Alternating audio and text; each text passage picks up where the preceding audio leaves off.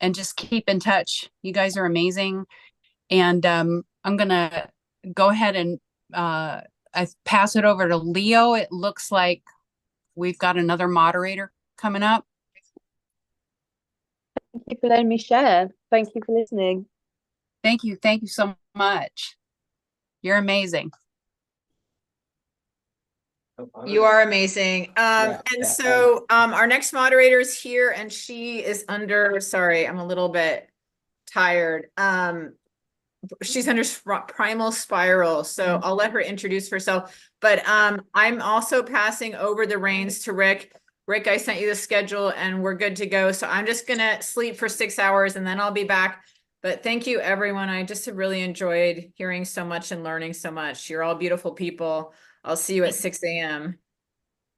Bye, Leo. Thank you for everything. Good night, Leo. I'll see you tomorrow. Good night, Leo. All right. Bye. All right. So we got Primal is on next. Hi. Oh, hey, there you are. All right. Yeah, that would be me. So I'm just going to get to where I can see more people. Yay. Hi, can everybody hear me? Am I here? Am I audible? Good. So my name is Eva L. Elasige.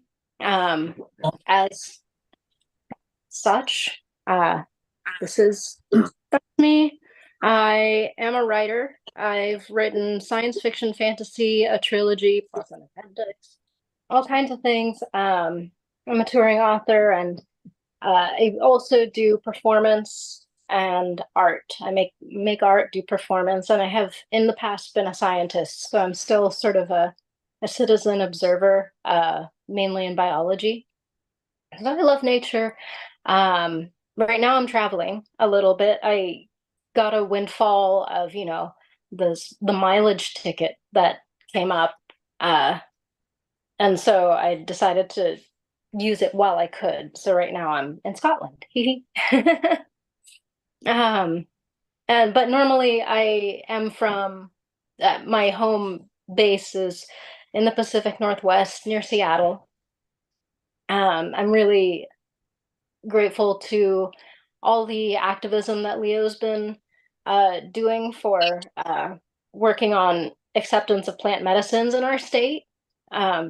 It's super wonderful that over in Oregon, things like mushrooms and ketamine are, well, I don't know ketamine myself, but people are getting to experience forms of therapy with plant medicine that are really nourishing and life affirming. So that I feel, I myself saw the whole process of legalization happen on the West Coast of the United States, and of marijuana cannabis legalization happen on the West Coast. And that was really a huge deal for me personally in terms of mental health. I took the fall a couple times for cannabis, and in small ways, not huge ways, ticketed, whatnot. And I'm just really glad that fewer people have to be criminalized for for a medicine that's less harmful than a lot of legal substances. And like there are some really addiction breaking things about the plant medicines that we're here to sort of support and rally around.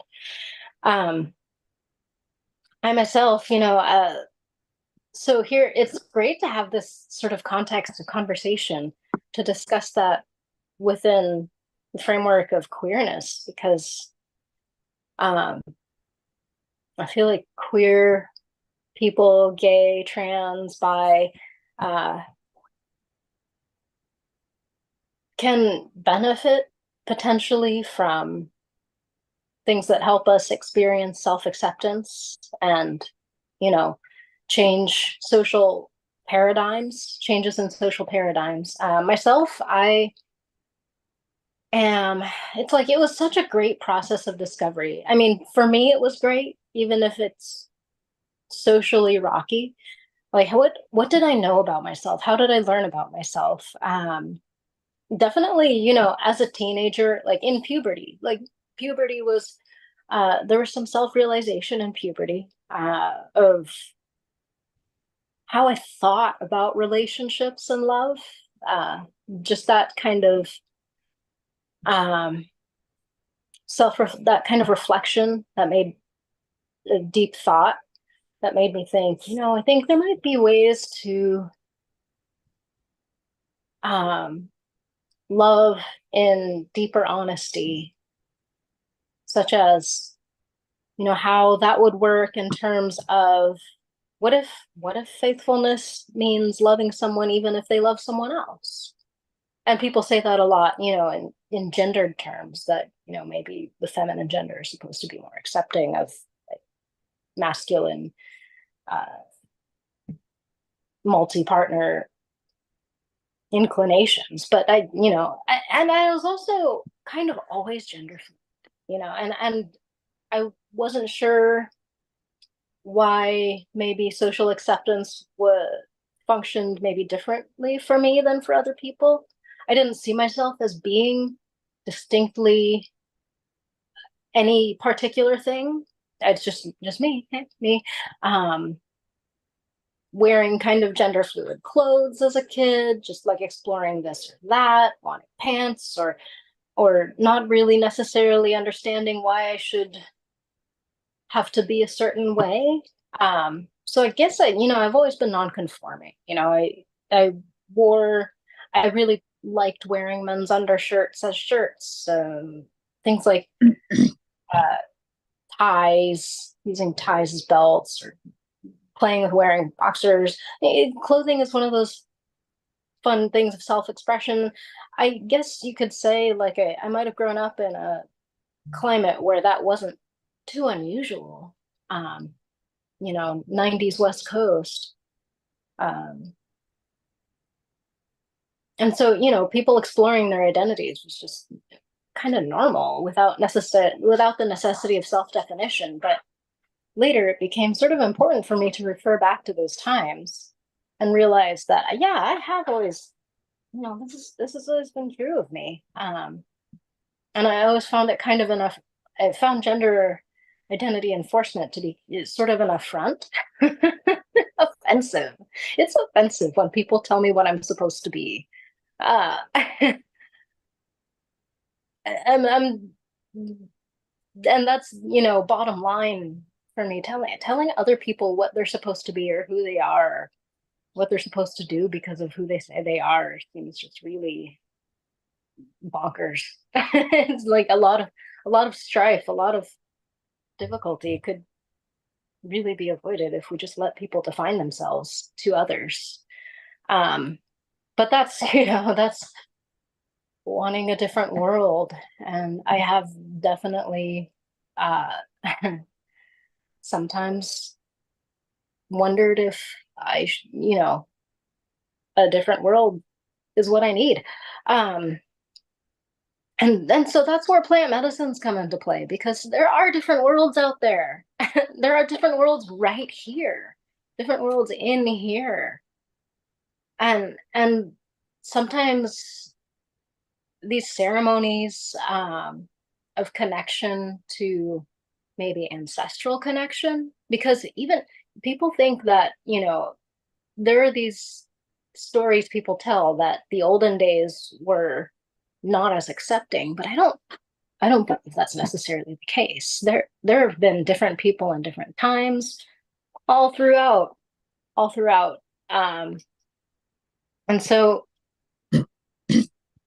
all these different social paradigms, it's something about plant medicines kind of brings us they can bring us into connection with a bigger world, a bigger mind than we thought possible, than we're sitting inside of in this very moment. And so when it comes to, you know, kind of understanding one's own queerness, it can be a great thing to just kind of discover who else is around us, what else is around us,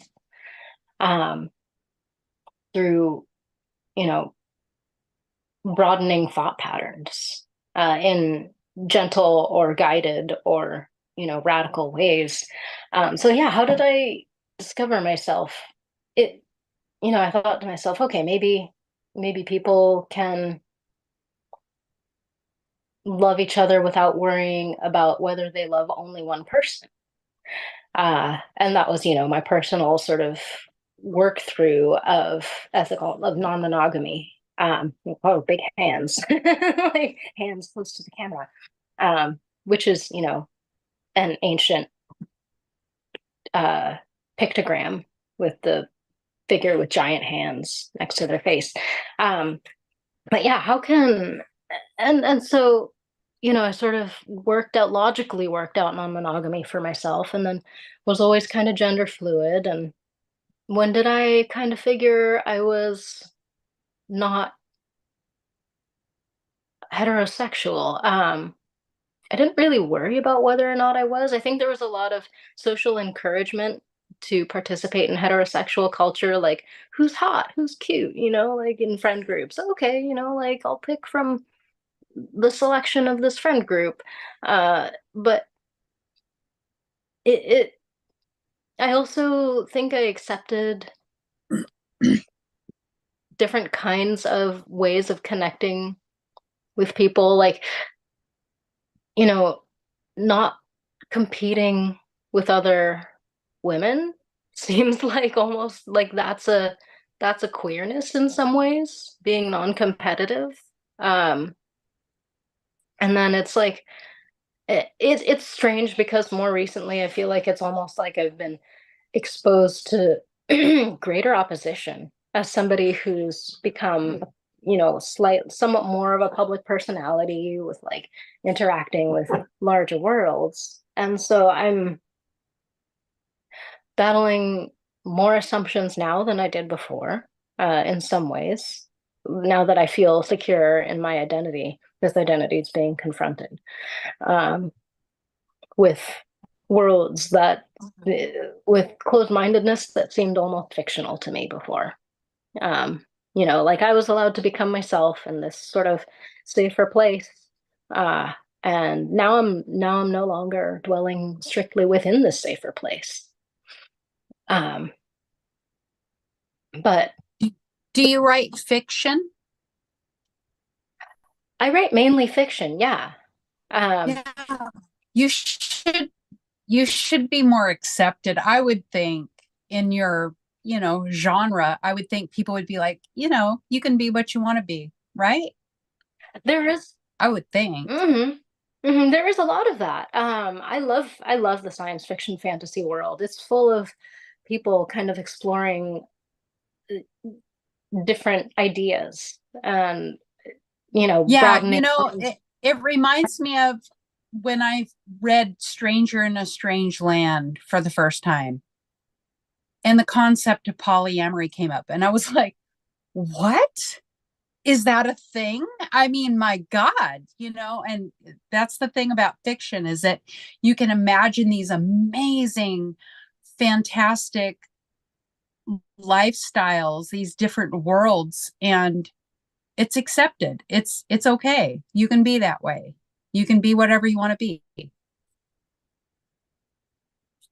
Yeah, and fiction gives us a container where we can kind of decide how we feel about some things when we encounter them, rather than, you know, being forced to handle it on a social level in the world around us. You know, fiction gives us time to ponder and work it out and experiment even.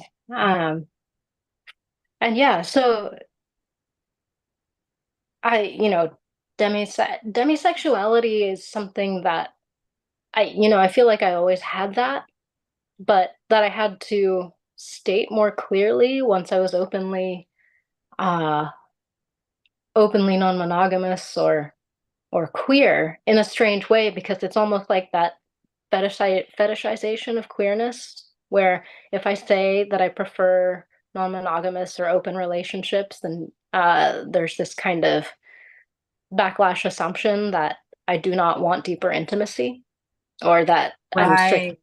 Yeah, right. like I've been in polyamorous relationships, and that's the key thing is like, oh, you don't want to commit to me. That's what it is. right, so that it might be considered something that is on a shallower level for some reason. Right. You're not serious about this. Right. And so, um, so I needed to also clarify that I identify as demisexual, that there are various kinds of intimacy, that no, I'm not trying to just have sex. That isn't just what I want.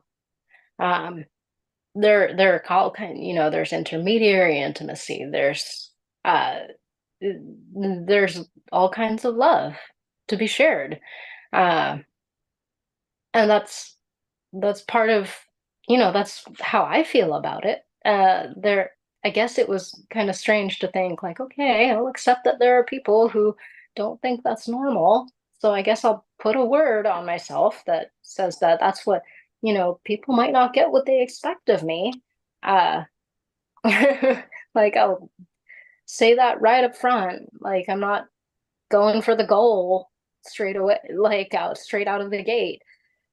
And that's, you know, not necessarily the goal.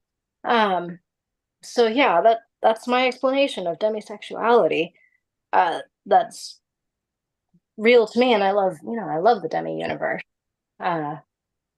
where, you know, it's just as good to share a special kind of moment that's not sexual intercourse, in many ways. And yeah, so it's, you know, and pansexuality is just, I may not have always gotten to hit it off with who I thought I might want to hit it off with, but I know where my interests range, and they range, you know, with specificity, like for a person because of who they are, not because of which type they are, because of, you know, what they are for me, or how they, you know, what they might bring out in me. And so, you know, that I've observed in myself that that could be someone masculine, that could be someone feminine, that could be someone in between, or, you know, all. And that's wonderful enough for me. So yeah, that's pretty much my self-identification to discuss here. And I think part of what I want to say for this discussion on for the Entheo Society is that we can both gain through these therapies a possibility of discovering greater self-love, and also courage, the courage to differ and to stand up for oneself. I, you know, I got tired of trying to of unsuccessful attempts at conformity. I'm not sure if they really were attempts at conformity. Like, I think this is supposed to go this way, and then it goes this way. Oh yeah. That simply did not work. And why do something that doesn't work? Yeah. So, you know, and I had to sort of develop and confront myself, and embrace myself, and embrace my dreams, and embrace my path. And then, So how did psychedelics come into your life? How did that, like, what types of psychedelics have you done, and you know, how has it really helped you as far as, you know, your identity? sure, well, let's see. Like, how do I want to discuss this? What types, and when, and how? Yeah, what was the first thing that you tried, and was it for recreational use, or were you just like, okay, I've got to deal with some shit and I heard this works? Or You know, it was something that once when it was an option, I felt that there were some things I could embrace because I was ready to experience. I was ready for broadening my. I was ready to broaden my experience. Ready for a bigger world of possibility and a more interesting reality. Cannabis was probably the first game changer for me when it came to being happy. I think cannabis taught me a little bit about contentment and happiness. And Nice. that's something I've had it, stepped away from it, and kind of learned why it's good for me and why I needed to stand up for it. And what about it? What is it? What is it that's so good? You know? I know I don't necessarily think everybody needs it, but I know it's good for me. And it's it provides a connection to nature and the seasons and to Gaia, and it sort of activates other adaptogens, and it makes other um and it creates like an interface, a biological interface with the rest of the natural world and with emotion and it brings me into harmony. So you're talking about cannabis right now? Yeah, specifically Yeah.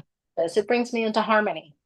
Not just not like with people, but also with the world and with time and on this whole other level. Maybe some people feel that harmony without Oh, needing to yeah. use this, but it's really helps for me. And I enjoy harmony. I enjoy peace and harmony. I like um, that about you. Thank you. um, so We need more people like you in the world. aw. I'll accept that virtual hug. Um, and so yeah, but when it came to other, more reality changing things, why and how and then what? Um, there are some things I don't do and haven't done, and and know that I don't prefer. Like I don't prefer, like I know I don't need Coke. There are some things that I know I don't need Coke. I don't want Coke, any cocaine. Um, and I'm pretty sure I don't need K. Uh, like I'm pretty sure I don't need K. I already have enough as a writer who thinks in terms of fiction. I have enough ability to dissociate. And I don't know. I did ketamine through a ketamine clinic in Seattle. We have ketamine clinics that you can go to, and I have really treatment resistant depression. And that was one of the things that I tried to help me before I found mushrooms. And I, I, you know, it, it's a unique experience. I wouldn't say it's for everybody, and it didn't help me with my depression. In fact, it kind of made me a little bit worse. I only went to 2 sessions, and by the second one, I realized it wasn't something that was going to work for me to help with my depression. But it was a really unique experience. I would say if you had the opportunity to try it, if you haven't, it might be something that would benefit you in some way. I found that while I was listening to music, they put headphones on you, and while you're listening to the music, I said, play this particular band, and they played the band. And I found things in that music that I had never heard before, that I had heard many, many times, but suddenly I heard things that I'd never heard before. So I did gain some positives from it because I realized that it taps into a part of my brain that nothing else ever had at that time. So, but then, you know, of course, with ketamine, you can go way off the deep end with it too. I mean, you know, recent celebrity deaths would, you know, give you pause as far as trying ketamine at all. But um, it actually was a really positive experience for me in that I learned something about myself, but it was a negative experience for me as far as emotionally how I deal with things. Yeah, so but there are some things that I did attract to, and that would be mushrooms. Mushrooms were a good, you know, something that I could feel warm about. And then LSD. Mm. LSD and DMT, maybe a little bit of DMT. So these are all sort of psychopomp. These are sort of psychopomp substances. They're and ayahuasca ritual. Mm. But you know, these are places that are these are journeying uh plants. These are trips. They're for tripping. Tripping, going somewhere else and then coming back. Maybe not the same. Maybe having learned something, maybe having understood something. Mm. It's, you know, it's mind freeing. So yeah, here we go. There's my rundown. Um, and yeah, so what the these are all they have different great things about them. And something I enjoy, something that would be is it's socially wonderful when these are embraced and kind of embraced in a positive environment and given a loving context. Um, there, like, there's kind of a difference, and I've experienced both of LSD sort of surreptitiously squirreled away and taken in where no one can observe, and uh, LSD in ceremony. Like, wow, there was an amazing ceremony with people in a group outside, um, where each of us were, you know, and then we're drumming and dancing, and each of us could take something important about ourselves to the center and have feel that, you know, incredible life affirming energy in in the spirit of open possibilities.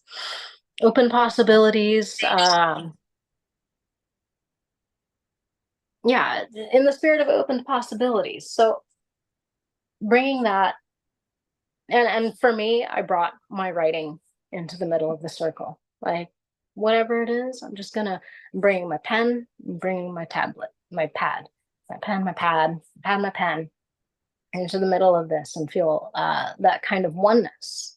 These are, I feel like there are some oneness enhancing rituals that people can embrace and enjoy. And the interesting thing, you know, for instance, something in terms of therapy that I've appreciated about mushrooms, I remember thinking, I need to circumvent some of my boundaries right now. I need some form of personal therapy in terms of what I'm experiencing. And I thought, you know, I might be able to do something I wasn't allowing myself to do. Like, do I need to just, like, I thought I might need to be therapeutically destructive. Like, maybe I need to be therapeutically destructive. Maybe I need to destroy something. But instead, my, instead, what I experienced with this mushroom was a total nurturing session, nurturing and nourishing. Like, instead of myself wanting to destroy something in order to feel better, whatever this energy was that came through took care of me in deeply intimate, small, caring, loving ways, straighten Do things you out, know move what? things Do around. you know? Do you happen to know what strain of mushroom that was? Was that Golden Teachers or Tidal Wave? Do you know what strain it was? I'm just curious. That one specifically was probably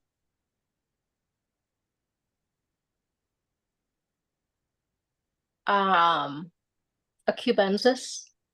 Oh, okay. Yeah, yeah. It would be a different like strain of cubensis. I've been growing mushrooms for quite some time. I've grown golden teachers, mazatopec, V plus, Z strain, albino penis envy, regular penis envy. Okay.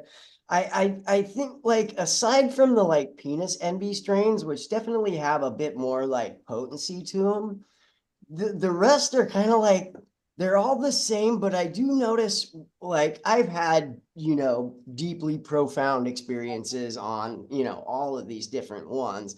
But I do notice that when like people like uh, form a bond with the strain that really got them to that special place, right? Yeah, okay, Tidal Wave. That was Tidal Wave for me. You know what I'm talking about. Yeah. You know about Tidal Wave. Right, exactly. That's the one. That's the one. Right. Yeah, cool. I mean, it's this neat thing where I think some experiences are um cherished for life. Like their Yes. memories, they're part of my memories, you know, Yes. a little bit like dreams. I'm occasionally a vivid dreamer. And I just occasionally have a vivid, fully immersive, full color, um, narrated dream. And those dreams, sometimes I write them down and they're Yes, uh, they really part of my stick life with you, experience. some of them, don't they? They really stick with you. Those are the Yeah. ones to write down, and you could make some really amazing stories out of that for your books. Yeah, Because something like that. Sometimes, dreams are where it's at. yeah, sometimes I plug in an insight, or like place an insight within some fiction where it can, be a little jewel in my work of Yes. art for other people to notice. And so, but I also, sometimes I describe some insights or reflections from uh entheogenic experiences. I register those as, a cherished memory. Like, yeah, I remember feeling like I was a whale in utero, hearing other whale song around me. Ooh, that's unique. Yeah, yeah, and Wow. it was super beautiful. Wow. Um, I could see that. I could see that. yeah. So there have been moments that, you know, stay with me. I remember a feeling of being cuddled and, I remember that kind of being cherished, being cuddled Mm, and cherished within a community, for instance, in an ayahuasca ceremony, where we were out in a special place together and we had sort of ceremonial structure and, context of various kinds of acceptance and, how we may be allowed to handle our own experience with others. And there was just, and those are golden moments in a world that is not always that accepting or that's such a gift. It's such a gift to have that feeling. right, right. Mm, um and those are pretty key for people who might feel other than as society wants us to be.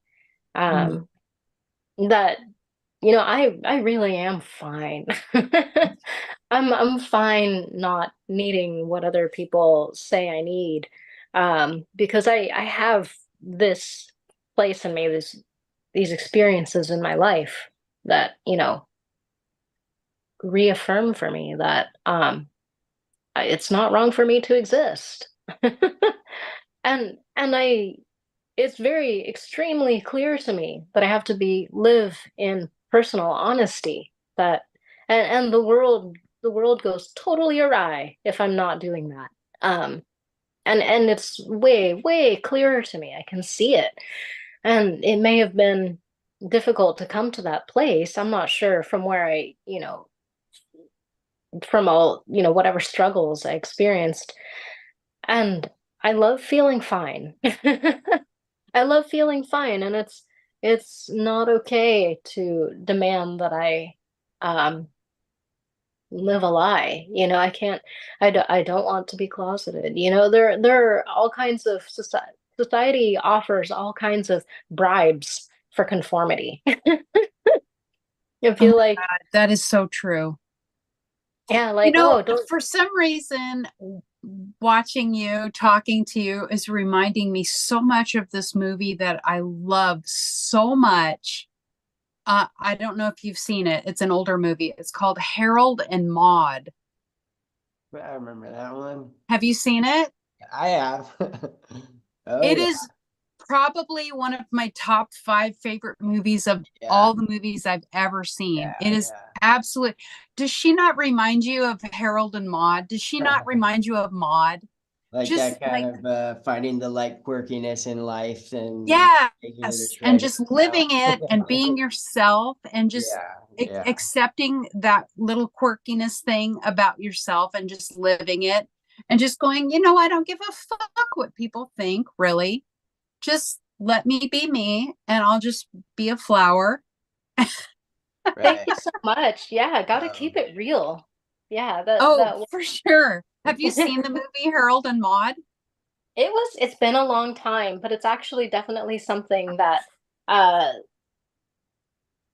the clique enjoyed reviving every now Oh and again. my gosh. If you haven't seen it, watch it again. I mean, if you haven't seen it recently, watch it again. It is such a spectacular movie in that it is so all about letting people be themselves. Just be yourself, be a flower, bloom as big and bright as you want to, and just be yourself.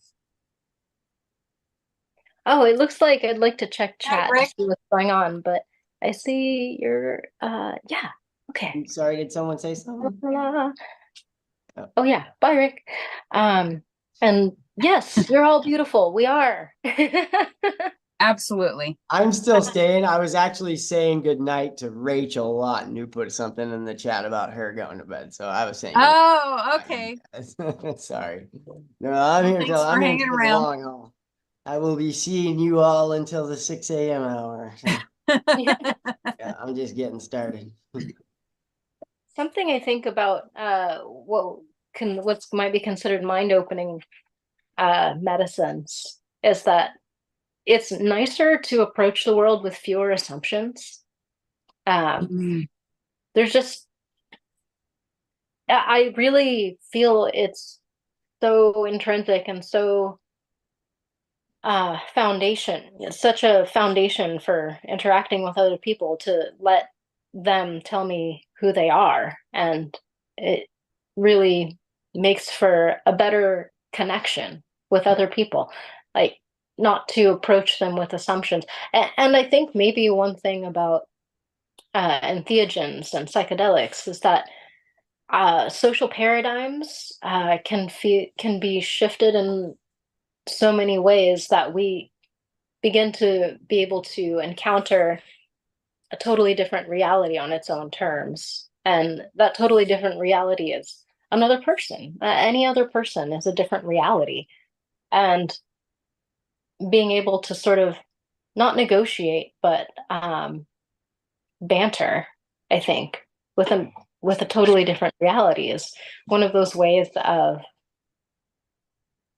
really relating in a functional way. Like how can we connect and relate in a way that's effective between the real people that we are, the people that are present. I'm kind of, I guess I could be considered a feminist anarchist. And in terms of anarchy, that's not just, it's not just like, oh, destroy society. It's actually, let's create society together right here in the moment. Let's create the society that functions for us. It's a certain kind of autonomy of agreement.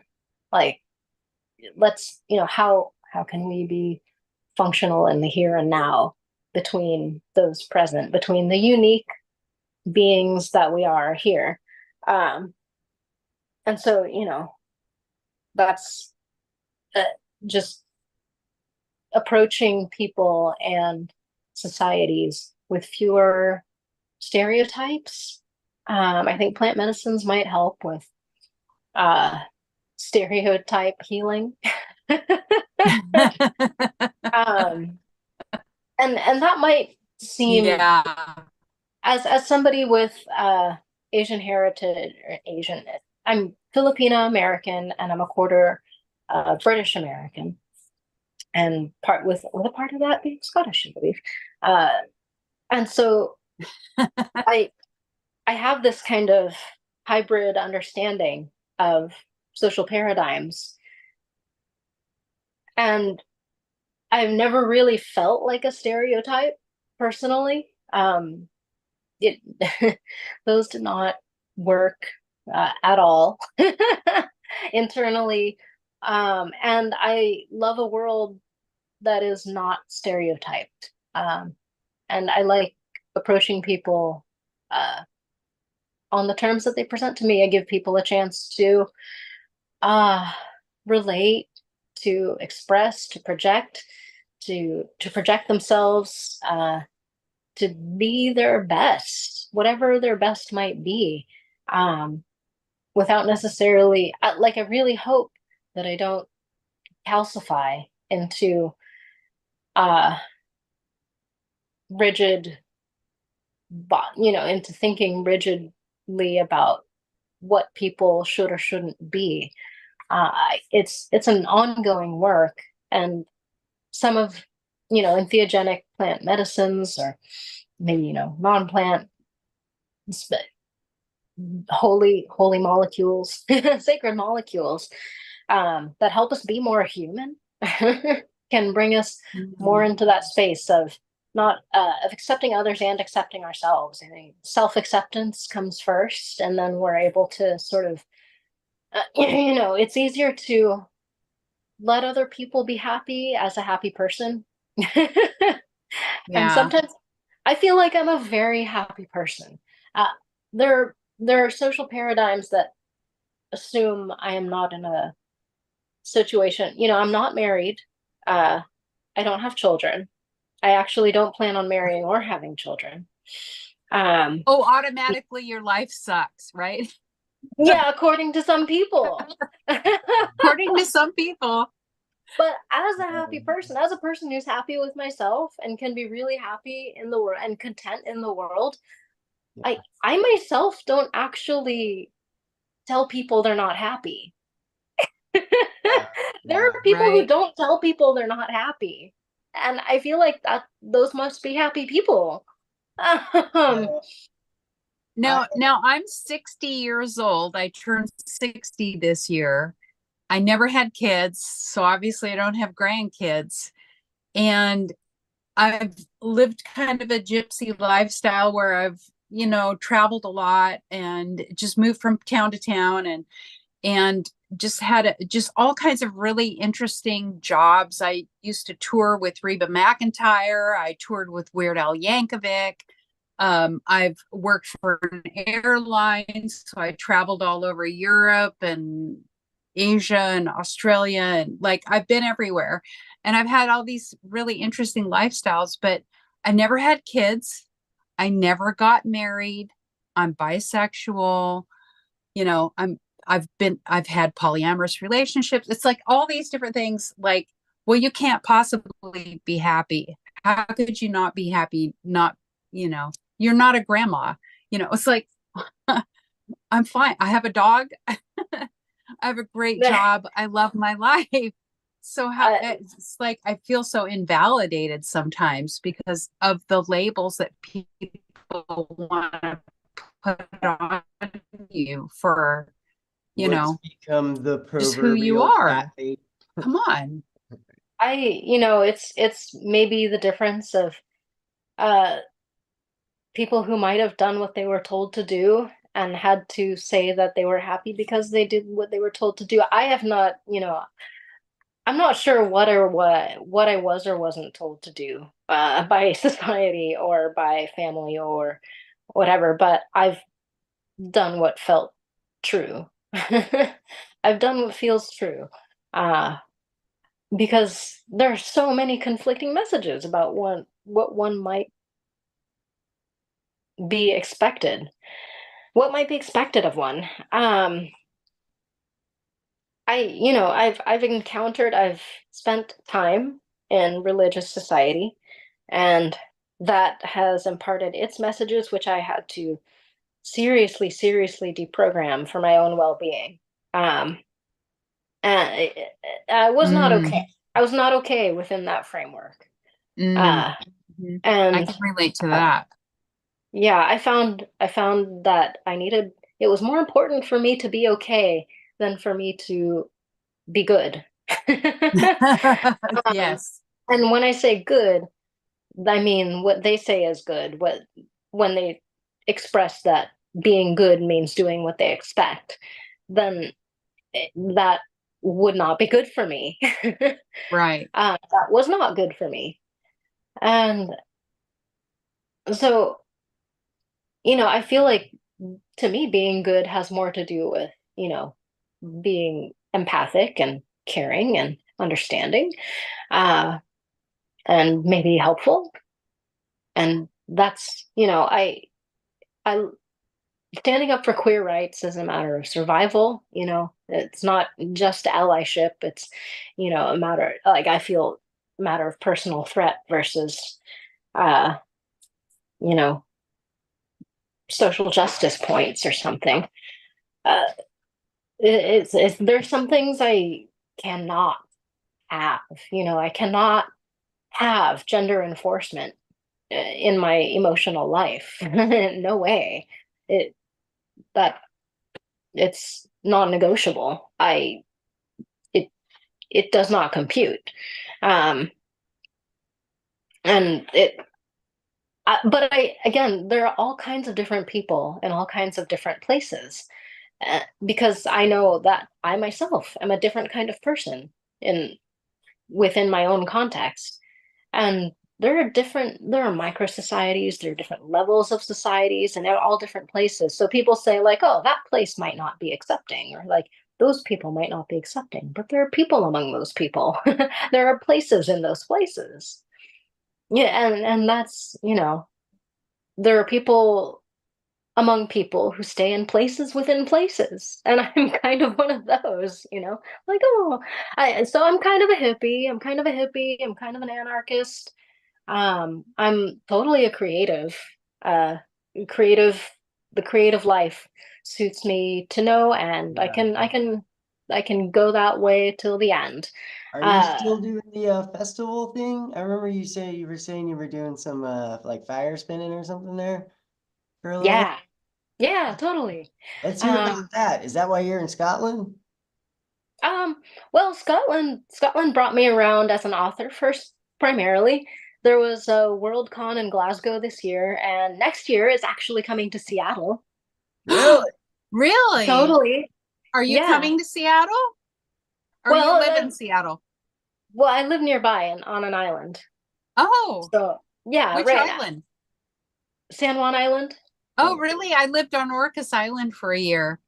Okay. I worked at Rosario and I lived at Obstruction Pass for a year. It was amazing. I love Nice. living on an island. Yes, I love living on an island, except that when I lived there, which was 20 years ago, there wasn't, it was really just difficult getting off the island and back on the island. It was just like this big ordeal, and trying to get things shipped to you was like, you probably have Amazon on San Juan Island, don't you? Yeah, we do. We See, do now. we didn't have that 20 years ago. So if you needed something, you had to go make a day of it and go off island and go to Walmart or something and then come back. It was like this ordeal. Now you can just order shit on Yeah. Amazon and they'll bring it to you. That's nice. That's really nice. And it sure is interesting being queer in a semi-rural community. The Oh, islands yeah. are out there and they're a little bit isolated, but the San Juan Islands are a little kooky. Well, not as an insult, just like we have a variety of explorers out Oh, there. yeah. So it's like that's true about them, but it's also got, some small town America to it, which is like, you know, but like I just have to be who I am. And it's like sometimes I've wondered, if I get some social pressure that tells tells me I ought to be in a city or something, but I'm so much healthier in the countryside. I'm so much healthier outside the city that it's like I'm not sure if the city's good for me for more than a year or two. Um, Have you ever been to Doe Bay on Orcas? oh, totally. I love Doe Bay so much. Yeah. That was like my hangout when I was working at Rosario. I was like, man, I need to get away from you people. I'm going to Doe Bay. I love that place. But Such a great I place. did. Oh yeah, yeah. And Imagine Festival is there too. Yes, yes, Imagine Festival. I did recently. So I also booked in for a festival here in Wales while I was out coming out for Glasgow Worldcon, and Oh, they uh, booked me for a talk about integrated creativity, which I recorded that. I recorded the talk, and I'm still audio processing it, but it was about sort of balancing writing and movement and the ways those could inspire each other. And I also have created visual art and given a talk on how different kinds of creativity can keep one main discipline really alive and going forward. And so that's what I talked about at Magicana in Wales, Magicana. would you feel comfortable talking about how psychedelics might have factored in then it went while you were there at Magicon, or was it like, oh, we're not going to bring up psychedelics here?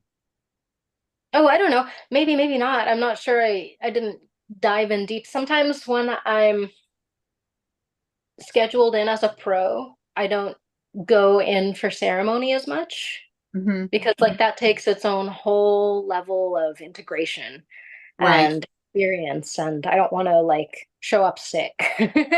right, Show up sick after having to deal with like uh, you know, when I'm asked to show up as a pro, I sort of make sure I can do the thing that I promised to do.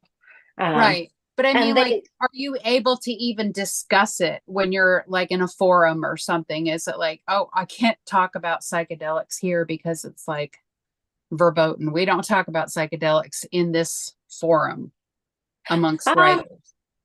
it can be touchy. It can be touchy. I mean, like in the author circles and science fiction fantasy, it's there's not as much like there's not as much talk of plant medicines and things like that. There are some, uh I have been on a panel. In fact, I did get to sit on a panel of psychedelia and science fiction. Um, and That's that was what I was wondering because I would think a lot of people would get inspiration from that if they're writing science fiction. yeah, for sure. But it's sort of seen as an alternate Really? it's alternate genre world. There like some there are different pockets of science fiction. There is conservative science fiction, but there's also, and then there's outsider sci-fi.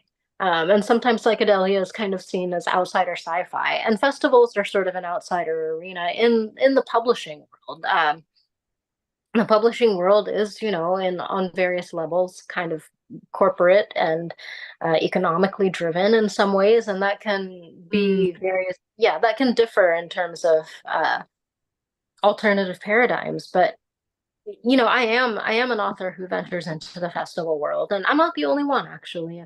I've seen some others, and so yeah, at Magicana they had me up for fire dancing. I still do that. Yeah. cool. In fact, I have a new flow tool that arrived and is waiting for me back at my Awesome. mailbox. I'm really excited about my new fire fans. And yeah, the movement is one of those things that has kind of grounded me in terms of, embodiment as a creative being. And yeah, I'm also a mermaid, among other things. So Yeah. I do martial arts. I've been doing like bow staff and like I've been doing like collie stick stuff for like, Oh yeah. and it's super rad because whenever I'm like at one of those parties where they have the fire spinny stuff, like I can apply my like martial arts stuff, but like do fire spinny shit too. It's actually a lot of fun. Yeah, totally. I mean, I come from a martial arts background. I was interested in doing dance as a kid, but I didn't get that I didn't get taken to dance classes. Instead, but I was allowed to do martial arts. Whatever they wanted to protect me from in terms of dance wasn't a concern in martial arts. And maybe it was because the teacher was Filipino. I'm not sure, but Yeah. but yeah, I began in martial arts and I've studied various kinds, and I think it's actually just great life skill. It's life skill in terms of Yeah. like possessing one's own body, being present, being able to handle reality and hold oneself correctly, while also being able to control intention, understand aggression, and feel safe in the world. Right. Yeah, no, and psychedelics, like anytime I do mushrooms now, I set aside at least like an hour, hour and a half to go through my full like kung fu repertoire out in this park with my dog. And that's what like gets me to my like third eye play. I'll come back home, put on some like, tribal tunes and do like a full qigong routine, and I am there. A total realm of the gods, man. Yeah. It's Yeah, actually somatic work. Yeah, Somatic work yeah. unlocks the mind. So I don't remember you going by Primal, but I do know this is probably like the fifth or sixth time I've had the pleasure of doing one of these evening talks with you. So I just wanted to say thank you. I heard the first time I met you was about 2 years ago at the Her Story, the women's psychedelic event, November 22. So I just want to say it's been awesome to get to know you over the course of the last couple of years. Oh, thanks. You too. Is it Rick? Do you go by Yep. Rick? Yep, I do. Okay. Yeah, this is my phone Zoom, which worked better in this location. Primal Spiral is my sort of business umbrella for all my doings. Sometimes I host events. Sometimes it's also my imprint. I'm coming up on the hour, I guess, so I'm just sort of closing. But yeah, I've really appreciated the Entheo talks and how they include so many interesting people on great aspects that relate to plant medicines and ceremonial therapies. Yeah, women's I enjoyed the Asian American talk. Yeah, that was a set good of talks. Yeah. I haven't always been able to like observe many other speakers. Like, I'll just take in an extra one or two around my time, but it's really cool getting who I get to interact with and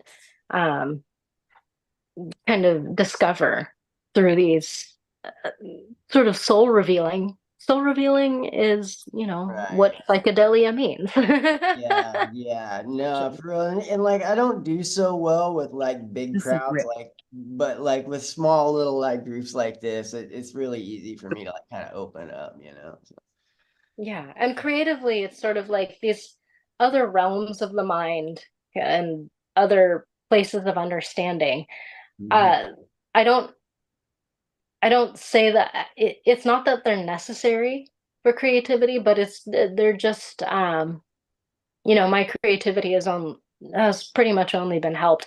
I sort of worried if I'd attain some level of permafry that would stop me from being able to create as I like. But I think those are different. I think those must be different drugs. Like I want nothing. I want no meth. I want no heroin.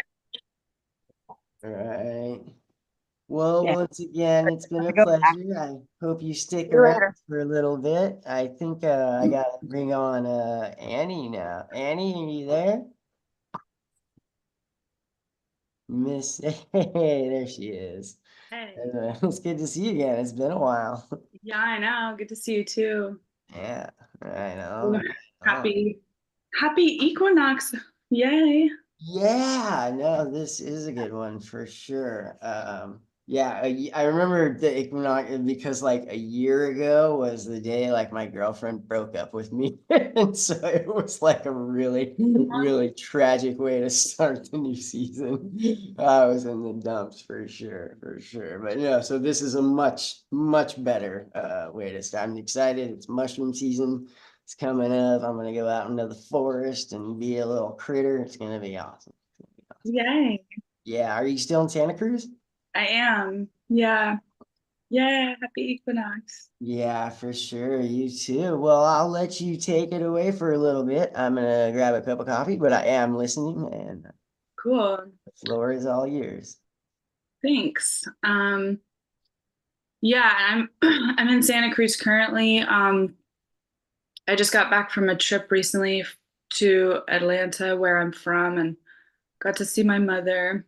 Um, Uh, I'll do like a little check-in where I'm at like in this moment, and then I want to check in with anybody who's present here because I'm just hopped on and just when I do like a temperature check, mood check, and vibe check where everybody's at, so we can. I don't want to be redundant. I also like just hopped on, so um, yeah. I microdosed today, like it was a long time ago now, because it's 1 in the morning. It was earlier today. Um, 200 milligrams of mushrooms, and I actually sat with somebody today. They did about 4 grams of mushrooms, and then I went and watered some plants, and then I just went to a schlump, which is like a drum and bass dance party. So I just danced my little butt off and I feel amazing. And I'm super grateful to be here. But this is where I'm coming from. And yeah, just really perfect timing. And what a beautiful way to um, have a midnight meeting with all of you. Yeah, close to midnight. Yeah. So I am, I guess, before I can do like an intro more about me. But yeah, I just want to do a check to like whoever's listening in, if anybody else wants to say hi, because I know there's some people who may be more or less participatory, some people just listening right now. So if anyone else does want to say hi and just kind of like do a vibe check or whatever, anybody feels like sharing, I can do my intro first too. I'm very fluid right now about the Yeah. No, energy. that's fine. I will jump in too. I've actually been growing mushrooms for quite some time, but recently I kind of like took my mycology to the next level. And so today I had a buddy over and like we were just hanging out for a while. I gave him oh man, I also did an extraction of Syrian rue recently. I got the Harmala alkaloids out of the plant. It was a lengthy process, but like regular Syrian rue just like made me like sick. Like it just I did not agree with it at all. But this was a total game changer. It just means about like 0.3 of a gram of these like pure Harmala crystals. And I took a few tokes off a DMT vape pen and was just like in the sweet spot for a while. Like it was like 4 hours later, I would close my eyes and could still kind of see like some fractal stuff. So yeah, no, harmonic crystals, total game changer. But I had a buddy over and I gifted him some and we hung out for a little while and yeah, I've just been like harvesting all day, like the flush came in. So every couple of hours, I go like back to the tub and yank off another few handfuls of mushrooms. It's been a good day for sure. So there's my check-in. Yes. Beautiful. Rick, you crack me up. You're so funny. What strain are you growing right now? Which one is it? These are the golden teachers.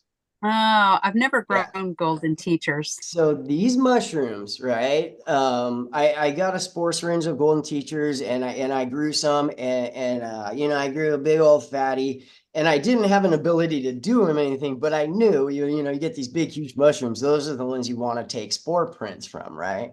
So in Right. the course of a couple of years, I was like taking spore prints, and you fold them up in foil, like they'll stay good for, you know, quite some time, and but the only way you can bring those spores back to life is if you learn how to work with agar. Yeah. And this summer, I took that upon me to like finally, you know, bring myself to that stage of mycology, and was finally, you know, it took me a while of, you know, some trial and error. And but yeah, no, so these mushrooms this is the first like batch of mushrooms I've grown from a spore print that I From took. dry spore prints. Oh, Yeah, which congratulations, man. really, That's a yeah, serious accomplishment right there. yeah, no, it's like That's getting my like amazing. black belt in mycology or something like that. You know what I mean? Oh my God, Rick, you are so funny. Annie, you gotta admit he's pretty funny. I know. We've done a few of these together. I haven't been around for a little while, but yeah, I'm just like so Yeah. good. No, That's I awesome. haven't missed Congratulations. one yet. I've been here for every single one of these 24 hours Yes. for the night shift for the last 2 years. But. Yes. Well, Hold me all down. right. If you wanted to do, you said you had an intro something. Are you doing like a screen share presentation or anything? Well, I'll check in. Yeah, Lynette, did you want to check in? Oh, No, no, I want to hear what you have to say. I'm really excited to hear you. Okay. Um, well, nice to meet you, Lynette. I'm Annie. Nice to meet you. Yeah, my middle name is actually Jeanette, so Oh, it's very similar. yeah. Yeah. Well, I wanted to say something about what you shared, the Rick Harmeline turns to Harmala. I've taken that once, yeah, and my friend did the extraction, so I'm not sure where they did it from. And I, yeah, it was, I mean, really what we did was I isolated my own, you know, me and some friends did Mimosa hostilis and got our own DMT. So we did like a pharmawaska, basically. And, you know, because of the chemical intensity and all that stuff, not something we're repeating a lot. But that one experience, although I respect that people culturally, you know, is some people, it's not, I don't know, frowned upon the extractions and stuff, just out of respect to the tradition around ayahuasca. And that one time I did it, I had a great day. It was pretty much awesome. Harmaline, yes. Yeah. I'm not doing it anymore, but earlier around like last December, I got my first batch of like Mimosa hostilis root bark in the mail, and yeah, I kind of started like taking a couple cracks at it. I have questions. So did you you orally ingest it? Yeah, so we did, I guess we did the Harmala like, you know, 30 minutes to an hour before, and it was just, you know, we put it in a capsule or whatever. Right. Yeah, that was probably like 10, 15 years ago. And we were like so stoked to be doing our own extractions of DMT. And so Yeah. we're ordering the Mimosa hostilis root bark. And we had a $2,000 order seized at the border. Oh no. And we were like, Ouch. oh, hey, we're going to stop that because, well, we have to now. But yeah, it was scary. That was, yeah, probably about 14 years ago. So anyways, yay. Yeah. Okay, I'll introduce myself more explicitly, I guess. My name's Annie, and um, yeah, I grew up in the suburbs of Atlanta. I moved to Santa Cruz when I was 19 years old. And pretty much when I graduated college, when I was at 22, I felt very not good from surviving like the university system, like just being overly intellectual and like very disturbed from that and grateful to be done. So as soon as I graduated, I pretty much just dove into all things, you know, inner exploratory. I did like Vipassana. I did mushrooms and LSD, pharmawaska and ayahuasca, all within like the first like year of, getting out of school. And then for the next, well, when I was 21, I moved into like a hippie commune basically. And so I was introduced in a very like safe way to psychedelics from people who had a lot of experience. So I got to experience psychedelics it was like young people, a lot of partying. But I was able to just be in the safety of my own home and introduced to many different things and like 2CI and 2CB and these research chemicals and like that are totally awesome. And just a lot of beautiful experiences. And that was like most of my 20s. And I work as a somatics practitioner, somatic experiencing. I'm also a certified somatica practitioner, so I work a lot around sexual trauma with people in my work. And the somatics, I heard the tail end of that last conversation, and there was a mention of that. I have a lot of spinal issues. I have a transitional disc in my lumbar. So 1 in 100 women have an extra disc and vertebrae in their spine. I broke my spine when I was a teenager. I have a slip disc currently. I have a lot of chronic back pain and issues. So I'll like extrapolate on that a little bit, but like basically like queerness and psychedelics and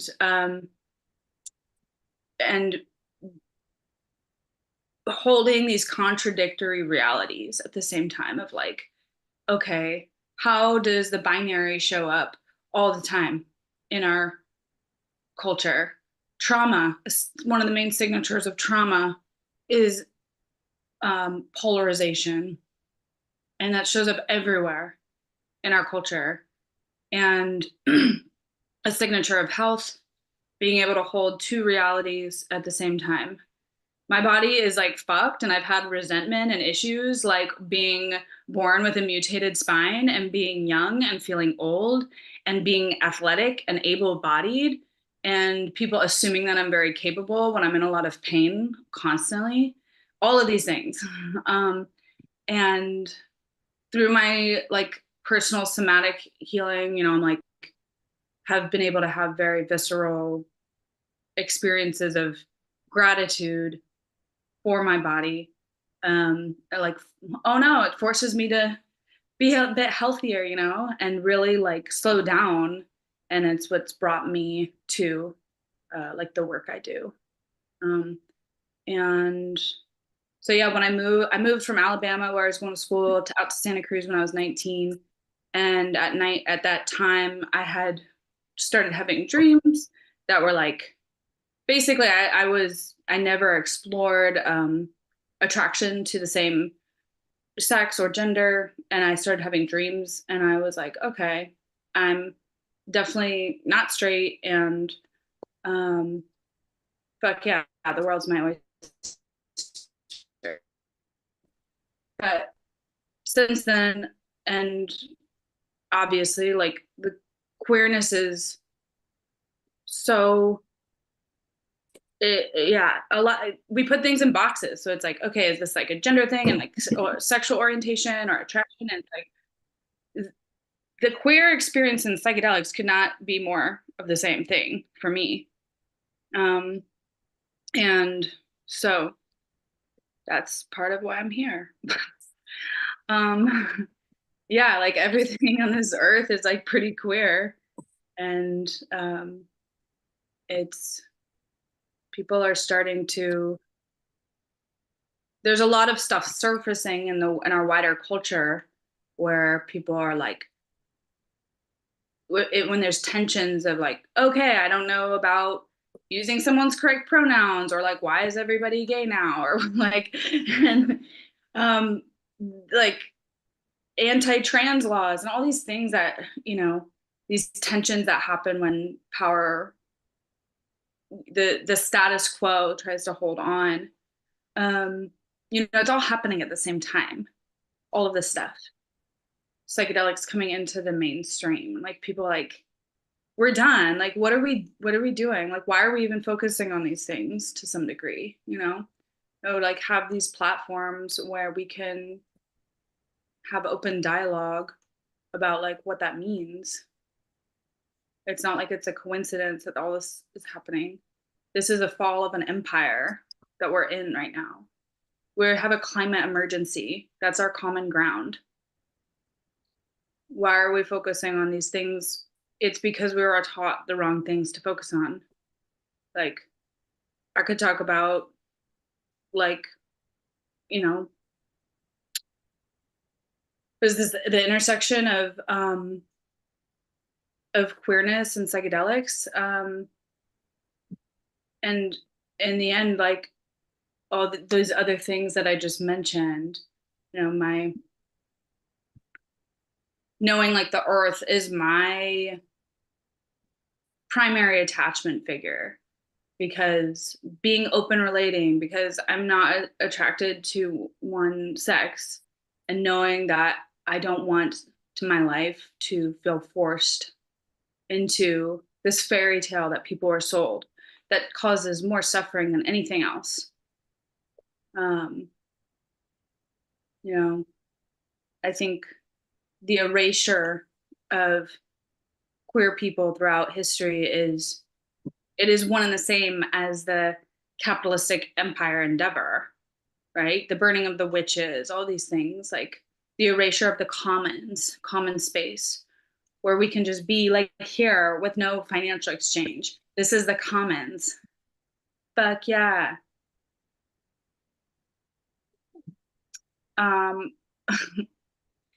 So as far as like what I do have a presentation that I could share. I could share parts of it. I could talk about it. I some on the intersection of sexuality, somatics, and substances. Yeah, you're welcome. Like if you just wanted to share a bit to like 1:30 and then we can open it up for discussion, or if you wanted to go on a little bit longer, it's kind of up to you. But yeah, I'm kind of curious to see what you got. Yeah. I mean, I'm on the fence about it. That's why I'm just like checking in, because for those who have been on, because I just hopped on, like, what the vibe is. Oh yeah, no, I mean it's your hour. Yeah, let's see what you got. Okay. And then we'll just check in at the end of the hour, because I'm keeping myself open if no one else would build that to also like stay on another. So we can just check in then. Yeah, for sure. Okay. Well, I can share a little bit. Sure. Actually, you know what, Annie? I want to actually at first I just like I had a sudden like share just like come to me. So I'm not here like queer in like that like conventional sense, but like there was something about like the psychedelic path of like spiritual transformation that got me in touch with like my inner sacred feminine in a way that like just like opened up this whole new like spiritual I don't know, experience. There's like balance, right? Like the yin yang symbolism. Like it started off like I was in the park and I spent a lot of time, mushrooms out and like started getting first connected with this like mother nature type of, I don't know, divine presence thing. And then started having these experiences where like, it was that, kind of divine presence you feel like you're in front of when you're on psychedelics, except it was like distinctly feminine. Like this was just being like cradled by the great mother. Like I remember just like crying and like it was just like, and so I'd had a couple experiences like that, but my next real like mind-blowing one, like it was that like same divine feminine, like, but it was like coming from inside of me. And I was listening to this like shamanic, tribal drumming something. And this lady was singing this just like ancient language. I don't even know what it is, but like her voice was like singing it out of me, right? And like in that moment, like I don't know if you like are familiar, there's like that like god, the like Baphomet, where it's like kind of like androgynous, like it has both like breasts and it's kind of like pointiness. All right, there, like having that, like I don't know, that woman like seeing that out, like I became that like balanced, like and in alchemy, there's a lot of symbolism surrounding the hermaphrodite, right? It's like the god Hermes and the god Aphrodite like joined together as being that like balance of like male and female that kind of represent like a higher form of enlightenment or something. But like no, psychedelics totally like got me in touch with that in a way that like I'm still, yeah, it's well, definitely still with me. I'll say that. That's beautiful. Yeah. Yeah, and thanks for like bringing that in your story and that yeah, like our souls, our essences, our center, whatever you want to call it, like there's no sex or gender there at all, right?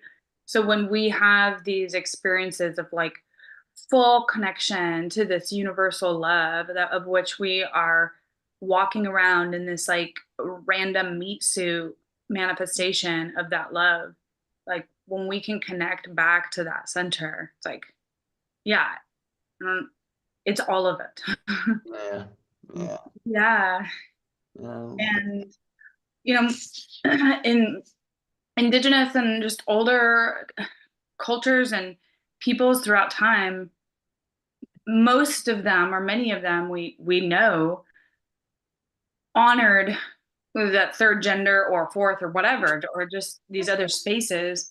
And the colonizing cultures that have said no to nature, no to medicines from the earth, no to a middle path, basically, in all fucking ways. And no middle path, blue or red. And the fact that so many people are walking around and they're like comfortable enough, right and wrong, black and white, boy and girl. Like it is for me, it's honestly very scary. Like obviously people are harmed. This is where we're at, but it's like, it's like, I don't know. I'm in my sacred rage era.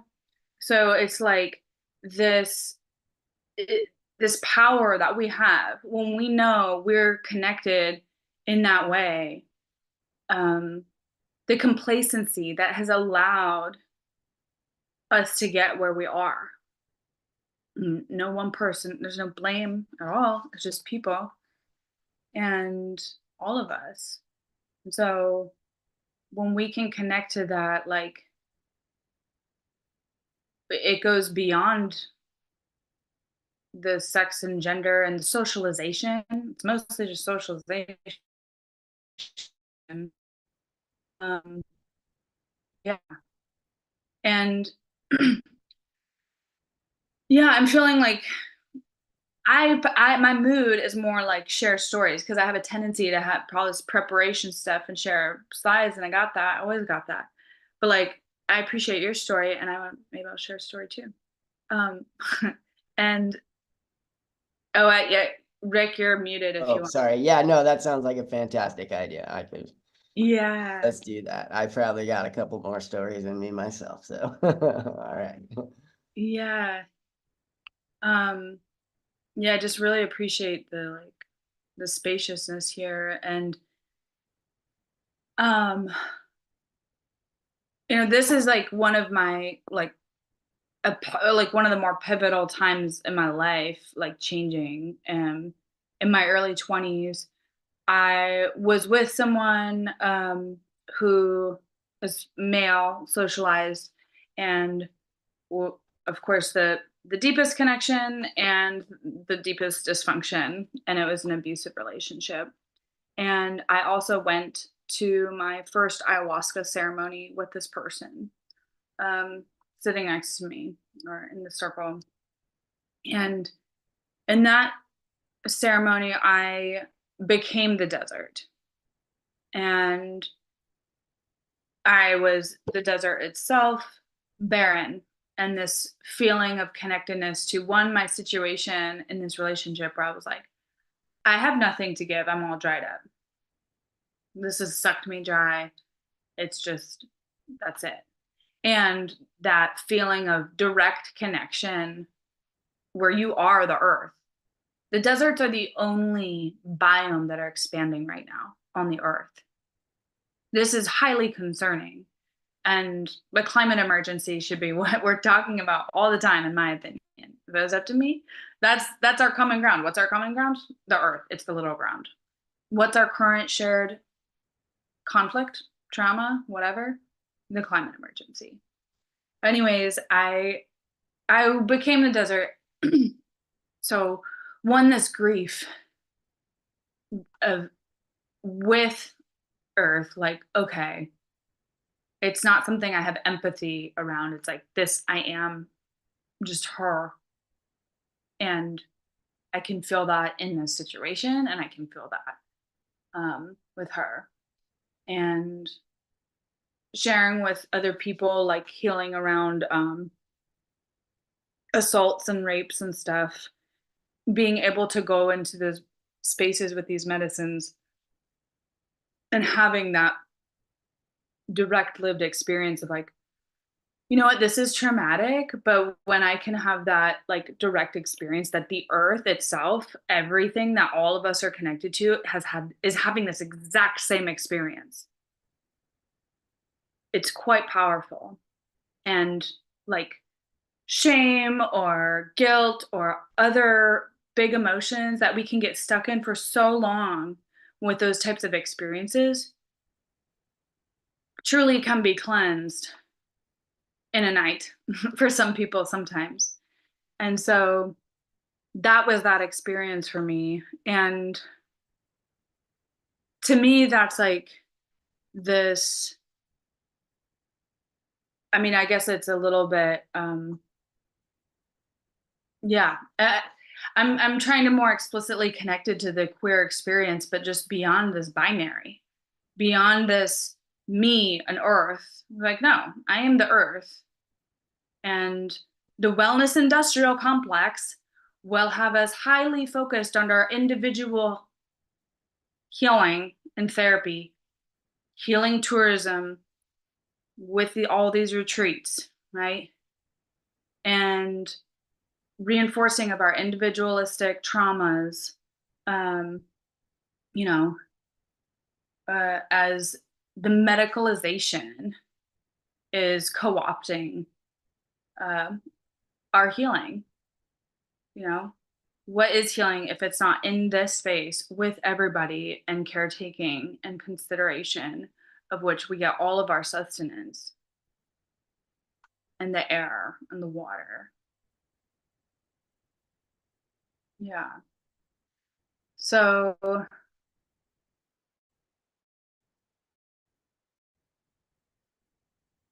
I feel like another quick story, because for those who are like, take MDMA, for example. People who might, if anyone ever watches this where they might be new to the substance, in this name ecstasy, and there's a lot of ideas around it and like people's experiences. Okay, maybe it could be called empathy. That one. I had in the same situation with that dysfunctional relationship. I had an MDMA trip where I was at my house, and MDMA helps us accept things, whatever it is, usually helps us. And so I was fully exploring accepting rage and anger of like feeling disrespected and, and feeling like, unsafe and like just this dysfunctional thing. And the community's failure to like support us basically as well. And so I took however long throughout the night, this community space where we lived, walking the perimeter of the property, just walking all around over and over and over again. So much energy and rage, and just praying as I'm walking, like, this is a safe place. This is for love. Everything that's happened here, like, we see it. It's not any one person's fault. And also we're responsible. Like, we can see how we've inherited these things from our parents, and that, the punitive systems of which we've all been taught don't give us the skill set to help each other when we have these traumas come up in our relationships. And I'm just pacing and pacing, going round and round and round, and love, love, love, but through rage. And like, to have this experience of like rage be the exact same thing as love, and caring for my body and caring for that land and caring for everybody, including this person who is abusing me, like, was, I knew that like the situation was not healthy, right? So I was like, I was doing my own therapy in real time over that whole time. So that was like an example of that. And because I'm like, you got to mitigate harm, and I don't want this stuff stuck in my my soma, and clearing it out. And so, yeah, just another example of like that binary being, in this very visceral experience, and this binary being bridged.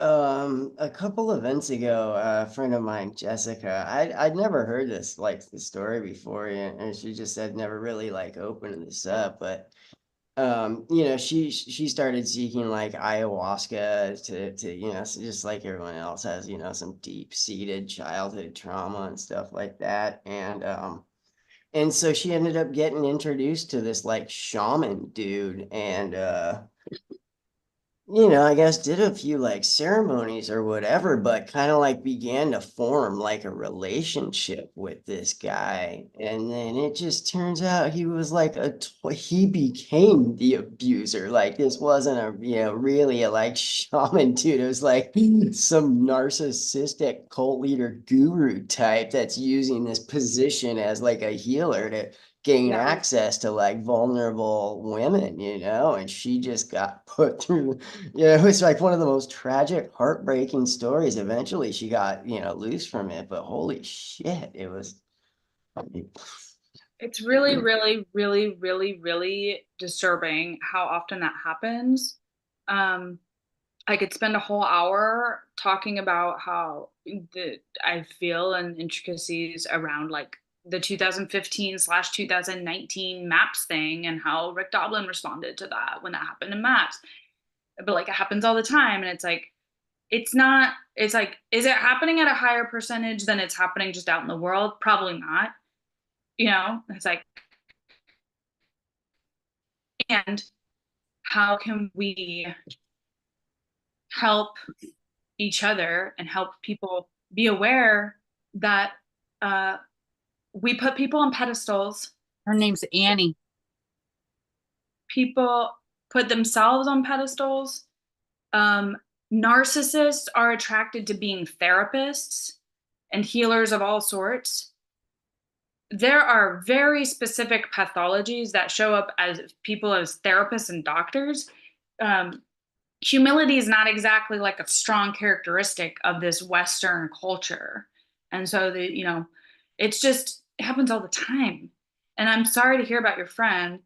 And there is the Shine Collective, in case people don't know about that. I don't know. I'll look it up. I'll put the link in here. Shine is for survivors of sexual issues in the psychedelic space. Yeah, and I've actually worked with, because I work in mental health and I'm a somatic experiencing practitioner, and I've worked a lot in like the foster care industry, and like I'm currently a case manager for a transitional house as well for folks coming only women coming off of out of a substance use disorder programs. But yeah, I get a lot of, because I'm not licensed and I haven't followed a traditional like therapy track, and I'm not a therapist, I'm a counselor. I get a lot of people with like medical trauma. And so it's like with this wellness industrial complex that happens, like the Bikram yoga guy and like all sorts of things. So that's why I've this forefronting of education. Healthcare is education. People knowing like just because they have letters behind their name, or just because they have a beautiful ceremony that they put on, or a whole fucking retreat center, or just because anything doesn't mean anything, right? Like confidence and like prestige and knowing the right people and having money. That's how people get into a lot of positions. Right. So always do your own research. Shine. Yeah, so I'll put the link in the thingy. That's where, I've kind of fallen on this thing with how psychedelics should be regulated, because there's people out there doing great work with psychedelic, really helping people towards like healing and whatnot.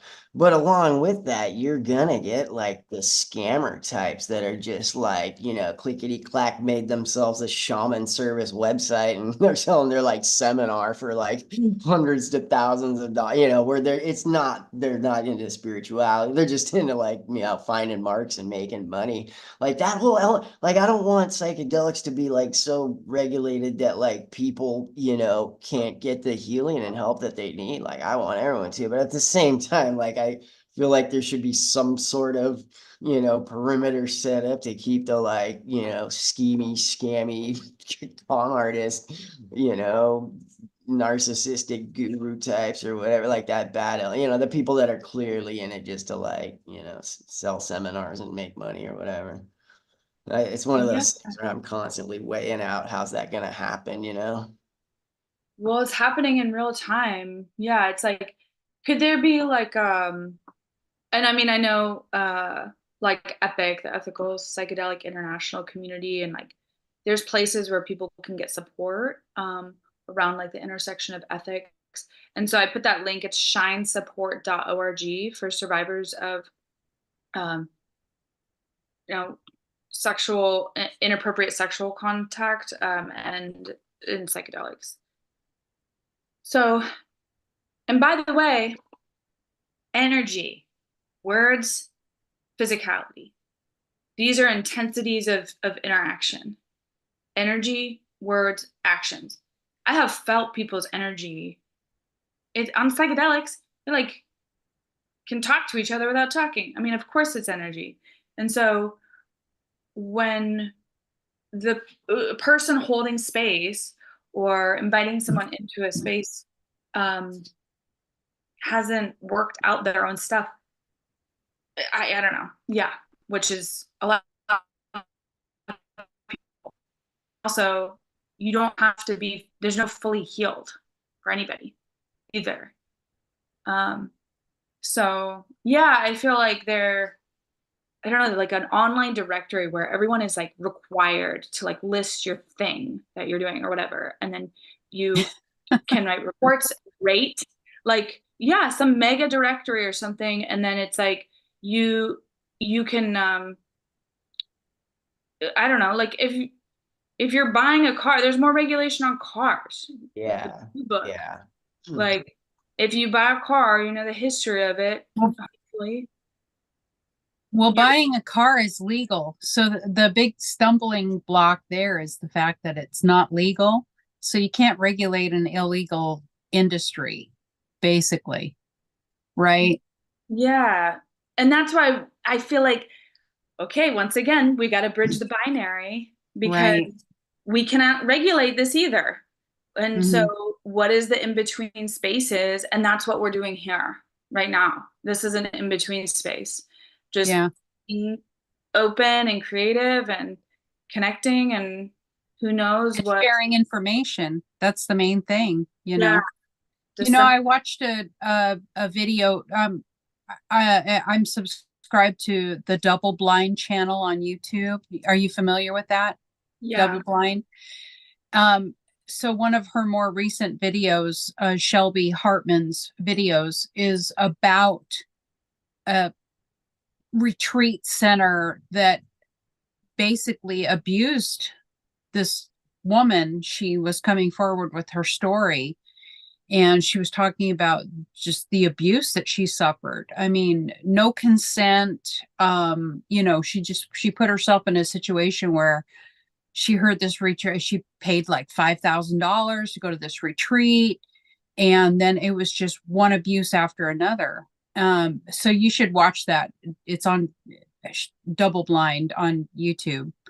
Shelby Hartman's telling the story. I can't remember what the name of the retreat center was. I could find out, but anyway, yeah, it was like this horror story, and I'm like, oh my God, he put drops in your eyes that like stung, and no consent, just he did it, and then he forced everyone to call him Jesus, and like just oh my God, just like off the rails. So yeah, there's no regulation for stuff like that. It's the only way that you can find out about, you know, these abuses is through people, just word of mouth, you know, sharing stories. Don't go to this retreat center, you know. Yeah. So I like I said, I've been part of the martial arts community for a while. And you know, just with anything else, there's these, you know, get thousands of dollars and I'll teach you this like self-defense technique where, you know, you can snatch a gun out of someone's, you know, hand or knock them out with one, you know, how to evade any knife attack or, you know, but it's like bogus martial arts, right? When you actually look at the tapes and when real people that study real martial arts are like, you're going to get someone killed. Like, not only are you charging them hundreds of dollars, but if they tried to like do that to a knife wielding, you know, someone that was like hell bent on attacking you, and so he started up this YouTube page called McDojos, right? Just like kind of like McDonald's, but McDojo, basically Yes. the like fraud martial arts, and just started going over all these different YouTube channels and fake book account and like basically exposing all of these dudes, and then kind of like created like a online like martial arts community of like thousands of people now forming this like network to like make sure people are directed towards, you know, karate schools and jujitsu schools that are actually going to teach them, you know, some stuff instead of some, you know, weird whatever, you know, bullshido they call it. And so what ended up happening now, this network is like set up of exposing all these guys that, you know, are telling you, and then they started finding out that that these karate instructors were like abusing kids. If you start looking on there, like you start searching nationwide, at least once a month or something, like some dude in South Carolina or someone in somewhere, something, it will get busted where it turns out this karate teacher has been like being abusing kids or touching women inappropriately or yeah. And they even found like cases where like one dude got busted for it, did his prison sentence, moved a couple states over, opened up another karate school and started abusing like more kids. And so what had started off with like trying to, find out all the phony martial artists, like turn into this way to like protect kid, like make sure that this guy never works in another martial arts play, never opens up another school. Sounds like he needs to get his ass kicked. Probably, yeah. And But I'm sure there are some martial artists out there that would be happy to do it. right, Yeah, right. come on. But because of this community now, like thousands of individuals have been saved to this, deeply traumatic abuse situation because of this online community. So we need to set up a like something like that, right? Yeah. For Well, all let's the call like, it Psychedelic Dojo. right, yeah, something like Yeah. that, where it's like, Your hands where in we the can spiritual world. Sorry. right start online forum where we can like flag people that are being creepy or something like that. I mean, so it is possible, right? It's possible to set that type of network up because I've seen it happen with the martial arts communities. That's really cool, Rick. Wow, that's cool. I never knew that story about the martial arts dojo. What's it? McDojo? Mick Doja, it's a really fun YouTube page to watch. He You points gotta out check like it out. detail like why this is a very poor martial arts technique and you should not give this guy thousands of dollars. Man, that's really yeah. that's really a good idea to do that kind of for the psychedelic, like, because there is so many opportunists out there right now with psychedelics.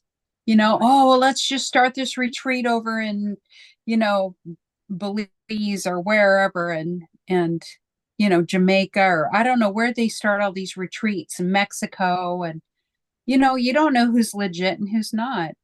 Yeah. Well, and then there's like, and I'm gonna play the devil's advocate because I can. And because yes. And like, and what about the in-between areas of legit, right? There's like totally bad, like obvious abuse, totally good, doing everything as best you can. And then all these spaces in between where people get harmed accidentally, or they're like, well, like I had an experience that I don't want to highlight right now, so I won't get into it, but I gave the people feedback at the retreat. And I was like, this was a serious problem for me. And I don't understand why you did this. And they just were like, looked at me and like barely responded. I was like, Hmm. at least have like a conversation. And so if right now I went more into that story and said who it was and gave those names and said the name of this retreat center, would that be good or not? Like, did they I learn? don't know, because like maybe I'd go and have a really amazing experience out of it. Yeah. And so, like, I'm fine. I wouldn't say it was abuse. It was like, I just think that they're like, the way that they did something was like totally terrible. And it Yeah. happened to be bad for me. But like, one thing that happens often because so many people are traumatized is they're going into these spaces and their traumas being healed or just surfaced and not healed. And then they're like, I don't know, half of everybody at least has some amount of explicit and acute sexual trauma. And so it's not uncommon that people get accused too who didn't do anything because people are traumatized and they're like, they did this thing to me and they actually didn't, And like, for me personally, because I have a privileged life where I could choose this and this is my preference. I don't work with men as a practitioner. I just don't need to. I have male friends. I'll sit in ceremony with men. But if I'm going and I'm going to a ceremony who's facilitating, I go with women. I only go to ceremonies that are facilitated by women identified and femme people. That's me. So, but like, that's my little snippet on the other side. It's like it's just everything's coming to the surface, and so It might not be just a safety issue why you only go to women run ceremonies. Maybe it's because the female energy is more palatable to your sensibilities. You know what I mean? Maybe just that kind of feminine energy is what you need Everything. for healing. It's Right. everything. I believe in reparations. I believe in land back. I believe women have been, you know, ignored healers of the world for thousands of years. So like, I'm not wasting my time in this meat suit that I got right now. I'm just working with women. And it's not because I'm traumatized by men. And it's not because I don't believe men can't hold beautiful healing space for people. I have a preference. Yeah. Yeah. But yeah, That's people are getting, I have a close friend whose son is currently in jail with his girlfriend, 2 different jails, for years now because they tried to help a neighbor, young tween age, who they could hear was being sexually abused by the dad. Oh, So their apartments, right? And so this teenager starts hanging out at their house and they're like, cool, like safe place. Like we want you to be safe and blah, blah, blah. My friend was like, don't do that. Don't get involved. Just call the police, right? yeah. So it turns out this young tween woman tries to steal something from their apartment. Uh-oh. Something expensive. And so they were like, caught her and told her not to do that. So this girl goes to the police and tells the police this couple has been molesting her. Yeah, that's what I thought you were gonna say. They have been in jail for years without anything for a case. And all these, there's plenty of other people because it's an industry, the prison industrial complex. They just put people in there. And so like, you know, it's happening in every direction. And that's why in my work, I work with perpetrators of harm and perpetrators of sexual violence and harm because like it's happening in every direction in so many ways. So, and that's where I'm at comfortably. Yeah, no, there's that saying where it's like wherever the potential for abuse like exists, like it's gonna happen. Like it, you know, that just seems to be like unwritten law. Well, I appreciate the open conversation, and I think you know these conversations centering around the LGBTQ. Oh my gosh, I wish if I could pull it up right now, I would give credit to this person, but it was just something I saw on Instagram. So if I find it later, I'll put it in the thing because I want to give them credit because this is not me. I just laughed my head off and I had to watch it 3 times. Basically they said LGBTQIA LGBTQ as their name, and then you know, don't you have to be, if you want to really love yourself, if you're trying to love yourself, doesn't that mean you love the same sex? So is not everybody queer? Like if we're practicing. And this little quip, like it was cute. That's cute. Yeah.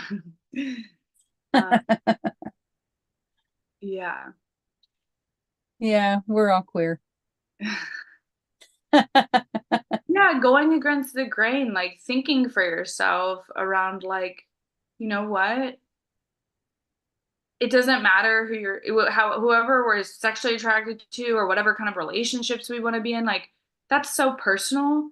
I don't think people should even do psychedelics. Like if you know, that's not something everybody should do. It's not about that. What it's about is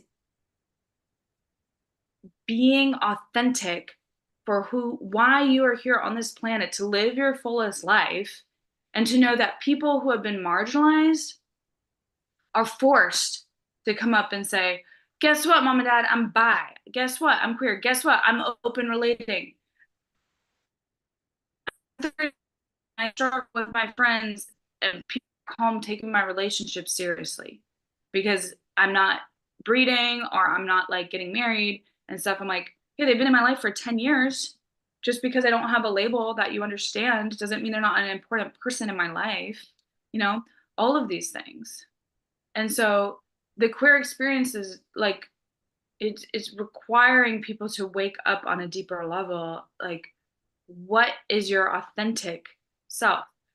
If you have never questioned that, knowing like, are you living this maybe like kind of, vanilla gets used as like a derogatory thing or boring, but it's like, if you're living like a contemporary kind of lifestyle that is like typical of one we've been sold, and you just happen to fit into that mold, is that what you're doing because it's a choice? Is it a choice? Because if it is a choice, then good for you. Like, awesome. But like, really, what I'm putting out into the world as a blessing is really wanting people to have choice in their life. You want to be straight and have a white picket fence and 2.5 kids? Fuck yeah, do that. We all got your back. Do that. Do it out of choice. And not because, you know, you think that's gonna give you something, you know, that like some acceptance in some sort of way, if it's not feeling like your authentic self. Yeah.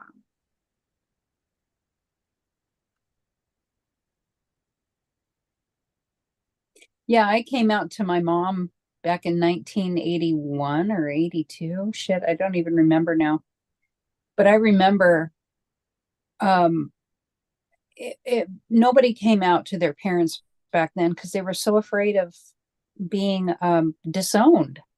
Mm-hmm. And I was so afraid to tell her that I was in love with my best girlfriend, you know, and I couldn't figure out how to tell her, and I was just devastated. So one day I took her aside and I said, Mom, I have something really important to tell you. And she's like, okay, well, whatever it is, you know, I'll still love you, and go ahead and tell me whatever it is, you know, and it's okay, go ahead. And so, you know, I told her, I said, Mom, I said, you know, my friend Margie is more than just a friend.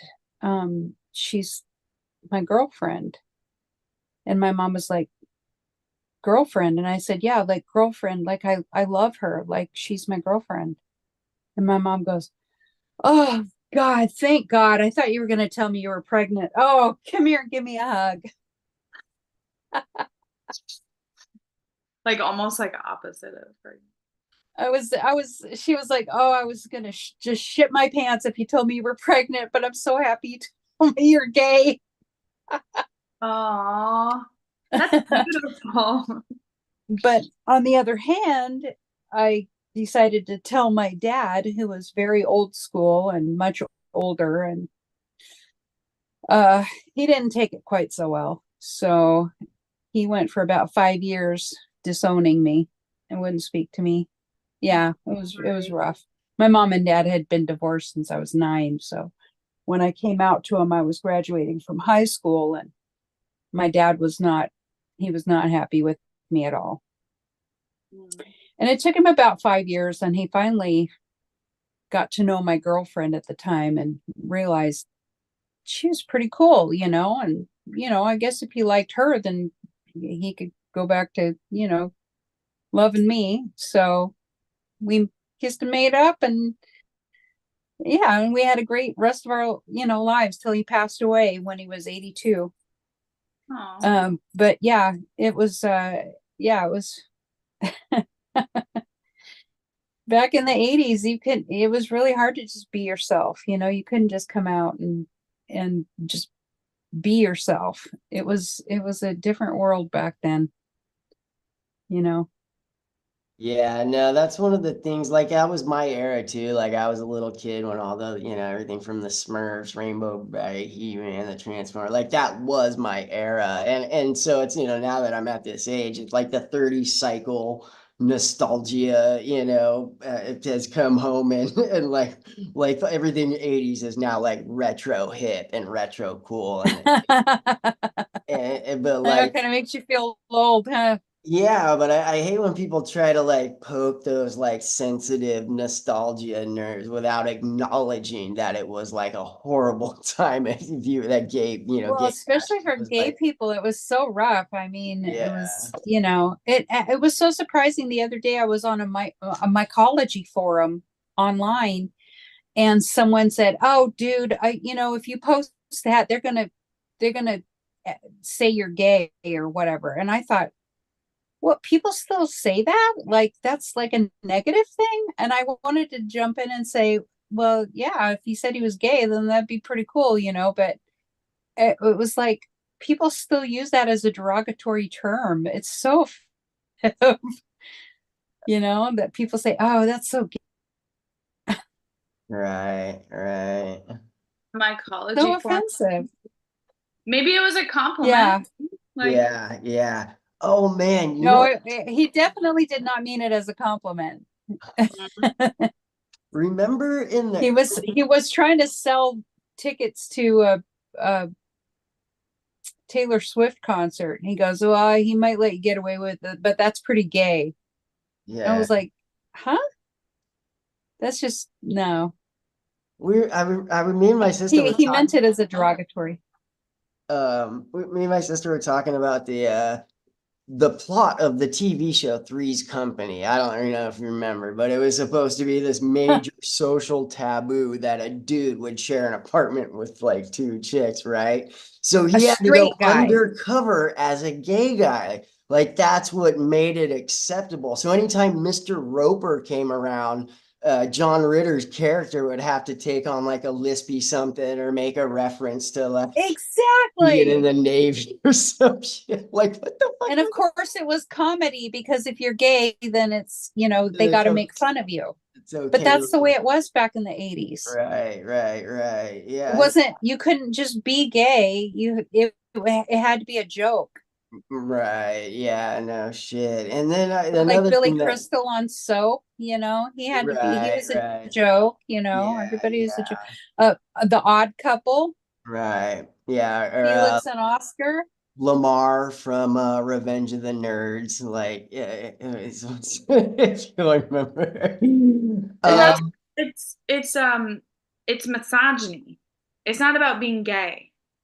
It's right. misogyny because you'll see these if people on social media, the memes going around like, guess what? It's say gay to like pleasure a woman and to like really like going down on it like as like a opposite sex and like really wanting to like prioritize like women's pleasure and like and and not just like have this some like tropish aggressive power thing like projected onto like a sexual experience within like a heteronormative situation. And it's like, okay, so it's not about like I think deep down it's not about hating on queerness, but it's misogyny because the femme and the feminine that isn't anything, Right. isn't everything, is Is something not to take seriously. Yeah. yeah. And in Yeah, some that's way, the like, core. like the FAG like F-bomb was like a part, like it was like out there in the open for quite some time. I don't think it's probably till like the 2010s where people stopped like using the word, fag in a just like casual thing. But like when I was like in junior high and like high school, like that's like, if you wanted to tell someone that they were like weak or lame or something like that, you would call them gay. And it's just like, I kind of was just like, why did we do that? That's so, it's not anything that like makes a bit of sense now. And it's kind of like, even when I go back and like watch some movies where they just toss it around casually, like it's just so fucking cringe now. It's totally cringe. It's just, Totally. oh man, what was wrong with us? Why did we do that? That was dumb. It's totally cringe. I agree. So Oh, we were bigger than supposed this to, Atlanta. oh, I went, yeah. I'm sorry. I don't No, know. you go. I Because don't, yeah, we're at the hour, so we can. right. Yeah, let me check the schedule. I don't think the individual that's supposed to come on next is here yet, but I'm gonna go double check the roster real quick. Okay. Yeah, it was a maybe. And I don't remember. I was trying to look it up. What they said, so I could go if you're gonna do it. In the meantime, I can. Did you mean to? I'm guessing he meant to mute himself.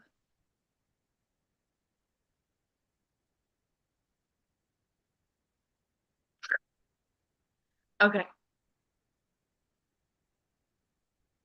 Rick, did you mean to mute yourself? Oh, I didn't. I'm sorry. I was looking at the schedule on a different page, so I couldn't like see you guys either. But Leo sent me the list, and we've got Annie at 1 a.m. and then we have Mashu Walo. I'm not sure if I'm saying her name right. From 3 a.m. to 4 a.m. So I don't see It's a party. yeah, I don't think we have a 2 a.m. I certainly don't see one. No, I was that person, and just in case nobody else showed up, I said I could do it. Oh, so you okay. Well, Yeah, but we're like, all righty. Well, that's okay. Well, my friend Sean is here. He can moderate. He's yeah. Well, he wants to say hi anyway. I'm gonna pass the phone. I'm Sean. Oh, hey, right on. I let in Tala and Mushu both. So, well, cool. There you go. Now, Well- Rick, you and Sean could talk psychedelics. Yeah, right on. I don't know if it's my computer feed or what. Occasionally you guys, does anyone else see like a slight glitch or a lag in? minus. Yeah. Yeah, okay. I wasn't sure if it was my computer or not. Sometimes, yeah, you guys sometimes it'll just like kind of glitch for maybe like a couple seconds, but Yeah, minus too. no, it's not. Yeah, I think mine is too. So I think everybody's experiencing it. It's probably just a Zoom thing. Yeah. That's fun. So who was who am I talking psychedelics with? Is this did you mean now Oh, or Sean. in a future Yeah, date? let me put Sean on. Yeah, hold on. Here he is. Hey Hi, I'm buddy. just sitting here listening. Oh, right on, man. Yeah, I'm Rick. Nice to meet you. Hi, Sean. Do you grow mushrooms too or no, there it goes. Um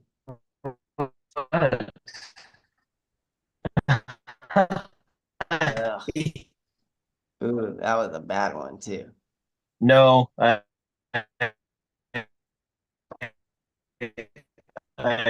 help let out from time to time, but I've got Yeah, tell him what kind of martial arts you're into. that's okay.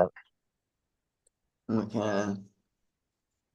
Who, me? So Oh yeah. Rick, do you do Kempo? I did take some Kempo karate when I first started off. I got second place in a point sparring tournament, like my first one when I was like still a white belt. But then I was like a really expensive school, and it was one of those places where like to advance to a new belt, like it cost me like $150 to get to like my yellow belt, and then they wanted 185 to get to my purple belt. And I was finally like, I don't want to know how much it's going to cost if I actually work my way up to black belt. So I dropped out of that and I found a really cool MMA school where I mean, it was the most bang for my buck I ever got. You could go there and do an hour and a half of like Muay Thai kickboxing and then stay around for like an hour and a half of like some pretty hardcore no-gi jujitsu. So yeah, I stuck with MMA for a long time, and then I did a little bit of Krav, not a whole lot, but I mean, yeah, I did some. And then and a little bit of like Wing Chun Kung Fu. My buddy, a couple of close friends, one of my older mentor dude, he owns a Kung Fu club out in Fall City. So over the last 13 years, I've been making some frequent appearances to like, sit in on classes. And oh, I won a gold medal in jujitsu in 2015. I wrestled in my first tournament and I got first place, which Wow. like Was I that in couldn't even, Seattle? yeah, no, it was in Washington, but it was like a state, all the jujitsu schools from all over Oh, Washington. wow. Yeah, so we had our little Bad News Bears ragtag team coming out of Fall City. Oh, that's cool. That's right on, man. Yeah. And then now I just kind of like, I do martial arts maintenance now. Like I just make sure I don't lose any skills I already have. I'm not learning a whole, I do learn new like bow staff routines, but yeah, I have ways of like practicing all my kicks and punches and staying up on it and stuff. So, how do you think the psychedelics has actually helped you in your martial arts? Um, you know what? There's a like sometimes when like I'm out, like if you've ever had that like one night where you're like shooting pool or whatever, and like you just like can't miss, you're just on fire. Like I've had a lot of those like moments where I'm out there doing like martial arts where it just feels like I don't know if it's really there where I just feel like, yeah, I'm at like peak. You're so dialed in, you're so tuned into it that you Yeah. can't do any wrong. It really just seems like my balance and everything, like I become quite nimble. So probably not all the time, but I have had some trips like that. But it's mainly like to just I don't know, kind of get my energy into a good place. I've noticed some of the best trips I've had is where like on days where I was either doing kung fu or like playing music with my brother or having intimacy with my girlfriend where I've like got this like great energy going already and like I can kind of like bring it over into the mushroom realm and it kind of like I don't know, those seem to be like some of the times where I do have some very powerful experiences. And but yeah, so now I'll like do some mushrooms, maybe wait like an hour and then go tear through a whole bunch of like kung fu and then come back and do like another dose and start hitting some qigong. And that's when I start to get to some like very special places. Like it's been just so yeah, me and martial arts and Zen Buddhism are all just like have merged into this one thing that just like gets me to the realm of the gods, man. It's freaking That's really cool. yeah, it's really because I mean obviously I still meditate and do kung fu and shit outside of psychedelics, right? Like it's not like a replacement for meditation by any means, but it just like Right. But and it's a supplement. It kind of enhances it in some ways. right. Yeah, no, some of those like, yeah, I, do these breathing exercises and just bringing myself to the here and now and like focusing on meditation and like breathing, like if I'm gonna have a very like potent, mystical, third eye type experience in the last few years, it's gonna be when I'm in that like meditative, here and now state. Um, yeah, that's like what does it to me. The first couple of years, like I always wish like I had like a recipe or a formula for some like when some of the emotional healing I got, a lot of the like fixing a lot of really icky deep trauma. I don't remember like taking that dose and setting out like this evening I'm gonna eat these mushrooms and I'm finally gonna confront this, very ugly thing that's been inside of me and hindering my existence on this planet since I was, a little dude. Like it wasn't something I like planned on. It was just like kind of just happened, like that was just the night and it was just like meant to be where I was gonna, kind of go experience that. But and like I so wish I could like set up the room and the dose in a way where I could give someone 7 grams and say a little Ziba Zaba and, have them go directly to that, moment of profound like healing and overcoming, the things that have been holding you back. But like, I don't know that formula if it exists, if like I could, I just, it seems like something that kind of happens, like you can't really, it's one of the first hard lessons you learn as a psychonaut is that you can't, just demand, just some enlightenment from the universe, right? Yeah, Know, you can't expect anything. You got to expect the unexpected. You just never really Right. know what you're going to get with any particular journey. right, You can start out thinking it's going to be one thing and then it turns itself on its ugly head. And then the next thing you know, you're dealing with some shit that you're yeah, like, whoa, I didn't remember that happened to me, and yeah. all of a sudden you're in trauma land. You're thinking you're going to have a joyous experience. And the next thing you know, you're dealing with, you know, Oh some man, ugly thing that your stepfather did to you. It's like, yeah, oh, fuck. yeah. No, I call the year 2021, I call it the year of the big cry. Like I swear to God, every time I did mushrooms, I would like carve out like a couple hours to just bawl my Yeah. eyes out over crap that like I had just been burying down forever. Like it was like I really let it all out, man. It's so fucking therapeutic though, isn't it? Yeah. Yeah, it really was, like I guess that's just like what I needed. But Yeah.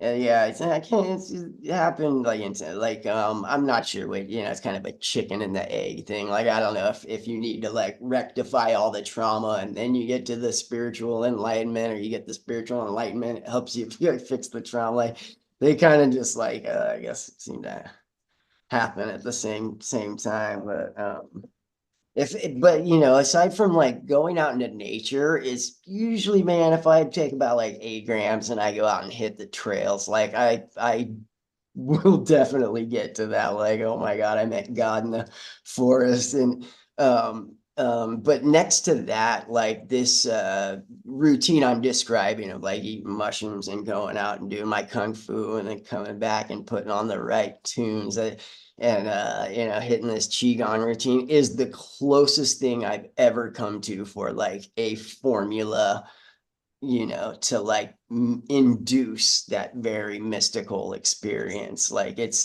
been a winning freaking combo for me. And I mean like breaking through to levels where I'm like, nobody's ever gonna fucking even believe that I went to this like place. Like it's just like and just thinking like the last really potent experience, I'm like, this has to be the top. You cannot get any freaking, more deep into the psychedelic divine than where I'm at right now. And then maybe like 4 months later, I'll just blast through past that level, just like I'm not sure if there is a top floor anymore. I've been doing this for 4 years now, and it's just blows my freaking mind that I'm still reaching like for greater and greater heights. Like it's something that's just like so incredible. Is it because you're doing different types of psychedelics, or is it just you're doing the mushrooms and the mushrooms take you on a different level?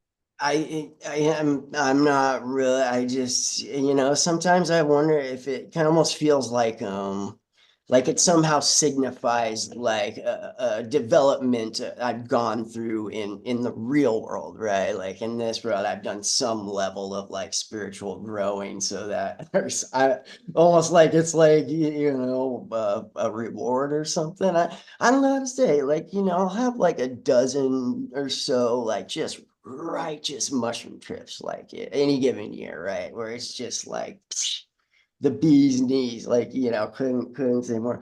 But I'll have like maybe 5 to 7 experiences that are just like holy F I encountered something so fucking like, beautiful and awesome and hard to put into like I'm no longer the same human being anymore. Like just something awesome. so fucking incredible. Like where yeah, and the fact yeah, this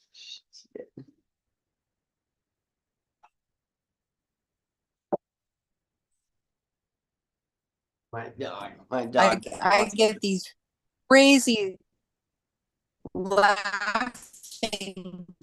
fits.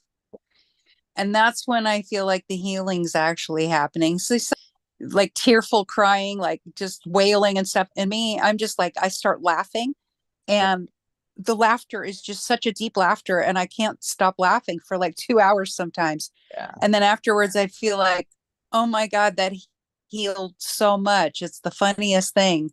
It's almost kind of a wicked laughter, like kind of a maniacal. That's what Yeah. Sean calls it. He hears me laugh like that something is that's like a maniacal laugh. But you know what is so healing? It's so fucking healing. Yeah. It's amazing. Yeah. I still, have experience. I still have mushroom trips where like something will, make me cry, whatever, some drama I'm having with my family. My sister got really sick this last summer. I thought she was gonna die in a hospital down in Vancouver. Oh, I'm sorry. Yeah, I'll still have some, experiences today where, I may not have gotten that cry out of me had I not, gotten on mushrooms, like, yeah, it's something I still occasionally like, yeah, still healing, still growing, I guess. Yeah. It's incredible though, and I really just want to do so much to like bring other people towards this. Like, I really wish I could be doing more to like find people that like need healing and, find a way to get it to them. Like I just, it bums me out that I can't do more, you know? Yeah, I do. I really do. I mean, I know a lot of people that really could use this kind of healing, and they're just so conditioned against it because of society the way it is. Well, Right. it's not legal, so I'm not going to try it. It's Yeah. I know this one guy who's got all kinds of, you know, issues. He's been suicidal off and on for the last couple of years, and he's not somebody that I know closely personally. He's a friend of a friend, and we've only met each other online, but I just keep recommending to him. He's got treatment resistant depression, Right. saying, you need to find like a clinical trials or something. If you won't try, doing the medicine underground, then you'll have to, try to do it legally through like a clinical trials or something. And he's like, oh, it just sounds like such a pain in the ass. I don't know if I should even like worry about it, blah, blah, blah, and almost like, well, I may not be here tomorrow, so who cares? It's like, oh, I'm so frustrated because I want to get him help, but Right. can't help people who, aren't willing to take that chance, because unfortunately it's underground right now for a lot of people. Yeah. I Yeah. would I don't know if I mentioned this before, but there's a clinical trial that's starting up in Everett for psilocybin for treatment resistant depression at Core Clinical Research. And so I reached out to them and I said I would be interested in being in the study. And they said, well, it should be starting up anytime now, but we need to make sure you're not on any medication or whatever. I said, okay. So I quit taking all my medication, and I'm waiting for them to call me back because they said they put me at the top of the list. I said, I'm Oh, hell ready to yeah. try it. So I'm ready. But Yeah, they yeah, said yeah. they may put me in the group that doesn't get the medicine. You know what I mean? The Oh, placebo group. right. You just never know. I Oh man, you get the placebo. Yeah, wouldn't that suck? So I go, well, I'm just waiting to find out if I'm going to get accepted for the study. And I'm still waiting. And I called them last week and they said, well, it could be any day now. Just hang in there. Well, Yeah. in the meantime, I haven't taken any medicine for a couple of months, All right. more than 2 months. How You you know, 'cause feeling? I'm feeling rough, man. Yeah. Feeling my depression is just getting the better of me. Oh Yeah, man. it's Oh, really, it's hard. How it manifests itself for me is I get really obsessive compulsive. My ADHD gets bad, and then I start like yeah. this hoarding behavior. I start hoarding, Right. and it's Right. really gets bad. It gets really bad. So I'm Oh feeling it man. really bad right now. And this is the worst I've felt in a couple of years since I started taking mushrooms a couple of years ago. This is the worst I've felt Right. in a few Right. years. Emotionally, I'm just a wreck right now. So I'm waiting Yeah. for that clinical study to start. But if they don't get me started pretty soon, I'm going to have to go back and start doing doses of medicine again. Yeah, yeah, I know. I hear you, man. Like, one of the like ways where like I told Annie briefly, like me and my girlfriend, we patched things up now. We did some couples counseling and we're all good, but we did break up on this day, last year, and Oh, and like it was my first ever like drug-free breakup. Like that used to be something that was like a guarantee I'm gonna spend, a couple weeks in the spoon or whatever. Like oh any other no. time in my life. Like even if it was a chick I only knew for like 3 weeks and weren't even that great of a kid. Like if I got like rejected in a way that was like hurt, like I used to take it like really bad. And Oh no. I'm glad you're not doing that now. right, right. That's one thing I did notice about that year of like healing, like, when everyone got vaccinated again and I was kind of like back out there in the dating pool, like, the healing I had done had like raised my, I don't know, self-esteem or where it was like the first time ever I could just be like, "Shh, you're lost, lady," like Yeah. door hit you No shit. wherever. Right on. But then coming around to this particularly like nasty breakup, right? Like that's how I knew when I was about like 2 months past that, I'm like I just like the healing that I've gotten from this is like real. Like it's like that was my if I could clear through that breakup and not go freaking do some drugs, then I am like that at a level of healed that like it has never been, I don't know, possible any other time in my life. Yeah. That just tells you how powerful the medicine is. It's Right. just so incredibly powerful and it's so healing for so many people. It's just uh I watched this movie the other day. Um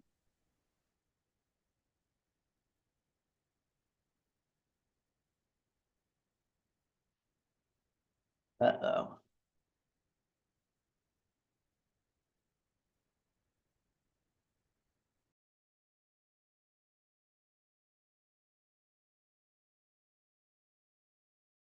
We, it appears we've temporarily lost Lynette. She seems to be frozen in time. Perhaps a wizard has cast some sort of spell on her. I am going to use this opportunity while the Matrix can you is, hear me now? yes. Oh, now I can't. That's okay. Give me 1 second. I'm gonna pour a cup of coffee to keep me up on my feet, and I will be right back. Okay.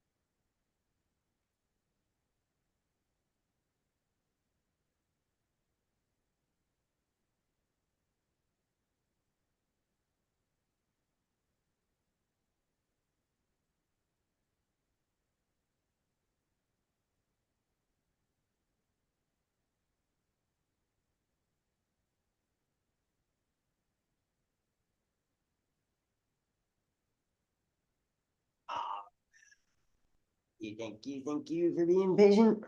Where were we? What were we talking? Hey, are you back? Yep, I sure am. I just had to grab myself a cup of Joe. Okay, cool. What were we talking about? Healing Oh, stuff. so I was talking about the Alaska Airlines pilot that did a bunch of mushrooms with his friends. Did you see that?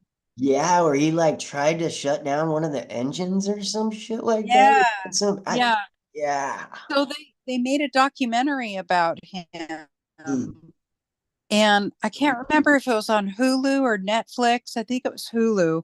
It's called Lie to Fly Huh. because so many pilots in general have mental health issues. Right. And Right. if they go to their boss and say, "Look, I'm having a mental health issue," they're going to lose their job. So they lie, and they lie to be able to fly. So the documentary is called Lie to Fly. Right.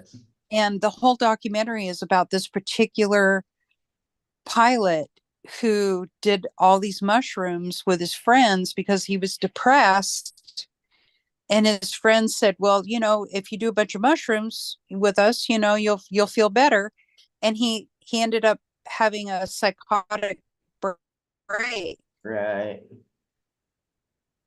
And it didn't really manifest itself until he got into the jump seat and he got in an enclosed space with the pilots Yeah. and felt claustrophobic and then had a panic attack and then felt like he wasn't, he was having a psychotic break. He felt like he wasn't in control of his life. Right. He thought he had died. And so he thought, well, the only way I can kind of wake myself up from this nightmare is to like pull these emergency switches or something. And he Yeah. fucking tries to shut the plane down. Not on purpose. He just wasn't in his right mind. So, but then he got like, I don't know, 89 counts of attempted murder against him Oh, he sure did. for every passenger that was on the plane. That's a little But it seems a little extreme, huh? So, but he's still fighting it in court. He's still fighting it, but that's what the documentary is about. And he kind of tells his story, what happened. That's interesting. Yeah, so you should watch it. It's called Yeah. Lie to Fly. Yeah, no, I'll check it out for sure. Yeah. I think it's on Hulu. Let me It's similar with like it's similar with a lot of surgeons going in to people's bodies. It's very stressful. And like anesthesiologists, like if that's the right way to say that, they have like one of the highest addiction rates there because they're like dealing with drugs all the time and they just put people to sleep. They're like sometimes they're high themselves or because so that this whole system creates a catch-22 situation. A lot of them do use ketamine also. Yeah.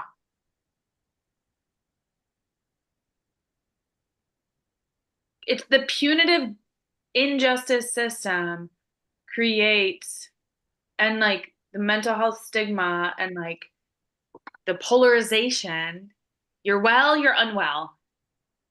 You're good, you're bad. Exactly. Criminal. But you can't tell anybody that you're having a mental issue when you're in a situation where there's a life or it's a life or death situation. It's like pilots, surgeons, even in my profession, I'm a professional driver. I drive a bus. So I have passengers' lives in my hands. Yeah. So, we get randomly tested, federally drug tested, so I can't go around and tell my boss, "Oh, I take psychedelics for my mental health." Yeah.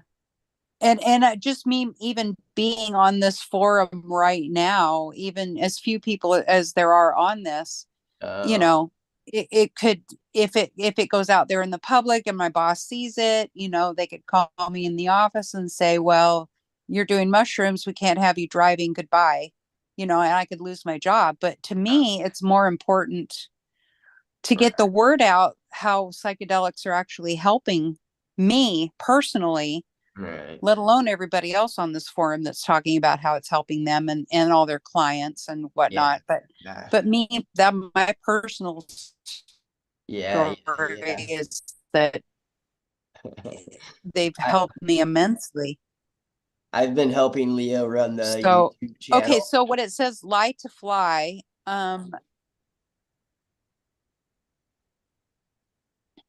Yeah. Oh, I'm sorry. I think there was like a slight lag in time. Like I've been running the YouTube channel, so I think you're all good. Like nobody watches these streams.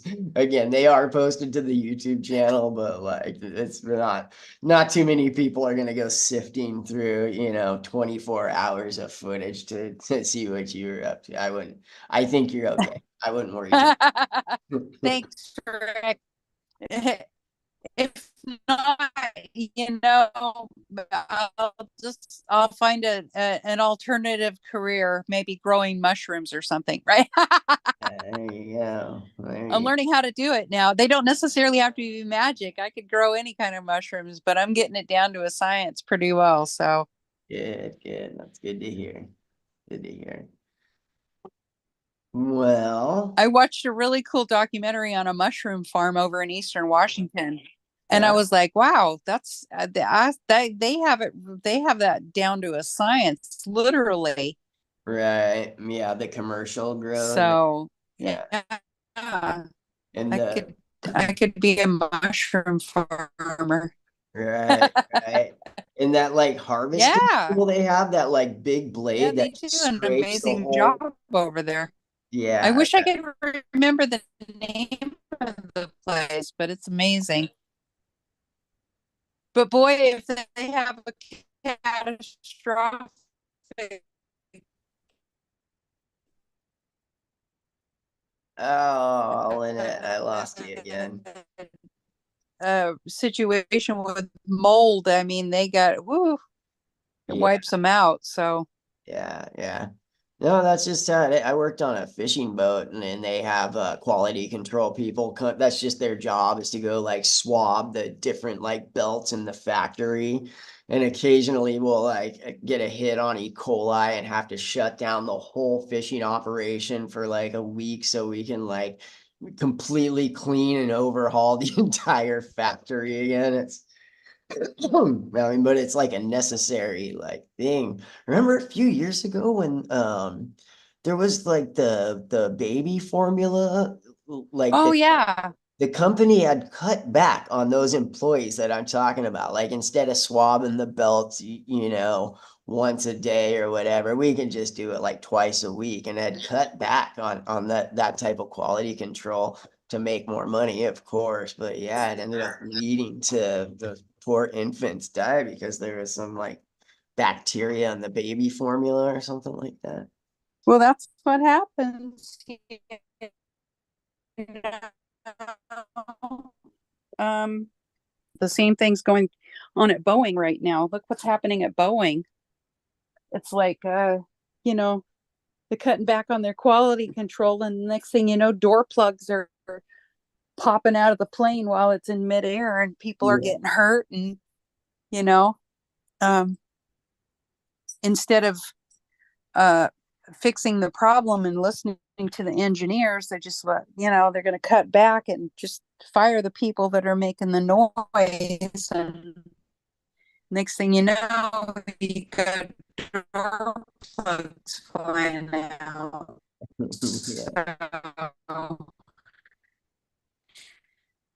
you gotta you gotta mitigate the risk in the right way.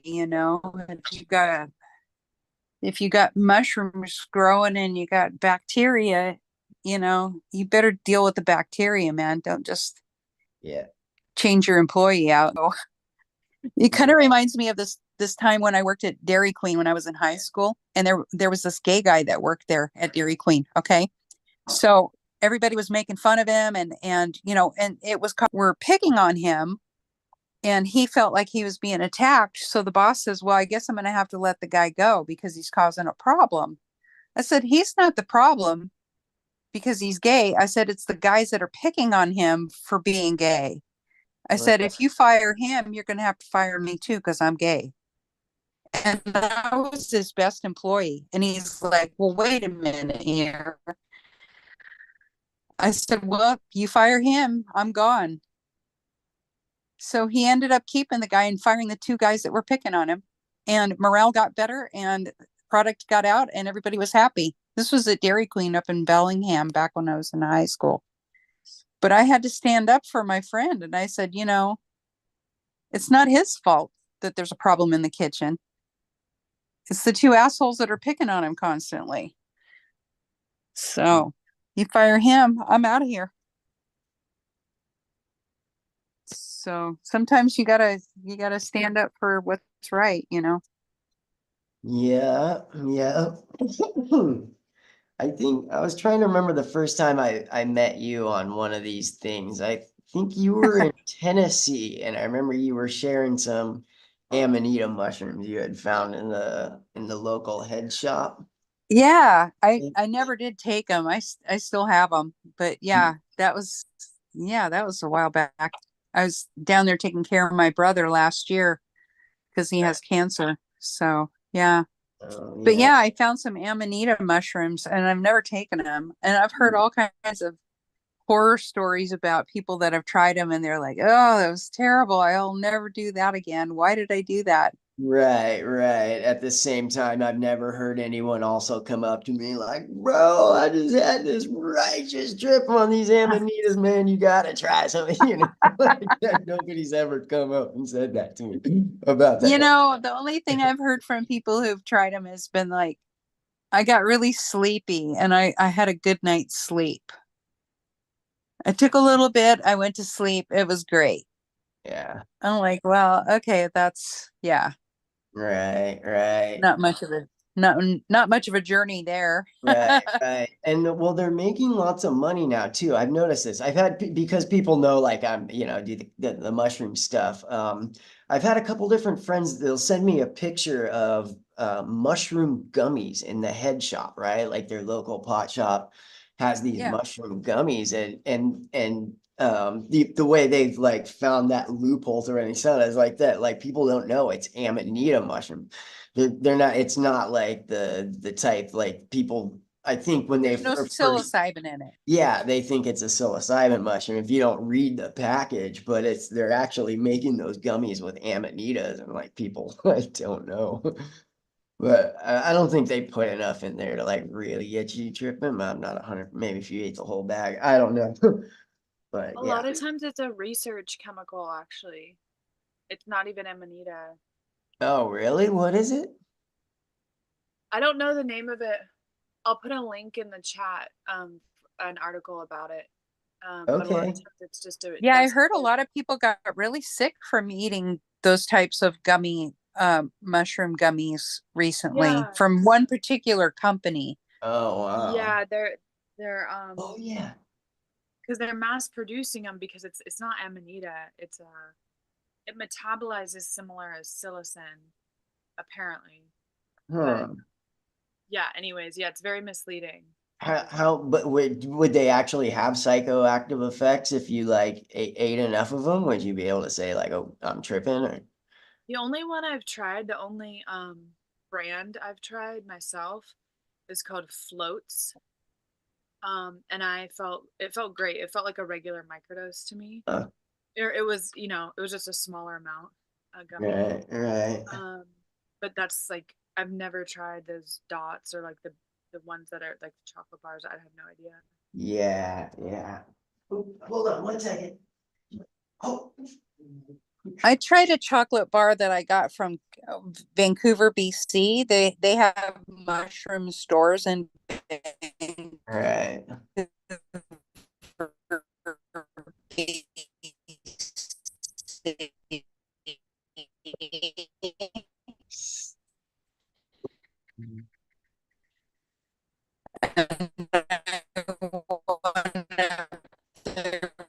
was a friend and one of 1 gram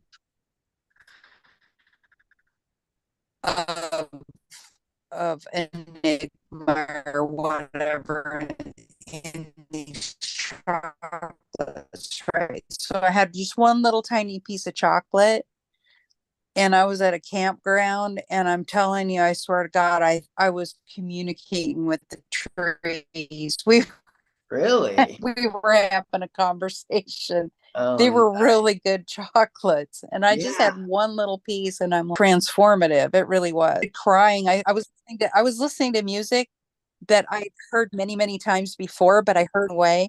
And I was just sitting there at the campground. This is the most beautiful thing I've ever experienced. It was from a little tiny piece of chocolate that I got up in Canada. Yeah, I love the little stores they have. They've got a few little stores in Vancouver, BC, where you can actually buy mushrooms, Yeah. dried mushrooms. They have mushroom drinks, mushroom chocolates, all kinds of stuff. Have you been up there, Rick, No, but I to the apparently mushroom stores? there's a little secret mushroom store over in the Pike Place Market. Somebody brought me some earlier today. I was just like, if you know how to go in and ask the right questions. But like, yeah, I was kind of surprised that you could just go downtown and buy mushrooms if you know the right person. But no, I don't think I've been. Oh, No, I've never been to Vancouver, BC. I've been to Vancouver, Washington, but yeah, no, not the other one. oh, Vancouver, BC is really fun. It's Yeah. You should get up there sometime. It's really nice. I should. Oh, so you know what? I actually on Wednesday I'm getting a couple culture syringes from the company you referred me to. I got the Oh, the fungi culture. yeah, I got the Starry Night penis envy, which it's like I haven't tried one of these yet. It's a penis envy revert, right? Like it started off as a mushroom and then people cultivated penis envy till it had that distinct like bell cap, kind of penis looking shape Mm. where it's notorious for being like difficult to get like spore prints, but they became more potent. Like of the cubensis, the ones that are the most potent are the, penis envy, in particular the albino penis envy. And so basically with like, yeah, some of the advances in mycology these days, people have been able to like make mushrooms that are like as potent as the azarescens you're getting over like out on the coast. Wow. Where it's pushing like 2 to 3%. Yeah, this cubensis are becoming more and more potent. So these this is a revert. It went from a regular mushroom to a penis-shaped mushroom and then reverted back into a mushroom again. And it's an albino. It's supposed to be like the bee's knees as far as potency goes. So yeah, it's my first time getting Wow. a revert strain, which sounds pretty cool. And then I got the Bluey Blanco. It's like it's another albino Yeah, I heard strain. that one's really good. Yeah, Right. I haven't tried growing either of those. Which ones I'm growing something star something right now. Start I can't remember what it's called. But yeah, I haven't really been able to produce anything yet, but we'll see what happens. Yeah. Crossing my fingers. Yeah, yeah. I know penis envy is kind of hard to grow on the BRF cakes. It can be done, but it's if you are growing any like strain of like penis envy, you definitely want to be putting it to grains and then putting it to cocoa core. But like I said, when I was learning how to grow mushroom, where I was like, yeah, learning how to do the bird seed, and learning how to make the vermiculite CVG, the vermiculite cocoa core Hmm. gypsum like recipe, and it was the same thing. It was like slow going while I kind of like got my hand. So like the BRF cakes kind of kept me with just enough mushrooms on the side. Like it's a much more easy and foolproof like technique of growing mushrooms.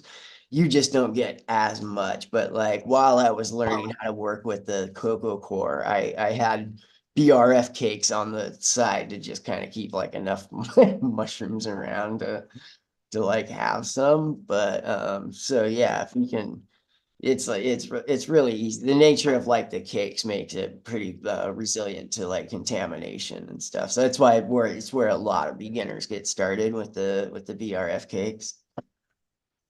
Yeah, that's the thing is the contamination. Well, you know, once you get the mycelium and it's really healthy and it's doing its thing, uh, and you don't, and you're just careful, you don't, I mean, it seems like the mycelium wants to kill any kind of It fungus or does. bacteria that kind of infects it. It Yeah. tries to, the longer it's healthy, it seems like the better it fights off anything that comes along. Yeah, So like that's five I had 5 flushes from that tidal wave.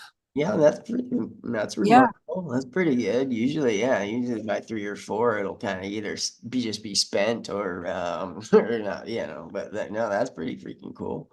No, Yeah. So, man. Oh, but then on that 5th flush, I could see, the fung or the mold started happening. So I had to get it out quick, get it out of the house, dump it. right. But we'll see what pops up after that, you know. Right, right. I actually found they make it's for like I think hairdressers use them. It's this little spritz bottle, except you like pump it Yeah. a few times and it It's shoots called out. a flaresol. Yeah, it shoots out Flaresol. a very fine Really mist. fine Like, mist. yeah, Yeah. I found that if you can just get that like the layer like mist beads along the surface, like it'll, you Yeah, know. this is the thing right here, Oh man. yeah, there you go. There Yep, you yep. go. I got one. Yep, yep, Yeah. yep. Yeah, no, I'm glad I picked one of those up. I had just been using the spritz bottle, but it actually damages the surface conditions of the mycelium on the maybe at least for the first flush. Maybe after the second or third flush, you can get away with using the spritz bottle. The conditions are kind of like different, but yeah, I like that little Yeah, mist. the Flaresol bottle is definitely the way to go. That's why I think the tidal wave lasted so long without getting any kind of contamination because I was just really careful with making sure that I spritzed it really carefully on the sides and the top Right. and not directly onto the mycelium. I didn't have any pooling at all.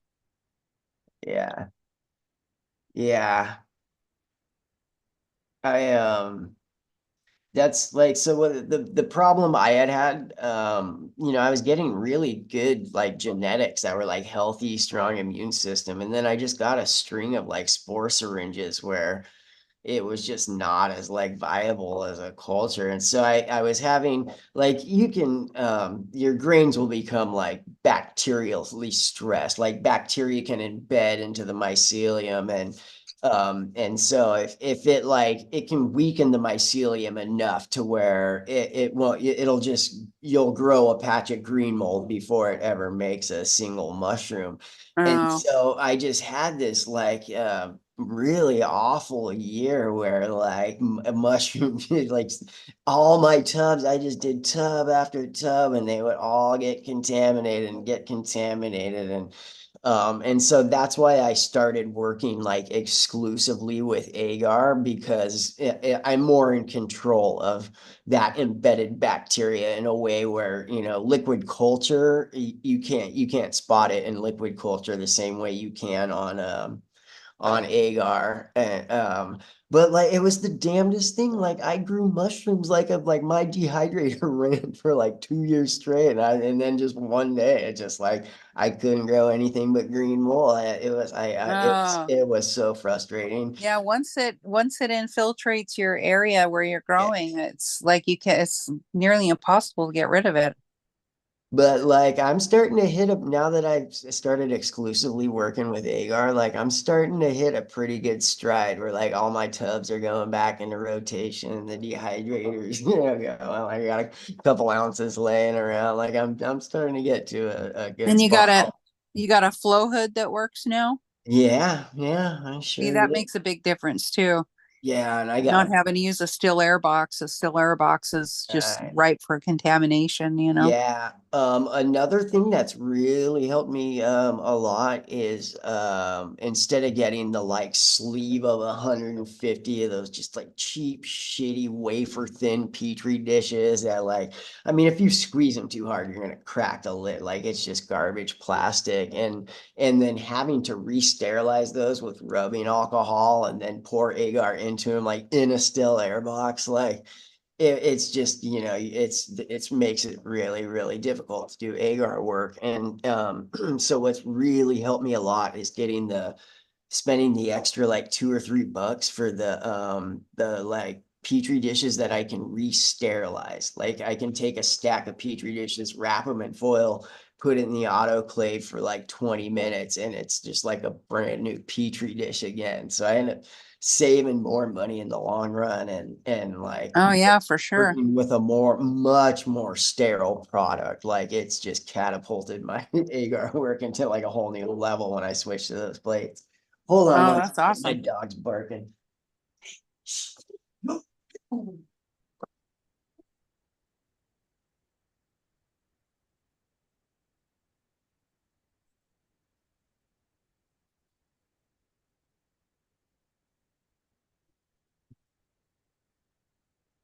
Yeah, yeah, yeah. Yeah. Is that your old dog? No, it's my little cattle dog. She really wants me to go out and throw the stick for her. Aw. Yeah.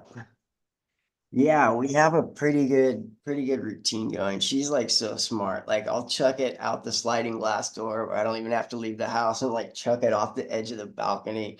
And she'll like run all the way down into the lower part of the yard, find it, and then run all the way back. So I get to be lazy and she gets lots of exercises. Oh, that's nice. Hmm. How's your old dog doing? He's doing a lot better. I started doing a daily wipe on his face with these, you know, special antibiotic pads, and it's kind of helping Oh, good. a lot of his sores. And then it sucks. I have to wet down his dog food. So I have to, oh, the smell is horrible, but I have to put on a Oh, tea kettle just to pour it on his food, wait for it to like cool down and get soft. And then I have to go and stir it and fluff it up like 3 or 4 times a day. Because if oh, it don't, it'll like compress into this like thick cake that he can't eat anymore. So oh, poor baby. right, right. So I've been Oh, diligent about making sure his food's all soft and fluffed up, and he's actually put oh, on like 5 pounds last time we had him at the vet. So oh, yeah, that's good. Oh, you're yeah, such a good dad. You're such a good right. dog dad. Yeah, and you can tell and his hip bones were like starting to stick out, where it's just like, you know, he's looking skinny, but now, you know, his hip bones, I forgot some meat on him again. So but yeah, Good. he's stinky. It's just like, he's just a stink. You know, it's one of those dogs where like the older he gets, the smellier he gets too. It's just, Yeah, I had a friend who had a couple of dogs like that. They were just so old, and then they just got super stinky, and then the whole house started smelling like sticky old dog. And she was like, I just love these dogs so much, but like I just I can't put them down, you know. I just love them. I'm just gonna let them die naturally. And I'm like, wow, man, they were in pretty rough shape. I probably would have yeah, you have to. euthanized, but I mean, it's she just definitely. she couldn't bring herself to do it. And I'm like, oof, Yeah, my that's rough. sister was the same way. She let her dog live another like 6 months longer than she should have. The guy it was Mm. blind, even was just bumping into everything, howling all the time, couldn't clean himself anymore. It's just like Oh, she was like, "You're just doing this dog a great disservice by, you know, letting him die this manner, you know." yeah. Sometimes it's best to let them go, you know, before they get that bad. Yeah, yeah. Well, hot damn, we have made it to the 3 a.m. hour. That was really good having Annie around. Good to see Annie again, for sure, for sure. I believe, and we have them around. I'm sorry, I don't know how to say it. Mashu, is that, do we? It's Machu Wa'u. Oh, Machu Wa'u. Okay, cool. Thank you. Yeah. Okay. Well, welcome. Where are you guys broadcasting from? Washington. Cool. Well, right on. I'm over here in beautiful Shoreline, Washington myself. So that's cool. You guys got costumes on. What's that? What's going on there? This is just how we look. Is it? Oh, okay. Well, I dig. It's very Joker-esque. I like it. I like it. I like that. That's really cool. Well, anyways, right on. Well, should I let you take it away for a little bit? You guys want... We don't really have anything to say. We were just kind of like, We were just vibing, listening. yeah. Yeah.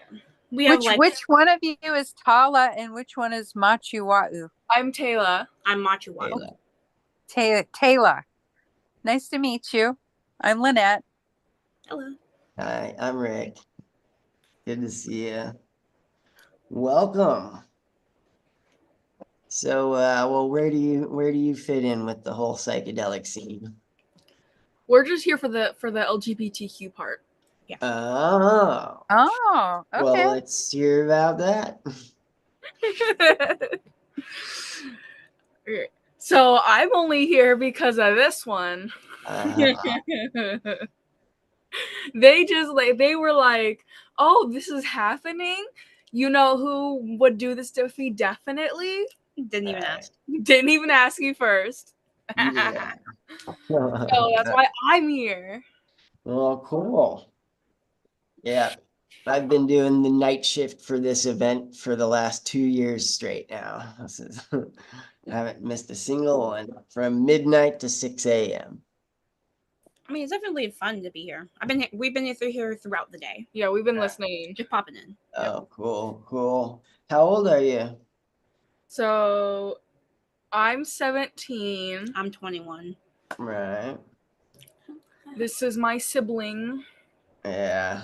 I'm oh, that's awesome. You guys, oh, that's so cool. Right on. Yeah, I'm really close with my siblings too. I got my sister just a mile down the road. But well, let's hear what's the queer experience like for youth in America today? It's a lot more accepting. That's for sure. Definitely. I was hearing earlier about someone saying that we're in the era of acceptance, and I really agree with that because like you can go and pretty much be whatever you want in the being younger generation like us. Like you can go out in public like this. Yeah. And be like mostly fine with it. There are definitely still some people who are not so okay with it, and they're like, but it's like they embarrass themselves trying to embarrass you. Because if I'm out in public looking like this, you're not gonna embarrass me. Yeah. Like, yeah. But like for the most part, it's pretty accepting.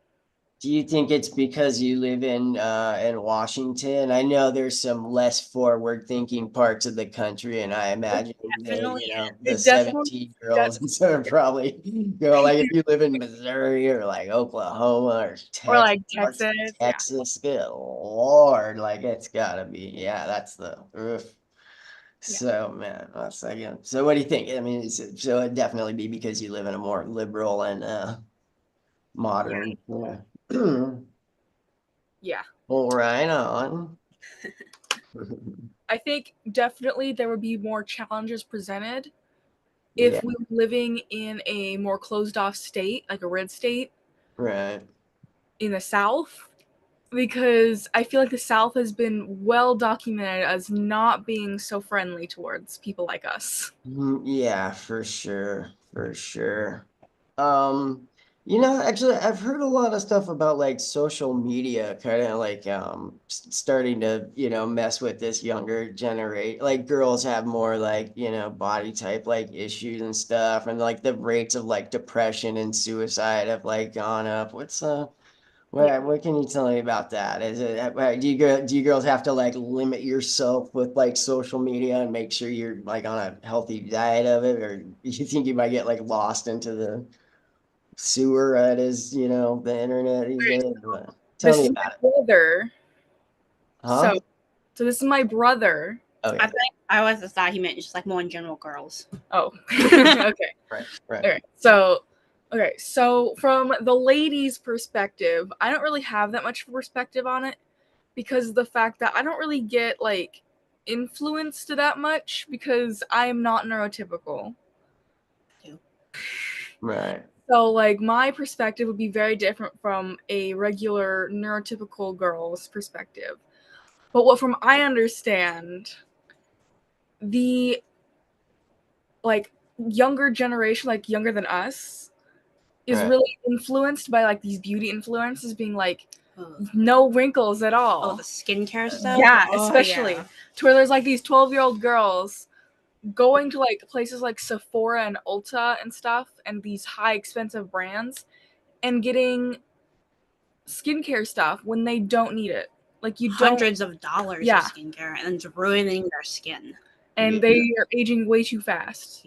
Right. And then as well, the same thing with I think their body images as well.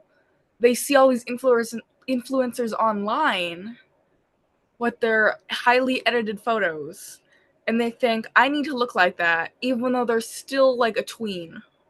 Right. If that. And so they shouldn't be looking like that. They're not meant to look like that. The Not yet. influencers don't even look like that. The influencers don't even look anything like that. Right. Or with surgery and stuff and editing. So I think that also really messes with their brains as well. Yeah. Yeah, I think that really that really sets the stage for some future body issues and possible eating disorders as well. Right. Yeah, I had a Facebook problem like back in 2017. Like I was just that dude that was like the right picking for like an argument. Like I would get like super into it, dude. It'd be this thread a mile long. I'm not gonna tell you, nobody wants to be the last person again.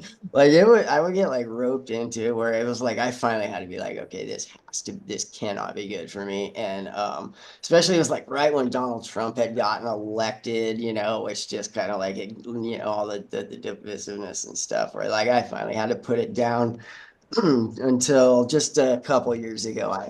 For the psychedelic community, started having like a moderate like presence on like Facebook again. And I don't get pulled into like the big long arguments like at all anymore. Like I just do not engage with that stuff. But I remember a lot of time. I mean, it was like problematic, right? Like I was devoting a lot of my life force and energy to these stupid little arguments happening in the comment sections or in the threads and stuff. So yeah, I'm glad I don't do that anymore. I also noticed that since I started running my own YouTube channel, where like now I'm creating content, like I'm a bit more understanding about like what a person's going through when they're doing all this stuff and like what it's like to have someone a-hole, just light up your comment section, just trying to freaking, ruin you. Like, yeah, no, it's definitely helped me to like not be that dude as much, but it's designed to like rope you in, it really is. I remember I read this article. Had to have been like maybe back in like 2015 or something like that, where the like executives at Facebook had like tested all the algorithms and the studies, and they found out that if they slow feed you your likes, right? Like say you post that one picture and you're like, oh, this is gonna be the shit. Like I'm getting at least like 30 likes in the first half hour for this one, right? And what they would do is like slow feed the likes to you so that you have to keep going back to your phone like every couple of minutes to check. Or you're like, well, what? Only 2? Even though it may have at that point been 10. Facebook it's dishing it out in these little, so you're like this little rat going back to that little like feeder thing to get and they found out it actually like releases a little shot of like dopamine in your brain, like that same little, pleasure center when, some people get hooked on like shopping or some, whatever, like a lot of different sugar stuff, all the different things that trigger. But yeah, they found out that you going back for those, to check on your likes and stuff, like got you hooked on a way because it was triggering the pleasure center of your brain.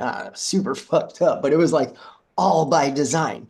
Like they're like, this is our, what I mean? It wasn't like the bug, it was like the feature, which is just pretty freaking, I don't know. That's some nefarious shit. So, well, Good. Sounds like you girls are doing all right. I worry about the youth today. Sometimes it sounds like you guys are just fine. So that's good. Some of us aren't so well, but you know, we're good. We're good.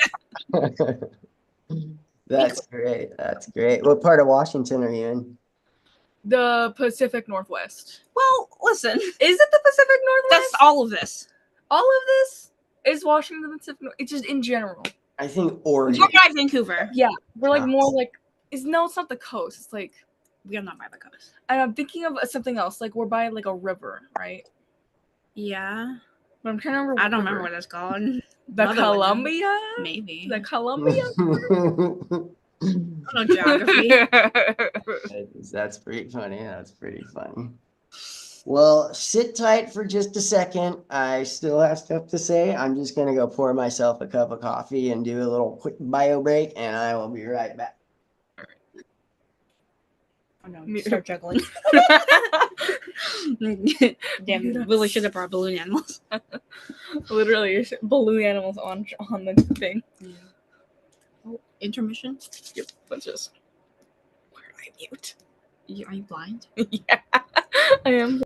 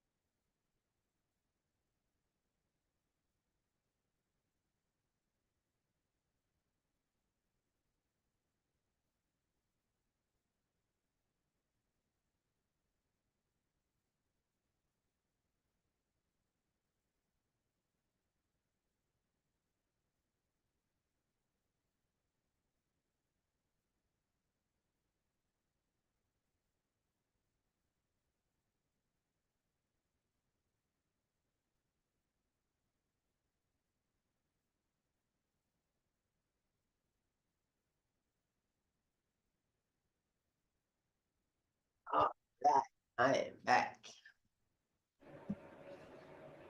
So, how did you hear about this event? Where did you first find out?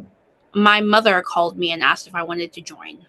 Oh, right on. Was she part of the? Was she one of the speakers earlier? Oops. No, but she knows like Leo and stuff, so Okay. yeah. I was very terrified because she never calls me. Like, not she doesn't call me. We text and stuff, so I was like so scared. Have you ever done like anything like this before, or is this like your first 24-hour Zoom event? I have not done anything like this, not talked like this, none of that stuff. Yeah. Yeah, it's pretty fun. We've been doing them for a couple of years now. Well, so what do you girls want to do when you grow? What kind of career path were you thinking about when you? Clowns. Yeah. Clowns. Have anything in Either that, or for me, like a school librarian, or a Yeah? teacher, like a children's teacher. I'd work in a museum otherwise. Yeah. Clown or work in a museum. Yeah, no, that's I love this. Yeah, well, books are amazing too. I definitely have like a deep connection to it. Like even going like I love used bookstores the best. Like that's just my favorite. But like that smell of like the old paper, like right when you walk in, like it just triggers something like ancient and like in my brain of just like this quest for knowledge and higher learning stuff. Yeah. No, I love it. I love it. It's I love definitely it. that's great. I would, I mean, that'd probably be a fun job working in a used bookstore. I would do that. Not for while you're working your way up to librarian, not permanently there, but Yeah. Like children's library in a school, I think. Oh, that would slap so hard. I Yeah. want to work at a children's museum. Because the vibes in a school library is kind of better than a regular library, just because it's so much more friendly and inviting. yeah. But yeah, Most of them. and most of them here. Most of them.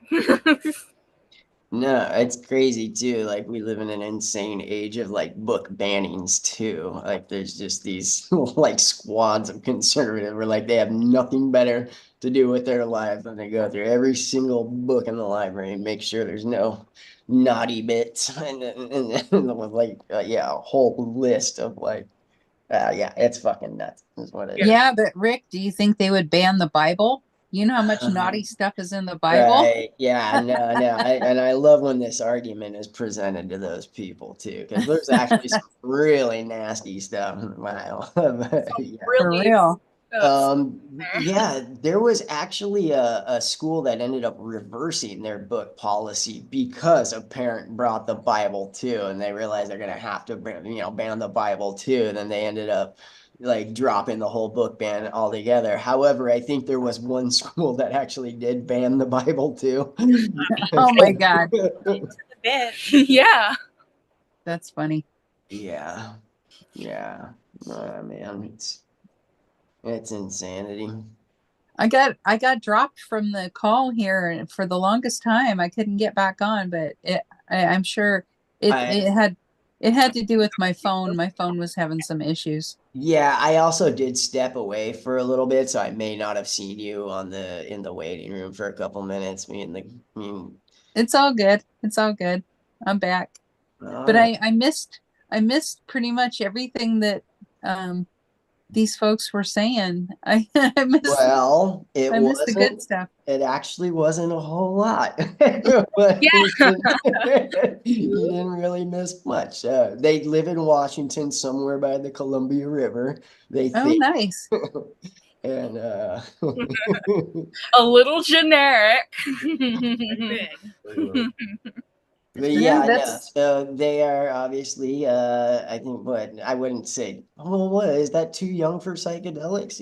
Like I remember I mean, at what point do you think there's like a too young age for like psychedelic therapy, Lynette? Like, I don't know. I'm not sure I would have been able to get a similar type of healing about it like if I were like in my 20s. Although when I was in my 20s, oh man, I had the craziest experience. I was maybe about like 26 years old.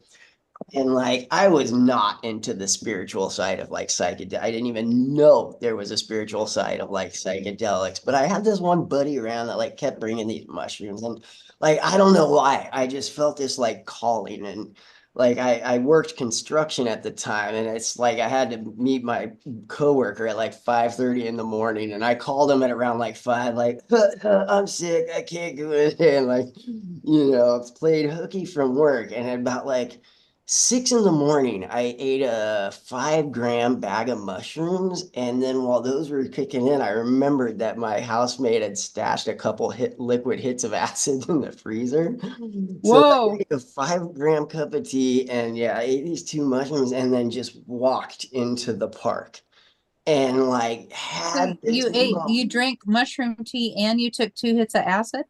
I didn't drink mushroom tea. I ate 5 grams of mushrooms. Like I just ate Oh, you ate them whole, huh? Yeah, I ate them whole and then did a couple hits of acid. And I like it was like like I was not worthy of this deep, profound spiritual experience that happened to me out in that park. Like I was actually kind of like a scummy dude at the time. Like I was like definitely like, dirtbag in my mid-20s. So I have no idea like why that day I decided to do that, or like why that day the universe decided to open up and let me have this like profound divine experience. But like I remember I didn't shut up about it for like a few months straight. It was every person I talked to, like, no, man, you don't understand. Like, I really, like you're not getting the like, the hugeness of what this all like, how profound it like, eventually my buddies are like, yeah, you told me about that fucking mushroom already.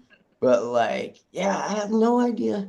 And then, kind of didn't do like say I was probably about like 26 when that happened, and then didn't try psychedelics again until I was like 42 or something. Was when I started doing the, kind of the more therapy side of it. So I'm not sure if I would have been able to go through the same therapeutic experience in Yeah, my I didn't do any psychedelics at all until I did I don't know if it was a couple of grams of mushrooms with my girlfriend back in like 1994-ish. I was probably maybe 30, 32, 33 years old maybe at the yeah, time.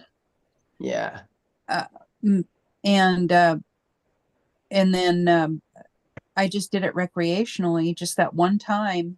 yeah, And all I could say was it was a profound experience, but I just thought it was so good, yeah, and I felt so amazing, and I felt so at one with the world and with nature, and I was in a park, right. and like every blade of grass was the most beautiful blade of grass I'd ever seen in my entire life. Everything just had Yeah, meaning. yeah, yeah, yeah. And I just realized it was so good. I didn't want to spoil the experience by doing it again. So I didn't do any psychedelics again until just 2 years ago when I was 58 years old. Yeah. That's how long I waited to have that experience again. But I did it Well, then because I needed relief from the debilitating depression I was dealing with, you right. know? And so I started taking the mushrooms for healing at that point, and I mean, Yeah. they've just made a huge difference in my life. I Well, mean, I weighed 100 pounds more oh, when I, wow. Yeah, that's amazing. That's amazing. yeah, I've So, lost a lot of weight. I eat a lot healthier, and I was drinking a lot back, when I was yeah. taking all those antidepressants, and I quit drinking. And well, I haven't quit completely. I'll have a little bit here and there, like a glass of wine a week or something, but I would just drink 2 bottles of wine in a night by myself before. That's, Yeah, I was a mess. so I noticed like sometime around 2002 or 2003, like the recipe for LSD was like lost.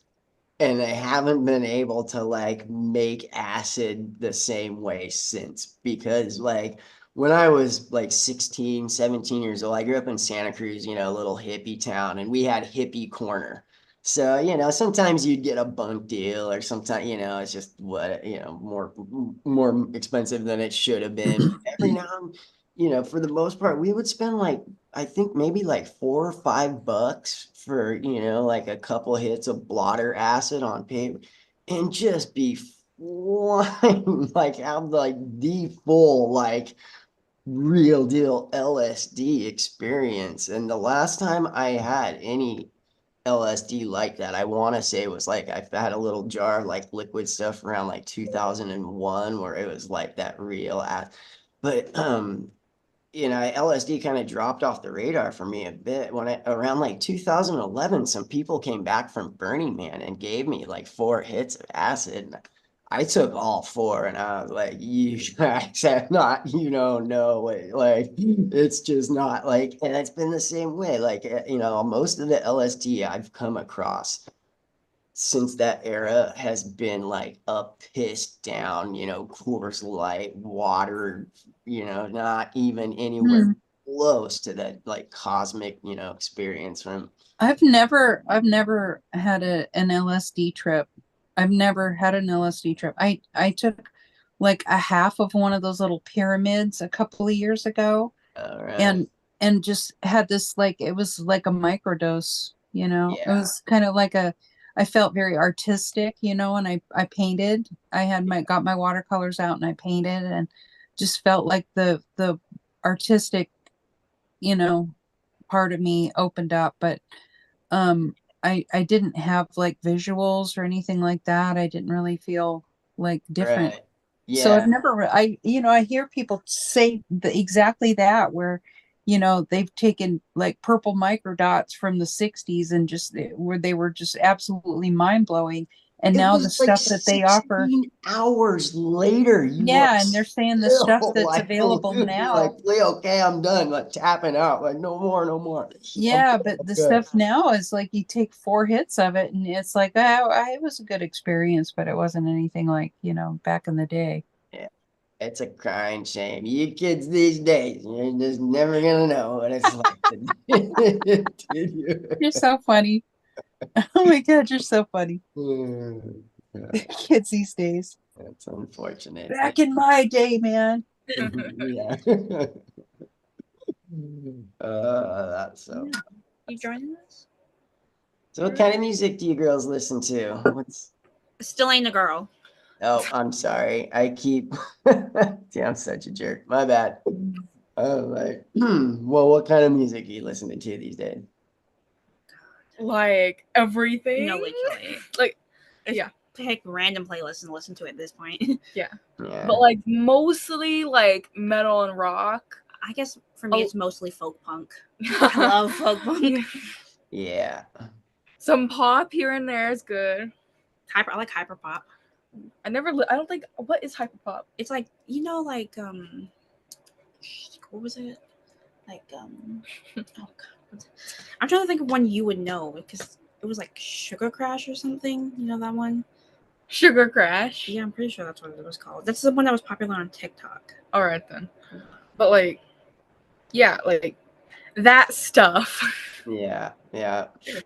So I've noticed it's become particularly toxic, the like conspiracy side of like TikTok, where it's, I mean, I've just heard some of the most absurd stuff about like back this like the eclipse this last summer. People were making these whole videos about like opening up these demonic portals and how it ties into all this numerology bullshit. And it's just like these little like, yeah, it was like a little 1 minute video of just like toxic shit that just like makes you dumber the more you expose yourself to it. And like Literally.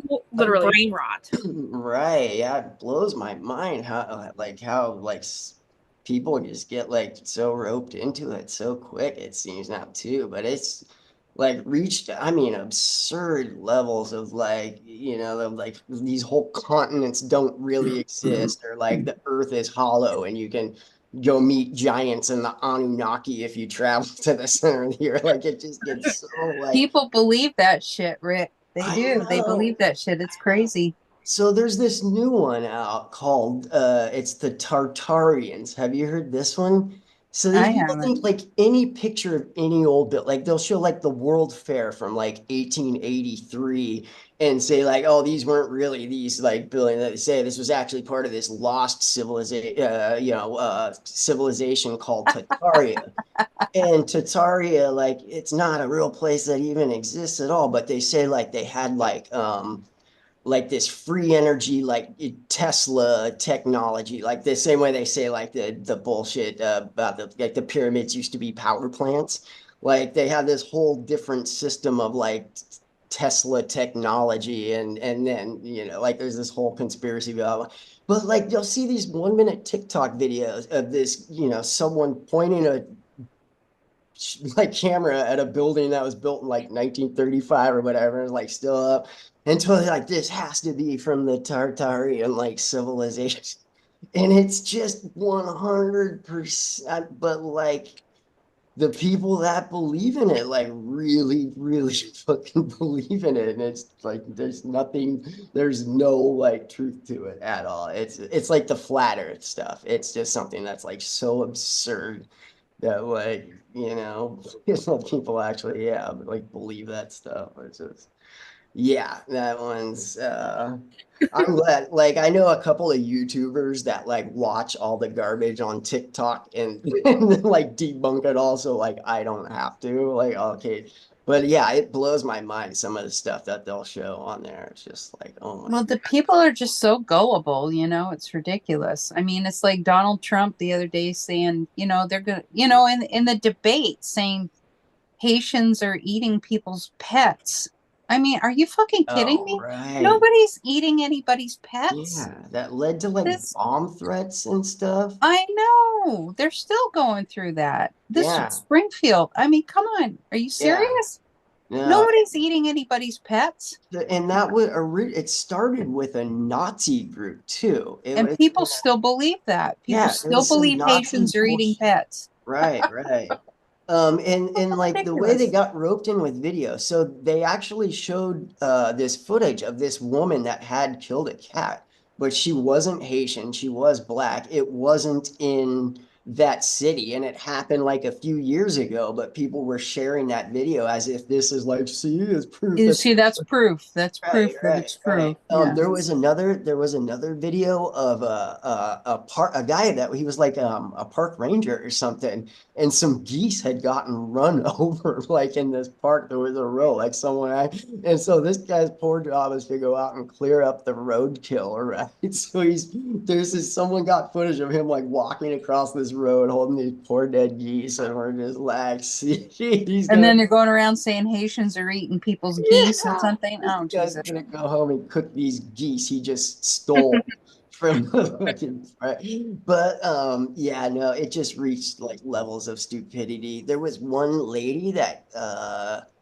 called in her cat had gone missing, and she blamed it on the neighbors and tried to, make a big old thing about it. And then her cat ended up like showing up a couple days later. But by then, like the media, yeah, no, it's that one. Yeah. Well, you're right. It's just like it doesn't take much these days. Like people, I Yeah, don't know. people are being to blame others. Yeah. Well, you remember Pizzagate, right? Where they were Right. saying Hillary Clinton had a Yeah. sex trafficking ring in the basement of a pizza parlor. At a And people building. actually went there with guns to stop Yeah, the whole one dude sex did. ring. The pizza parlor didn't even have a basement. I mean, Right, what the yeah. fuck? But they believe this shit because it's on the internet. Right. Yeah, that was one of the things that kicked off the QAnon thing too. That That's so shit, stupid.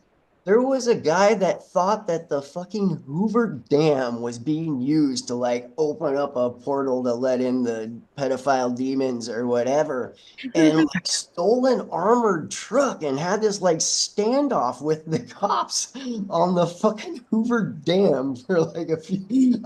There was a guy during COVID, a train conductor down in LA that drove the train off of the tracks because he was hoping that the train would run into they'd parked a ship they were using as an emergency medical center, to like have people kind of quarantine. They were like sending some sick people to this boat, and he thought whatever wackadoodle COVID stuff about this nefarious, oh, they're saying it's for the COVID, but really it's for some, I don't know, whatever wacky QAnon shit. This guy is a train conductor, and he deliberately drove the train off the tracks trying to hit this boat as part of like a QAnon experience. It's Conspiracy thing. Oh, yeah, God. yeah. Yeah, people are gullible, man. That's crazy how I much know. shit people believe just Right. because they see it on the internet. Yeah, and it's effective because like yeah, there was a guy that killed his two kids because he thought they were like reptilians, like they were gonna be part of the demon reptile race. I don't, yeah. Yeah. There's an old saying, I think it was Voltaire, like those that can get people to believe absurdities can also get them to commit atrocities. Oh yeah. You know what I mean? Like, Yep.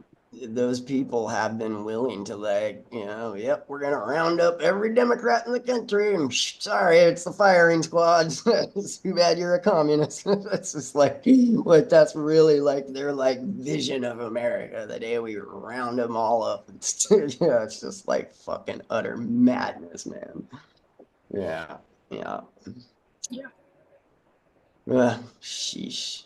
I mean, there's like always been problems in the world. I'm sure like any area you live in, we could like have this conversation about, God damn it, can you believe this bullshit, shit these days we gotta deal with. I think Well, probably, there's always going to be a scapegoat somewhere. Here in Seattle, it's always, the homeless people are causing all the problems, well, and there's like the separation of time too. Like people don't understand, like pre-1930, there was no such thing as a weekend. There was no such thing as overtime pay. Like, you slaved away in a coal mine or a sweatshop for like 18 hours a day for fucking pennies, right? And like they had armed guards on the wall to make sure like no union activists to get in to try and like spread some of that union stuff. I mean, there was like shootouts in the street over this. I mean, oh several yeah. bloodbaths with some of the strikes.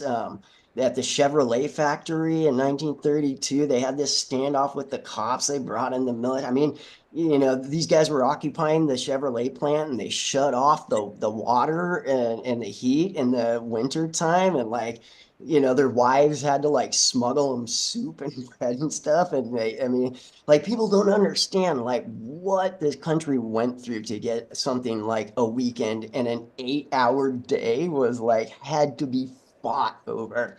And like, it just seems like every year we get separated from that. Like next generations like don't have like that same concept of like what we went to is why we see it already starting to come back, like with the union busting, that they'll shut down every Starbucks that tries to unionize. They'll find a way to fire all those people. Amazon, just they constantly like bombard their employees with anti-union like pamphlets and Well, mandatory. that comes full circle around to the LGBTQ situation, where nowadays it's funny because my niece, she's pansexual, and I've tried to explain to her back in 1982 I couldn't come out to my boss. Right. I couldn't tell my boss I was a lesbian, Yeah. or I would get fired, Right. and I would have no recourse because there weren't any laws that protected people of any kind of sexual orientation. You were straight, and you were going to marry a man, and you were going to have kids, and that's just the way it was back then. Right. And we're seeing it with like things like the Holocaust too. Like, all of the footage from the Holocaust is just like this ancient black and white, early like film and photos that like it seems like every year we get separated from the Holocaust. It's easier to just point at all those old gray photos and be like, oh, that's all fake. And Yeah. been Well, going like on. slavery. Have you ever read a Texas history Oh my book about God, slavery? migrant workers. Yeah, they made it sound like it was a jobs program. Yeah. Oh, look at all the skills that these black folks got Right. because we trained them on how to pick cotton. Yeah. It's No, like they didn't tell you the part about how they got whipped until within an inch of their life. yeah, no, they do that That's with not in the history books. they do that with the Holocaust too. They'll be like, oh, it wasn't really, like, they had soccer teams and swing bands and baseball. Okay, like, they make it sound like these people Make it had, sound like it's a country club like, or the something. camps weren't really like camps where they were like, yeah, where they were gassed to death or worked to death. Like, yeah, like it was like, right, yeah. It wasn't holiday camp. It was a goddamn torture chamber is what it was. Yeah. And it wasn't even just slavery or the Holocaust that people like these history books are leaving out or changing to fit their own narrative. it's also things like the massacres against the indigenous peoples as well. Amen. Absolutely. That is Yeah. so left out. It is so ridiculous. I mean, it goes right back to like Thanksgiving. Every time, Yeah. every Thanksgiving comes around, and I just want to laugh because it's such a joke, you know? Yeah. I literally read a part of a history book in school, like in like middle school, and it was like they were making out that like as native people were like friends with the colonizers, and that they were having like friendly discourse Right. over the land, and that the natives willingly gave over the land. Like, no, that's not what happened. Like, yep. It's not even close to what happened. Yeah. They were massacred. You know what, Lynette? It was a groundbreaking film. I don't, it's 1968, so it's quite old. Little Big Man with Oh Dustin my God. Hoffman. Yes, I love Like, that. With that was Dustin the Hoffman. Hollywood at that time had been like that noble cowboys versus Indians. They were the bad guys, we're the good guys, and like that was the first movie ever to show the indiscriminate slaughter of women and children Yeah. by like the cavalry. It was just like so groundbreaking in so many ways too. What made me think about that, I now that I'm because it does cover the gender stuff too. If you'll remember, it starts off they're kids, and he's got this older sister with him, and Right. and they get kidnapped by Indians, and she's sitting out there, they're like tied to some tree, and she's doing that like any minute now they're all gonna come out and have their way with me, right? And then it shows her sitting out on the rail, 1 second now, like she keeps saying like, oh, they're all gonna come out and like, and have their way, and then it finds out that they thought she was a boy. They didn't know she was a girl because she had this like masculine kind of like look to it. It's a funny movie. It's such a good movie. If Taylor and I don't have your name in front of me right now. Taylor and Machu Wahoo? Machu Wa'u. Machu Wahoo. Have you ever heard of the movie Little Big Man? Yeah, it definitely sounds like something my grandma would have put on for us. I haven't. Yeah, it's a good one if you get a chance. It's really good. It's an Yeah, older movie. It's probably made back in the 70s, I right. would say. Yeah. And it really seems like they had to like the atrocities it shows about like what happened to the Native Americans, the way they kind of weave it into what's overall a comedy too, was this very like I say if they would have like made it kind of this like heavyweight like Oscar type historical drama, there's no way they would have let those scenes in there of like, Oh yeah, there's no way.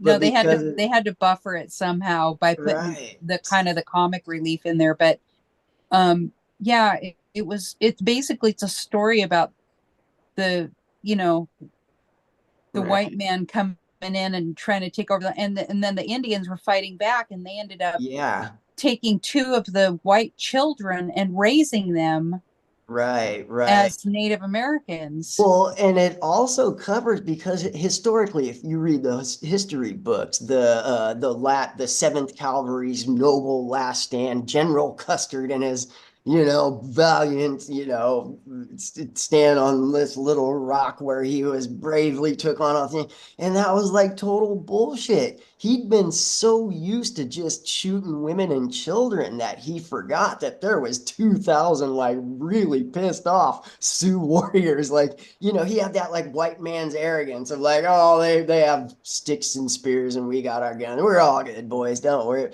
So it was just really, but like, yeah, they make him just this like pompous, arrogant ass that blunders his whole like platoon into this, war party, which is actually what really happened. It wasn't some valiant, noble last nothing. It was an arrogant white guy that thought, his white man's culture would win him in every battle, and it clearly that was not the case. But they do a good job of just making him like a fucking dumbass too. It's good stuff.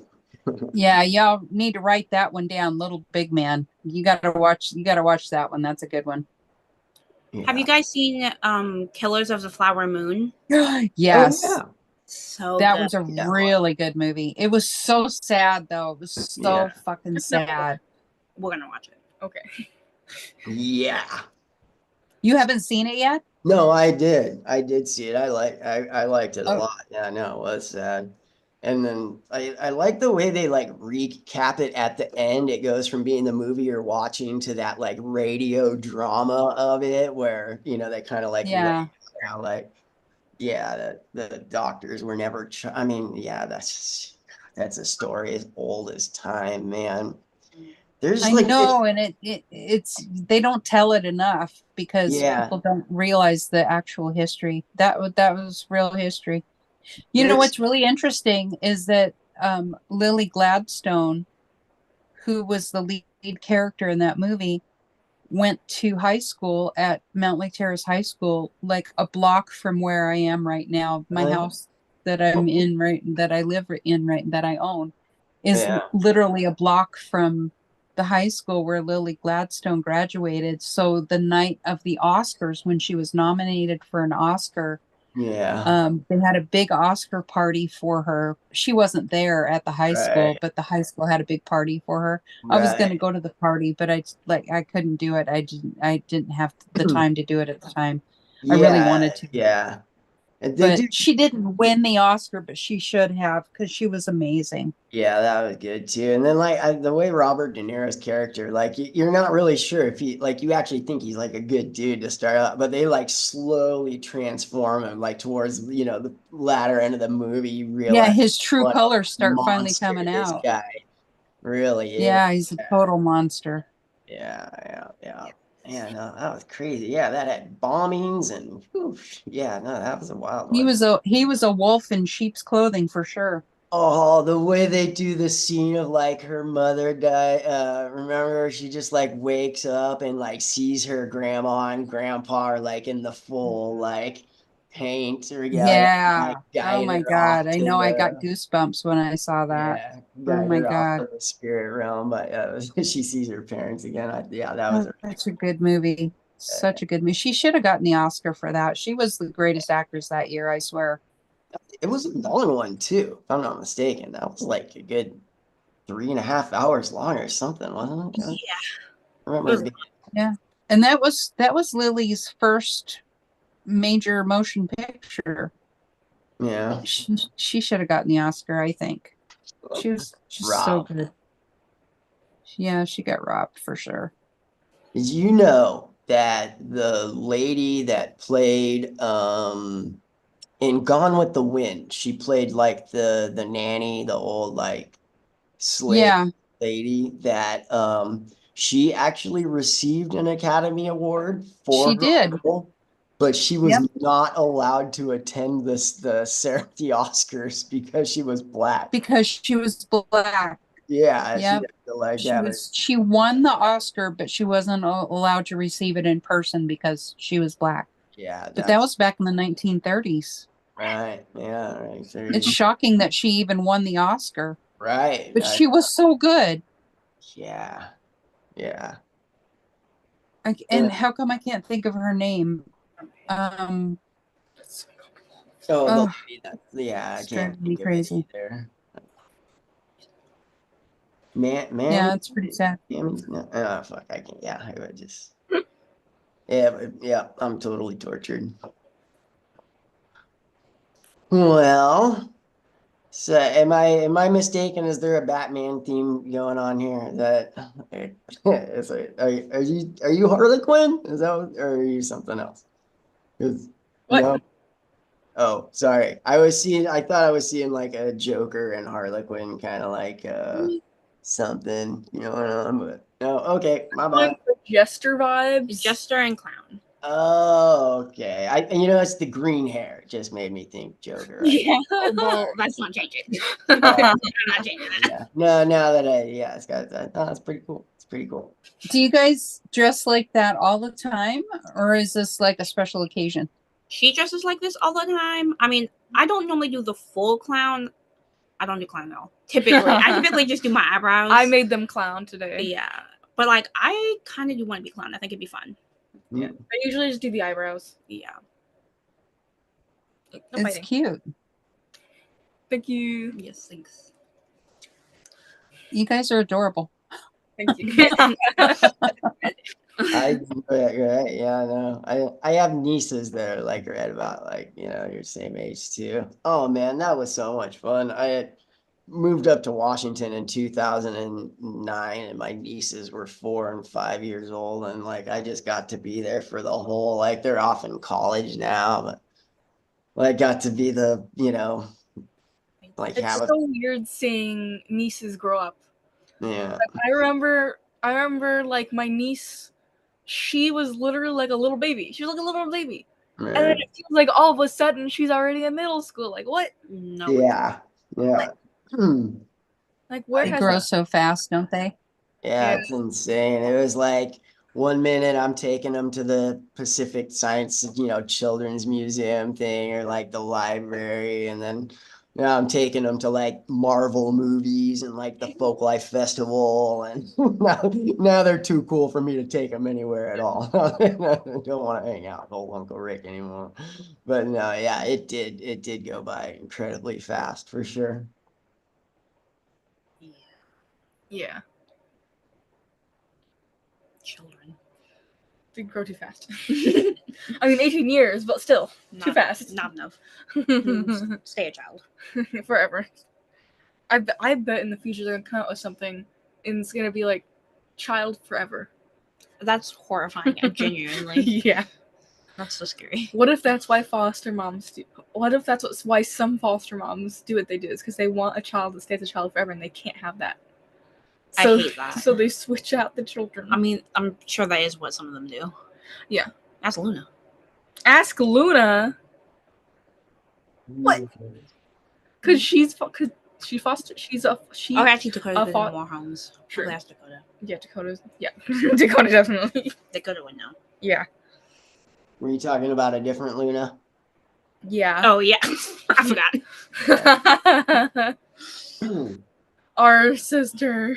Oh, you have a sister named Luna? We have too many siblings. Yeah. Yeah. Yeah. We're a lightsaber. Yeah, I know. My baby. I love this thing so much. It's right. My favorite. I spent $150 on this thing. My cousin Leo has like 3 or 4 lightsabers, and we do lightsaber fights all the time. I know, it's so cool. You can actually do like heavy dueling with them these days. Like they're built to get beat up pretty good. And he has one that you can make into a double-sided lightsaber just by twisting them together, the ends. Yeah. No, it's pretty. I mean, I already have a lightsaber, but I often find myself like scrolling through like new, cooler lightsabers online. Like I get pulled into it, but yeah, I do a lot of. There's just so much rats. It's just too expensive, though. You know what I mean? Like the really, really, really cool lightsabers are like $400 or $500 right now, which is just like, yeah, I don't quite have that much money, but they are super freaking cool. I dig it. That was the siblings. What? All one for all the siblings. Sibling lightsaber fight. Yeah. Do they have enough colors? They have a lot of colors. But do they have enough? Not 12 colors. Okay. I don't think they have 12 colors. Kind of flick then. Someone's gonna have to repeat. is so you two are also taking up the 4 a.m. hour? Yep, because there's 2 of us. Just as much not talking. we literally are like normally we yaps no problem. Yeah, we have no qualifications to be here. Right. To be moderating or What like did you think you were gonna say? Like you had to have been like, oh, I get my own hour. I'm gonna say, what was it? Well, you had to have had some idea of what you would say when you were gonna get here. Not even a little. Here's the thing. Normally, we can talk no problem for hours between each other, at least. Yeah, so we're like, it'll be fine, and then we're here. I'm like, wait a minute, we have to talk to other people. Oops. Yeah. That's okay. You two can talk amongst yourselves and we'll just sit and watch. I don't know. I've been yakking for the last 4 hours straight. So And that's fine. We love it. We I'm love starting to hit my. like being yappers. Yeah, we're tired. We've been doing this for a few hours. Well, You guys take technically, over. Just talk amongst yourselves. oh What are man, your plans for the rest of the weekend and that kind of stuff?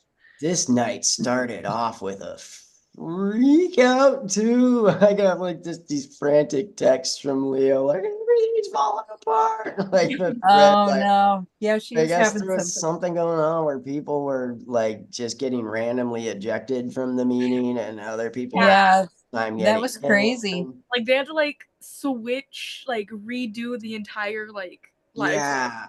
I thought I thought I had found a fix like online. Like I was frantically reading through all these Google and like Reddit threads about, like these type of things right there. And so there Was was that something the I wanted to try before we like switched things that I didn't get a chance to.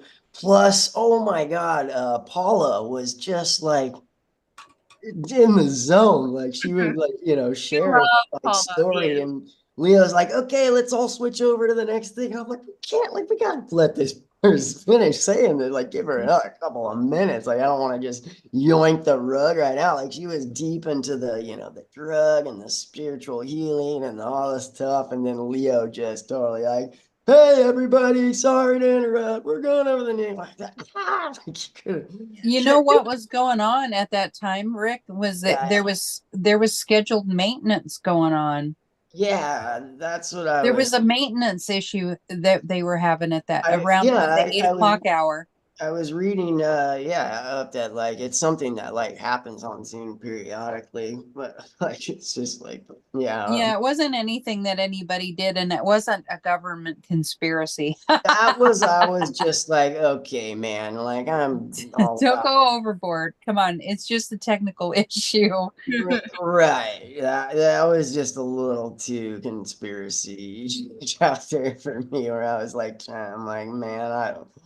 Like, Yeah, we got it we're- resolved though. We got Yeah, back on yeah. track. That was Well, pretty cool. and I guess there were like some Palestinian like protest groups where Zoom had like shut them down. I guess China at some point had some shit about Tiananmen Square like shut down. So I don't know if we're our little psychedelic community is doing enough activism to where we would draw the attention of yeah, I mean, I guess it's possible. Yeah, it seems more like it was just some technical glitches. It'd be nice if we got to the level where people actually cared, wouldn't it? Right, yeah. Yeah, I mean, I'm sure we'll get there eventually. It's a slow roll right now trying to get people active, you know? Right. Yeah, I know.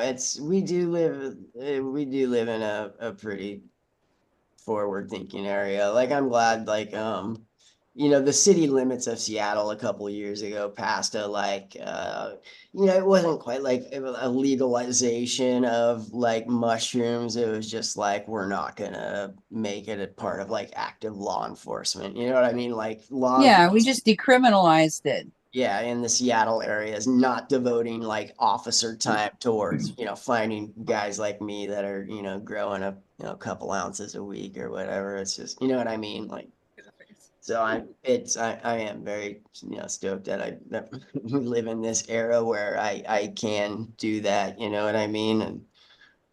And, that's what like especially sometimes I have the same like dreadful thoughts like, oh dear God, what if Trump does like get elected? Like, am I gonna be able to live this type of lifestyle that I am right now in 2 years under that, like government? Like that's what I'm like, man, that's probably when they are gonna start like trying to find guys like me. But Yeah, try being a woman of childbearing age. Imagine how that would be. just Handmaid's Tale. Like Yeah, seriously. Did you ever see that it seems like a documentary. I feel like we're living it as a documentary right now. yeah, the series. I read the book too. Did you read the book? Yeah. It's pretty intense, man. Yeah. Yeah, damn, man, it really does. Fuck. Guys don't even know what to say. Taylor and Machu, have you seen The Handmaid's Tale? I've heard of it. I've seen some of it. I Oh man. understand what it's about. If you haven't watched it, you have to watch it. It's like looking into our future if Donald Trump becomes president and Project 2025 actually becomes a reality. That's A Handmaid's Tale. That is it right there. Well, Yeah. there's a different the only other concept that kind of makes it almost like sci-fi or alternative universe too is that they're living in an age where mysteriously people weren't making babies anymore. They don't know if it was the chemicals in the air or the climate change or solar radiation, but for whatever reason, like the birth rate drops down to like nearly zero. And so that's right. Isn't that what's going on? Like in the Yeah, that's exactly it. Yeah, they don't know like what caused the issue with the birth rate, but right. suddenly women couldn't have babies, but those women who could bear children Right.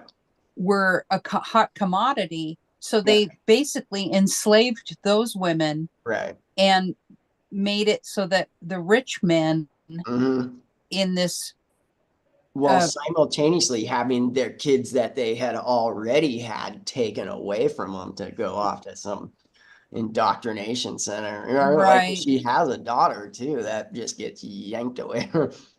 Yeah. Yeah, it's really but they it's hard to basically watch. just give the children to the rich people. Yeah. And make it so that the rich men and with their wives they can have a surrogate mother basically so that they can produce children. And but it's all under the guise of being a religious the whole religion Christian part of it is nationalism. what's really creepy. Yeah, this mythological idea that like the founding fathers had always intended for this to be a Christian nation and that the Ten Commandments were actually, or the Constitution was actually based off of the Ten Commandments. And I mean, it's just like absolutely not true. Like they talk about like we're going to move the country to Christian nationalism, not like we're ending America, like we're restoring it to its original glory. Christian nationalist basic. And it's all, you know, it's like Hitler and the Atlantean like supermen that, you know, that it's a similar type of like it's based off a lie. Like everything's based off of a lie. You know what I mean? Yeah, it's fucking It's super scary, but it just almost feels like a reality at this point. well, especially with the Supreme Court is just so obviously like put there now to it's not a legit institution. They're not rational people making rational decisions based off of anything. It's just a straight up like pro corporate, you know, pro absolutely Christian nationalist, like yeah, rolling back civil rights. I mean, it's yeah, like there needs to be something done. And there it's a lifetime position and the amount of power that they have, it's just and the ones doing it, I mean, you got Clarence Thomas in there that I mean, oh my God, he's a black man. It's like wow. Yeah, and billionaires are just allowed to like butter them up with lavish gifts and vacations and yachts, and RVs, and I'll put your kid through the finest colleges, but you need to vote for these. Yeah, it's definitely pay for play in the Supreme Court at this point. I mean, it's not a legitimate institution anymore. No. And it makes you wonder if it ever really was, you know. It seemed like it was for a few years. And it's so because that's one of their like talking points is like, oh, if the Democrats get elected, they're gonna pack the court. But it's like you motherfuckers got elected and you packed the court. It's like, way fucking packed and it's way lopsided the wrong direction. Unpack the court. How about we do that? Yeah, exactly. Oh man, like no, that was Mitch McConnell with just rubber stamping. Handpicked 30-year-old people that had never done a trial in their life, just some radical, you know, 30-year-old nut job fresh out. When Brett Kavanaugh got in there, that's when I knew we were fucked. I mean, it given was a like lifetime appointment. You know what I unbelievable. mean? Just because they are just like, hell yeah, I'll end abortion. Fuck, it's just like, yeah, but that was Mitch McConnell held Oh, up all totally. of those judge positions for Obama's like term, and then there was 200 and something seats to fill by the time Trump got elected, and the Senate was just, that's basically all they did was just rubber stamp these full lifetime positions for judges all over the country. So Yeah.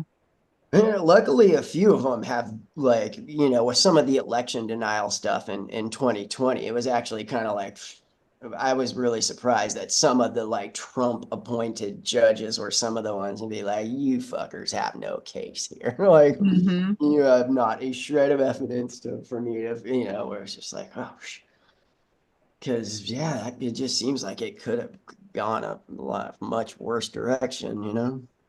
Yeah, it's already gone pretty bad. Well, what's her name? Judge Hannon or something. There is one Trump appointed judge in Florida that has been able to get like a lot of these trials delayed and stuff. Like, it's just so obvious that she's like there to like make sure he, gets gets immunity, doesn't suffer any consequences at all. There's, Mm. a whole bunch of like, right now, like people like trying to get her removed because clearly she's like biased and like she's able to postpone a lot of the like legal action against him for the January 6th stuff. She's been able to, so yeah, it's just fuck, man. Yeah, it's definitely not right. There's no integrity there for sure. No, and it's just like, it's so crazy that like she can't not be got rid of. Like, they can't just be like, well, obviously this lady sucks, we'll get her the fuck out of there. Like, she's just like, no, I'm gonna stay here and suck. Like, that's just like, there's nothing you can, it's like nobody can fire her. She's there for fucking life, dude. It's just Mm. it's not, it doesn't, it's no good. No good. No good can come from that. No. Yeah, I feel like there should be limits on how long people can like Right. hold that position. I Yeah. think the Supreme Court, maybe 6 years, it would be long enough, and then get the fuck out and let some other people do it, Same for Congress and senators too. Oh, yeah. That they're only allowed to Branch of the serve. government, really. Yeah, like they should have term limits too. Because I mean, look No, I at guys agree. like Ted Cruz has been elected like 6 different times. And like, there's so many people there that have been there for a long time and have been placed there to make sure nothing happens. That our government, that body of government is rendered like inert and useless, and it's just, yeah, it sucks. It sucks. Yeah, but it would help if people would actually vote in somebody or vote out people like him, Right. vote him out. Get rid of Mitch McConnell, get rid of Ted Cruz. No, and it's been since like 2008, I want to say, the way the like money system is set up, like if you're a Republican and you acknowledge climate change, you will not get any money. Not a Right. dime will be sent to your campaign. And this has been going on since at least like 2010 is probably the last time a Republican like openly acknowledged like, yeah, we should probably do something about climate change. Every single one of them has in some way been bought off by big oil to go out there and say, Oh, yeah. a bunch of liberal hooey, and that's just like, absolutely, like, As Florida sinks into the ocean, right. with their goddamn monsoons and My God, right. hurricanes and shit they go through all the time, you'd think they'd be in a panic. But no, they just deny it. They just deny climate change is real. No. It's so mind-blowing that Isn't like, it? you know what? And this is just something I like think about. I'm not saying it's like true or nothing, but there was a comet that like zipped past us in like 2021, I think. and it's gonna go out in the like orbit, it's gonna like loop back and start heading back towards the sun. And it's supposed to come so close to us that it's gonna pass between the surface of the Earth and geostationary like satellites that we have out. Like it's gonna be in a in the sense of like the solar system, it's buzzing right by us. But I was like wondering, like, what if they're like there's like they actually know it's gonna like strike Earth and like cause this like nuclear winter that goes on, and so like because all the billionaires are building these underground bunkers, it's I insane. know. They're throwing I've been billions looking of at those dollars. underground bunkers, It's like man. these 5-star hotels where they can just live down there in Yeah. luxury and lavish decadence with all their servants and everything they need to like get them through a couple hundred years of needing to live underground. Like, I wonder if they actually know that that comet's gonna, hit the Earth, but they're not telling the rest of us, and which is why it's like, well, which would be explain like why they're like, why do something about fucking climate change? What comet's gonna hit in a few? Like, I don't think that's actually the case. I'm sure there's like astronomers that would have figured it out by now, but it seems like there's something like that, like there's a reason where like, let's hit the gas pedal instead of the brakes because nothing fucking matters. Like, that's what it like seems like sometimes. Yeah, but I think it's just blind ignorance is what it is. I mean, people just don't want to believe science. They don't want to believe, you know, Reason, logic. yeah. It's too hard to use your brain. So, well, yeah, it's just doesn't make I mean, like you see the satellite shots of like the glaciers in Alaska and Greenland and like what they looked like just a couple fucking decades ago. Like it's there's no like how could you look at that and just see like the Arctic fucking melt right in front of your eyes and be like, no, I think we're gonna be it's just I don't fucking understand it at all. It's funny. You got people like Elon Musk coming along saying, making electric cars and investing in solar plants and trying to actually make a difference in the world as far as the climate goes. Right. And then, he's the richest man on earth now, I think, isn't he? Elon? Yeah. And there a lot of it was like when he said like Tesla, by the year da da da da da is gonna be 40% solar or some type of green energy. It was all a lie. It's all tapped into the same coal diesel burning electric grid that runs. It's not really like that was mostly just like smoke and mirrors and shit. Yeah. But then it's funny because you got Boeing, their Starliner or whatever, they fucked up so bad that they had to leave the astronauts up there in the space station. They Oh can't my even come God. home after they're supposed to be there a week, and they're gonna have to be there like 7 months or Like 8 months or some February shit. or something. Yeah. And guess who's gonna get them home? Elon Musk. Uh, He's gonna fly them home in one of his spaceships. That's They, not gonna leave there. they trust him more than they trust the Boeing plane that got him out there, or the Boeing spaceship that got him out there. sad state of affairs. Isn't it? That guy is a freaking sucks. God damn, dude. I can't believe the world's like richest fucking the guy tries to pat like, oh, I'm the real life Tony Stark. And this idiot's like just sharing the dumbest shit on Twitter about like the Jews and like it's just fucking it's just like what the fuck is going on? And Donald Trump and crypto and there's some really odd stuff going on with that guy for sure. Yeah. It's just like that need for like attention and validation. Like I just so badly need them all to like. There was a few months ago, Dave Chappelle was doing a set in San Francisco, the stand-up comedy guy, and I love that guy.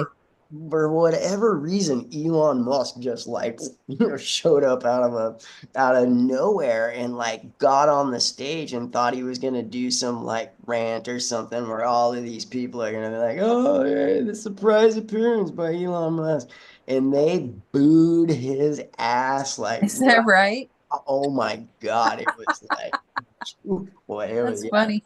it was super cringy, but like, yeah, there's like a select few of idiots still left that like think he's some fucking, Thomas Edison wizard or something like that, I I guess. was watching a documentary about him called The Cult of Elon or something like that. Yeah, you should see that. That's exactly what you're talking about. I mean, there's some people that just believe that he's God, he's the be all end all.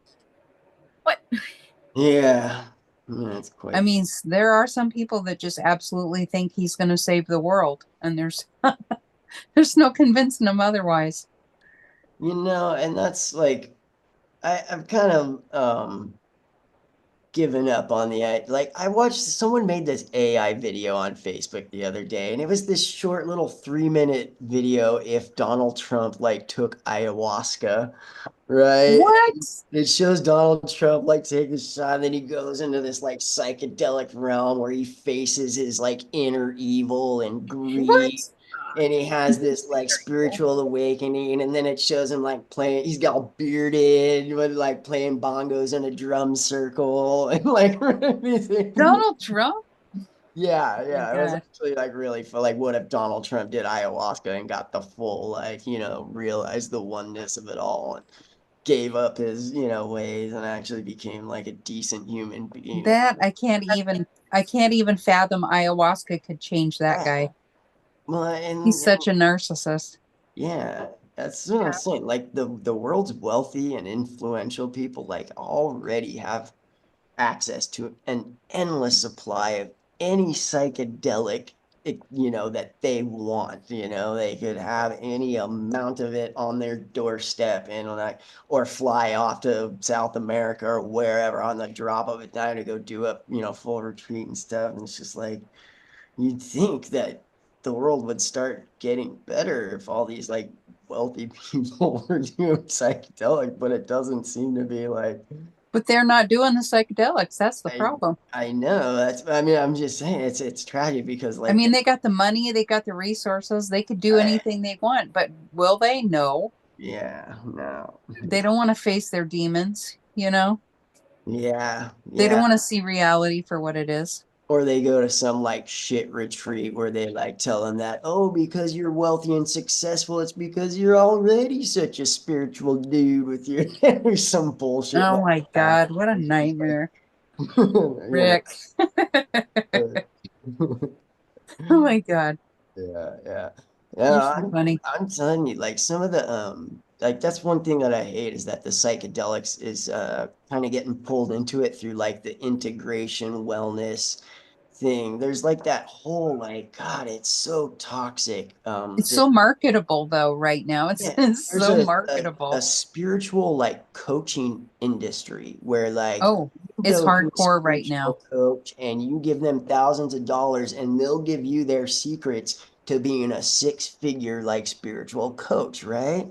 And they've been telling them like, live this life of abundance. Like this is how you manifest wealth. You just go out and pretend you're wealthy, max out your credit cards on, fancy hairdos and fancy restaurants, and you pretending that you're wealthy will eventually manifest real wealth. And once you become Yeah, it's like that movie, The Secret. Did you ever see that movie, The right, Secret? yeah, That's yeah, exactly what it is. It's but bullshit, man. and it's right. It's a freaking multi, one of those like pyramid Ponzi It's schemes like at Tony Robbins going around telling everybody you can just do whatever you want to do, just right, be whatever right. you want to be.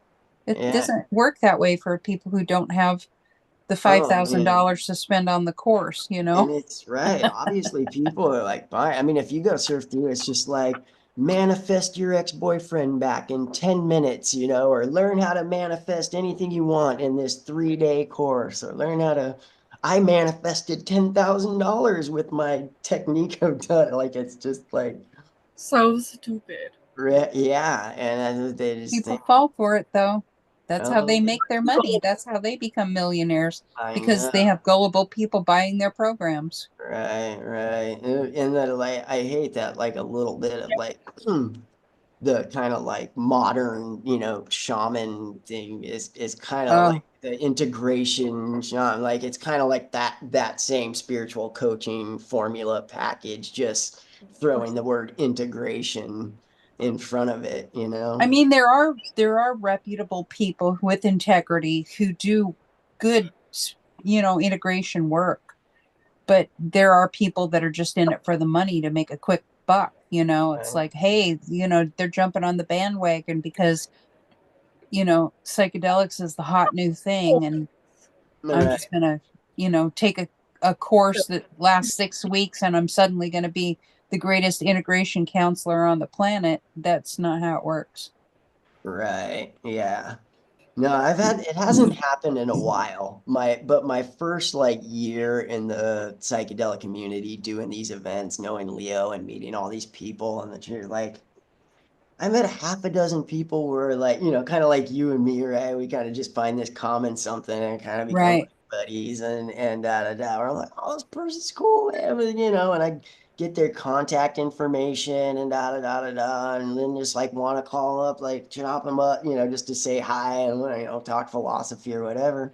And they send me like their PayPal information, and I swear, and want like $150 an hour to like What? talk about this. Has happened to me about like 6 different times where like Oh yeah, shit. Oh, hold on, Rick. I forgot to send you my invoice for being my friend, right? my schedule. Let me send you my Venmo information and you can send me some money. How about that? Yeah. Yeah, that That's happened. crazy. Uri did that to me. Christina Castleberry. What? Mishu, she was on here earlier. Yeah, it's just that we're like, it hasn't happened in a while though. So I think there was a minute there where it was just like such a quick money making scheme. Like, boom, you open up this website, you got these people, you're data, like where a lot of people thought cuddling. I know that was one for a while too. Like, not only am I like a psychedelic integration something, but I also like cuddle with you for that For was money? Oh yeah. I was like, I remember no, there's like an actual job, like a professional color. yeah. I mean, I'm sure I'm not, I don't know. But like, no, I wouldn't like pay someone a single dime to like get their freaking opinion on psychedelics. Like I no. just Go online. I wouldn't. think Yeah. I think it would be really cool, Rick, if you and I got together and taught a class on how to grow mushrooms. And we don't even have to grow psychedelic mushrooms. You just can grow mushrooms. You could just teach a class on how to grow mushrooms. We could make Like pretty good money doing that. Yeah. Oh man, like there's just like probably people that are like already there. You know what I mean? Oh, Like, there are people, but they don't. I've seen They're a lot. Most of them are in other countries, I think, I bought them a few that times teach before that. mushroom Pluck it, cultivation. cut them after that. It's like I don't know like what I'd be because like I learned everything off of YouTube vids, right? Hey, Or like message or through friends. Yeah. right. Like any information, I would be like, oh yeah, sure, dude, give me da da da, and I'll teach you how to this and that. Like all that information, like I attained for free. So, like, I got, you know what I mean? Like, it's just information that's already, like I learned a lot from the Shroomery message boards, Reddit message boards, like any problem you run into in mycology, you can hop on the Googles or a few message boards and hear what all these other mycologists across the country are saying about whatever issue you're, having, and try out all these different, oh, I tried this, I tried that. They all share pictures of their full like setup and stuff. So I don't know if it would be actually like good enough. It's marketable. It's marketable. Yeah, maybe someday. I was thinking about setting up a Twitch stream, maybe like when I'm doing agar work, just kind of maybe someone wants to watch me. It's weird about some of the stuff that people do on Twitch, like I have a buddy, he builds, you know, the wooden dummies that like Wing Chun Kung Fu guys. It's like that log with a couple posts coming off of it. And Yeah. guys learn how to do all that, like, you know, like he builds those. Yeah, that's cool. He's frozen. I was thinking about setting one of those up for doing like mycology. Yeah, you know, just a mycology 101 class, you know, would be it'd be it's marketable. I know that people do teach how to grow mushrooms. Some people do it like in a series. Like I think when Leo had that space set up in Pioneer Square, she had someone out there that was a mycologist, and he's had like 3 or 4 courses. And the first course would be how to, you know, set up how to prepare the grains, and then you would inoculate the grains, and then the next course you'd bring your mushrooms back, and of course it would be like oyster mushrooms or something like that, where it's easy to grow, but you learn the skills to grow your own mushrooms and how to be sterile and all that kind of stuff, and then you know, and then you got your fruits at the end, and you can enjoy a really nice meal, right? So Who doesn't like the texture of mushrooms? Yeah. It's an acquired taste, I think, for sure. Well, the kind of mushrooms we're talking about, Yeah, they don't taste very good at all. But you know what? That you don't eat them for the taste; you eat them for the all right, the effect. Yeah, I know, I'm just talking about like mushrooms in like general. I'll be right back. Yeah. Because like, you know, some of the most common mushrooms are like the ones you'll see in the grocery store, and those you can grow those pretty easy, since they grow. Yeah, they grow really well in like compost and stuff like that. Yeah. And I just don't like the texture of mushrooms in like my foods and stuff. Like, yeah, I mean, I just a lot of people don't. A lot of people don't. Mushrooms do look cool though. I would grow mushrooms just for the aesthetic. You know what's? I'll tell you what's fun about growing mushrooms is it's not like growing. It's not like dropping a seed into some dirt and pouring water on it. Mushrooms have a whole different way of growing. The thing that you're growing is actually the mycelium, and the mushrooms are actually just the fruit from the mycelium. It's like growing a tree in a bag or a box. It's the coolest thing. And then when the mushrooms grow, when the actual fruits start to appear, they grow so fast, and it's so exciting to watch them, because you'll look at them and like 2 hours later they're twice as big, and you're like, whoa, what the fuck? really Oh my love God. the science behind mushrooms. Me too. I really like mycelium, like how far it stretches and all that stuff. I'm obsessed. And it connects everything. Yeah.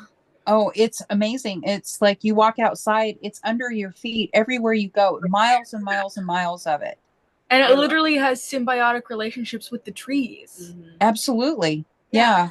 I used to live in Lake City, and in the house that I rented for like 10 years, there was a pine tree, a Scotch pine in the front yard, and there was a mycelium network of fly agaric mushrooms, the red ones with the little white dots. Oh, yeah. And some of the tops of those fly agarics would be about a foot round. Huge mushrooms. There was one of those near our school when I was still in school.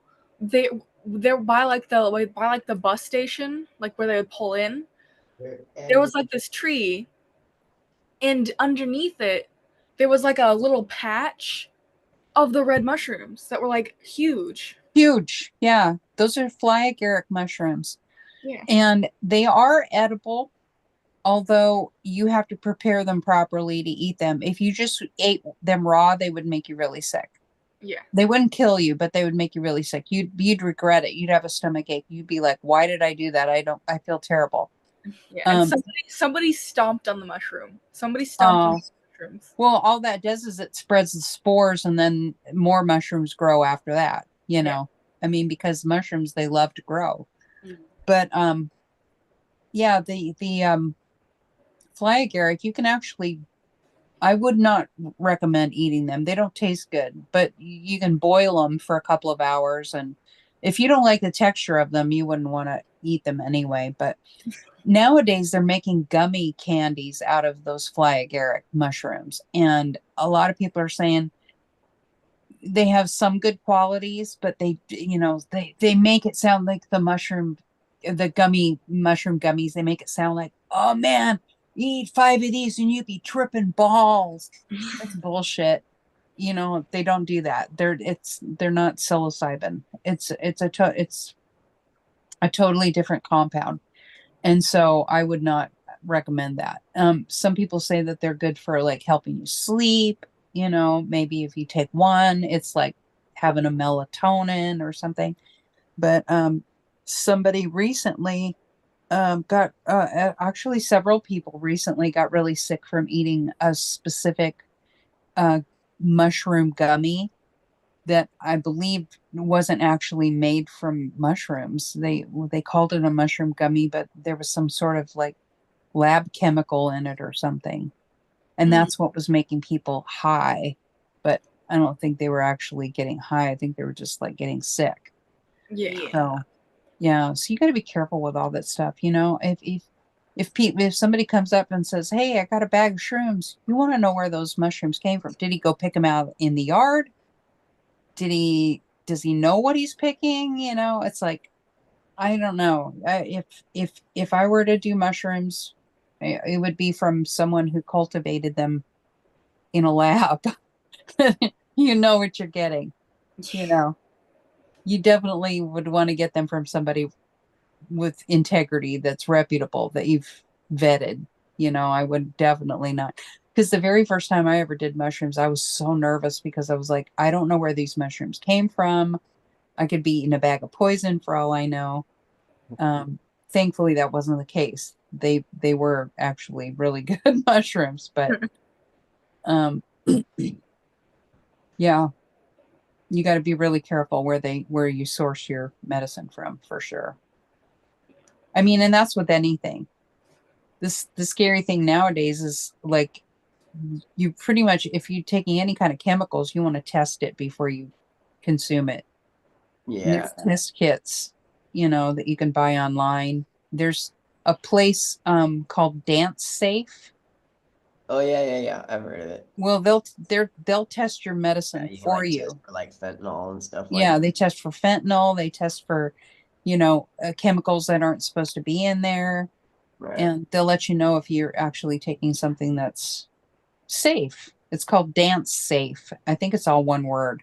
Yeah. Dance Safe. I've heard of it. Yeah.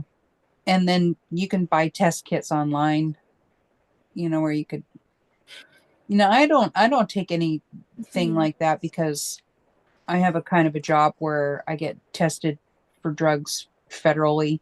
It's a federal test and it's random. So like they could call me in Monday and say, "Hey, you're going to go get tested." Okay. Better not be anything in your system.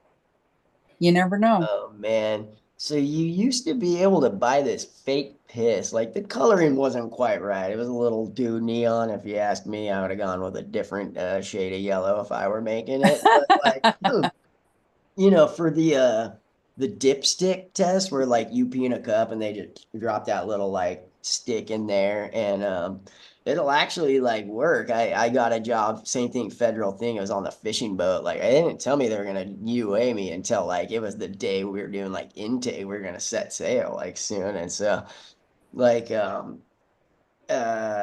just in case, I think I got drug tested, I'd bought in some like fake piss, and then sure as shit they're like, all right, you're up to the thing. And I was like, first of all, I was really glad I brought the fake piss, and it totally like worked. But then I tried to get another job where you send it off to a lab, and that did not work. It came back, you get one inconclusive results where it just came back and they're like, I mean, the people at the lab know it's fake piss, but it goes in there under inconclusive, and if you get two of those in a row, you're toast. So I actually had to find a buddy that didn't smoke weed, have him piss in a freaking water bottle.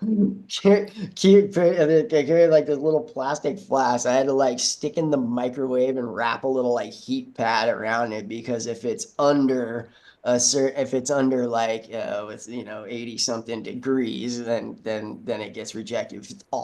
If it's over 100 degrees, they'll get flagged. And I went in there and I watched her write down the temperature, and it was exactly 100 degrees. I came that 1 degree away from not being able to get that job. Oh my God. What a nightmare. Yeah. Yeah, for fucking weed too. Like that's just like, yeah, right. Yeah, I know. It's so silly. I want to go die right now. I'm so Right. tired. Damn. Yeah, sometimes I'll go in for the random test and then I'll be like, okay, well, where's the cup? And they're like, oh, well, you don't have to pee in a cup. You just have to blow in this, thing. So sometimes they just test you for alcohol. If you have any alcohol in your breath at all, Oh, right. Yeah.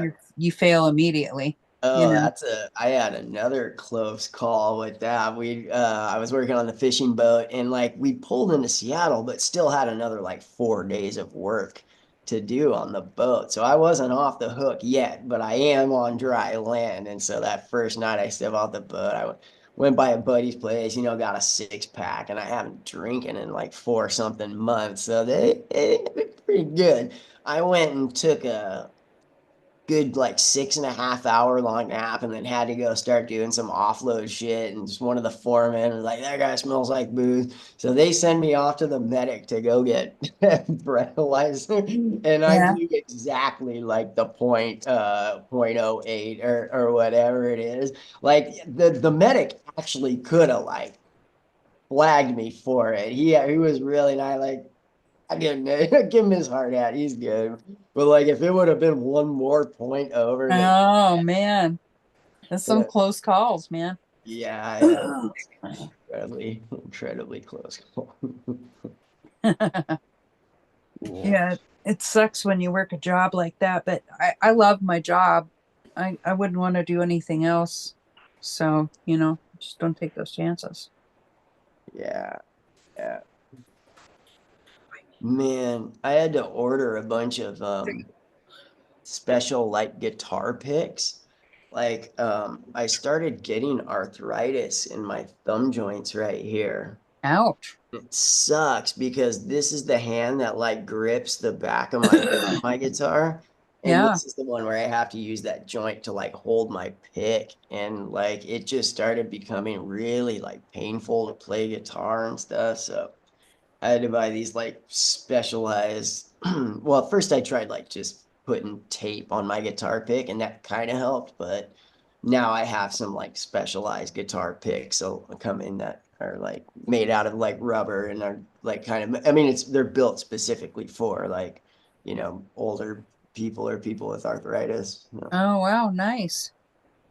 Yeah, I get to try those out next week, hopefully, because man, I got a band going right now with my kid brother and this other dude playing bass, and it's like we're on to something, you know what I Oh mean? yeah? You got Yeah. some gigs lined up yet? Not like we got a last minute surprise gig at a pub in Kenmore last Sunday, and so they let us do like a, I don't know, 20-minute set, maybe like 4 songs or something. Oh cool. And What pub was it? It's called like the 924 Tap Room Oh in yeah, Kenmore, something like On that. Bothell Everett Highway or Yeah, 522? Yeah. yeah, they got that. Yeah, we just like, dude, it was actually very well received. I was like, Oh dude, well let me know next time you got a gig. I'll come out and watch you do your thing. okay, yeah, we've done a couple house parties over this last summer. We played Eric Swenson's party, and I was gonna go to a couple of different parties he had at his house and I couldn't make it. I work nights, so it's really hard for me to be able to make it to some of these events, right. Yeah, you played a gig at that one house party up in Everett that I went Oh to. yeah. I didn't even know that you were in that band. I didn't know you then. Yeah, that was a fun party. I'm only the lead singer. thought we were watching. There were two bands there. Right. There was one on the porch, and then your band was in the living room, right? Yeah. That was a hell of a party. That was a super fun party. That was a winner for sure. For sure. Oh, Like any unless you count like school parties. School dance. Party ever. We're gonna change that. Let's go to a golf club. 2018. Turn 18. Let's go. I'm just gonna check the schedule real quick, see who's coming on it. yeah, that party that we're talking about was very psychedelics oriented, and it was really cool. I mean, there were people like giving talks on picking mushrooms and just like bands playing. There was a food truck, and everybody was just super cool, super sweet people. Lots of really good conversations. There was like a big silver platter in the living room that had like 3 or 4 ounces of mushrooms dumped out on it, where like you could just like, I went by and just like grab a little nibble here, grab a little nibble there. Yeah, I saw that tray of mushrooms, man. I'd never done the like psychedelic dance thing too, but like, yeah, man, I got a few mushrooms in me and went out and hit that dance floor. And I was like, just post breakup too. Like I just a lot, Oh, was it? Yeah, I was. Yeah, there were fire spinners out there and everything. But we had so much fun that night. Yeah. I had some friends of mine who also another friend of mine who grows mushrooms was there. I invited him and his fiance at the time. They ended up getting married after that, but Hey, fucking excuse you. they came with a couple of their friends. Not true? Is it not true? Well, I don't know actually, but I have less hair, so I'm less likely to catch on fire.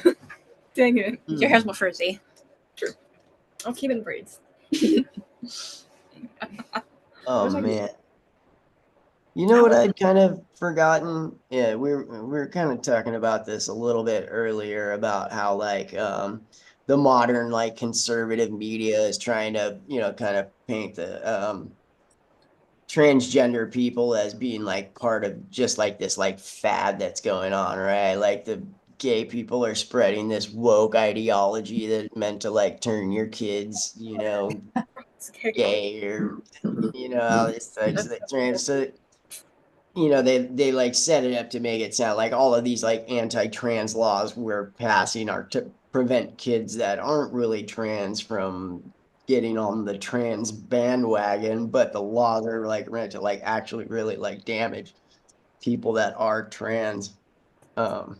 Yeah, like Trump saying the other day, little Johnny's going to go to school and then he's going to come back girl. All right. All of his stuff's going to be cut off. He's going to have a brutal operation. It's like, what? Bro, Where if I can get surgery at school, say less. They don't have money for that. They got money for fucking books. Shit, no kidding. They don't even have lunch money for. Yeah. They're not even feeding these kids lunch anymore. Getting this money who's paying for those operations? What the hell? Yeah, like, what does he think? Everyone's rich or something? Oh, but so one of the other talking points is because if you look at it like statistically, there has been an increase in the rate of like, trans people in general. But it's because of the social acceptance. Like we saw a very similar thing when like remember when people that were left-handed would like like the teacher would come up and like whack your hand, like they would make you write with your right hand. It was like being left-handed was like this thing. But when they stopped stigmatizing it and punishing for it and just let the left-handed kids be left-handed kids, we saw this spike in like the amount of left-handed like people that are out there. And it's like right, if the acceptance rate goes up for a certain minority, obviously the rate of the minority being out there is going to go up, like right. That's just how it works. Right. Like there may be like maybe one or two cases where, you know, some kid just really liked the, you know, social media. Yeah. And maybe, you know, but like it's just gonna be so much most, you know, I don't know. Yeah, I really, but obviously, like, right, the spike you would see statistically is because of the social acceptance, not because there's been an increase in the there's just more, you know, we live in an age where more people are like willing to, you know, Yeah, admit less people are to hiding it. themselves. Right. Yeah, exactly. Well, look at how many gay people are married now. You know, I remember back when I came out in 1982, it was unfathomable. I used to joke with my girlfriend and go, Right. yeah, one of these days we're going to get married. Ha ha. Right. Like Ha, ha. that'll ever happen. Yeah. Yeah. So, you know, good things do come to those who wait, I guess. Now I don't even want to be married. It's like, who the fuck Right. wants to get married? I remember thinking that about weed when I was a teenager. Me and my buddies would be like, wouldn't it be so cool if like not only like weed was legal, but we could start this delivery service, man. You know, we'd always talk about that. You needed an 8 at like 3 in the morning when it like will show up and like talking now you actually can like have pot delivered like to your house. With a pizza too. Yeah, and it is I mean, my God, what a great time to be alive, right? right, You can get pizza and weed delivered to your house. Dude, and Living I would, history. yeah. Oh, you could time it perfectly. What do you mean? If you timed it perfectly, so you get the weed, you smoke it, and then by the time the pizza gets there, it's perfect. Amen. I like the way you think. It's like that one Gravity Falls. Yeah. Yeah.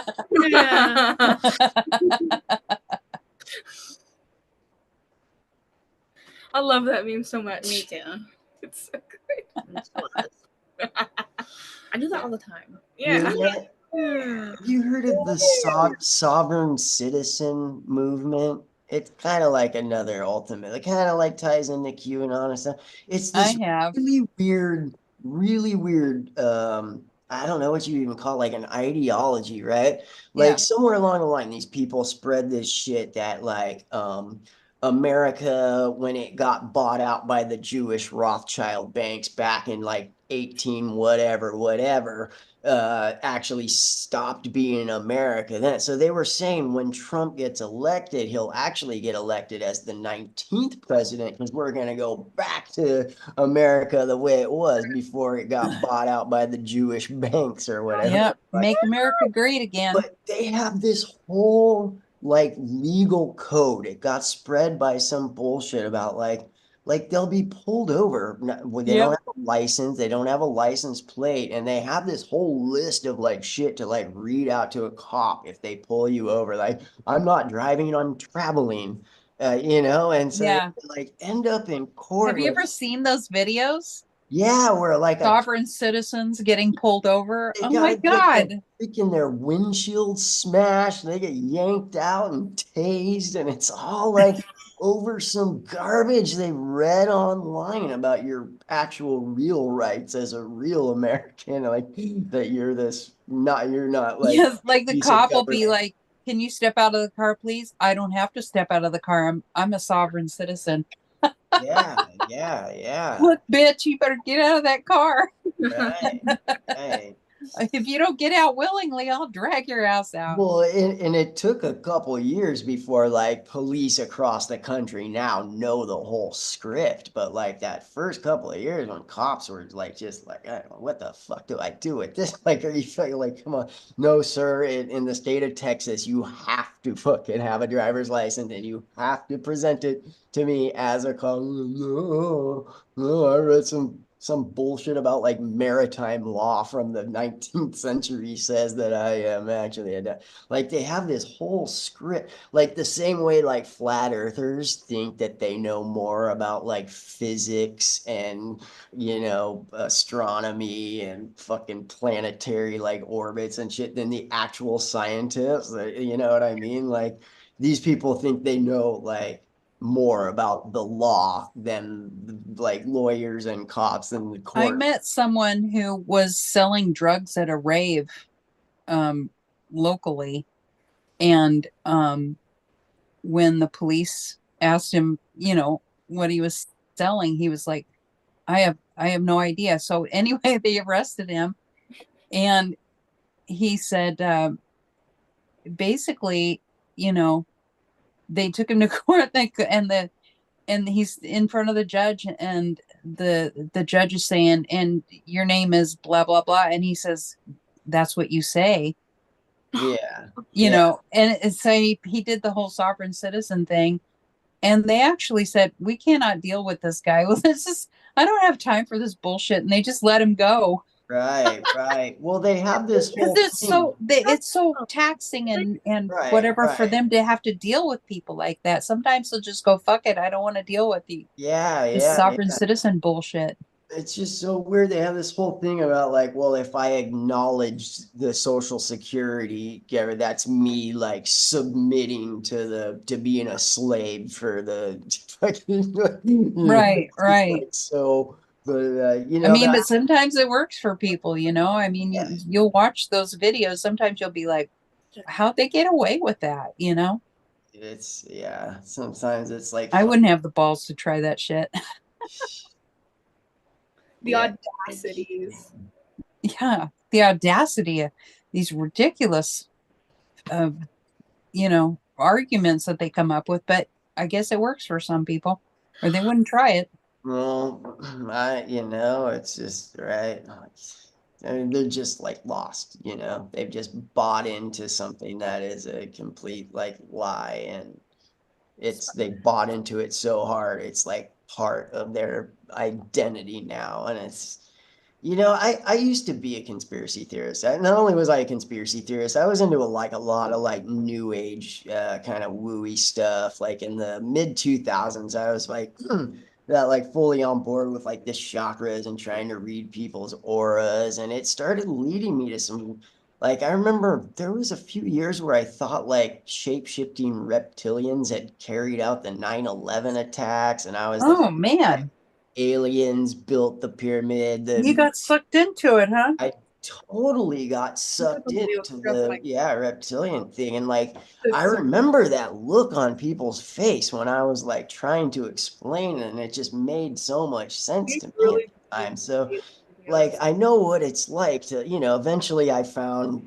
Carl Sagan and some literature on like why people are roped into this stuff, and some actual books on science and physics, and was able to like educate myself and leave that crap behind.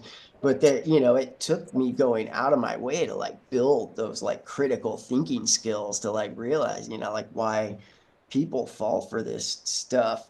And like it was a long fucking road. Like I was able to escape Christianity, but it was still took me a long time before I could actually, like say, I could like think critically. And like I mean, years to undo like that psychological damage, and then to retrain my brain to think like scientifically. And it's like when I think about how long that path was, and then I see footage of like all those idiots storming the Capitol. And like I know, sit it's so and frustrating. think of each individual one from like where they are now, where they've fully bought into this conspiracy lie, like bullshit, to the point where they're out doing this thing, like each one of their individual path to like becoming like, someone. I mean, they literally killed police officers. Right.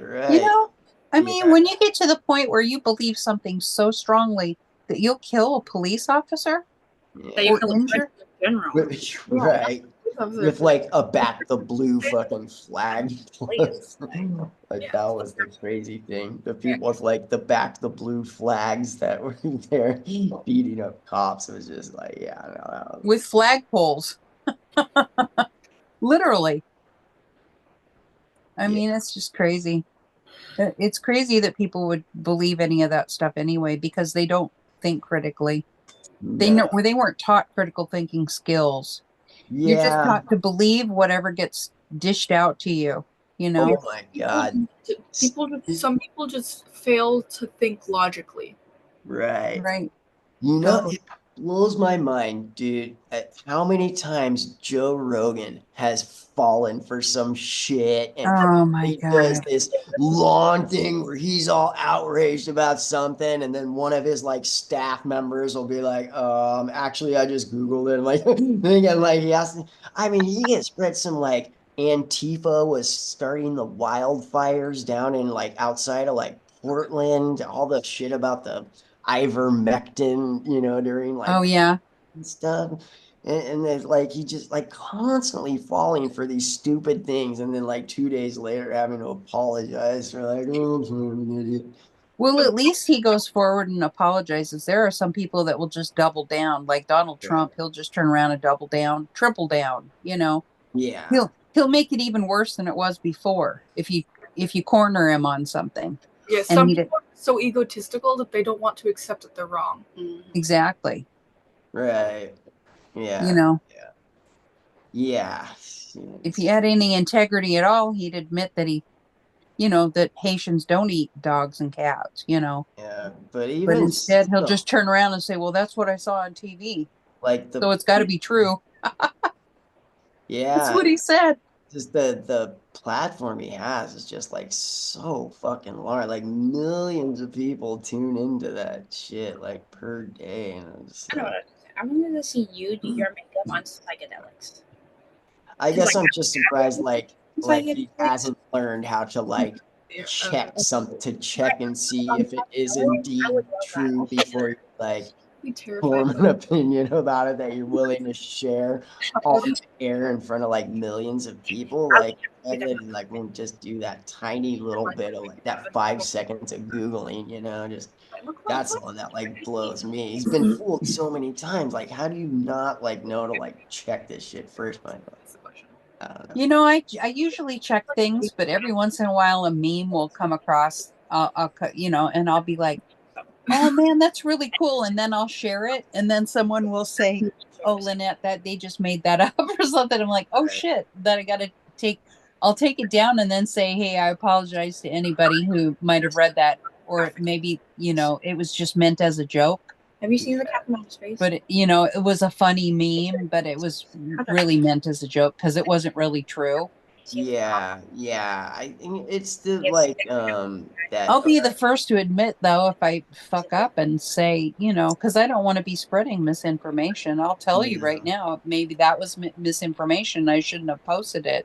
I do remember like I was always really like curious about astronomy and shit like that. Like a lot of the new age bullshit that I fell for, I fell for it because it sounded scientific, right? Like it had like medical diagrams and the same type of animations of biology that they have on like the Discovery Channel and shit. Like the shit that I really fell for was the stuff that it sounded like there was a scientific basis, Right. right? Like they just hijacked science's credibility and like totally roped me into some bullshit, and like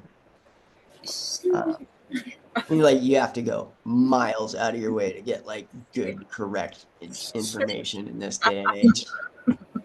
Yeah, it's pretty sad when you have to do that.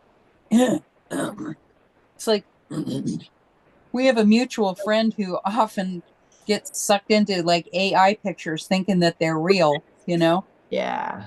And it's like, oh, they're beautiful. It was funny. I was at the dentist the other day and I'm watching a video and it's these birds feeding their babies, and I'm looking at it going, oh my God, those birds are so colorful. This is so beautiful. And then I realized the entire video that I was watching was all AI. It was so well done. AI is so convincing now. Yeah. I thought that the birds were real when I was watching it. And then I got a really good look at it and I thought there's no way that those birds are that colorful. And I got sucked into it. Yeah. It's just so easy to do now because it's so easy to convince people otherwise with the AI and you know? Yeah. Oh man, or the ones where like there was this video going around during the 2020 election where it's like, oh, Sleepy Joe, and they had edited in footage of Joe Biden at a prayer, right? So he had his head down, his eyes closed as they're doing this like prayer ceremony. They edited into one of his news interviews. So the way the video was chopped up, it made it look like Joe Biden was in the middle of being interviewed by CNN and fell asleep like Oh yeah. while on live Yeah. TV. And of course, you have to go to all these QAnon idiots now and show them like, oh, here's the original footage. Here's the thing, Right. where they're like, okay, yeah, I fell for that one. You got me. But I remember seeing people confronted with that footage. Well, it's the kind of thing he could do, right? It's possible that Joe Biden would do something like that. You know what I mean? I like to watch those videos from Gordon Klepper where he goes around interviewing Trump supporters. Yeah. Have you seen those? Yeah, And he did this one, and this guy has this t-shirt on that was just misogynistic, and so he says something to the about guy, Hillary. and the guy says, women need to be respected, and that's just the way it should be. Women should be respected. And then he says, can you turn around and show me the back of your shirt? And the back of his shirt said, Trump that bitch. Yeah. And I was like, oh my God. And then the guy turns right around and he goes, that's right, respect women. And he was being totally serious. Right. Yeah, it's just like because he's so ignorant. He had a misogynistic shirt on. Yeah. Oh my God. Yeah, they've gotten some brilliant moments. And those are real. That's the sad thing, is that those aren't AI videos. I mean, those are actually real videos of people that just are so ignorant. Yeah. It's Rick, this is going to be a rough election, man. I'm telling you right now. Well, Buckle up. I thought the last one was gonna be too, but yeah, this one there's like plants there, like all of the chaos they tried to cause last time, but like couldn't. They're gonna yeah, there's gonna be some counties where the whole point of it is to be set up so they can be like, oh no, we can't certify them until we deal with these irregularities, often so and so these irregularities that we caused by gumming up the works in some kind of way. Like I think that's what they're gonna really try to do is like, oh, they're already trying that. And where was it? Minnesota, somewhere I heard this week is automatically going to have to recount all of their. Right. No, I think that was Georgia. Well, and no, maybe it's Georgia.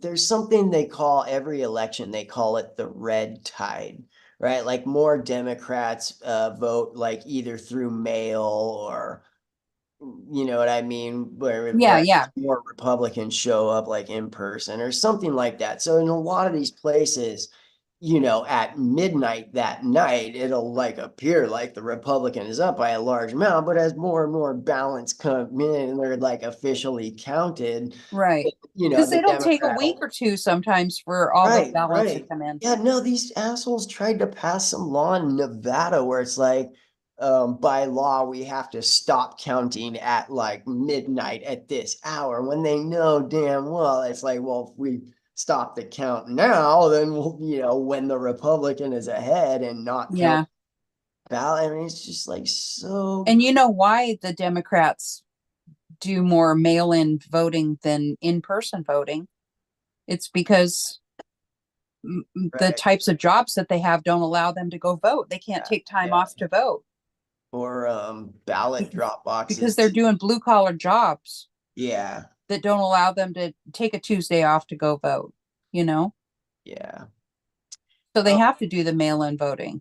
Yeah, no, they like passed laws in Georgia, like it's against the law to hand out bottles of water to like people. I know, I saw that too. I wanted to go down there and hand out bottles of water and say, fuck you, arrest me for handing water to people. Fuck you.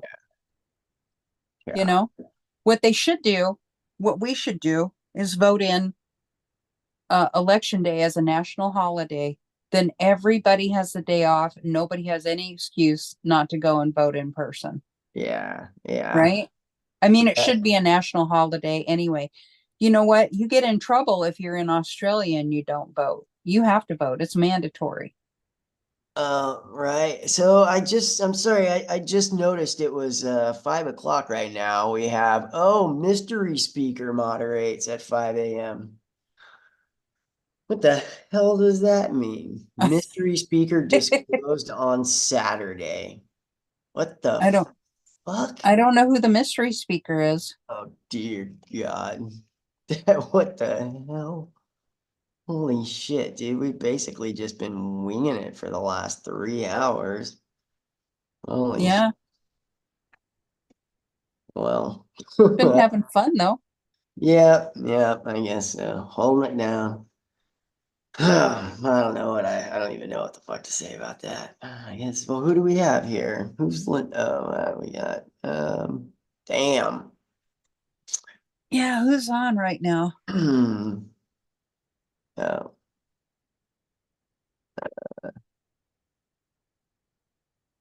I gotta take I'll be right back. Okay. I'll hold the fort down. If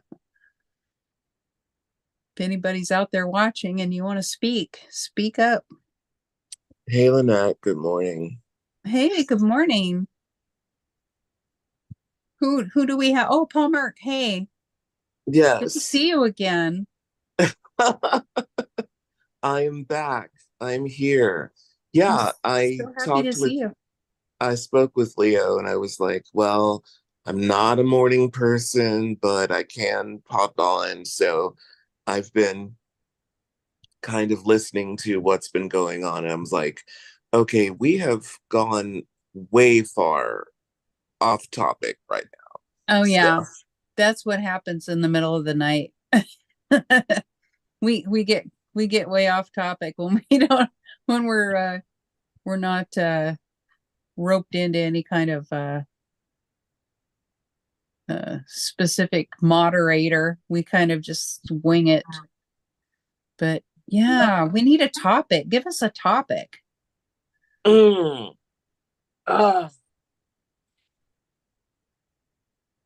Let's see, what do we want to talk about? Well, actually, I know that the person who's coming in the next hour is really into kink and psychedelics. So we can work our way back towards that because that's going to be a very interesting conversation. Yeah. We can talk about radical consent. That is something that I'm well versed in. Oh, I don't know what that is. What is radical consent? You don't know about radical consent? No. So radical consent is, well, have you been trained in consent at all? I had a class at what was it called? Center for Sex Positive Culture. Okay. In Seattle, and they had a class on consent. And so I took one class on consent. Okay, so there's a thing going around called the consent framework. And the basic premise is anything less than an emphatic yes is a no. Oh, okay. So that's what it comes down to. And then there are so many other conversations and other scenarios where people are like, well, I thought, or we started out as a yes and then it became a no. This happens in psychedelic spaces. It happens at at play parties and such like that, where people may feel coerced into doing something, or people may be in the midst of doing something and decide, oh, well, I changed my mind, but they are they feel forced into completing whatever it is. Because they're in a vulnerable state of mind when they're on psychedelics. Exactly. Yeah. And so, especially in this space where people have talked a lot, like I know there are the Psychonaut Academy and everything. There are a lot of places where people are talking about sex and psychedelics. And the thing is, if you're going to have a play party, you know, and being on a substance, can you consent? And the short answer is no. Right. Because you're not in your full faculties. Right. And so radical consent is the normalization of actually having the conversation. So getting through, and again, with the Condor approach, we utilize radical consent, and that's part of the intake process. So even like, say, for instance, to host a conversation like this, under the Condor approach, we would have a an agreement that, say, for instance, if we're going to talk about things that people normally do not talk about, we would say, okay, this is a space in which people are not going to be sharing, outside of this container what was discussed. Right. We've actually had we have a thing called Condor After Dark, where people come in and discuss past traumas or things that they've really needed to get through. Especially as coaches, we are taught that time, and there are some things that we've gone through that are not okay. Okay, there's a question here. What's Michelle?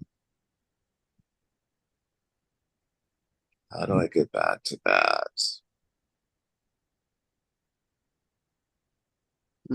Oh, like the safe word. It says, what would this radical consent come from the BDSM community?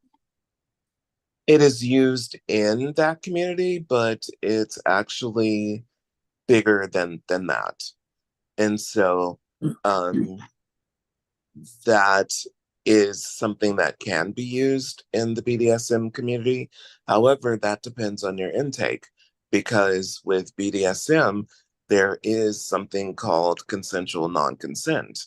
And so it would be agreed upon that, yes, you could say, no, no, no, but we know what your hard boundaries are, and we know what boundaries you want to have stretched.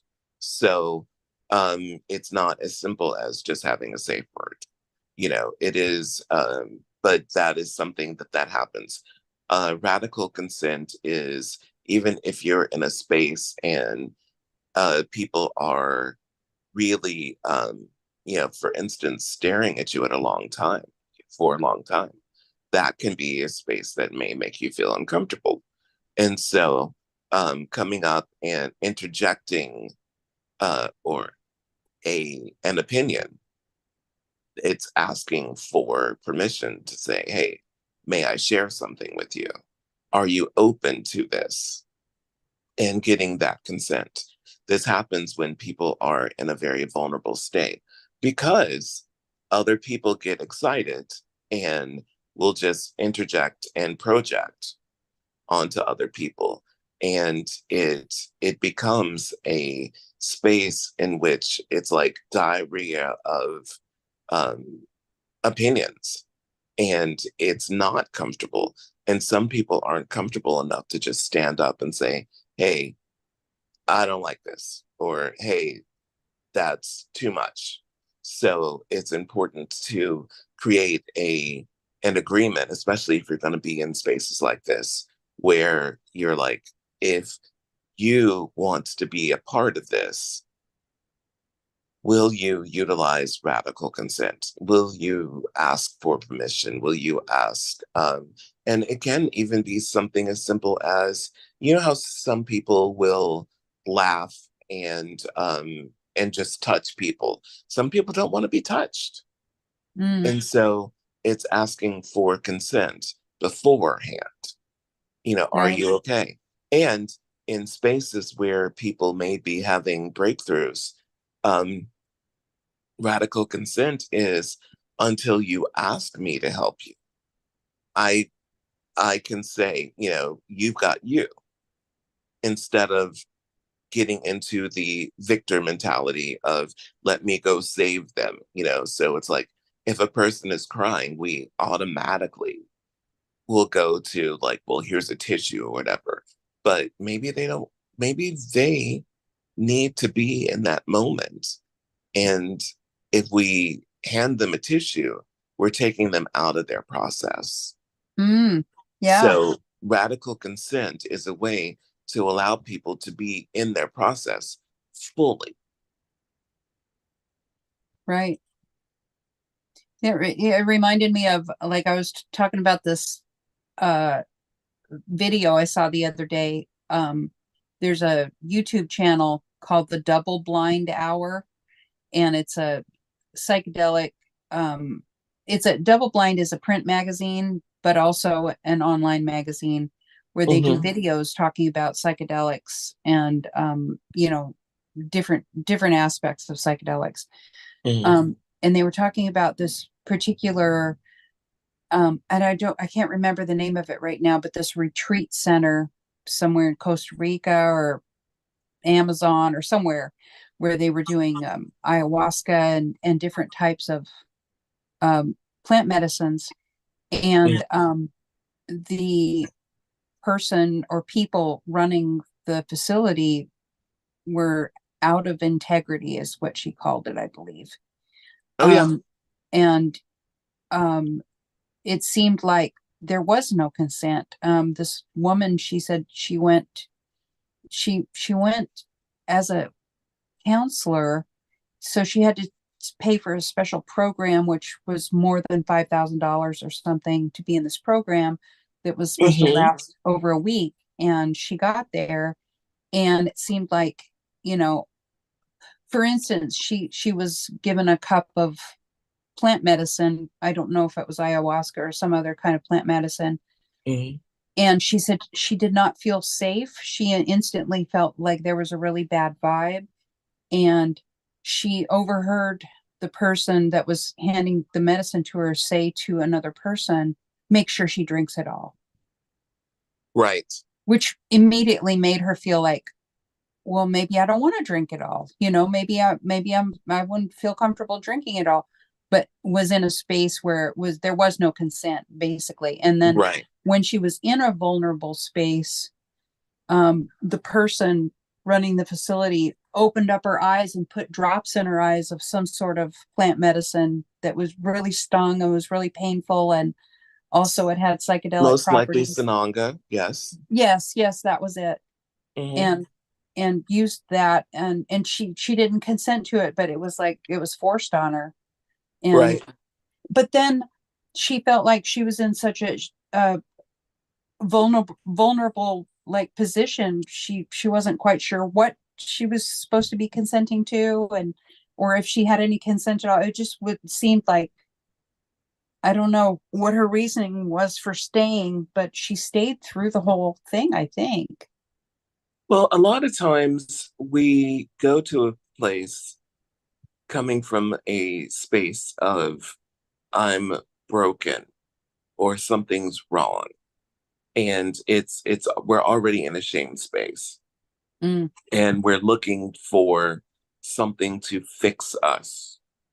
So if you have been thinking ayahuasca is going to, and this is just throwing something out there, if you're thinking ayahuasca is going to fix me, or say, for instance, the whole thing with John of God, things have happened with Bikram from Bikram yoga, all of those things. If there's a guru, if there's a substance, or if there's a situation where you think it's going to fix me, you will do whatever it is to Mm, stay in the group. And that's where right. bonding happens. And Right. I don't know if you've seen on Hulu, this is a couple of years old now, but Nine Perfect Strangers. Yes. Yes. And Yes, I saw that. so that's a evidence of a retreat center that is out of integrity. They're There you go. dosing people, and those people don't know they're being dosed. Right, exactly. Now, what was it fully was it designed to help them? Maybe, you know, but as a facilitator, that was very much things not to do. Just Mm, like there was a part of 6 feet under. 6 feet under, was it?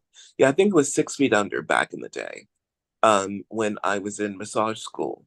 And one of the characters was a massage therapist who went through several different things. And we talked about it in school. This is all the things you're not supposed to do as a massage therapist, you uh-oh. know?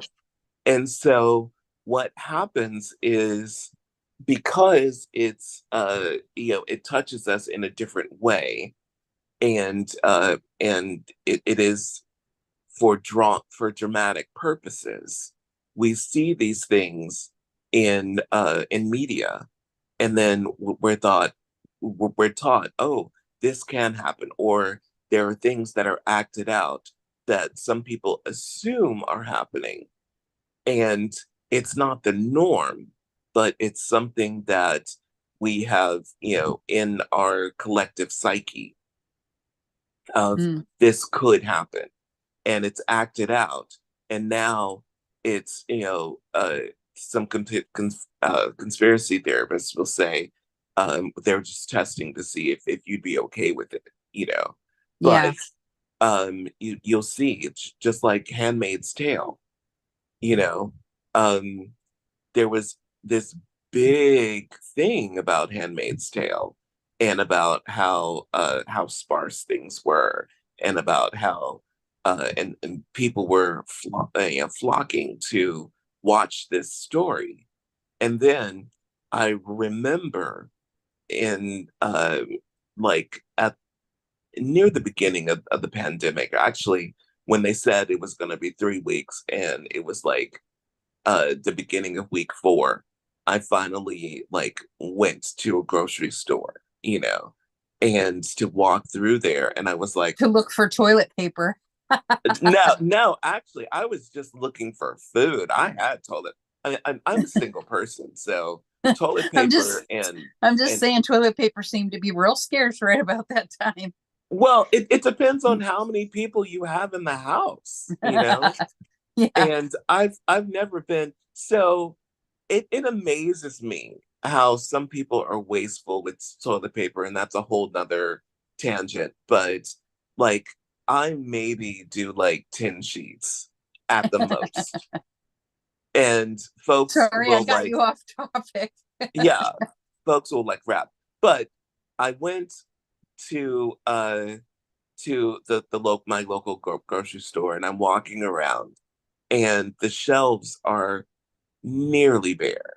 There's only like 10 or so cans of whatever, and looking at produce, which produce got really sparse Yeah, because people weren't traveling, right. and seeing that, and it really, I flashed to a scene where they go to the grocery store, and it's like they are shopping to buy like produce, and it's like there's 3 oranges, and one of them's like, I think I'll have an orange today, you know Yeah. Yeah, and I remember that. I was like, we're in that space. And um Hollywood will test us to see if we're ready for different things. Mm, So even things like the technology to create um CDs, that was there. Like 8-tracks, cassettes, and CDs were actually no, 8-tracks, cassettes, and floppy disks are all the same technology. Oh. And so it was what's going to take off. Just like, remember, if you're old enough, there was VHS and Betamax. Betamax, yep. Same technology. Which one's going to sell? I remember my girlfriend had the Betamax, the top loader, you know. Mm-hmm. She'd pop it in the top and then push it down in. And I was like, damn, we thought that was so high tech. And then you if you wanted to buy one of the movies, it cost like $90 to buy a movie. Exactly, yeah. And then Betamax didn't take off. The VHS did. Exactly. Kind of a waste of money. Mm-hmm. And well, you know, and there were 8-tracks and cassettes. Same technology. And the laser discs didn't last too long either. Right. So CDs, laser discs, same technology. What brand is going to take off? And the idea is, do we want the larger size because it replicates a record album? So you could have the display of records, you know. But then when it came down to it, we wanted to have so many more. So we ended up with DVDs, which are CDs. You know? Yep. And now everybody's streaming. But, you know, I still have some DVDs of things that you can't find streaming.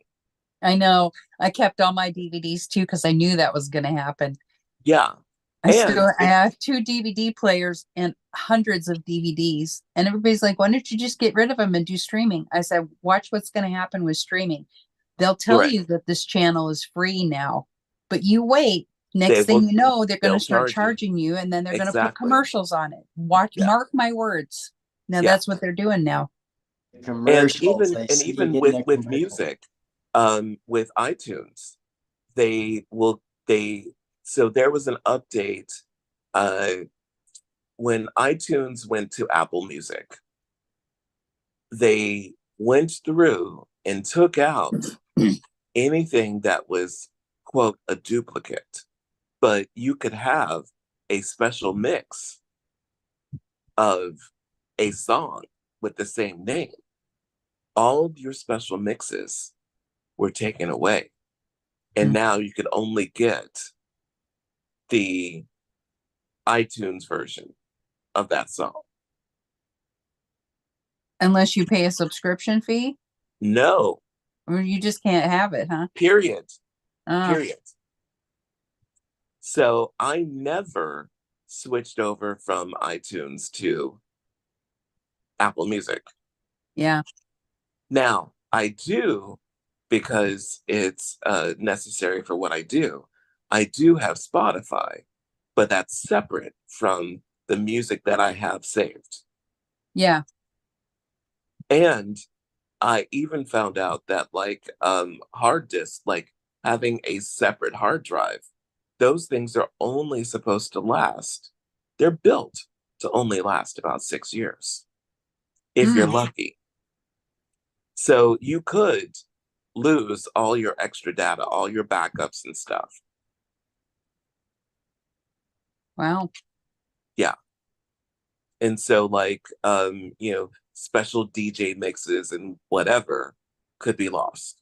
Special movies, special, you know, old photos.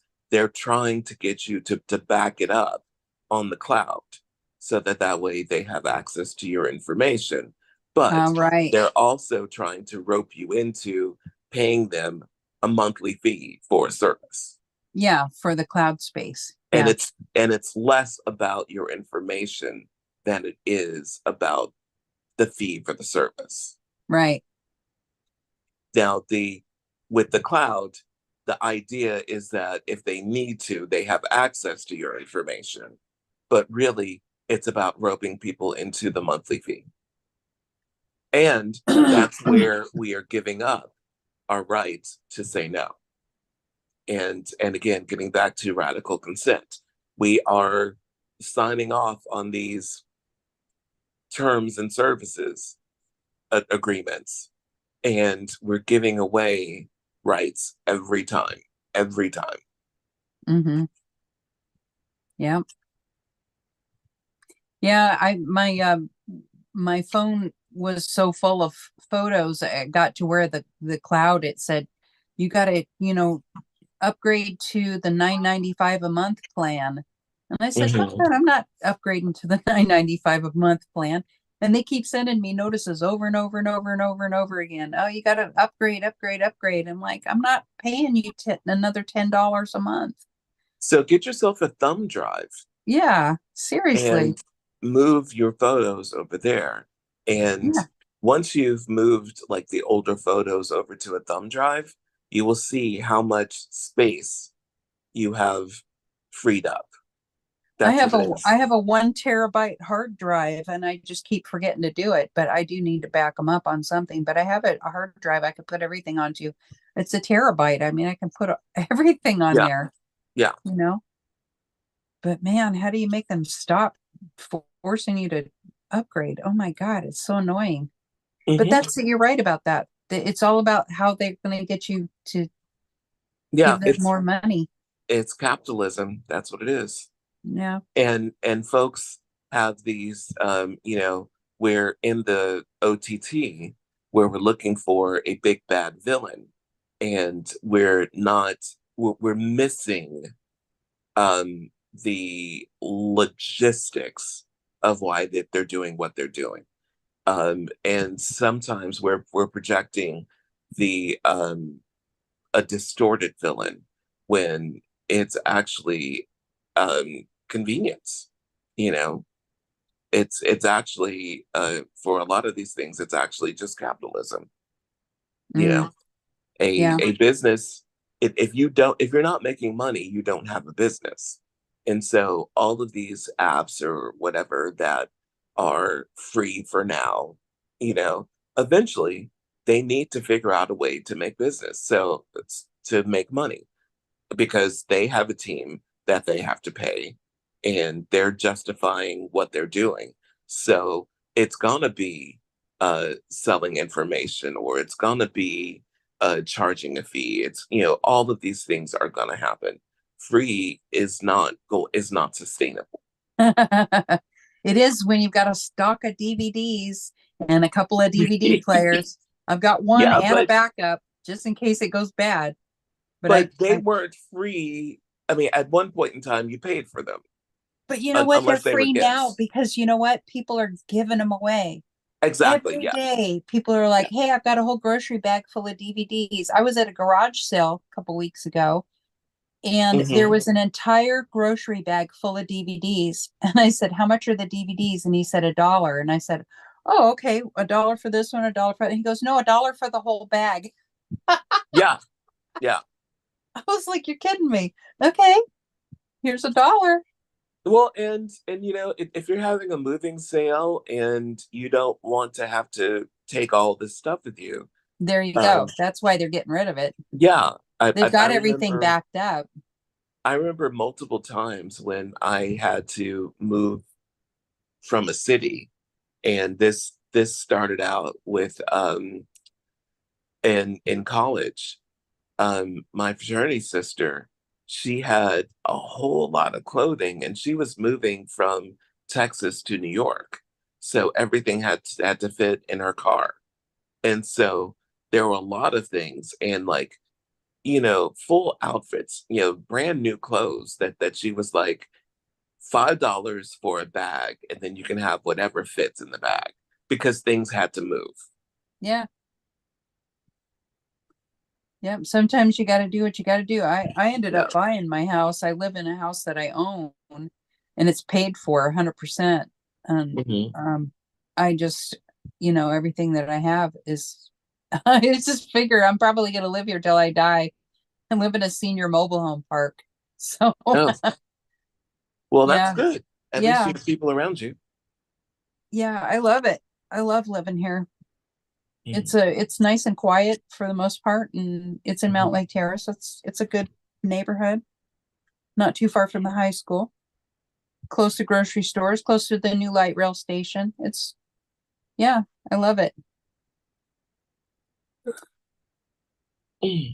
So yeah, basically getting back to the radical consent, that is a movement, and getting people to be aware of that so that they keep their autonomy even in spaces where peer pressure is a thing. So even like say going to going to Burning Man and being in a space where everybody's doing everything, just being able to stop and say, hey, is this what my body wants? And listening to your body. So have you been to Burning Man? I have not. So I have a lot of friends who have gone, and honestly, I don't want to be dirty. Yeah, I've That's never my been thing. I've never been to Burning Man, but man, I'm telling you, a couple of years ago, I had a friend who went, and it was a total mud pit. It was so nasty. So I like my creature comforts. If Burning Man was gonna be in a luxury hotel, I would go. Yeah, But that the ain't never gonna happen. idea of that whole Mad Max fantasy, Yeah. that's a no. And it's interesting. It's important for people to know what their yeses and nos are. So Right. for people who say you need to go out in the jungle to experience ayahuasca, for some people, bugs are a no. And Ooh. you're traumatized just by the fact that you're in the jungle because you're in their living room, they aren't in yours. So Right. we can create different spaces for people to have their experiences, and that's another thing. That's the importance of set and setting. So if you know that for instance, you need air conditioning, you're not going to go to a place that's like, out a shack out on in a rainforest. You're just not going to do it. You Yeah. know? Yeah. And it's important for us to, yes, there are some people who are gatekeeping and saying, well, this is the only way. And yes, there are some things that you may have to be able to throw money at in order to have in your comfort level. However, that is not something that can hinder you, or that has to be a hindrance of saying you did it this way, or you did it the right way. And so, yes, I do have teachers who have, gone down to Ecuador and Peru and worked with the indigenous people. I support them doing that. Mhm. And I get it secondhand, unless those people and my friends have brought the Huni Kuni up to America. So they Brought are the what? the Huni Kuni. They're a tribe from Oh, Peru.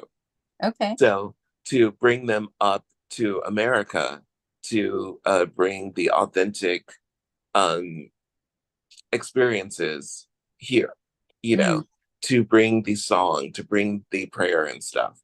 And they will tell you that a lot of the things that have been mythologized about how to do things or what is necessary, at one point in time, they were that they had a purpose, but they aren't necessary as much anymore because now there's understanding. So a lot of the traditions, you don't have to jump through as many hoops now because there's a deeper understanding, or because things have changed. Right. Yeah, I've never been to Burning Man. I've never experienced any of those types of retreats. And I think I would be a lot more comfortable doing that kind of stuff at home where I felt comfortable, you know. I don't know. I don't like bugs either. Snakes, bugs, any of that stuff. I Well, don't think I'd I've do had a well in lot the of jungle. friends who have said they've been to Burning Man, and it's for those people who feel very buttoned up. Oh, And most of them, like I had a friend who just got back, and she was like, "Oh my gosh, I was able to finally live authentically, and I see how you live, and you embody Burning Man." And I was like, "Okay, I'm not getting that dirty," you know, and that there is that thought of you have to go to a place to step out of what is projected and expected of you. Mm. And that is not necessarily the case. You can be authentically you where you are.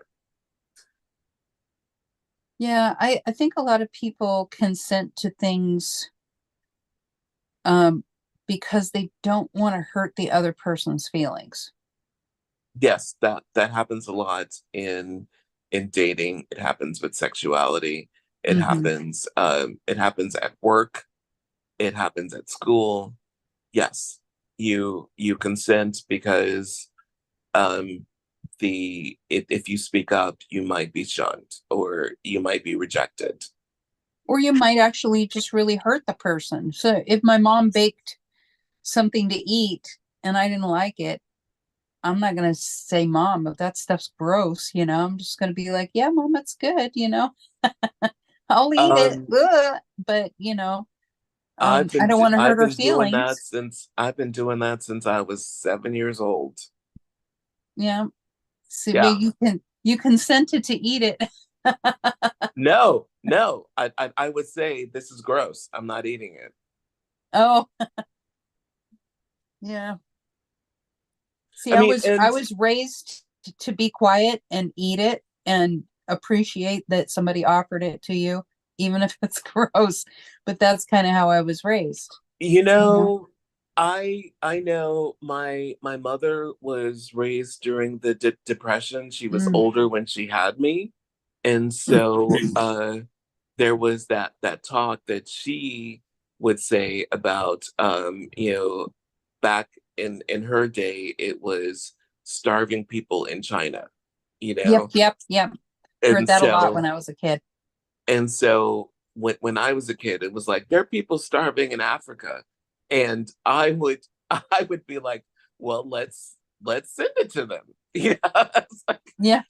send them this. And my mom didn't understand, but she quickly realized that I wasn't gonna do what I was not gonna do. And so she would do things, and I actually had found a meme uh yesterday. As a matter of fact, I put on my Instagram. It's this cat that has kittens, and the mama cat goes off and brings the bag of cat food to her kittens, and it's like, look, I'm tired of breastfeeding, and in my family it was like, once you learn how to cook for yourself, here's what I made. If you don't want to eat what I made, have at it. Yeah, you know what to know? do. Yeah, There's the exactly. kitchen. Get in there. Exactly. Yeah. Yeah. It's like, so what's for dinner? I made blah, blah, blah. If you want something else, there it is. And Mm. generally, my aunt was known for, like, you can make a grilled cheese or have a bowl of cereal. My aunt would actually make suggestions, which is really funny. But my mom would just be like, "There's the kitchen," and when she taught me how to cook, she realized that I was a better cook than she was. So Oh. eventually, I became the cook of the family. Oh. Yeah. but that there were still certain things that she was used to eating or that she really liked to eat. And I was like, I am not putting that mess in my mouth, you know? Like, if it's going in my mouth, it better give me joy or money, but that's a different thing.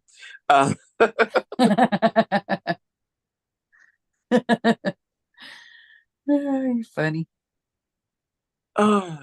So yeah, I think it's important for us to know that we have autonomy, and it starts as early as a toddler, you know.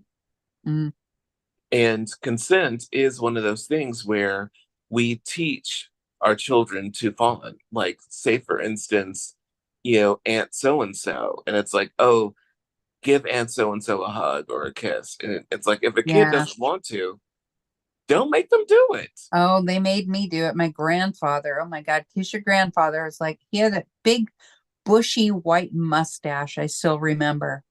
Kiss your grandpa, and I'm like, I don't want to kiss grandpa. Kiss your grandpa. Ooh. Yeah. And so to create a space for radical consent starting early on, and to teach children early on about boundaries, consent, about speaking up for themselves, you know, that is a new thing that we're bringing about. That's good. I mean, I think all parents should have to take a class in how to raise their children properly before they ever get pregnant. You know what I mean? Well, you know, so parents are doing the best that they can. Well, yeah. And honestly, there was a time where children were raised by the neighborhood. So younger people would have the children, but it was the elders of the tribe, or you know, back in the day, like, I can remember, and there's stories about it. A lot of older comedians will say, you know, you better hope that what you did down the street didn't make it home before you did. You know? Yeah.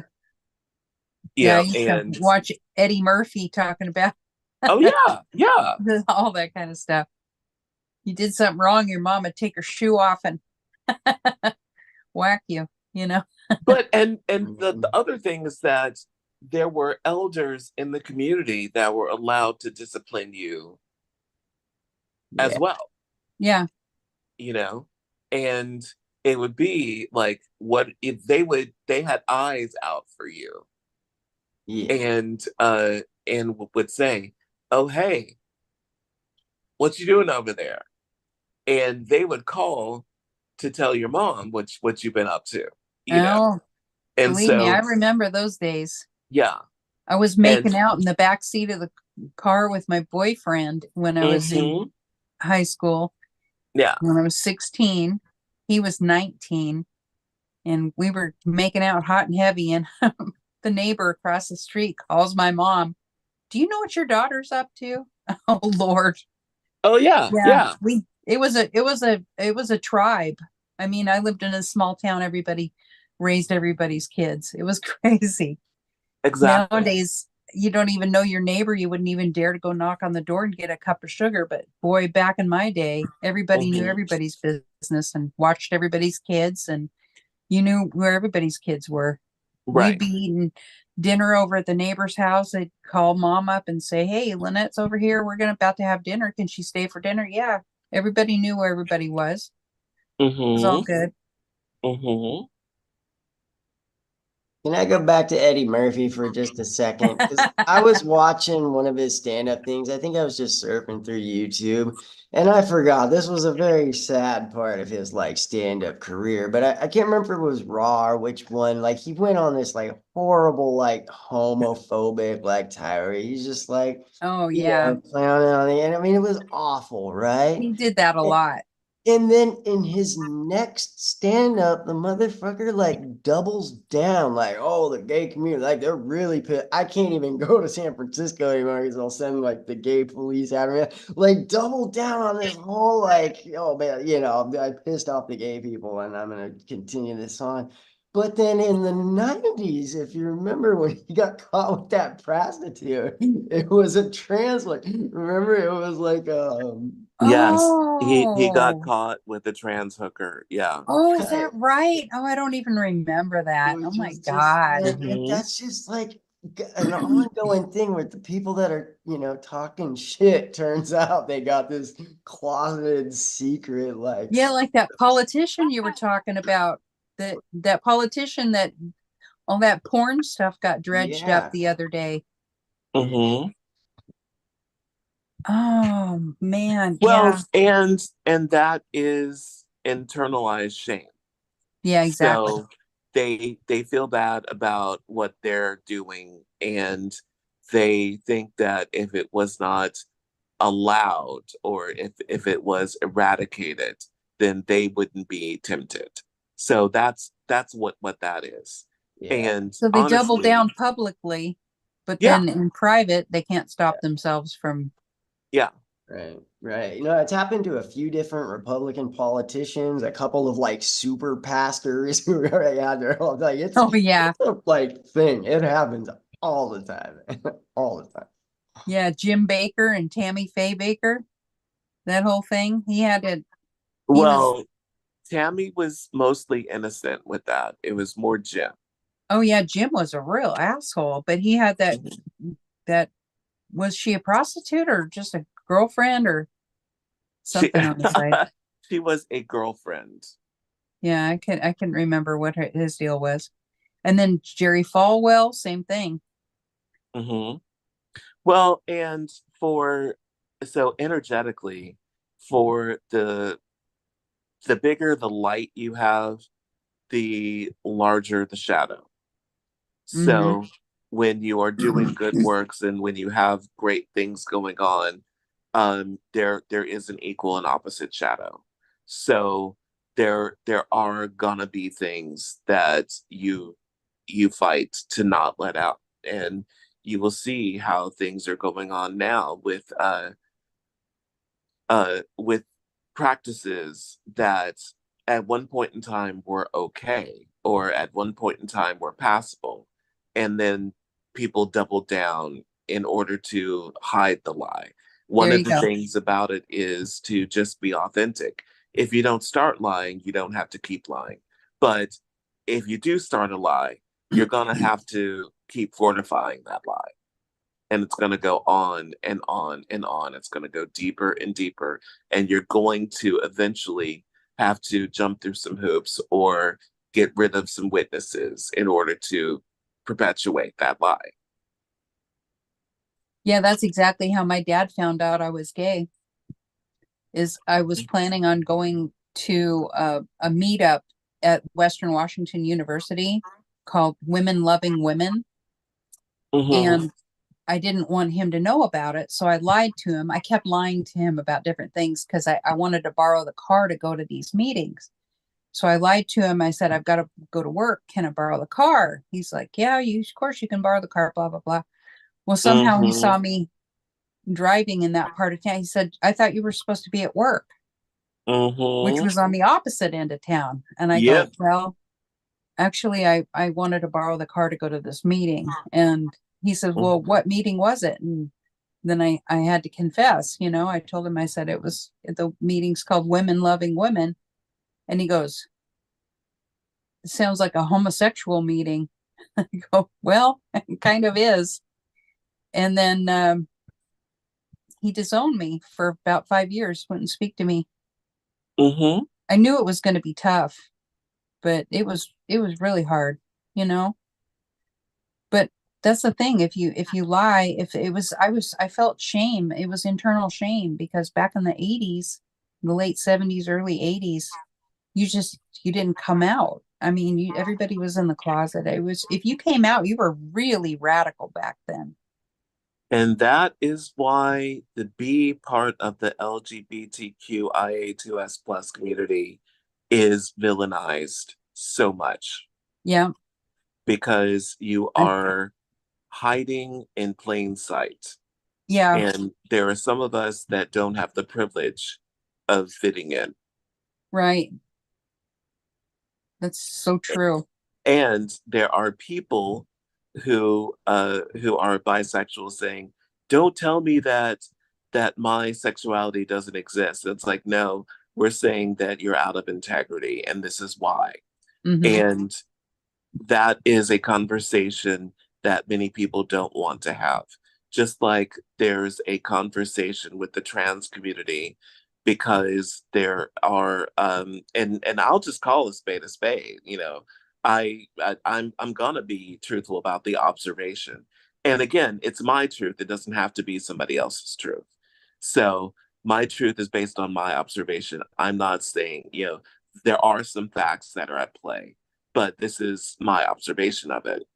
And in dealing with trans clients, there are trans men that get accepted more because the human eye, it's easier to make something male than to make something female.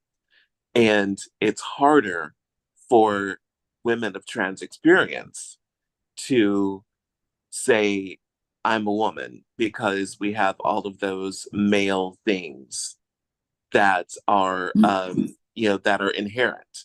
And so the human eye is like, well, no, that's a man, you know. And there's certain hoops you have to jump through. And if you don't want to shave your legs, you know, and or if you know, if you have some stubble or whatever, it's, you know, it's like, oh, well, you're just a man playing dress up, when actually a little bit of tea in a estrogen based body, they can grow hair, and it's like, oh yeah, that's a guy. Yeah. I have a friend from high school who's a trans man, and I hadn't seen him for, since high school, for years and years and years. And then just probably 10 years ago, he had a beard, and I was like, I couldn't wrap my brain around it for a while. I still, and what was funny is we were sitting in his living room, and I was talking to his mom, and blah blah blah, and I said, and she did this and she did that, and his mom corrected me, and he said, don't you mean him? He did this. And I went, oh shit. I like totally got corrected by his mom, which I thought was just, it was mind-blowing to me, because I'd never really known anybody that had transitioned, and it just was such a complete transition to the point where you wouldn't even know that he was female. Well, before. and for somebody on the outside, it's a shock, and they personalize it. I know you as such, so, and that is a double down, you know. However, there are some people who have transitioned and who have done the work and say, yes, at that point in time, I was, for instance, she. Now I'm he, you know? And so there are those people who are like, okay, in this life, I was this name and had these pronouns. Now I am this name and have these pronouns. And then there are others who will say, hey, I've always been this. You just didn't see it, you know? And they try to rewrite history. For Yeah, me, you can't rewrite history. I mean, well, you know, somebody is that what they present depends. themselves Hold as. on. That's where people get problematic. So rewriting history and saying, this is who I've always been, or whatever, it depends on their level of healing.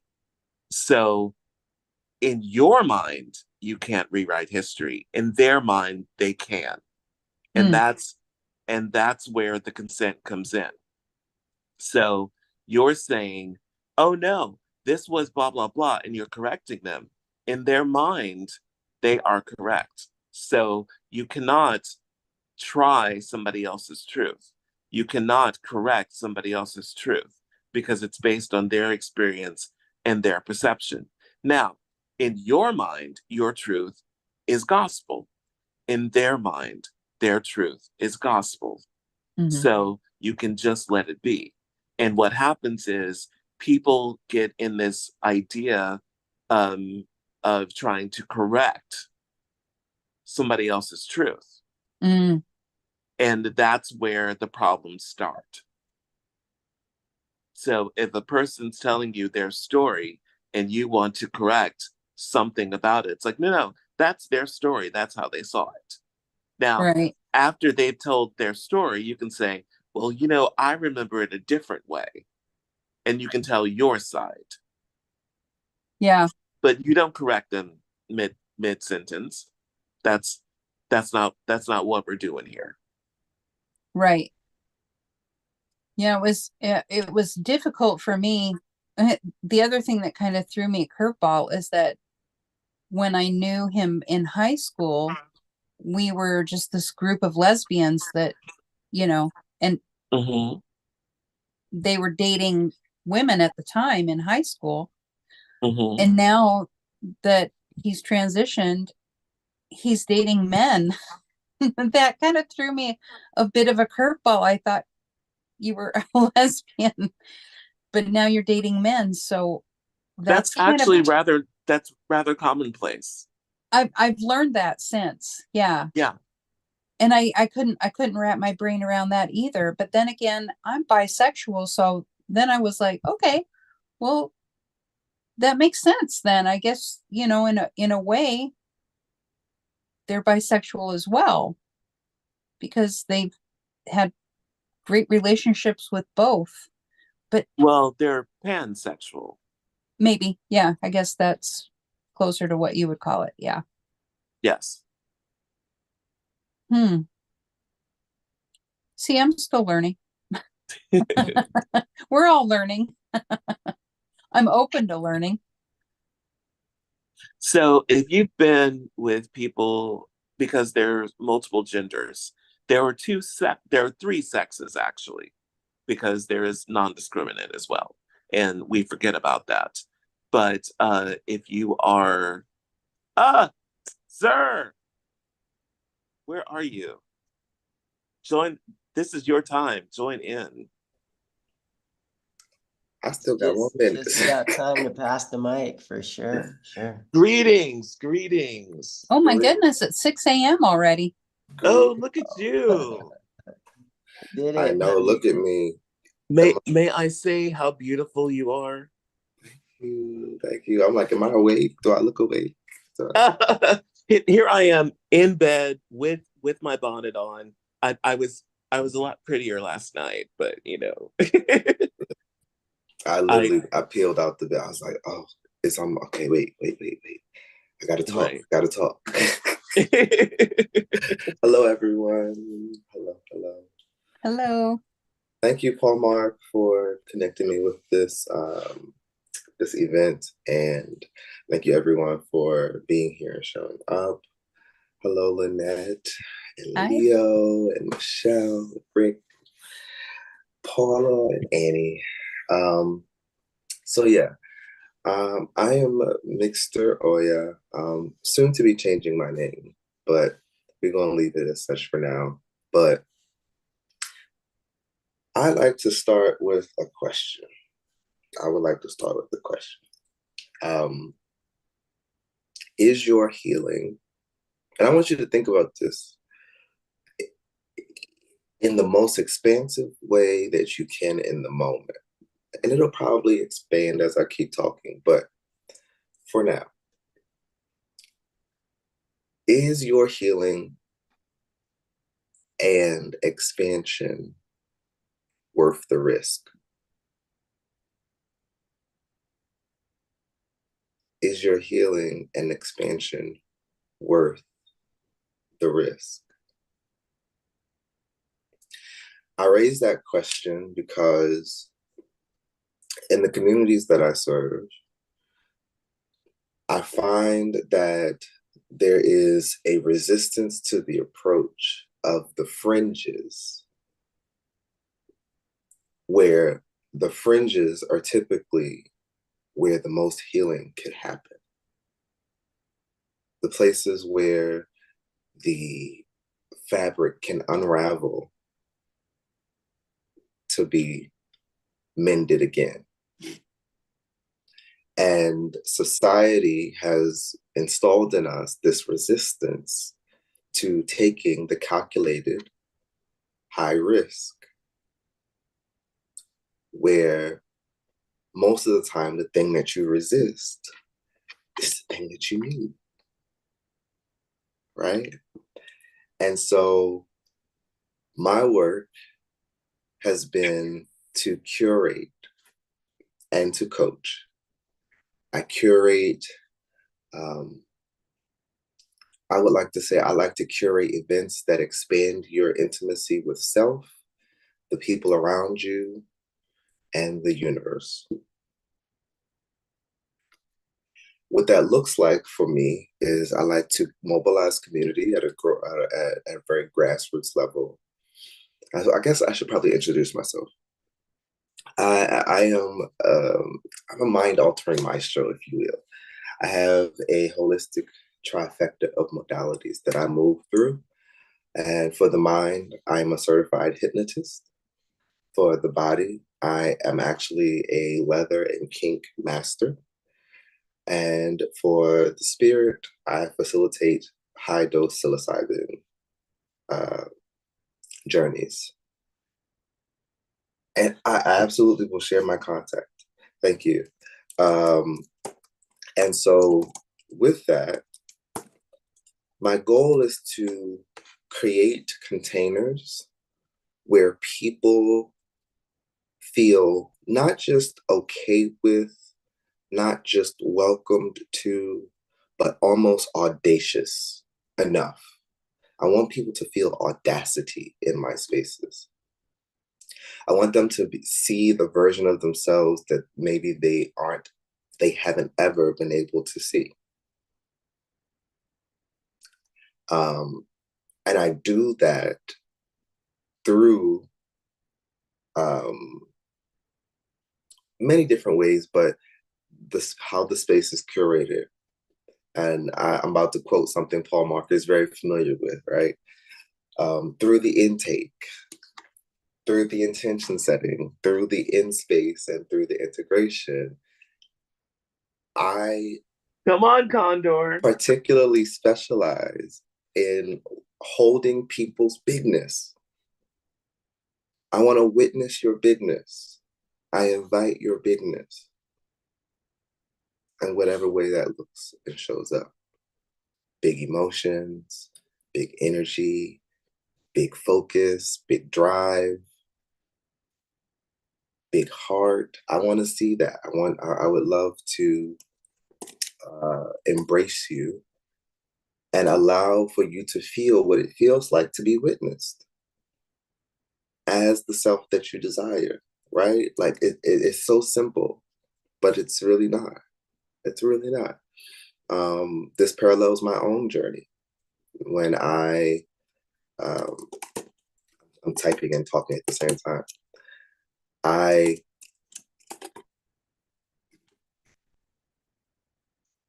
15 years ago, I could never have imagined that I am who I am today.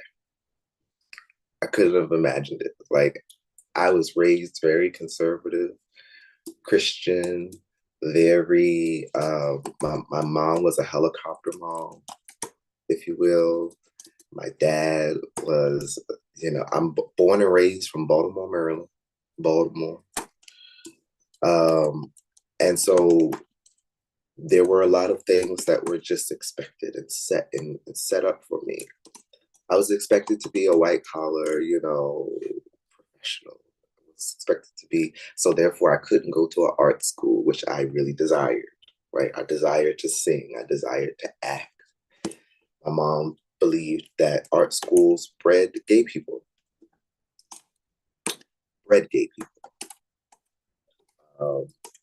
And so that wasn't an option. I didn't really have an option of what I studied in college. The goal was for me to be a productive citizen, right? Um, and then I went to college. I came out, I got disowned. I ran into the first arms that would hold me, which turned out to be quite toxic. And everything kind of sort of fell apart. I spent the next 15 years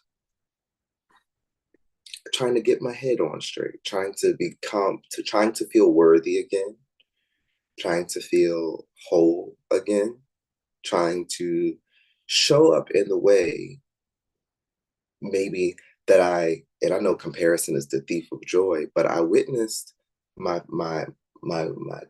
peers, my friends who were also queer or gay or lesbian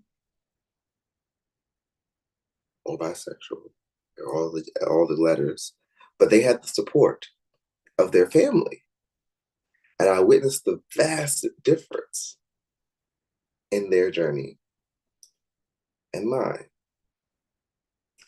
And so for the past 15 years, I have been radically reparenting myself with the support that I wish I may have gotten when I was younger, with the love, unwavering of self that I wish that I had gotten from my mom, right? And a lot of that has been taking my time with allowing people to see my bigness. And I don't want other people to have to wait for that to happen. I don't want other people to have to take their time for that to happen. I'm like, here I am. And the medicine or the hypnosis and or the anti-shame performance, which is kink, all are vehicles to help me get you or get someone into a bigger, more expressive, more shameless, more audacious version of themselves.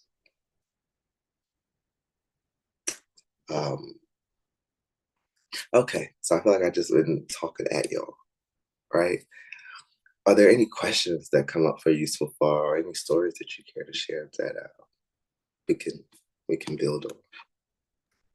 Actually, we were talking earlier in the last hour about radical consent, and I was giving the cuddle party / condor approach answer to that.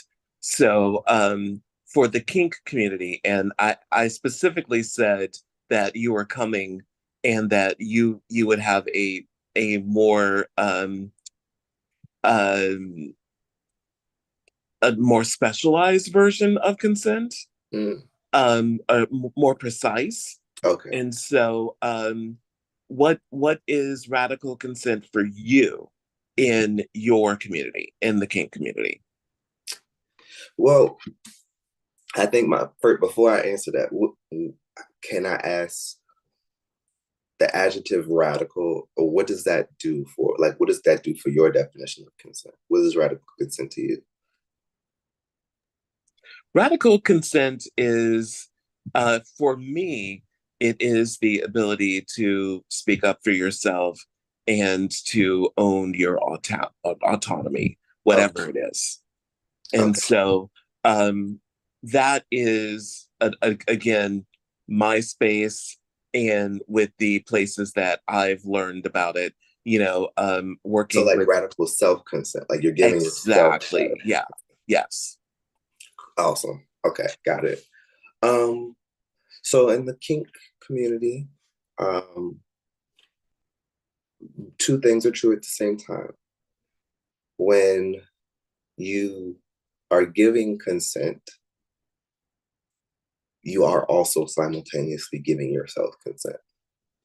So when we get into consent in the kink community, we get a bit granular with that, right? What can I touch? What can I touch? Where can I touch? How long can I touch it? Right? Do I have, and or when we say radical consent would be, or a radical form of consent would be to say, I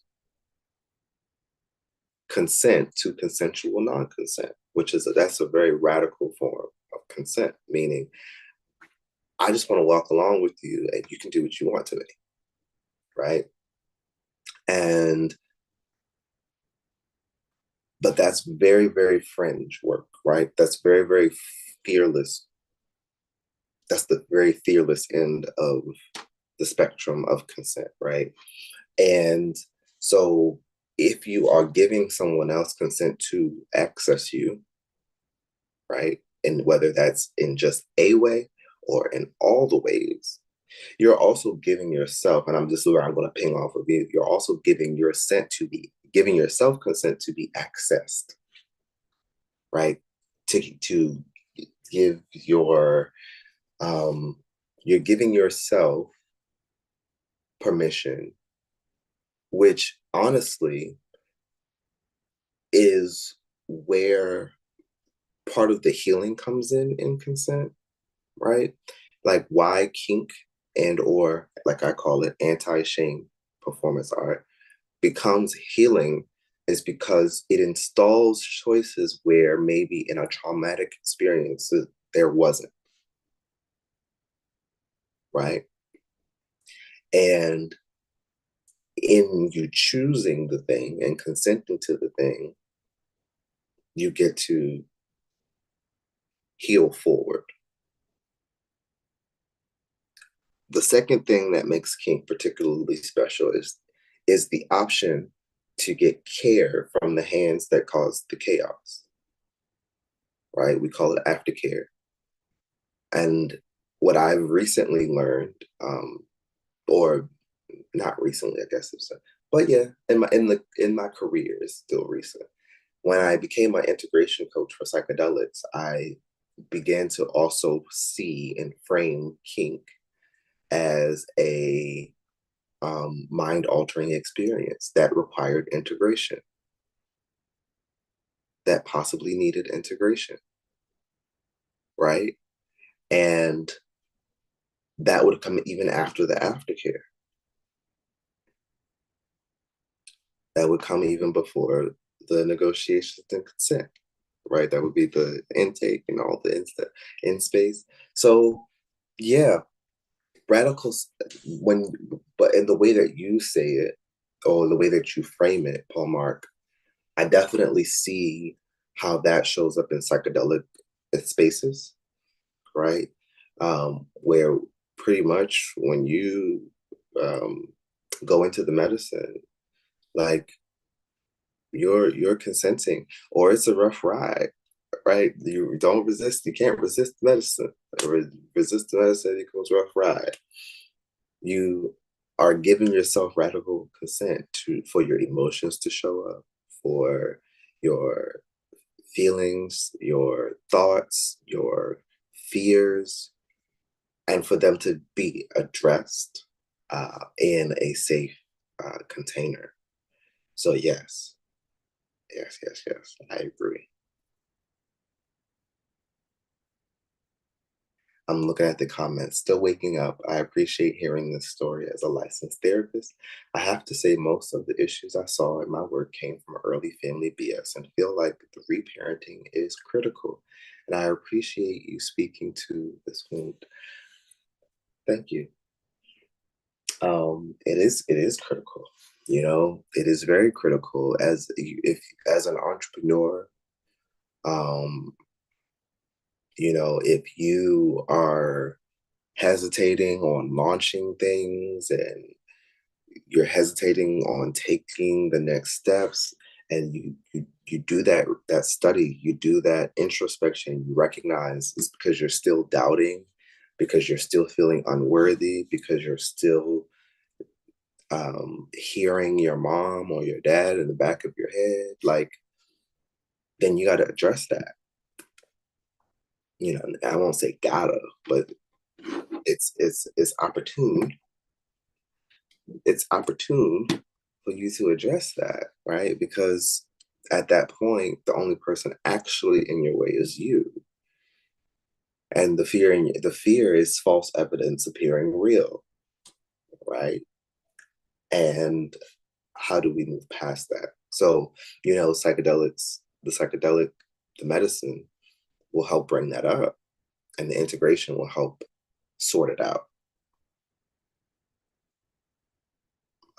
And that's been my journey. Are you open to questions? Yes. Okay. And by the way, full transparency, we know each other. So this is I'm so excited to actually see you, since I haven't seen you in what was the last time we were on the ranch together? Was that February or September? February, yeah. So it feels like so much has gone on, and there was a new ranch this time, just the week before last, and so it was absolutely fantastic. And I hope that you can come back when next February, because it's gonna be an even better ranch. I've seen the place. So one of the reasons why I suggested you for this is because there is a space to talk about not only kink and sexuality, but psychedelics and sex, as well as kink and psychedelics. Mm-hmm. So please inform us how those things intersect in your life. Oh, wow. Oh, so thank you for that question. Like I said, I'm a curator, right? And so I like to curate very bespoke situations, very bespoke experiences. And it happens on a case-by-case scenario. But I can tell you some of the ways that it has shown. And so, you know, sometimes when I'm creating an offer of a container, I am using, let's say, the rope as an integration tool. I am using the rope as a grounding experience post-journey. So after we've landed, after we've hydrated, after we have maybe even spoken a little, right? One of the ways that I enjoy using rope is to set intentions, if you will. So as I'm tying the rope, as I'm applying the rope, I'm speaking over you per our discussion, or you're speaking to yourself per our discussion, what it is that you want bind to you. And then as I'm removing the rope, what is it that you're releasing? Right? And so in that particular moment, it becomes an integration tool. Other ways that it comes up, I have layered them. I have done, spaces where there is a microdose applied or a mini dose. And as the container moves and the music moves and the sound moves, and then I'll bring in the rope there. And while the senses are heightened, while the feelings are present, we're moving through in a safe, sexy, and sacred way through a rope journey that is supported by a psilocybin mini dose, right? And so these are just different applications. I necessarily would not suggest for everybody to try, like as far as doing. I am a BDSM expert. I am also a master integration coach. And so these are where my medicine, I am able to hold these containers in this critically safe way because of how much experience I have with it. I would not say to just do it willy-nilly. I wouldn't just go and buy some rope. Like, I wouldn't do that. I would not suggest that. I am not suggesting that. I am suggesting that there are experts and professionals that can navigate you through something that intimate and that powerful. And that actually brings us to the intake portion. And so, how stringent is your intake? And is it different for a psychedelic experience than for a kink experience?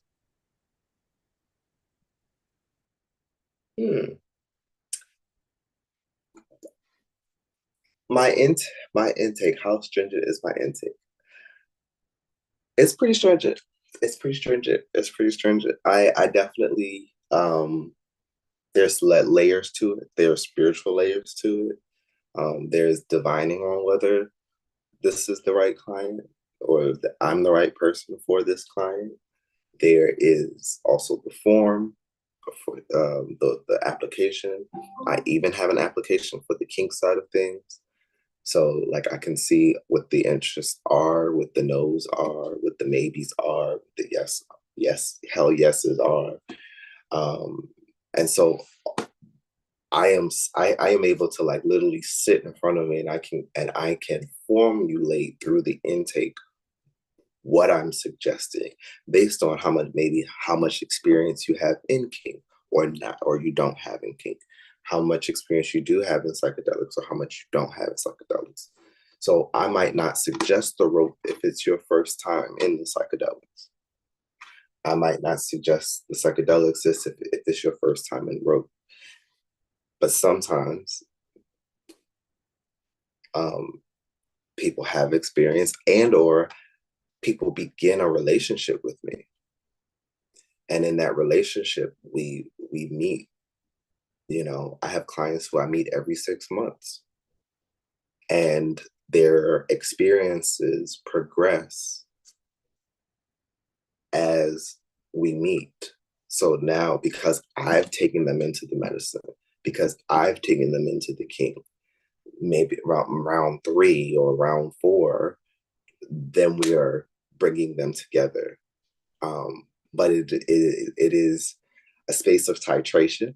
You know what I'm saying? The difference between medicine and toxin is titration. So I'm very slow moving with how I apply these skill sets either together or apart. So it's a pretty thorough process of intake.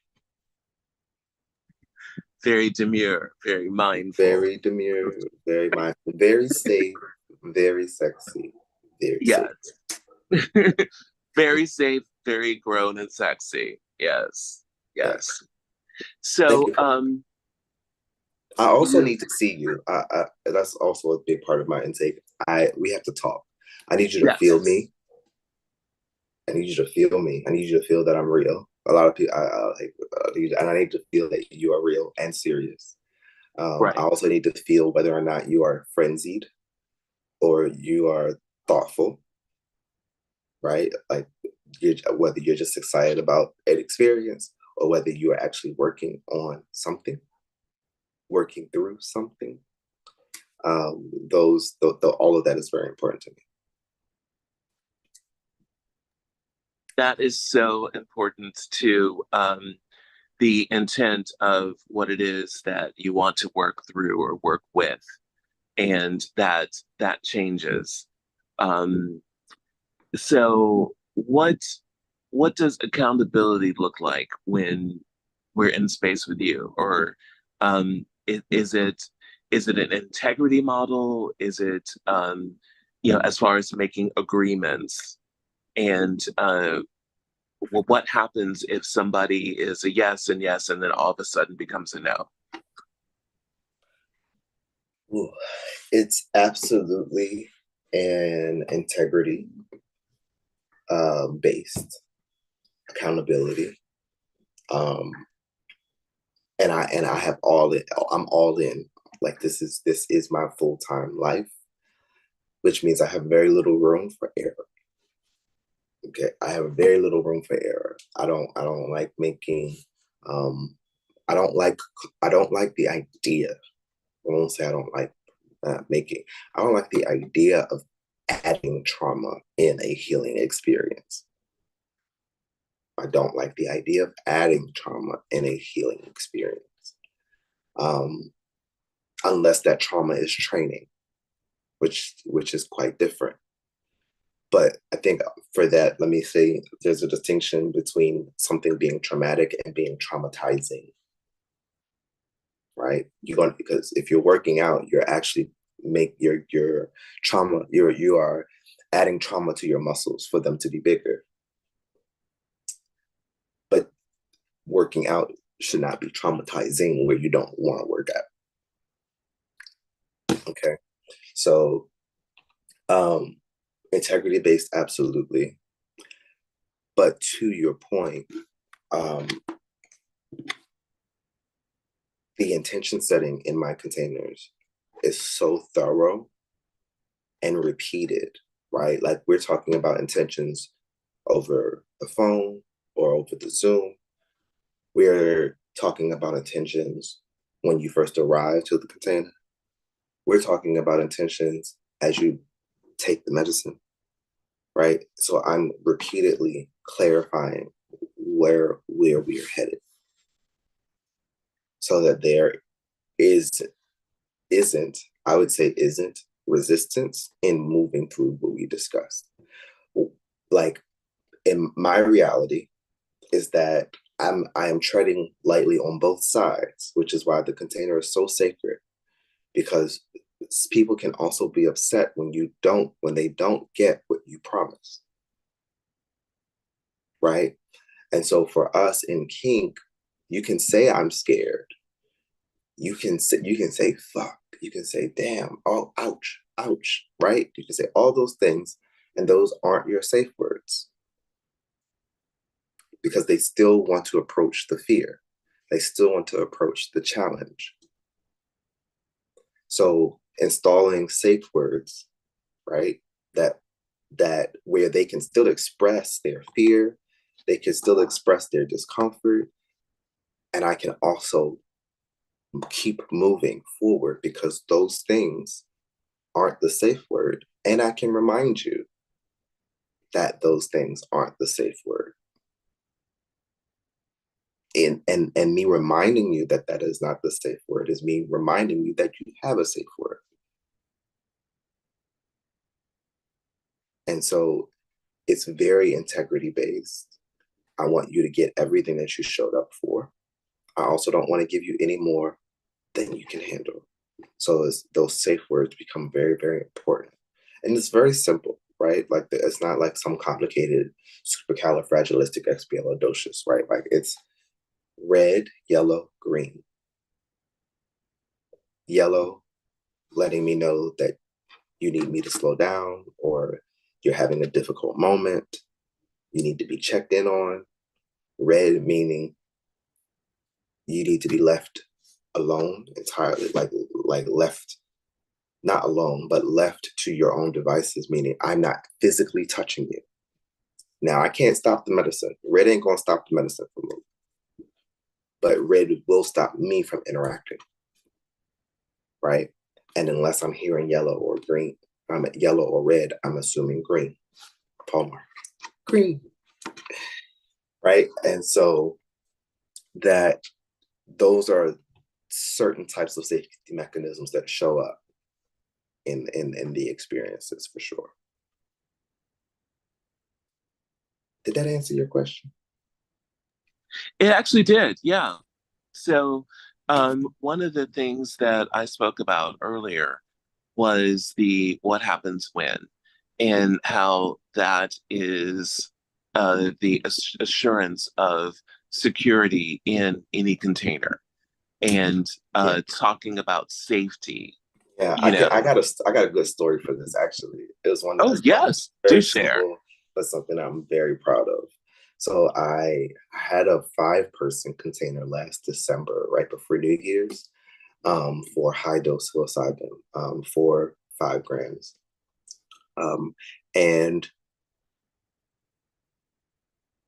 one of the people they were feeling their bigness, very much feeling their bigness. They were moving, they were vibing, they were like dancing, and maybe doing a little hip gyration. And this is a person who I had worked with before, and in the container, of course, and I'm being so particular of holding the bigness, I don't want to tell people no, right? I don't necessarily want to say no. I want to limit the amount of no's so that they can just feel their bigness, right? And she was feeling herself very deeply. And at some point she started to like move her pants down. She started to like shimmy her pants down. And I like, in my mind, I'm like, oh, no, no, no, no, no, no, no, no, no, no, no, right? Because there's a room of like 5 other people, including my assistant and me. And I'm like, oh gosh, right? And I don't want to say no. So I'm like, all right. I gently like whisper. I won't say it wasn't a whisper. It was like maybe a singing. I sang it a little bit. But I sang in her direction. I said, keep yourself safe. And when she heard the words, keep yourself safe, she like shimmied her pants back up. So it was like, I avoided saying no and like compressing the bigness while bringing a highlight to, it's like so simple, but like in a clutch moment, in a journey, right? In a place where this person, like we're moving at this point, right? Thinking on my feet, thinking on your feet, being clever, being expansive, emphasizing a positive higher vibration. Absolutely. I'm like, yeah, like how do I move her past this moment without having her to collapse back into herself? And so that keep yourself safe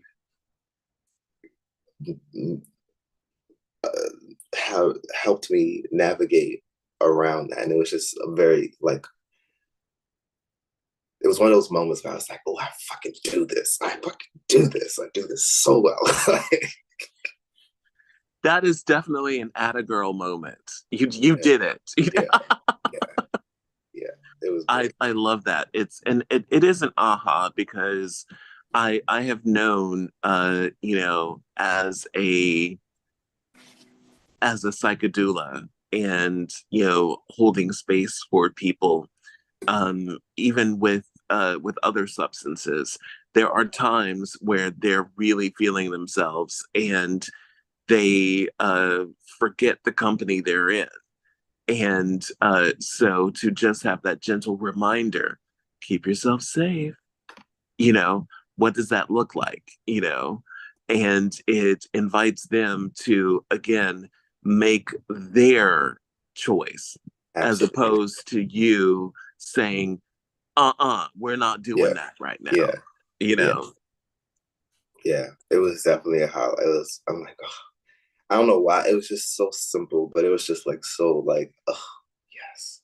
Keep going. Now go, now keep going. But yeah, so, but definitely integrity based. Oh, yes. I'm sorry.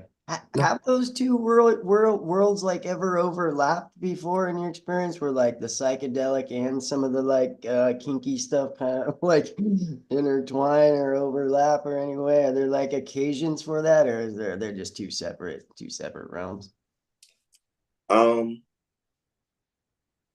Sorry. The occasion is in the curation, right? So I was like, it's a case by case scenario.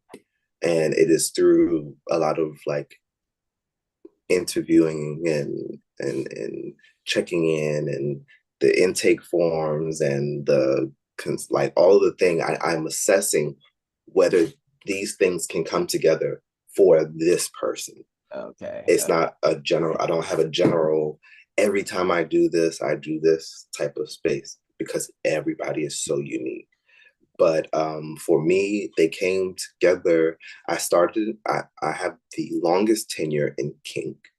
I've been doing kink spaces for 7 years, 6 years, 7 years. I became a hypnotist in 2020. And then I moved into psychedelic integration coaching in 2022. And so my experience in kink and holding spaces in kink and being such a, like each scene is like a psychedelic journey. It can be, it's like a 45-minute psychedelic journey or longer, depending on the scene. But you are literally taking people to these mind-altering spaces and holding them in it and, you know, keeping them safe and keeping them like company, right? Like you don't leave the room and all these things. There's all these things that make a safe scene in the kink world. So when I got to psychedelic, you know, facilitation, I had a leg up. I could already see detail in the space. And I'm like, oh, that gotta go. That's gonna throw it off. That's gonna throw it off. You know, like I could already experience, I could walk in and experience that because of how much I had done it in a physical way for people in the kink. Thanks, man. That definitely answered the question. Thank you.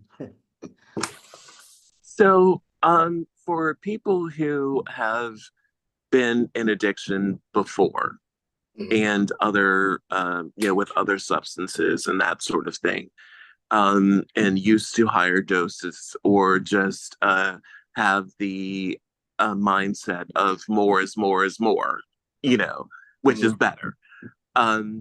What is your cosmology there? And just some thoughts on surrender. The word surrender, what does that bring up for you? So more is more is more. I have this comes up in my, I will say this, my thought processes on this are informed by how this comes up in kink as well. In kink, we have what we call, you know, we have, what's the word? It is masochism, but it is like greedy masochism, right? It's where like that more is more is more is more is more, right? And what I found in kink is that their nervous system is already regulated to handle the pain and the discomfort, the masochist. If I really want to get them, if I really want to get into them, is actually not to serve them more pain. It is to pivot in a way of changing the sensation. So if I'm like driving a scenario, if I'm driving and maybe I'm like hitting let's say I'm smacking with my hand, right? Bah, bah, bah, bah, bah, bah. And they're just what I call eating it. They're not phased. They're not, you know, that more is more is more is more means that you got, you know, they want you to damn near, you know, break your paddle to make them feel something. What I have found is when you see that, sometimes the flip side is to blow, like just blow, and give them a completely different sensation. And while they might be able to take the slaps, they can't take the tickle or the blow, the puff of air, or the stroke of your fingernails. And so it is knowing how to get in here. It's not about the necessary application of the sensation. What is chaos, or what is a mind-altering experience for this person? For that, like, it's not like Pain isn't pain for everybody. Pain and pleasure share the same neuroreceptors, right? And so one person's pain is another person's orgasm. And so knowing that a tickle for somebody could be painful, whereas a slap is the orgasm.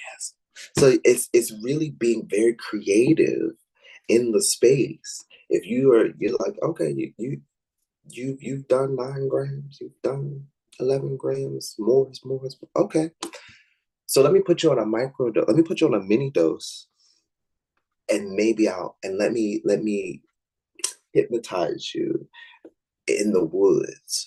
Like something like you got to think way more expansive than just dropping them in at 11 grams. It's because what they're coming to you for is a catalytic experience. They want something that's going to shift them into a different direction. And sometimes it's being met with extreme softness.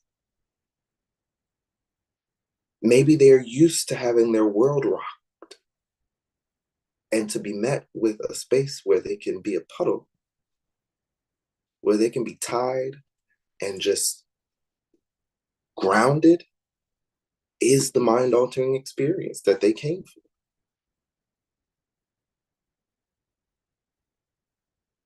for. Okay.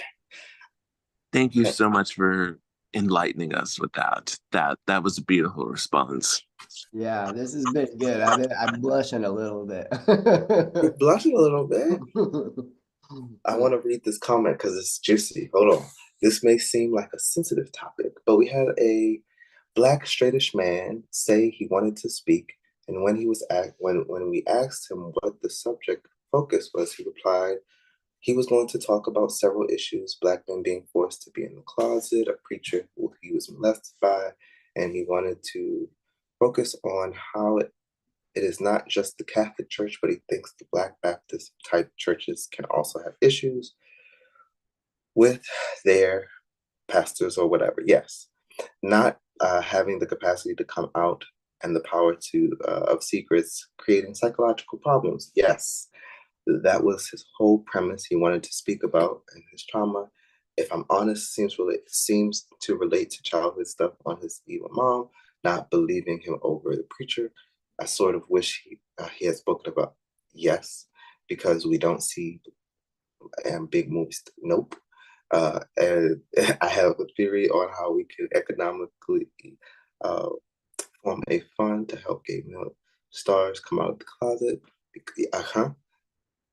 I have a theory. Until we have Black gay stars, we worship all like these fake straight people. No offense.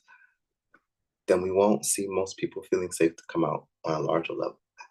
I agree. I agree. And this person probably would be my ideal client. This would be an ideal client. I work with people who are peri to post-Christian consciousness. Yes. I am an ex-church kid. And so if I coach from a space that I can only coach from a space that I'm familiar with, and I am particularly familiar with what it is like to come out of the church, what it's like to have to hide. I hid for 19 years. And that 19 years of that 15 years of work that I spoke to was post coming out, was post. And I've spent 15 years learning how not to hide. How not to hide. And psychedelics have definitely assisted me in that. Yeah. I have a quick question. Yes. I'm just curious to find out what type of personal preparation is required for you, the practitioner, to prepare your spaces and your post-care routine. Thank you for this question. I would say that it's a mix of things, right? It's a mix, one, of repetition. The more that I do the work, the more I get to continue to heal myself personally. And so it becomes less arduous the more I do it, because every time I take someone, they don't have to be a Black gay man, but someone, if I can see myself in them, there's some part of me that's also healing as they heal.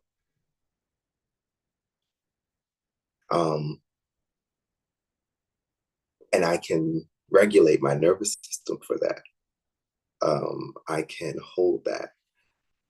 I have learned to enjoy the feeling of healing. It's like, where it can be gunky, right? And there's other things where I'm like, oh, that's their stuff, that's not mine, right? And I can put a boundary there for that. But like, in a general sense, it is continuing to do the work. Keeps my nervous system regulated to do the work. On the other side of that, I have my own spiritual hygiene for sure. I cleanse. I take spiritual baths. I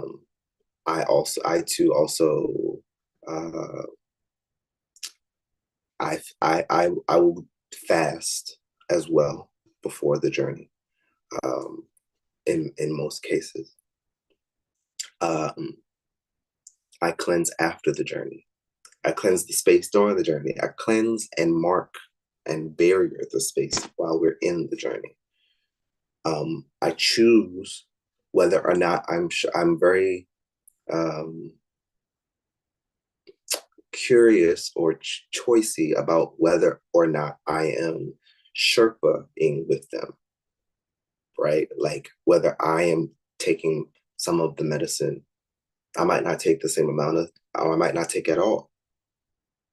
And if I don't take it all, then I'm not I'm not in it as much as I would be if we were both in it. Like, so if I put someone in at 5 grams, I'm typically going in at 1 gram, right? So that I can feel them. But if I don't feel safe being enmeshed with with this particular person that way, then I won't go in at 1 gram. I'm still going to deliver the same curation, but I might not be there with them.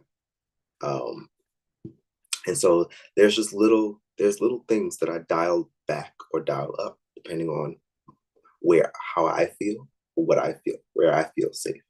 And I think maybe that's what I'm talking about. Like if I'm in a container with another Black queer person, I'm more than likely going to take with them, right? Because there's something where I can also feel what they feel. And I can navigate even deeper into like the soundscaping, what they need to smell in this moment. Like, so all that in space information becomes a little more pronounced when I'm in there with them. Right. And I may dial that back when I'm unfamiliar with the person or unfamiliar with what they're going through. Right. So if this person is maybe moving through trigger warning, like abuse type of situations, I don't actually know what it's like to be physically abused. So I might need to be a little bit more vigilant. And therefore, I can't go there with them. But I can hold the space because we both can't be impaired with that. You know what I'm saying? So it's like us just making very smart choices through the amount of information that I have in the intake, and where the intentions are for the journey. Does that answer your question? Absolutely. Do you have any mentorship opportunities? I do. Most of it right now is virtual, unless you're anywhere near Atlanta, Georgia. But if not, I definitely have an academy online, which would probably be a great place to begin. And then you can, in the academy, I'm pretty much articulating thus the framework of how I do what I do, right? Like, that's all there, because the education of the framework is almost as potent as the journey. So the framework is there. I will, let me see, put my info in the chat. So my website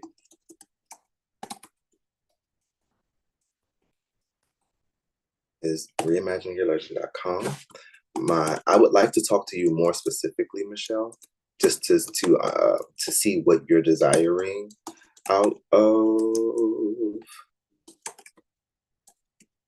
mentorship. My email here.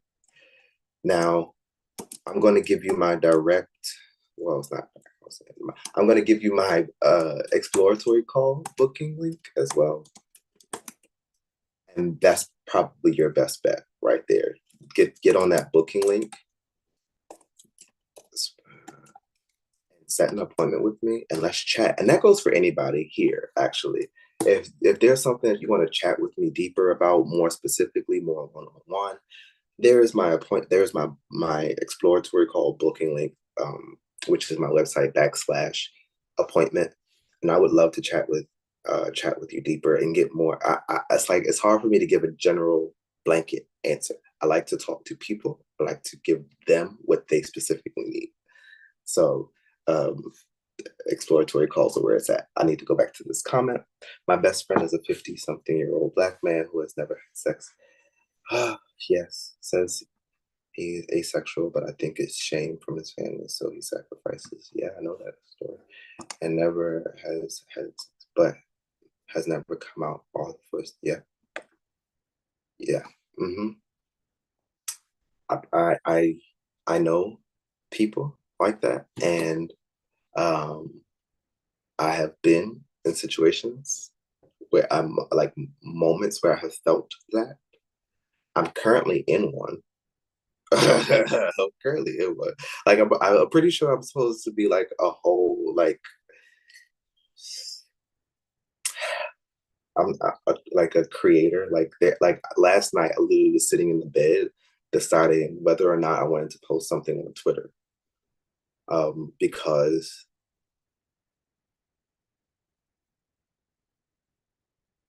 like imagine being scared to go viral. Like imagine being scared that like if you become too known for a thing that your parents might find out, and you're like, I mean, being over 30, right? Like I'm 35, and I'm still like, there are moments where I'm like meeting the boundary of like, is this me or is this my parents? Is this me or is it my parents?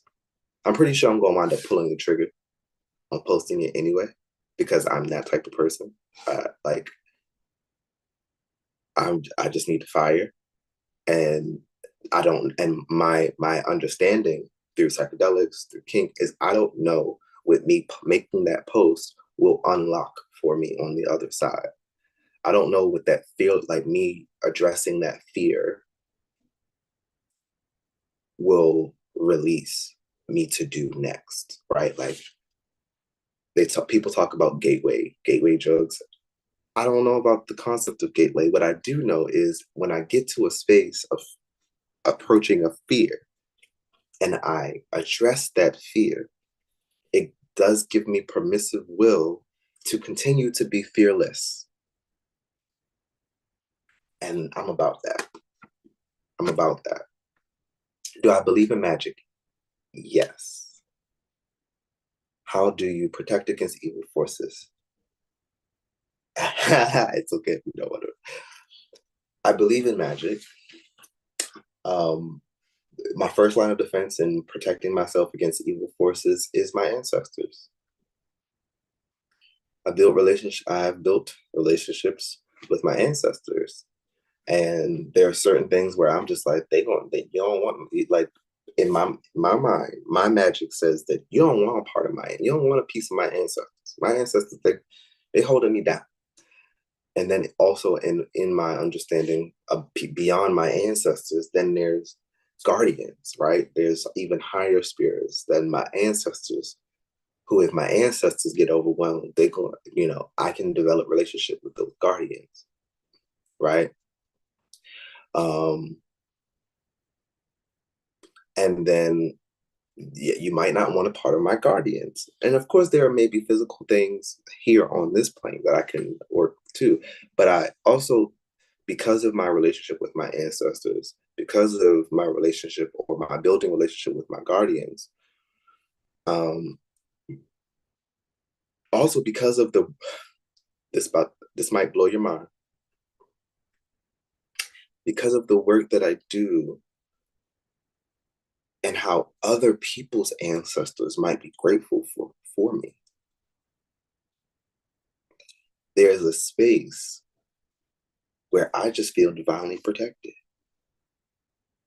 Whether it's my ancestors, or whether it's the ancestors of the people who I support, or whether it's my guardians, I am protected. And on this plane, of course, I cleanse the space before I start. Of course, I put up wards before I start on this plane.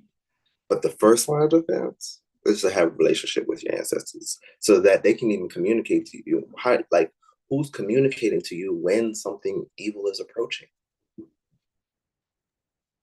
Exactly. I believe in that. And you also have a soul team, a spirit team that's with you all the time. So not just your ancestors, because ancestral magic is a blood magic, whereas soul magic is connected to who you were on the other side. So who you were before you took on this body. So there is that as well. And don't underestimate the power of alignment. You know, I don't know if you saw or have my alignment deck, but the energy of alignment is really important. And if you are focused on those things that you say you don't want, or those things that you are afraid of, you are actually giving energy to those things, and you're calling them in. So when people are like, you know, how do you protect yourself from blah blah blah, and it's like, wait a minute, I don't really, you know, I do basic precautions, but I'm not focused on that, because my focus is I am safe. My focus is I am stronger than whatever. You know, that's what I'm aligning to. I'm aligning to the power of my own energy. You know, what somebody else is going to do doesn't matter hill of beans to me, you know? Yeah. And whenever we are, you know, the hygiene part, the question I would ask you is, how do you disconnect after these experiences with people? What are your practices for disconnecting?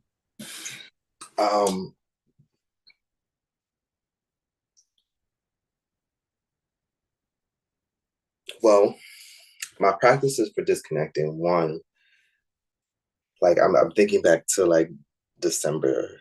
This last December's container was, it was a high time in the night. And I could literally feel myself grounding the room through my body, because of how high the energy was.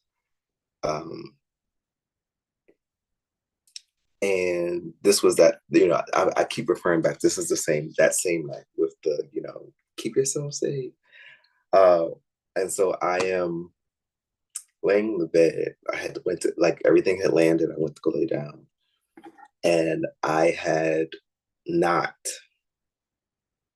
gone through. I was like, oh, I'm exhausted. You know, I should be fine. No, no, no, no, no. No. My ears were buzzing. Like I could literally hear whistles from like far off. Like it was wild. So what I had to do, I got up, I grounded in water. I grounded in dirt first. I went outside, barefoot, and literally just kind of put my feet and my hands to the ground. And I would say meditate and connect. I was listening deeply. I wanted to my meditations feel like many times, how far can I hear? That's how I create silence for myself, is how far can I hear? Can I listen further? And as I'm listening as far as I can, I'm also pressing into the ground. So it's grounding. After grounding, I also shower and I ground in water. Sometimes I journal. Sometimes I write and burn. Sometimes I write and burn. But the goal for me many times is to address all the 4 elements in a way of grounding and disconnecting. Typically, if I eat something also, that will begin to like send a different conversation through my body. Because I'm typically not eating during the journey. So once I begin to replenish myself and digest, then I become more embodied, because now there's something internal working.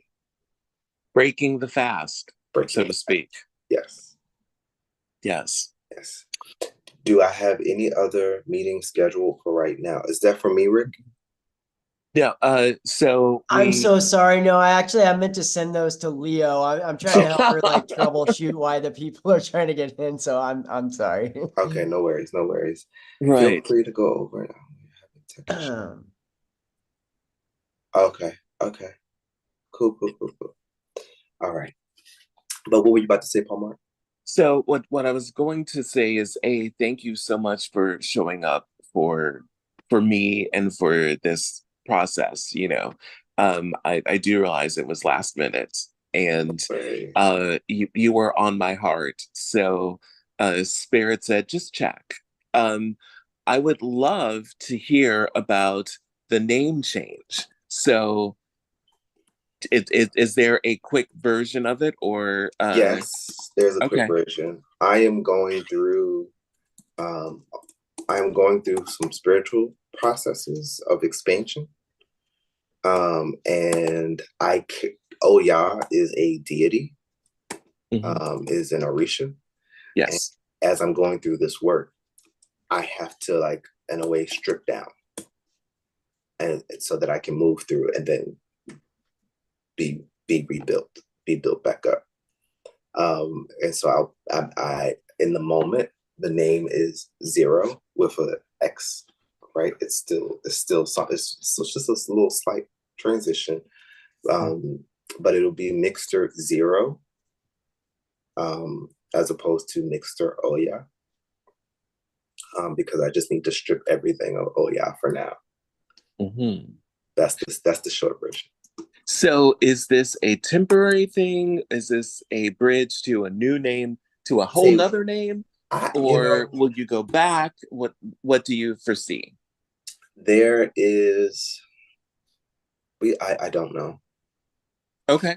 So I have my mind is saying 2 different things. For all I know, I could come out as Omo Oya and be able to carry Oya again.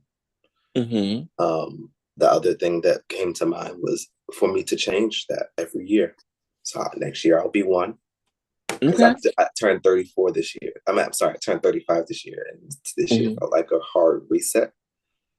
And so the rebirthing, if you will, like next year I could be 1, the year after 2, 3, 6, 7.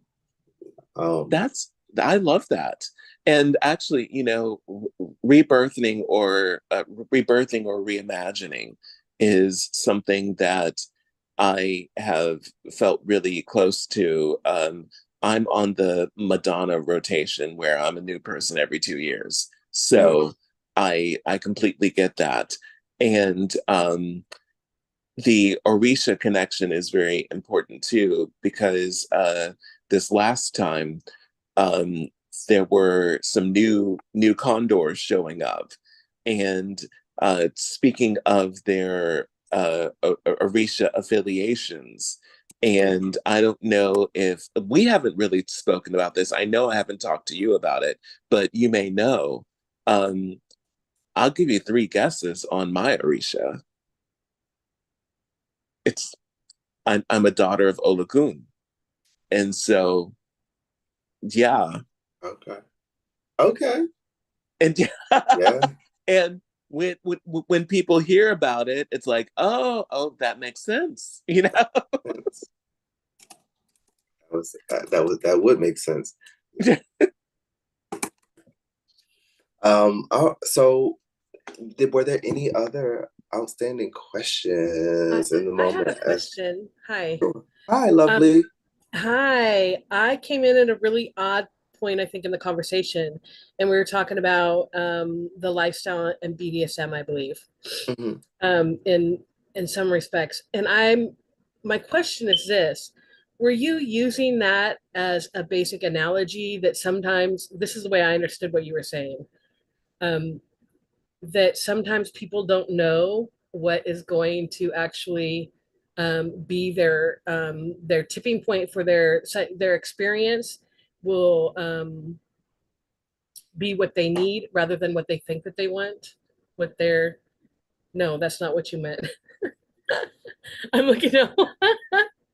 No, can you state the question one more time? Were you using it as analogy one? BDSM as an analogy An for analogy psychedelics? like in regards to psychedelics, the use of psychedelics, or no? It was a No. completely different conversation. Okay, well, see, I told you I seriously entered right when you began talking about BDSM and stuff. I was like, If I thinking correctly, I was saying I'm thinking maybe I was responding to Paul Mark's question about people who want more and more and more and more and more. Oh, okay. And that's what I was saying as like an analogy for people that want more psychedelic use, or they want a bigger hero's dose. They think that that's exactly what they need. Oh, yes. Okay. And in that moment, that's when I become the expert. Right. Okay. It's important for me as the facilitator to be the expert and be like, maybe it's not 13 grams that you need right now. Maybe we need to dial back to like 1 gram and add some type of other experience to integrate that one. I love that. Thank you for using that as an analogy, because it like really hit home, because I've experienced things like that. And it feels like it's a good crossover, like, because a lot of times especially with people that have, addiction issues, they want more. They're like, bigger is always better. More is always better. And being, an expert on it, I think that it's imperative, for people that are facilitating, experiences like that to stand in their expert sometimes, yes. Yeah, to take other things into consideration, really. You have to take other things into consideration. So I really appreciated that. I just wanted to clarify that, and like high five for the analogy, because I thought that it was great. Thank you. I thought it was yeah. like perfect, because I'm a person that's like s'more, like I call crack s'more. Yeah. Anyway, long story, but when I tried it, I was like, I want some more. This is a long time ago, but I feel the same way in the BDSM community. Like a lot of times people want more, because they're so used to that. And I have to take everything in consideration with the people around. I have to take even their outcomes, in consideration, rather than just what they want. And I really appreciate you speaking to that. For sure. Yeah, I'm familiar with s'mores. Masochists Yeah. can be very greedy. They can Oh, be yeah. very, very, Yeah. very, very greedy. And, you know, and sometimes And bratty. it does parallel, you know, addiction, right? They can be addicted to the chaos, the pain. Oh, yeah, for And sure. so And endorphins. you can, in A that greedy moment, bottom. greedy Yeah. bottoms, right? Yeah. Trying to top And from the bottom. and Yeah, so yeah. being a literal master, I'm a covered master in that, on that side of things. I am particularly attuned to not let brats brat on my time. Like you can brat all you want. The more you brat, the less attention I'm gonna give you. Right? Right. Exactly. That's And so perfect. it's really, whereas, you know, it's so fun because I won't say the less. I would say, because there's others, there we go. There are others who claim to be brat tamers. And when you say brat tamer, what you're really saying is come brat for me, with me. And so I don't even claim to be a brat tamer. Me either. I'm a brat ender. Like I will end that I'm shit. Right? Like Why would I entertain a brat? right. Why would I give a brat something they want? And so in a professional setting, in the psychedelic realm, when it comes to the same thing, you know, again, we talked about the intake, and I will, like, are you here for a journey, or are you here to grow? Like, are you here to work on something, right? Like, I won't, let me make, is that the word that I want to say? Yeah, like, are you here just for the drugs, or are you here for the journey? There we go. Is what more so what I'm looking for, because I don't believe it with I don't believe my medicine to be drugs. So you have to come at me, and I won't even preface the conversation, of course. So they come at me saying what they transparently desire and what they give me on the break, off the break. This is from like my expertise, right? What they give me unprovoked is typically the raw truth. They'll say something like, oh, I've tried these other psychedelics and I've never tried this one. Right?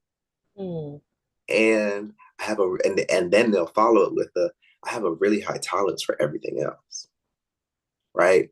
So they're telling me up front that they're not necessarily here for the work. Right. They're here for an experience of another drug. And there are some people who biologically have a high tolerance. And so that goes back to the intake form of what is your experience with other drugs or with other types of things. And I think that when it comes to the kink, asking about addiction, or even if there is a history of addiction of any type, lets you know how they're going to, or how they may respond to a stimulus, And there was a question in the chat about addiction in the queer community. So do you have any thoughts on that?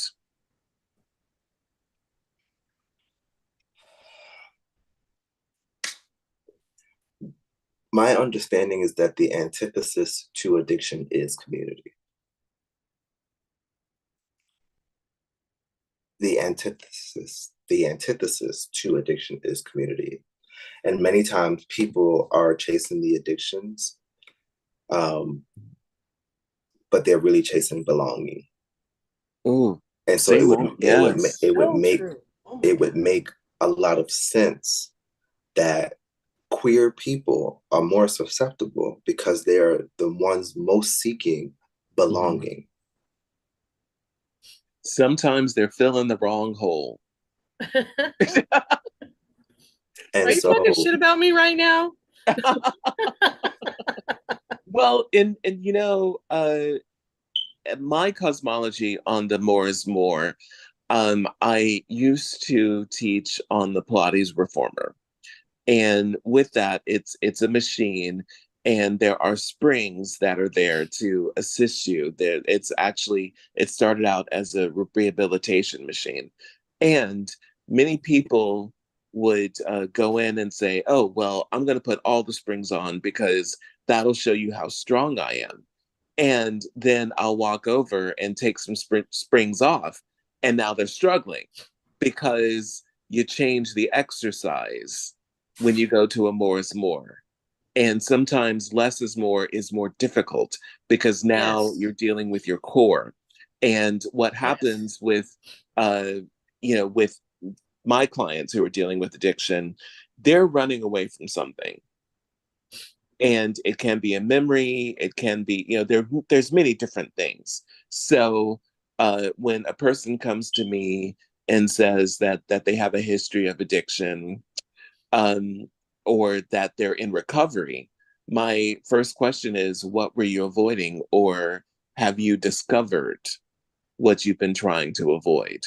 And you can use any number of things. You can be addicted to sex, you can be addicted to food.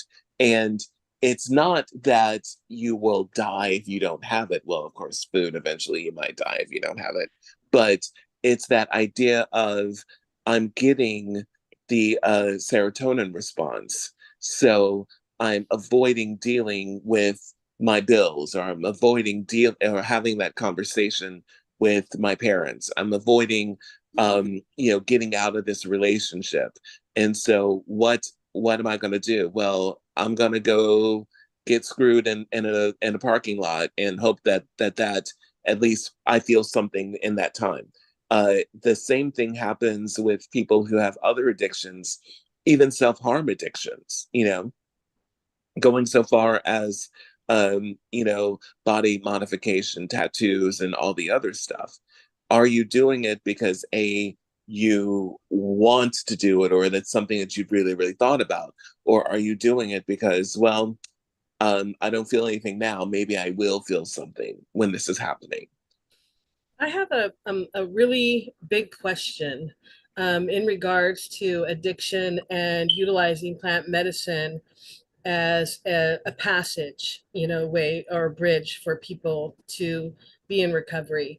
The question is this, and this can be to any facilitators or people that work with people using psychedelics. What if I came to you and I said, I am coming to you for the experience. I want to experience psychedelics, and I've had a history of drug addiction, and I just want a new experience. How would you handle something like that? I mean, would it be wrong if the intentions are they just want to have a psychedelic experience?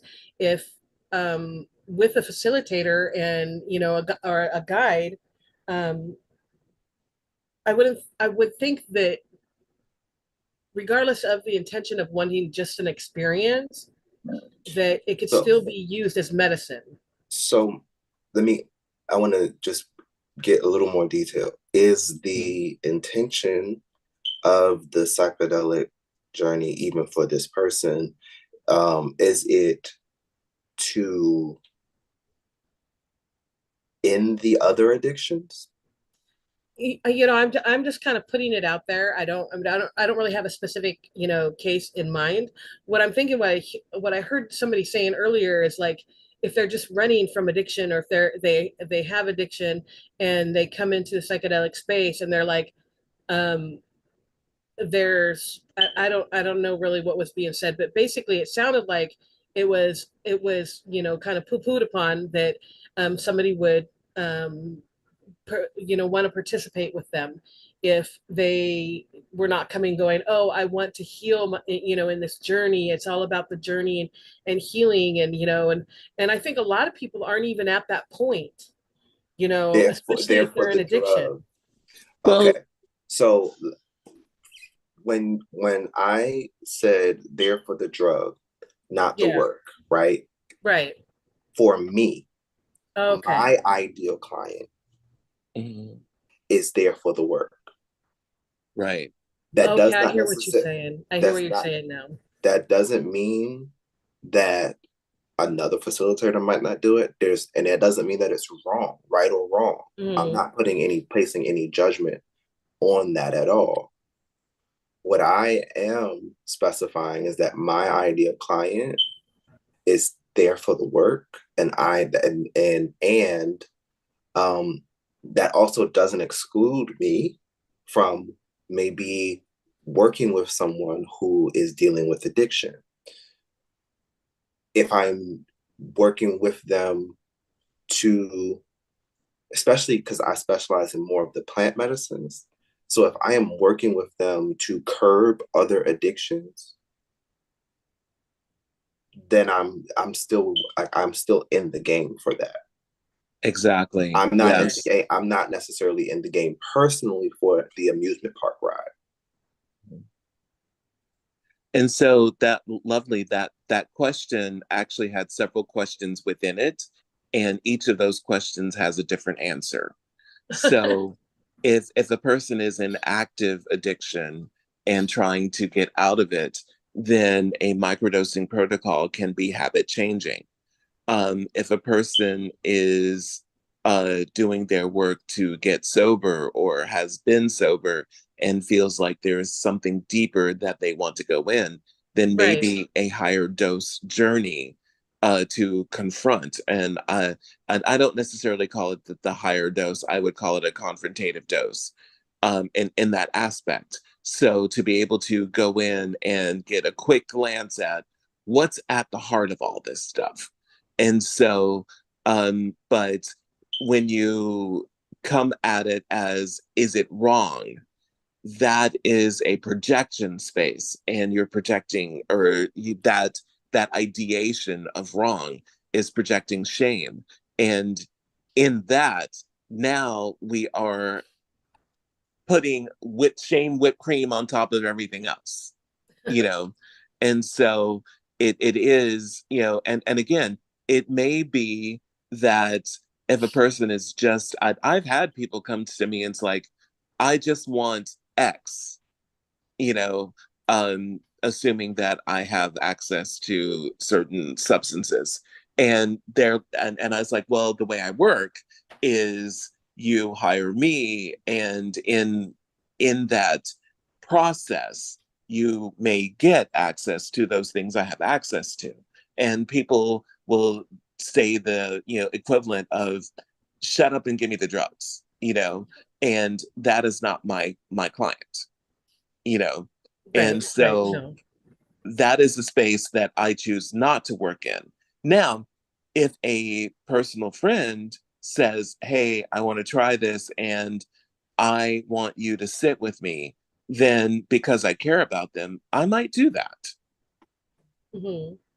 Well, one of the things that is on my mind is that a lot of times, and there's some science-based research that shows that people, especially with treatment-resistant addiction and mental health issues, they have some basically some brain injuries. Their uptake inhibitors and reuptake inhibitors, their serotonin, their dopamine are all fucked up, like literally. And a lot of times I don't think, even if they are at the point where they're sober, they're struggling with being happy.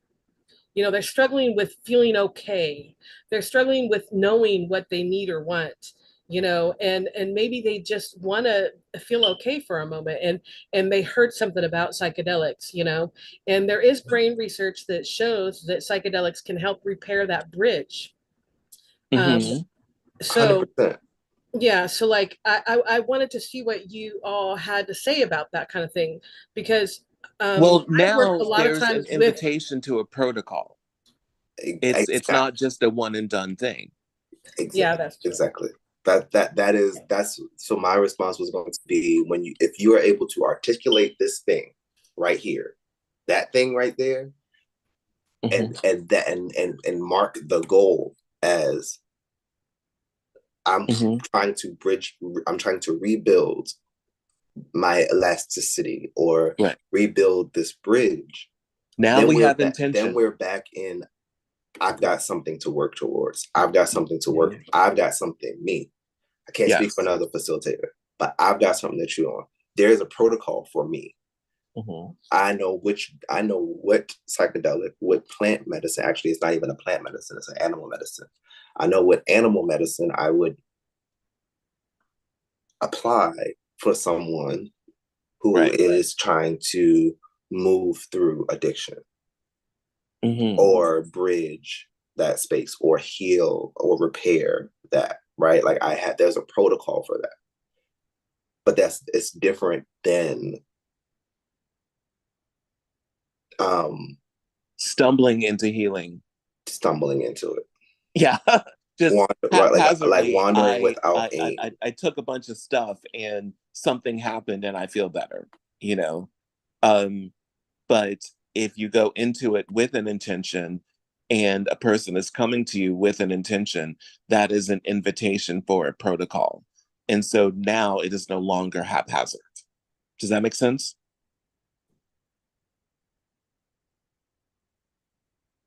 It does. However, I have a tendency to do like more like addiction outreach. And a lot of times I'm working with people that are like ready, but not exactly sure of what to do or how to go about that. And I like to share research surrounding, different psychedelics, plant medicine, animal medicine, and other forms of um, uh, activities that can build neuroplasticity and help repair their brain and such. So I kind of was just because I haven't been formally trained. This has been something that I've just been doing for many, many years with people. So like I just wanted to see what other people, what their input was, because of course I don't want to harm anybody. I'm all for loving people and bringing them into a space where they can make their intentions clear. However, I think a lot of times in the beginning, especially, or if they've been sober for a long time and feel like they've gotten to a place where they like, well, I've done everything they've told me to do, but it hasn't brought any kind of peace, or happiness in my life. So, yeah. Yeah. So multiple things there. Did you want to say something, sir? Yes, please. Okay, go ahead. I think what was coming up for me, what's coming up from me in your question, and I can only speak to me as a curator and coach, right? It is important for me to feel like I'm not a drug dealer. Like it's important for me to feel as a Black AMAB body that I am not a drug dealer. And in order for me to do that, I have to move with tons of intention, tons of care, tons of clarity. Absolutely. As do I. I haven't stayed out of prison this whole time, and it still is illegal. So I do not practice drug dealing. Absolutely not. So what came up for me in that space was understanding the space that you can hold. And so if you haven't done the research, this is where the importance of a network comes in handy. And so if someone comes to me and says they're interested in kink and rope play, I don't do that myself. I know other people that do that. And I will say, this is not something I do. This is a person that I would trust for that. And I have people in my network that if someone comes to me and says, I'm interested in Bufo, I don't do that. I know people who do. Now, if you want to talk about microdosing, if you want to talk about self-acceptance, I'm your person. And if there's something that you're working through that I have not healed, that I have not been through myself, I may know a person that that might be a better fit for you. And that is inviting other practitioners to not or to stay out of the scarcity model. So you're not, clamoring for, I have to do all of this. There's enough people. There are, almost 8 billion people in the world, probably more. And there are less than 10% of them are coaches and therapists, and almost everybody needs one.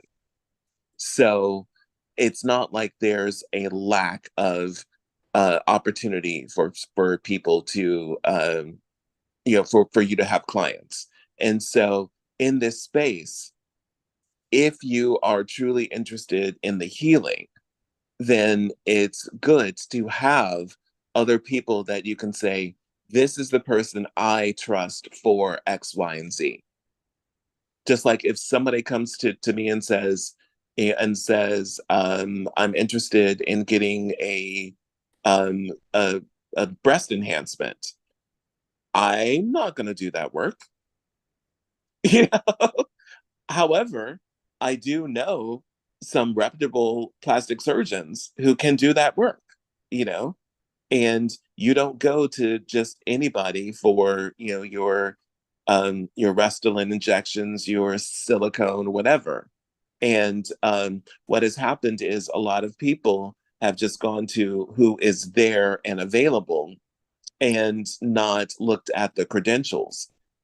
I feel that if we're in a professional capacity, especially if you are a social worker, a licensed professional, being social work, being a therapist, psychiatrist, psychologist, that sort of thing. If you don't feel comfortable doing it, or if you feel like your livelihood or your licensure may be at risk, then it's important to have people that you trust and can refer to and say, I cannot professionally, ethically, give this to you. However, this might be a person that if I had these questions, I would talk to. 100%. I agree. Yeah. Did anybody else? Lovely, did that answer your question? I was going to share something if that's okay. Okay, Leo. Yes. So this is not related to what you guys were talking about, though. Addiction is like, I just really care about addiction. I'm a substance use professional by training and have done a lot of work with addiction with different communities, especially people of color. And have just seen so much disenfranchisement and like medicalization and forcing people on Suboxone and methadone, like as being, for me, I have dirt on my hands or blood on my hands because I have pushed this narrative. And I was a CPS social worker for a long time. So a lot of times I would go into poor communities, often communities of color, and tell people I'm going to pull your kids because you can't get your shit together. But in that process, I would ding families for like, in family treatment court, if someone busted a positive UA for cannabis, I would ding them. But on the weekend, I could do whatever the fuck I wanted. Do you know what I mean? So just kind of the blatant hypocrisy of the system. So in our last 24-hour event, I was kind of scarred because we had spamming that went on. And I always think it's the US government, but some people think otherwise. But it was like supposedly just like hecklers, like whoever those people are that are motivated by such things. And they were spamming us with Black gay porn, right? And for me, I got really angry and triggered because all of these primarily Asian people were like, oh, this is so offensive. And like, you guys should do a better job, or just like whatever the criticisms were. And I found myself getting really offended because I was like, well, why are Black male bodies like when I think about all the vile things that the US government does, right? All the millions of bodies that we decimate with bombs and all kinds of horrible things we do. We dump so many toxins into the earth and pollute the communities and kill the children with cancer and all these horrible things that we do. Anything you can imagine, the US government has done, right? Experiments on people without their knowledge, like so forth. But here we are like super offended by Black male bodies touching themselves or penises or something like this. Do you know what I mean? It's just this perpetual, I think, fixation or sexualization or tokenization or exotification or something of the Black male form, loving another Black male form. Because later on, I was like contemplating to myself and I was like, okay, why was that the most offensive thing that someone wanted to spam with? Because they did it like 5 times, right? And for me, I was just like, isn't it interesting? Does anyone care that it feels racist for me that this is like this is what's supposed to be triggering. Like, of all the things that, like, that's not even a violent thing to be like pleasuring yourself or whatever. Do you know what I mean? I feel like Americans are like, when you go to Europe and stuff, I remember my husband, we were in Spain and this woman's breasts were exposed on the beach. And I was just like, stop thinking it's weird. Like, everyone else is really cool about it and they're chill about it. And they're not like staring and gawking at that lady. Like, I was just like, people in Europe are like less hung up on their bodies and less hung up on sexuality. In my opinion, I know that's a generalization. In many areas around the world, they're less hung up on bodies. So, I mean, I didn't really have anything like a question per se, other than I just wanted to, like, I was just thinking right now, oh, I'm so frustrated about these tech issues. And I was like, well, why are you triggered? I was like, well, because last time, because we got spammed with all that gay porn. And I was like, oh, maybe I'll just mention that it was interesting. I felt like the black male body as a gay experience or something was being used to like trigger people because that was supposed to be shocking. And later on, I was just sitting with it and I was like, what is it about the black male body with another black male body loving it or loving themselves? Why is that a violent act or so shocking? So, well, I would invite you to look deeper into you, because sometimes it's just, it's done for humor and it's not done to trigger. So if it's, if you're triggered, then there's an invitation to some deep work and some healing. So if that is the case, then what does that mean? So where, and if I were working with you, my first question would be like, where were you perhaps interested in a black male body, and punished for it or chastised for it? yeah, You don't have to answer that right now. Yeah, By I the way, wasn't just triggered saying. though. I personally wasn't triggered about the bodies. I was triggered by the event, having it happen 5 times, and the disruption and the rudeness to have everyone leave and the embarrassment of that. And I felt like somehow I had failed or something. But it was more people's reaction, these emails that I got where people said I need to go to therapy now. And like they're like gonna sue me because they've been exposed to this. And I'm like, Jesus, like, why are people having this reaction? Oh, okay, so your safety was attacked. So you thought you were in a safe space, and then people came in. And then ongoing, people's reactions were triggering to you because they were now doubling down on the attack on your safety. Is that what I'm hearing? Well, one woman wrote me like 4 emails during the event, and she was just talking about how she had to go to her therapist and make a special appointment to see her therapist. And maybe I sound callous, but I'm just kind of like, I was like, what? I'm sorry, why? Like you go on the Right. internet and you just do a Google search and you see horrific images. Like, you know, Well, and that is her own journey. And so her trying to victimize you, or her trying to make you the villain because it happened in your space, that was something you did not have control over.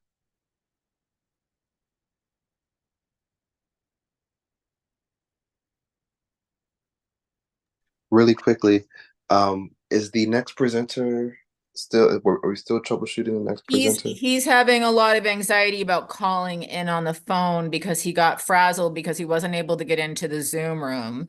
So my solution was just to kind of hold space, and then if Carlos is able to join us, that's great, and work with his comfort level. I don't want to put pressure on anyone who's having a panic attack. I think we all should be, Well, yeah. Okay. Well, I'm going to have to sign off. I have to get moving in the day. I've appreciated all of the exchange and the conversation, and the ability to share my little bit of wisdom and expertise with you all. And I hope that it lit something up or clarified something or charged you with something positive, as I shared. And just before you go, have you shared your links, all your links, or the links that you would wish to be accessed through? I did. Okay. Thank you. I put it in Thank one you more so much for being here. for sure. And I look forward to connecting with a couple of you or any of you when time allows. Uh,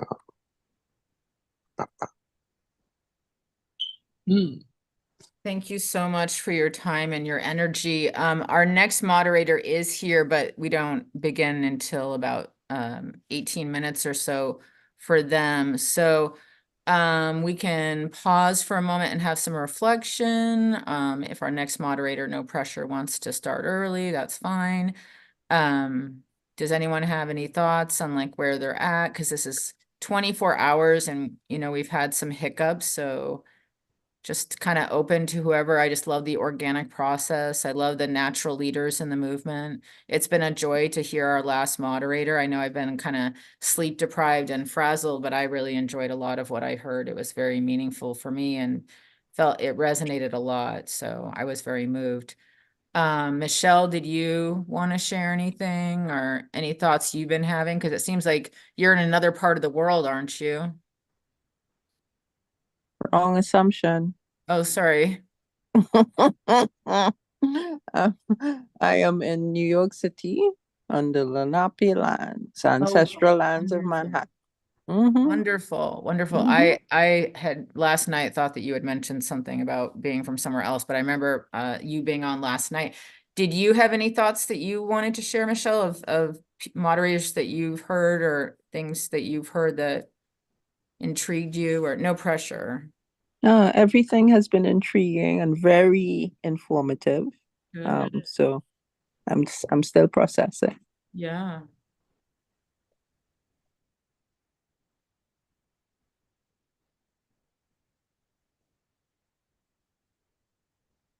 Well, I could share some of my stories of being exposed to gay culture.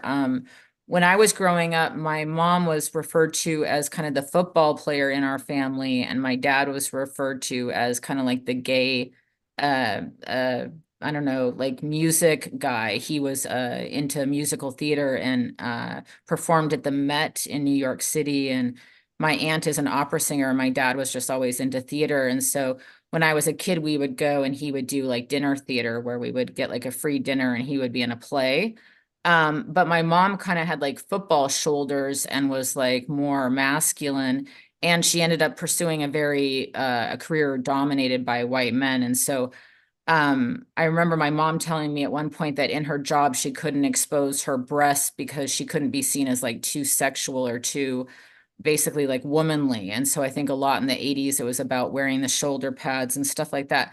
So we would joke in my family growing up that it was almost like we had a gender reversal kind of scenario where my father, who was more slight and more feminine, and my mother, who was larger and taller and broader and more masculine with these big shoulders, and she looked kind of masculine, that just we grew up with a different image of maybe what it meant to be female and what it meant to be male. And then all of the children got names that were gender neutral, so no matter what, if we were a boy or a girl, we would have gotten the same name. And I commented yesterday how sometimes I think it can set kids up for a kind of a weird expectation that the world is going to be the safe place where you can express yourself. And so sometimes I felt like my parents used us children as little billboards for their I don't know, woke ideology or something. Because I remember as a child, I had a t-shirt that said, "A woman without a man is like a fish without a bicycle." And I used to proudly talk about that, like, oh, I was 5 years old walking around with this like feminist t-shirt on. But now I kind of have different opinions about like really if we should use our kids for modeling our, whatever our ideology is. I think that's a lot to put on kids' bodies, like with t-shirts and stuff like that, because you don't have their permission, because they're a child. Do you know that's the name of a play? Is it? It's the name of a one-woman show, and one of my professors at SWT, now Texas State at San Marcos, actually wrote that. And so Oh my I gosh. was there when that play, and of course, it was a saying before that, but there actually is a one-woman show Oh my God. by No, that I name. never knew that actually. That's crazy. So I don't know if there's like probably a connection.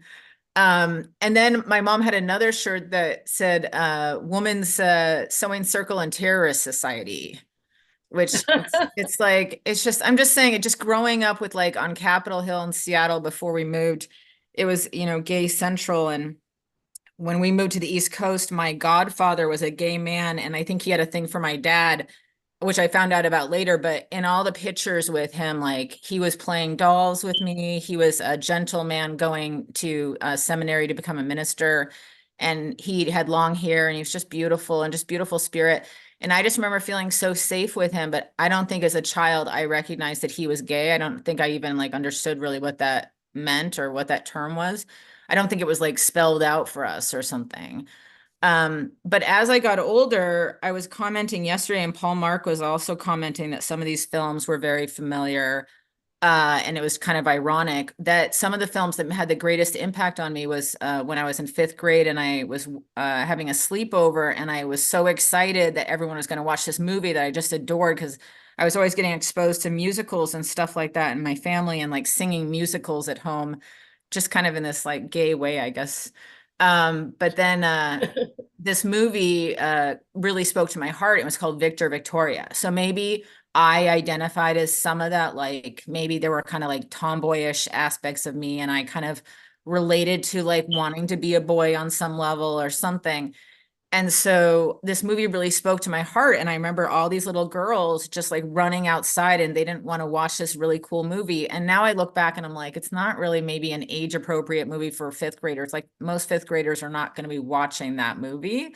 But for me, it was, I like loved it so much. And I was so deeply hurt that these kids did not want to watch this movie, which was about gender, kind of playing with gender. So, and then I remember No, later on. that's really interesting because I was into it because it was Julie Andrews. Oh. And I would have watched anything with Julie Andrews. And I still try to do the end of Jazz Hot. I love that song so much. I know. Won't you take me just home, baby, and don't ever let it such a great, all those great songs. So I would love to speak yeah. to that, Leo, about the children and parents and if they should be our billboards. Because my offspring have literally told me that that they have noticed that a lot of times I will literally like bring them out to talk with friends and be part of conversations with other adults and such, so they can share their views and values and such. And they've sat me down and said, "That's not really cool, Mom. That you do that you want us to be like little performers." And share your values. We're, autonomous. We are our own beings.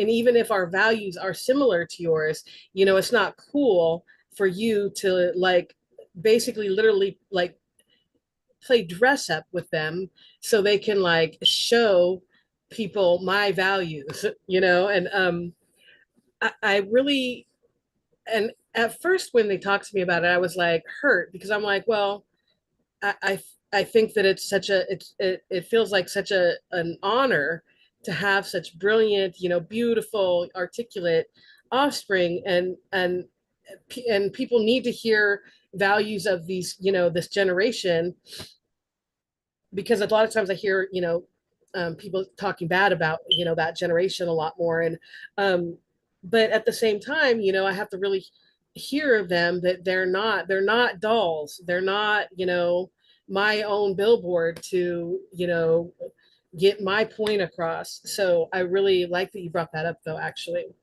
because I think that it's important that children are taught that they're individuals, you know, that they're not required to play any role.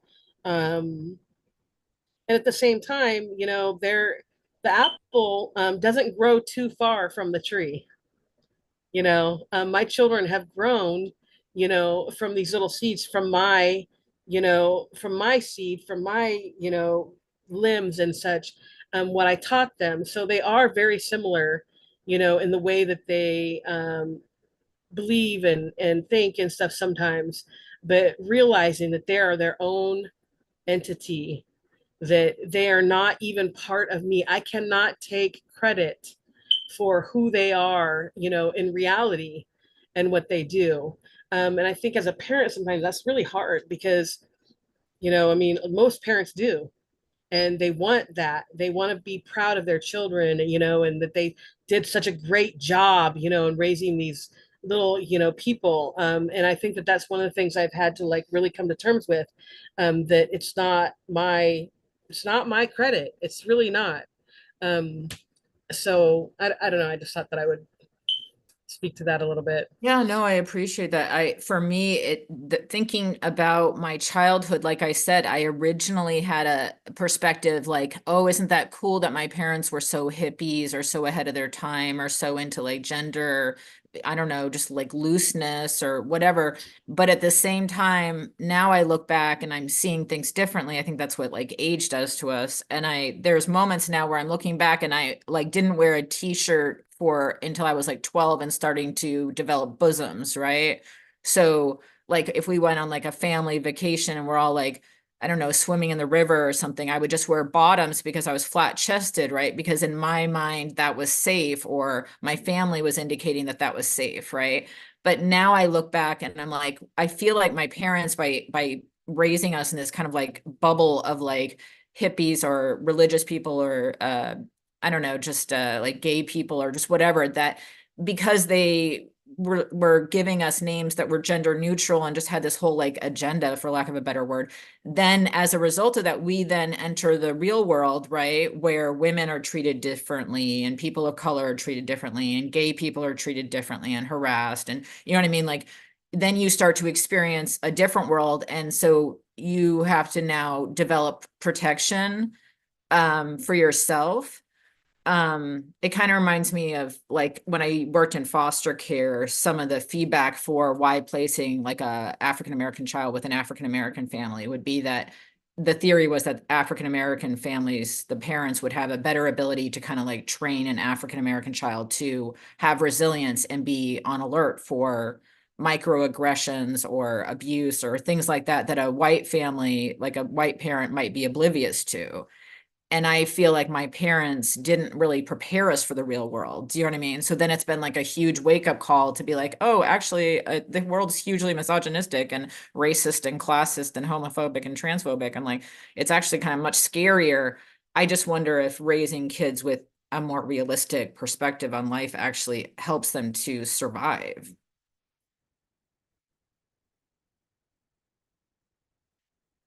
And the last thing I'll share is that last night I was sharing, and Paul Mark knew the movie, so clearly both like connecting on a lot of these fabulous movies. But another one of my favorite movies when I was 17 was My Beautiful Laundrette.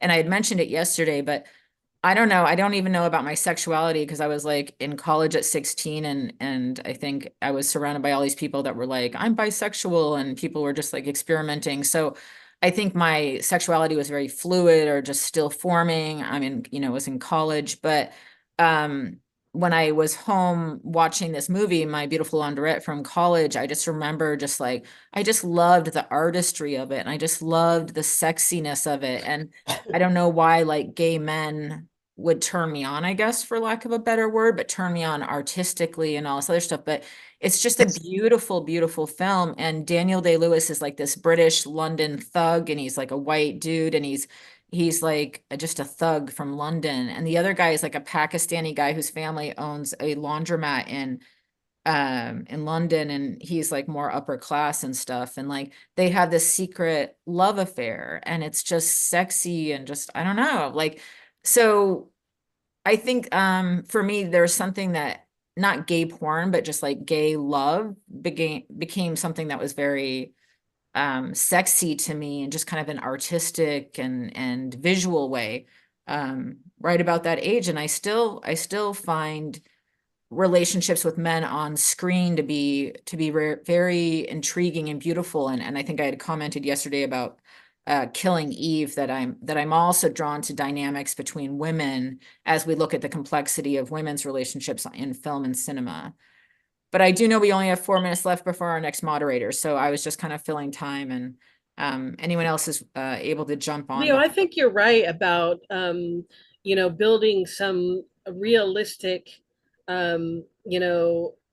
ideas in our children's brains, because I remember one time my offspring said that the previous generation lied to them, literally like lied to them, because it wasn't, the real world is not like they thought that it was going to be, based on the information that the adults in their life were giving them, the teachers, and coaches, and other people. So that was like a note to me that it's important that we do teach our children, these values of openness and, acceptance and, being themselves and such. However, all of the world is not going to treat them, with the same kind of values. So,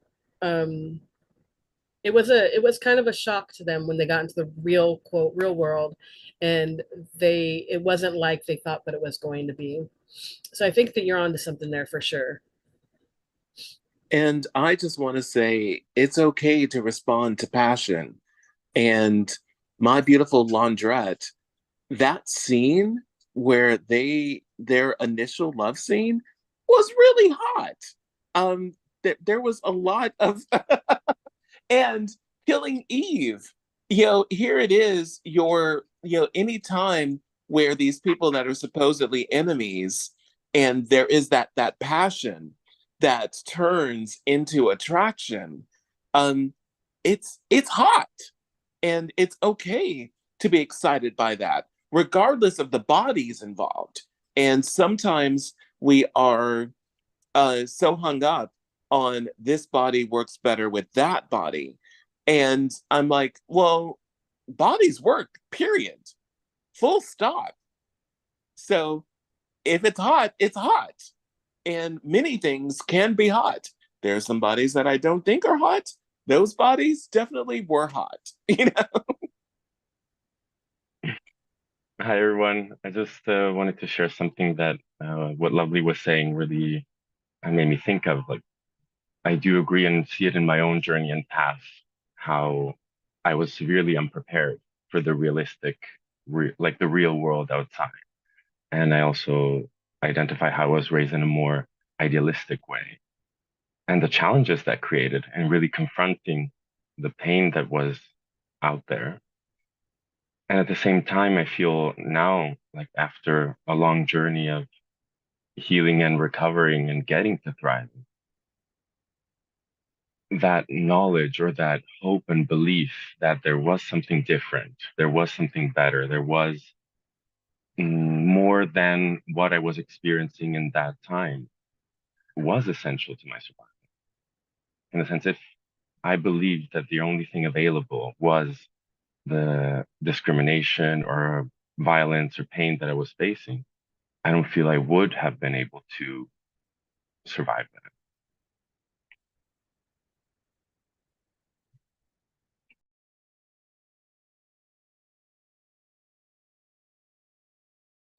Gabrielle, am I saying your name correctly? Yeah. Yeah. Okay, I wanted to introduce you because you're our next moderator. Mm-hmm. So it's your hour, so just take it away. Like we're so grateful for you're here. We're in our this is the 23rd out of 24 hours. So so some of us are dragging, and we've had a few technical issues, and folks may have had trouble getting onto the Zoom, but we are live streaming and recording. So so just take it away and whatever you want to share. And Amazing. Thank you so much. And thank you. It's amazing to be here. I was very grateful to be asked, and I hope it'll make it an interesting last hour.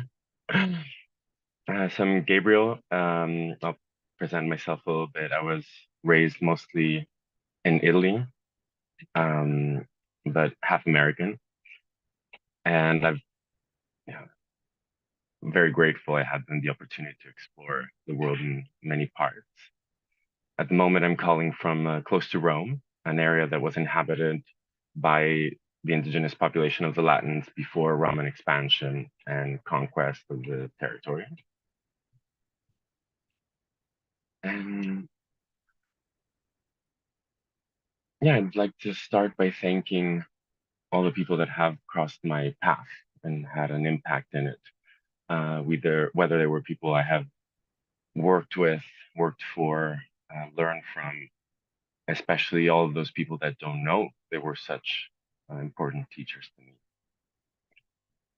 And what I wanted to share most and foremost about today was that the development of my framework and perspective in working with psychedelics and the importance of psychedelic work in with queerness, with queer people. And this is just one of the many perspectives of relating to psychedelics. For me, it was developed through my personal relationship with psychedelics, my work in public mental health, and growing up as a queer person in the world, in Italy, in the US, and the process from becoming from victim to survivor to striver. And this, of course, is a process that is still very much developing, still very much becoming. And today I'd like to take the chance to share this perspective and the experience of building this framework, especially more recently in my work at the Jungle Neighborhood in Costa Rica, and how even being there at the beginning of the year has really been a very powerful experience as to understanding why these queer spaces I feel are necessary and beneficial. Especially in the aspect of community. When I joined, I was hearing about this experience of being gay, a heteronormative, cis, white world. And I feel also there's this element of queerness that is much deeper, much more esoteric in a way, and how it does bring about so much more inclusion and inclusion to all the differences of who we are as human beings. And I feel the potential that this queer experience of psychedelics and setting up spaces of safe exploration of psychedelics in community of queer people really have a beautiful potential that goes way beyond, I feel, what is part of the psychedelic discourse of symptom-based interventions or treatments. The first element that I feel is very important, for me at least, is this experience of the inherent queerness of nature and the more than human. How we can move towards a deep experience of nature, and how incredibly expressive of queerness it is, and how welcoming of queerness it is.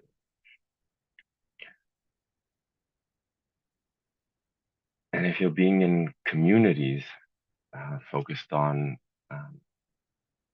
having an intimate emotional relationship has a potential of understanding also the displacement of different kinds many of us have experienced or currently experience from being raised and existing in a white heteronormative cis world based on Cartesian principles of the isolated mind, of the I think, therefore I am, of the separating in order to understand, rather than embracing or seeing things in a more holistic, dynamic, and flowing way. And I feel something that a lot of times is brought up is like why the need for something specifically queer, especially coming from the psychotherapy world. There is sometimes, I feel, a resistance towards seeing the uniqueness of the queer experience and how psychological paradigms need to be expanded in order to truly understand and focus on the queer experience.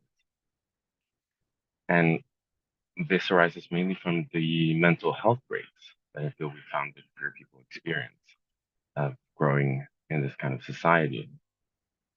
Higher risks of anxiety, depression, substance abuse, and suicide risk are way higher than white cis male counterparts or white cis female counterparts. Some things that have been identified or in the psychological realm are like the expectation of rejection, identity concealment, experience of discrimination and victimization, and the expectation of that. And I feel these are the current paradigms in mental health systems, and they're useful for one type of understanding of the matter and for one type of reasoning as to why this is important. But I feel it's very important to be mindful to not psychologize the queer experience and the healing process, something that, for example, Bayoko Molafe, the clinical psychologist and author, focuses on. Not psychologizing and not bringing this paradigm as the only way of seeing and interpreting the world. Like psychology and therapy have their place, very much so, especially in allowing us to provide a trauma-informed space, ethical standards of practice, and this subtlety necessary in supporting individual processes, especially when we're talking about trauma-informed practices and how do we support that. But this perspective needs to be part of the whole. Otherwise, I feel there is this further potential of creating a new experience of this individualized, medicalized, and sometimes pathological narrative of our mental, relational, spiritual lives. I feel it's important to have the framework to be able to name the wound, but I feel it's also important to create spaces that move away from this ought to be happy, ought to be healthy, ought to be adherent to a certain standard. I feel as a therapist, something that was very beautiful and important coming from work with psychedelics was sometimes the possibility actually of having the lived experience of how it would be like if we do the work. And a lot of times in therapy, we're working towards something. And that can be safety, balance, satisfaction, empowerment, striving. And at the same time, I feel often the fear or the difficulties in reaching that because of its unknown quality. Like, not a lot of people don't know how these things are experienced, how these things are felt, and how to navigate that. How do you describe the experience of flavoring an orange for the first time? Yeah, and I feel psychedelics have the potential to offer this. Something about reclaiming an aliveness that goes way beyond what we can identify as um, reduction of symptoms or treatment outcome, or that is can adhere to a strictly pathological framework. And something that was part of my process, and I feel developing a framework, was looking at and participating in culturally competent spaces or interventions, like the initiatives of Nierica in Mexico and Tonkiri in Canada, which strive to empower First Nations and Indigenous people to create healing spaces, which may be supporting them in trauma-informed care, in awareness of transferential material, awareness of certain dynamics, but to first and foremost for them to create healing spaces that align with their own phenomenology, their own cosmology, and don't impose more Western psychological framework. And I feel this is a real something that could be extremely beneficial for a queer community, like being empowered to create spaces that allows for a healing that understands, honors, and can integrate the uniqueness of queer lived experience and queer culture, which is very, very much outside the norms and standards of societies we often live in.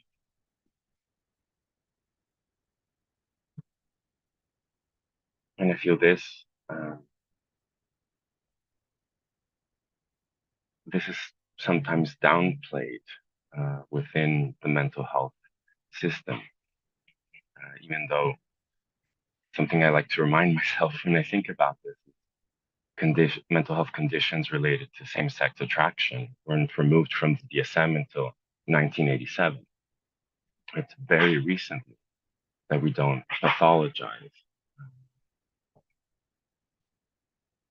the queer experience. And another element that I found important, especially, for example, working with clients who struggle with addiction, an important element that a lot often supports an effective recovery is the possibility of connecting or reconnecting to our own experience of spirituality, our own interpretation, experience, feeling, belief system. And part of that that I felt very much in the experiences of queer ceremonial retreats, psychedelics, was this possibility of reconnecting also with a queer ancestry. So finding lineages, finding connection with queer individuals and communities and spiritual practices that have existed, always existed, and haven't been part of dominant narratives or haven't been written down as being part of narratives. If we think about the Mexican mushes, the hijras in India, the Feminielli in Naples, two-spirited Native Americans, or the Gali priests of the Phrygian goddess Cybele, and how, these are just a few examples of how queerness has always existed within human society, whether that be an external manifestation, an identity, or as an internal experience. And I feel, interestingly enough, having worked also with in retreats that were mainly composed of straight, white, cisgendered people, many of them had the experience of an internal, what we can call an internal queerness, their own existence that did not align with the norms and values they were taught, their own unique difference outside of the should be something. And I feel that also has an incredible potential to be extremely healing.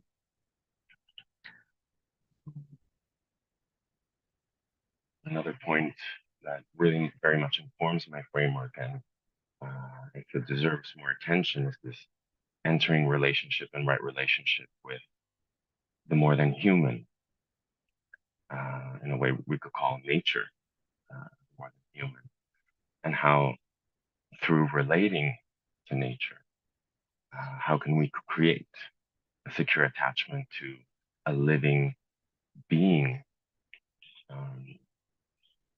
that is always there? So how do we experience and co-create this embodied expression of secure attachment? How do we experience it and relate to it with something completely outside of our normal standards? And how do we experience that first and foremost through our own body? Like looking at children and how they experience nature and relating to nature, even just a blade of grass or an ant, and how that is very much an embodied experience.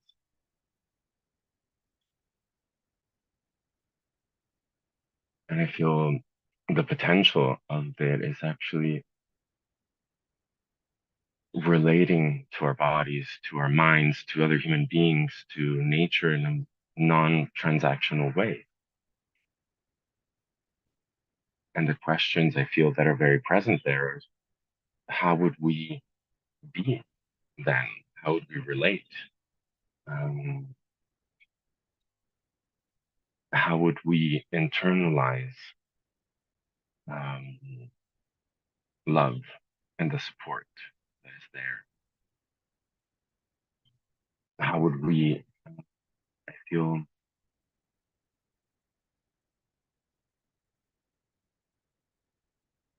be in a continuous process and curiosity towards the other,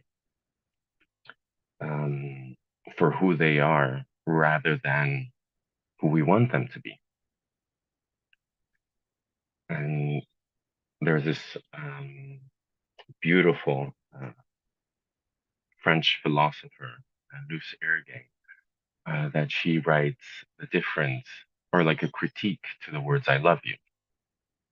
In her perspective, the "I love you" is something that is objectifying.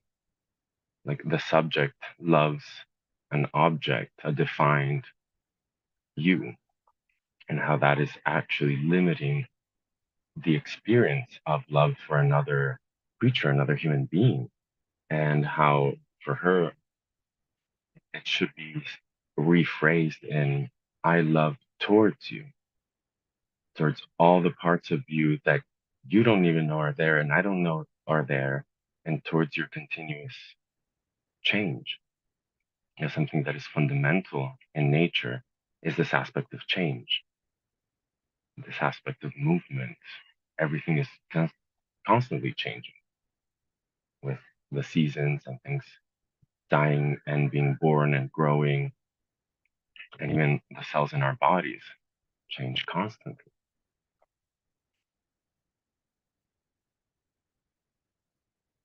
And so, how do we,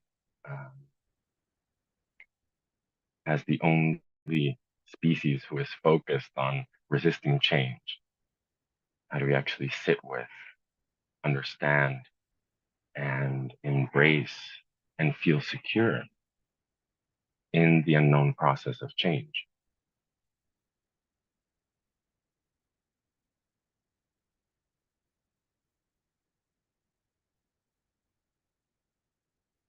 Yeah.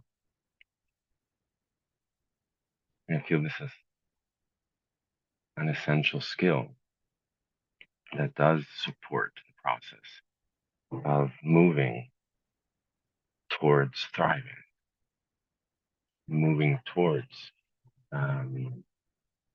There's this gay porn actor I met in Mexico City, and I shared this sentence that stayed with me and has been very much a part of my own journey and process, which translated would be: the life that I was given to live, I'll suit it in the way that best suits me.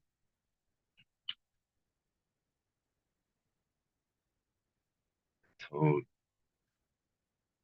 in this understanding the our lives and honoring the lives we live and choose to live.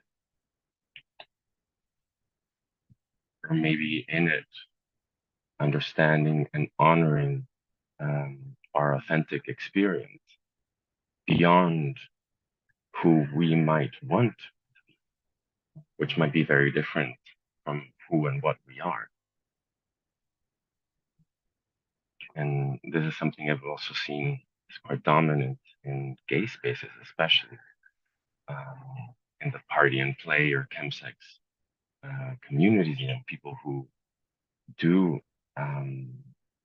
engage in it quite regularly. And more often than not, it's because of this difficulty in achieving the kind of sexuality or freeness or disinhibition or connection that we would want to have. And so then often drugs are used as a way to achieve that. But here's maybe the double question, which I feel should always be present, is on the one hand, is what we want aligned with who we are? And on the other hand, is how can we then overcome all of what many of us associate with, I feel, our sexuality and our pleasure and our bodies? How do we overcome all of these dynamics of shame and blame and internalization, homophobia, transphobia, in order to experience this pleasure? And I intend pleasure not just as an orgasm, not just as a climatic experience, but this eros, this aliveness, this enjoyment, this connection with an authentic experience of our bodies and what they like what connects us, what turns us on, what do we enjoy doing beyond the frameworks we're given to work with or what we are taught to see as something that is desirable.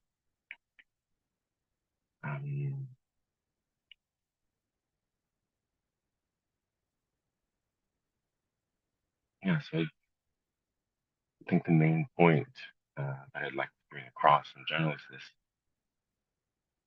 efforts towards creating spaces, safe spaces, trauma-informed spaces, ethically sound spaces in which we can discover in communities, in intimate, in emotionally intimate communities, our authenticity.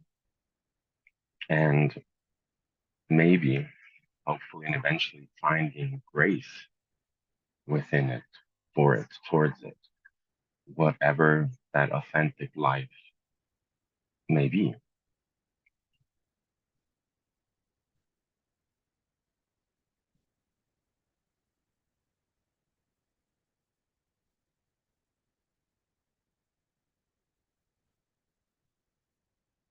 And I'm wondering, of course, this is my own personal framework, which is individual, and I feel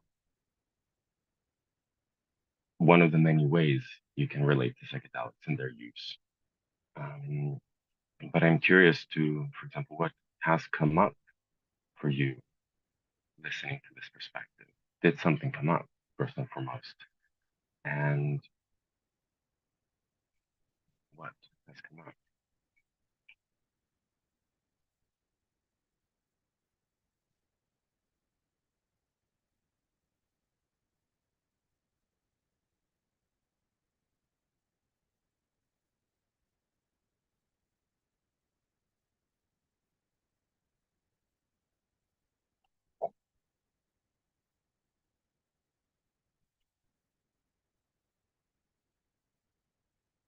and if you would like to share that within the group.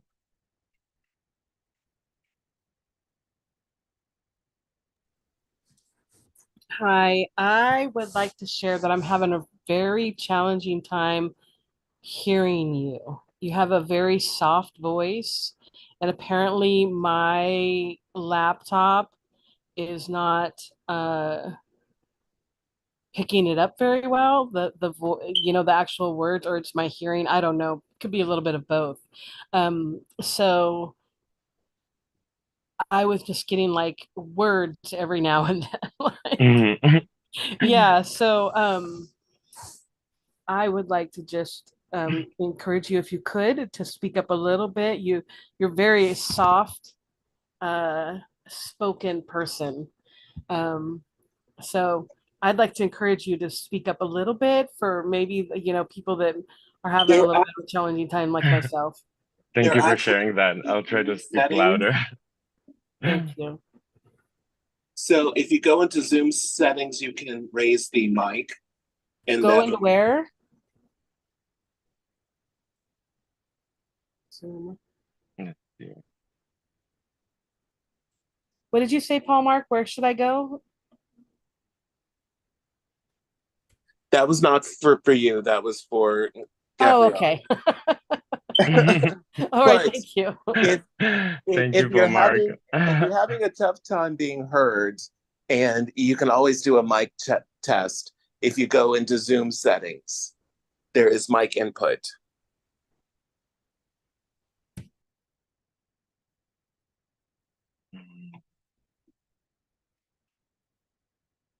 I also do recognize it's a feedback I've been given that I'm very soft spoken and I have the tendency to have a very low tone of voice.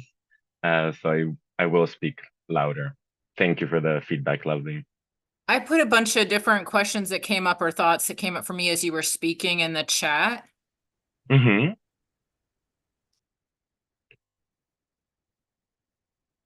Let's see. I wonder what you think about the psychedelic legal movement as far as Europe. If you have any thoughts also, have you heard how native tribes protected two-spirit people from other tribes, like hid them to protect them because they were considered precious holy people? And do you feel the vibration of truth has a healing power to cast off darkness or evil like a giant sun? The power of truth has its own vibration that changes the alchemy when you have the courage to speak it. So I feel the first one was the legalization of psychedelics in Europe. And I feel in general something that is emerging in the psychedelic space, especially in the research and the clinical research, is a framework that is aligned with the frameworks we've seen in the past. It's aligned with a psychologization of the process. So we're talking about the effects of psychedelics on creativity, the effects of psychedelics on depression, the effects of psychedelics on PTSD symptoms. And I feel, yes, they do, potentially, and we could choose to see it like that. And at the same time, the potential they carry is so much deeper and holistic than that. I feel they cannot really be incorporated in, for example, health approaches because they don't respond to the way we typically understand drugs. There isn't an precise, specific effect that we can predict or necessarily like a direct link between cause and effect. And at that, I feel the potential is much deeper and more revolutionary in a way than what the psychedelic movement for now in the legalization efforts are allowed even to recognize, mostly because also of the language or the concepts we need to use in legalization efforts. Regarding the two-spirited people, yes, and that's part of why I feel it's so beautiful and empowering and gives, it supports the reparation of feelings of displacement to connect with queer ancestry. Spirituality spaces are often dominated also by heteronormative cis perspective. Like even if we talk about Tantra, like the divine or cosmic masculine and feminine and how they're used in a lot of spiritual practices, in my perspective, aligns with a heteronormative dualistic perspective. And what I feel reconnecting to queer lineage also allows for the recognition that queer people have always been part of spiritual practice. Like the hijras in ancient times were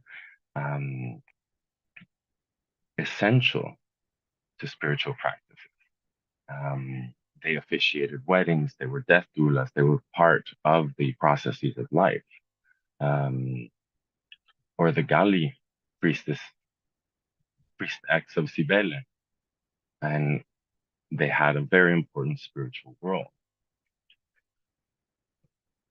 And yeah, I feel this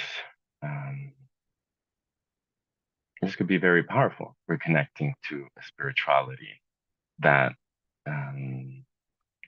has always existed, and maybe recognizing also the role that we have in experiencing life from so many different perspectives and outside of the norms and standards of white heteronormative cis society. And the last question you had, Leo, regarding the vibration of truth. When a student of psychology wrote a letter to Anna Freud asking what were the essential characteristics a person should have to become a psychoanalyst, she said, first and foremost, having truth as the highest priority. However painful, however difficult, having the highest regard for truth. And I feel that is essential.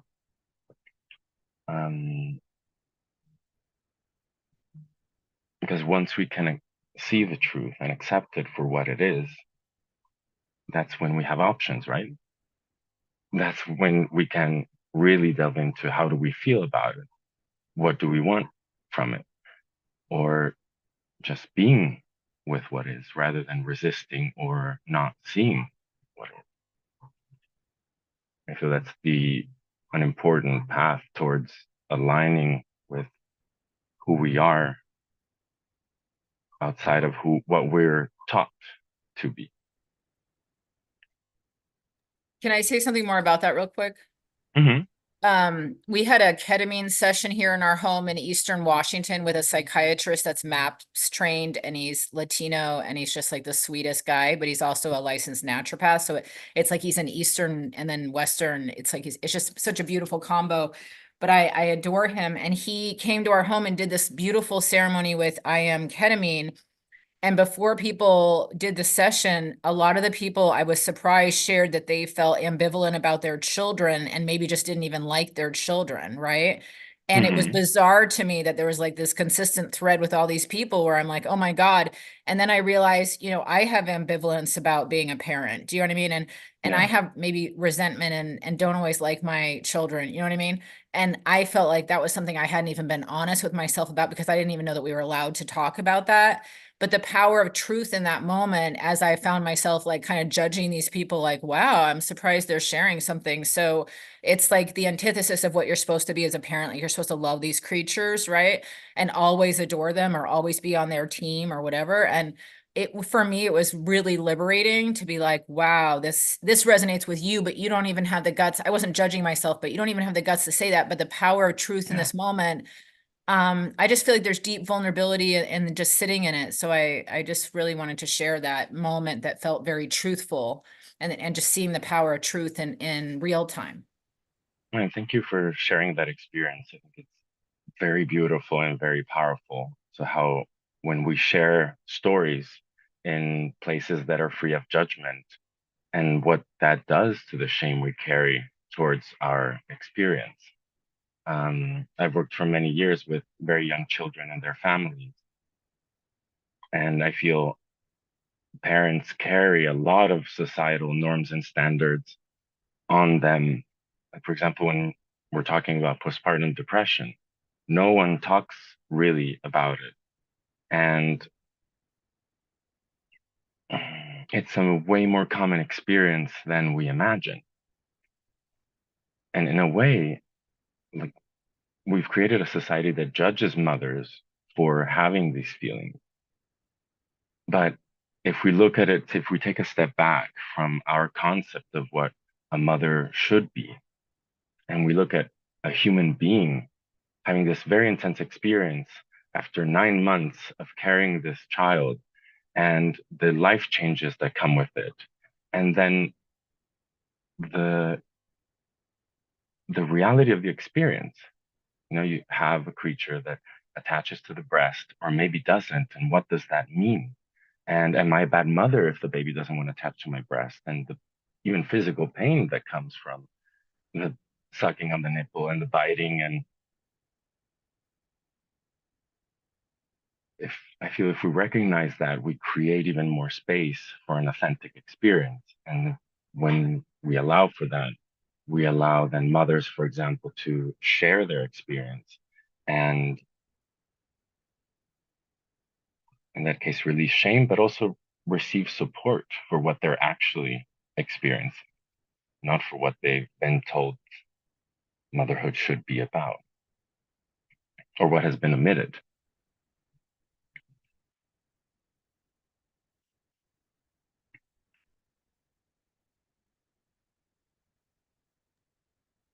Or something. Thank you. Just listening to the dialogue around, how we feel about our kids. I happen to really dig my kids, but my parents and I, that's another dialogue. And one of the things that I realized, or let me rephrase that, one of the things that I'm watching unfold in me is that there's this innate space of me that likes to take care of and care for my elders. It's a part of me, right? But I never really was able to access it because of my familial situation, right? Like, if it wasn't for my children, I probably wouldn't be in relationship with my parents. I'd probably make that choice, or my bodies would have made that choice. Anyway, what I noticed myself doing is that what allows me more space, because they're different now, they're older, and who they are is a different communion in my life, a different conversation in my life. And so what I notice myself doing now is, and this goes to what you were speaking about in terms of the things that are put on mothers and fathers or whatever, like these ideas we have. Yeah. What I noticed myself doing is just sort of, I don't need the archetype of mother and father. Like I noticed that those things that I needed to get from, or that I thought I needed to get from, or that should come from a mother and a father, I was able to absorb from the water, from the ocean, from the desert I live in, from, a multitude of from my children sometimes, like not in a codependent way, but in a very natural way, from the relationships that I have. Like, I've noticed that I'm able to pull those things. And so at this point in my life, I recognize that I don't need to see them as a parent. I recognized that it was portal and seed that brought me into this world, but what it is for me now is they're human beings. Human beings complete with all of their totalities and relativities and shit like that. And so I find myself more able to be able to celebrate that part of me that wants to caretake when I view them as humans, as opposed to filtering them through this idea of an archetype that has a lot of notions to it because of how I grew up, because of the context of the culture that I grew up in. Instead of filtering them now, they're just human beings, you know, and I get to care for them, my elders, as they lead this life. That's how I see it. I thought it was really beautiful what you said. Yeah. That's so beautiful. Thank you for sharing, Genesis. Yeah, thank you. And I feel it's such a beautiful and transformational life process. This one in which we go through from, let's say, needing archetypes and then growing into the lived experience with other human beings, whether they created us from scratch or not, and seeing also the taking off the built layers of the roles we play. Like, who are our parents outside of the roles they played? Who were they before they were parents? Who will they be after their kids have grown up and left the nest? And I feel this is also very much a beautiful and very important process that many parents go through, is like the empty nest syndrome. Like, we've created societies in which we have nuclear families of two parents caring for children, mostly on their own and mostly in a relative isolation, in Europe and Northern America. And so once your role has been fulfilled, how do you be without your children that need you, without this role that you need to fulfill, dedicate time to, and of course you love sometimes dedicating time to it, and the challenges and the beauty and the love that come with it. But like, then the question re-arises again: who am I? How do I be in this life? And I feel this is something that is severely underscored in the experience of parents, and that they should be supported in this process of finding also alignment with their own life, their own identity, their own process. Because then it's very empowering for their children as well. Who am I outside of my role of child? And how do I relate to this human being? And I see also Michelle's question. And when I spoke of trauma-informed care,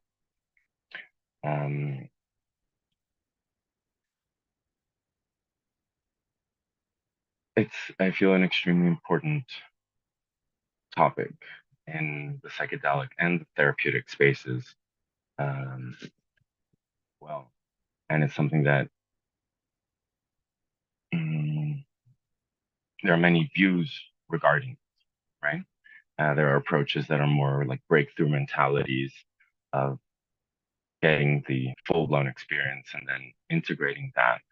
I can share my own view and how I usually like to work in supporting individuals is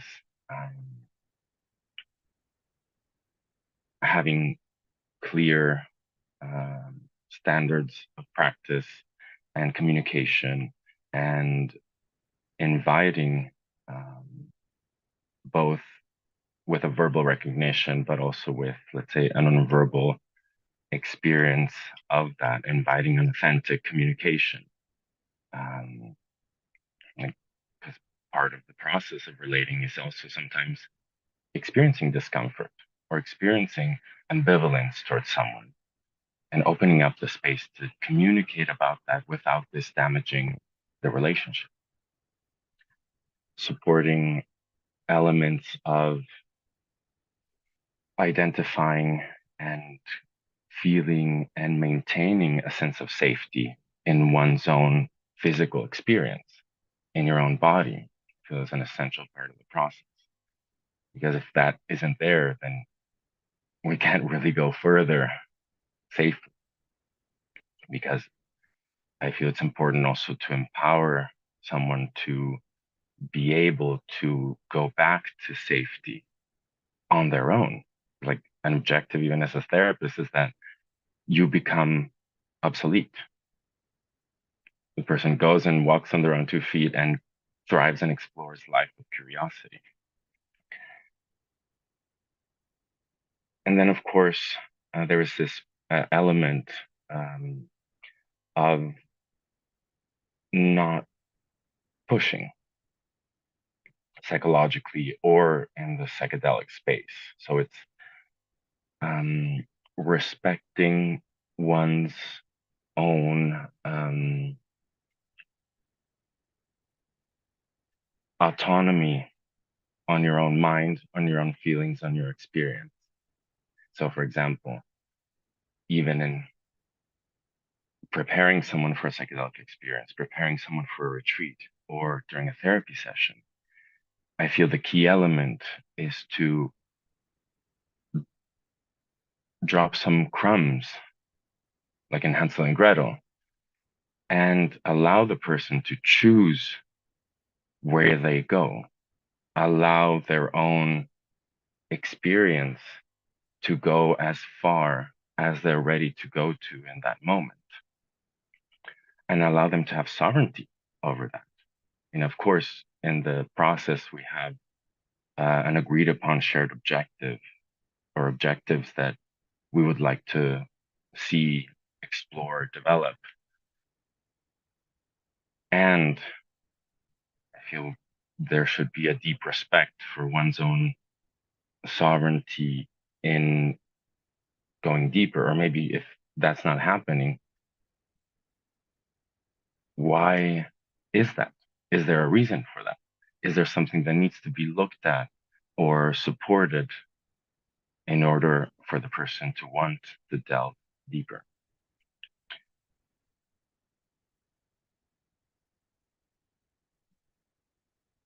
And a safeguarding, another element that I feel is important is the creation of an environment that is aware of transferential dynamics. So recognizes, acknowledges, and works with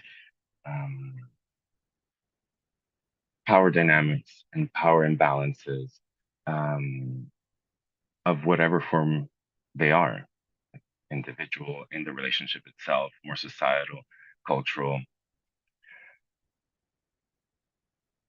and brings them in, allows them to be talked about. And from a facilitator or a therapist's perspective, honoring them in the interest of the person you're working with. So protecting the other person in a way.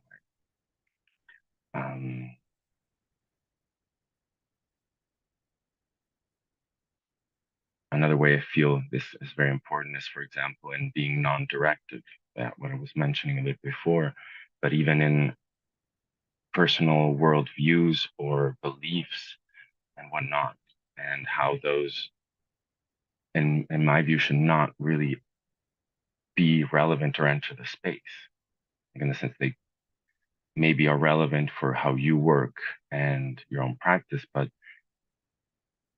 I feel the objective is to allow the person to develop their own spiritual belief, their own worldview, their own authentic perspective and view and experience of the world, regardless of what you feel is best for you. And that's something that also I feel is important to integrate in, for example, preparation and integration practices. Like we know like yoga and meditation are beneficial. And what would you do that you enjoy doing that gives you that mindfulness, that relaxation, that moment of connection with yourself. I feel an environment in which there is established, and on many levels, because it's multi-leveled, I feel, an environment of radical inclusion and acceptance and expression is fundamental with whatever comes alive in the people in the space.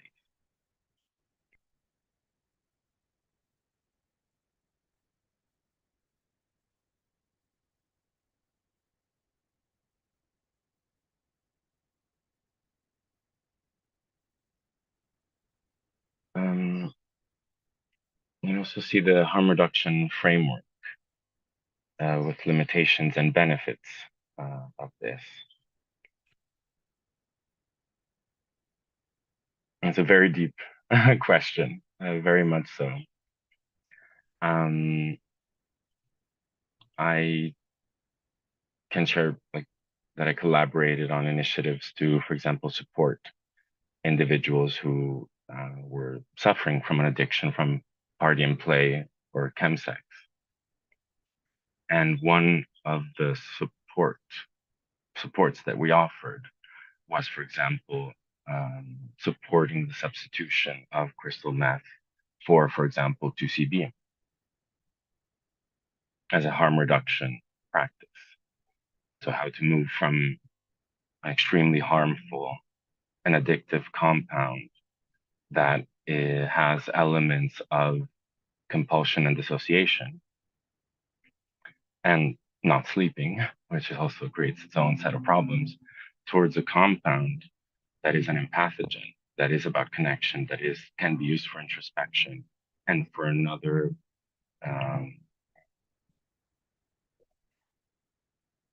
for an experience of connection. And what effects does that have in itself? So if your harm reduction could have a lot of benefits,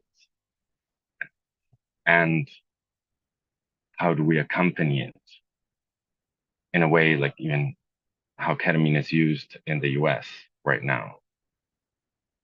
We can talk hours and hours on end about it, but I feel the main point is it's not about the substance itself, and it's not about these efforts, but how do we holistically support individuals?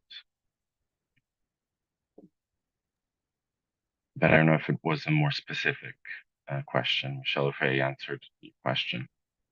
I have a question. Mm-hmm. So you were talking about party and play or chemsex. What are your thoughts on those people who use chemicals, even alcohol, as a crutch to be able to let go and enjoy sex? And the shame dynamics included in that. If you want specifics, I can go more specific, but what are your thoughts on that? I feel it's extremely understandable.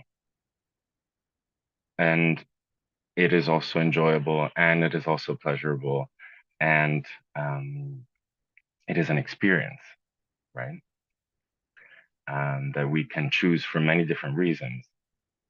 I feel the most important question is, why are we doing it?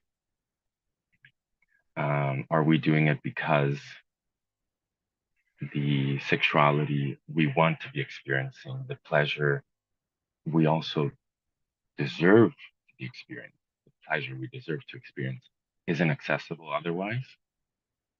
Or are we doing it to enhance something that is already present? And also are we using it for greater connection, or are we using it to survive dynamics of separation and transactionality that are very present within, at least in the gay male space, right? And the use of Grindr and a very specific kind of sexuality. but I feel in general, like getting to party and play and whatnot, it's very understandable, even when it becomes an addiction. Because it is hard. Like most of us also grow up very much conditioned that our sexuality is wrong, shouldn't be experienced, or is a sin. And coping with that, especially in, I feel the more commercial gay male spaces, is complex because we are also don't usually engage in emotional intimacy or grow. Like the first approaches are not about emotional intimacy and connection. And so how does that condition? To me, something I saw in my experience was then a lot of people saying this is then the only thing I do for fun. During the week, I just work. And on the weekends, I spend the entire weekend having sex and taking drugs. And that's the only thing I do for fun. And to me, what should be looked at then is what else can we do for fun? How else can we connect to other human beings? Like there's this very famous experiment on mice and heroin addiction. Like when the mice were in isolated cells and were given the choice between water and heroin, the mice would select the water with heroin until they overdosed. But when the mice were in bigger cages with other mice and had spaces to play and to have sex and enjoy, even when the mice chose to drink the water with heroin, it was seldom. And they never got to the point of abusing and overdosing.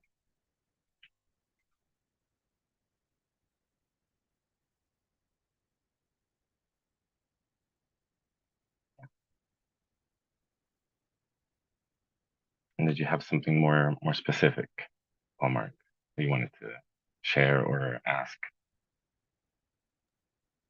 So my question really was thoughts on that and um, how you would address that if someone came to you with that, using the substance as a crutch.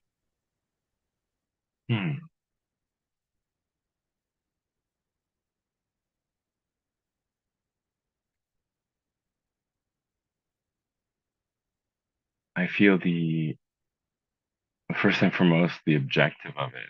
And that's why I feel queer spaces are more and more needed, is providing a space that has a phenomenological world of reference to understand that. And then be curious of why is this alive for you? Rather than, oh, this is wrong or you shouldn't be doing it or whatnot. It's more, why is this alive for you? And understand what the trade-off is. Like, how are we also not, how are we substituting our own agency and empowerment to achieve those same things without the use of substance? Or maybe is there something deeper going? Like, I feel the context of understanding and acceptance and curiosity allows also for a deeper unfolding of what the reality of the individual in front of us is. And I feel there is often a reason why we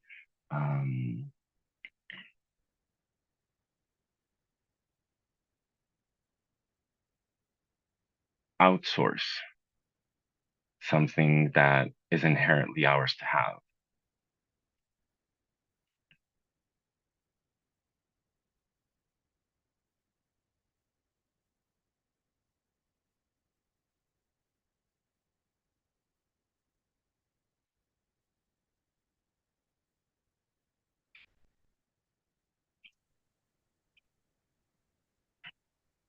And Paul Mark, do you feel complete for now? Can I move to another question? How do you feel? I was complete beforehand. I'm just, you know, I'm still filling space. So, whatever you wish to share, I'm open to hearing. And I really appreciated all the questions and comments. I think they're very beautiful, and I think they're very important to talk about. Very like topics that are very important that we talk about and share our experiences and our views and perspectives, especially because outside of queer spaces, they are seen in a, I feel there is a more medicalized, symptom-based approach that isn't necessarily conducive to something.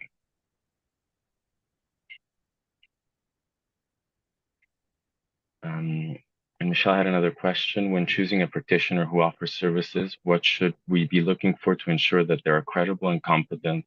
And what are the red flags to be mindful?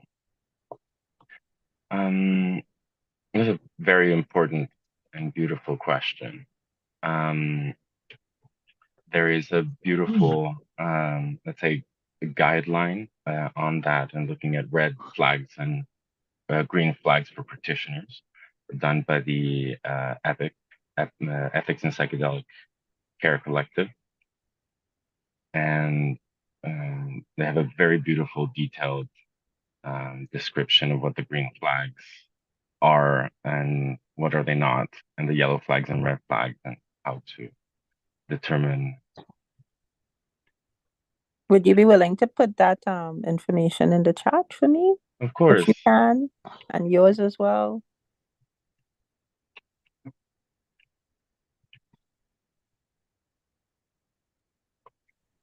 And actually, Michelle, we have a free guidebook to finding your own red flags, and it is something that helps with any type of practitioner, any type of person that you're going to be working with. So that's on your site. That is, if you reach out to me and say red flags, I can send you a link to it. Okay, I'll do that. I appreciate that. And thank you so much, Gabrielle, and welcome, Genesis. Did we lose Genesis? Oh, there we are. Hey, Genesis. Welcome, Genesis. How you doing? I couldn't see you for a little bit, so it's all good. I didn't get your name, Gabriel or Gabrielle. Gabriel, the first way. Resonant, the things that I was able to hear you say. I came a little bit late, life, but felt really resonant with a lot of what you had to say. Thank you for your work. Warm love, y'all. It's been 24 hours. The event's winding to a close now. I don't see you, Leo, but all love to you and your support team, if you have one, for curating the event, for being the sentient glue that holds it together, right? Gratitude to all the moderators and activists and spiritualists and artists, all the beings who spilled of themselves, brought their knowledge and their wisdoms, the grace of their offerings. My name is Genesis Ripley. I am Black, queer, genderless, mother, unschooler, Black futurist, word artist. My heart is of my diasporic ancestry. My spirit is of dragon. And what I share is through that lens of experience. I curate communions, poetry circles, experiences, and readings, and one-day retreats. That's in my eye.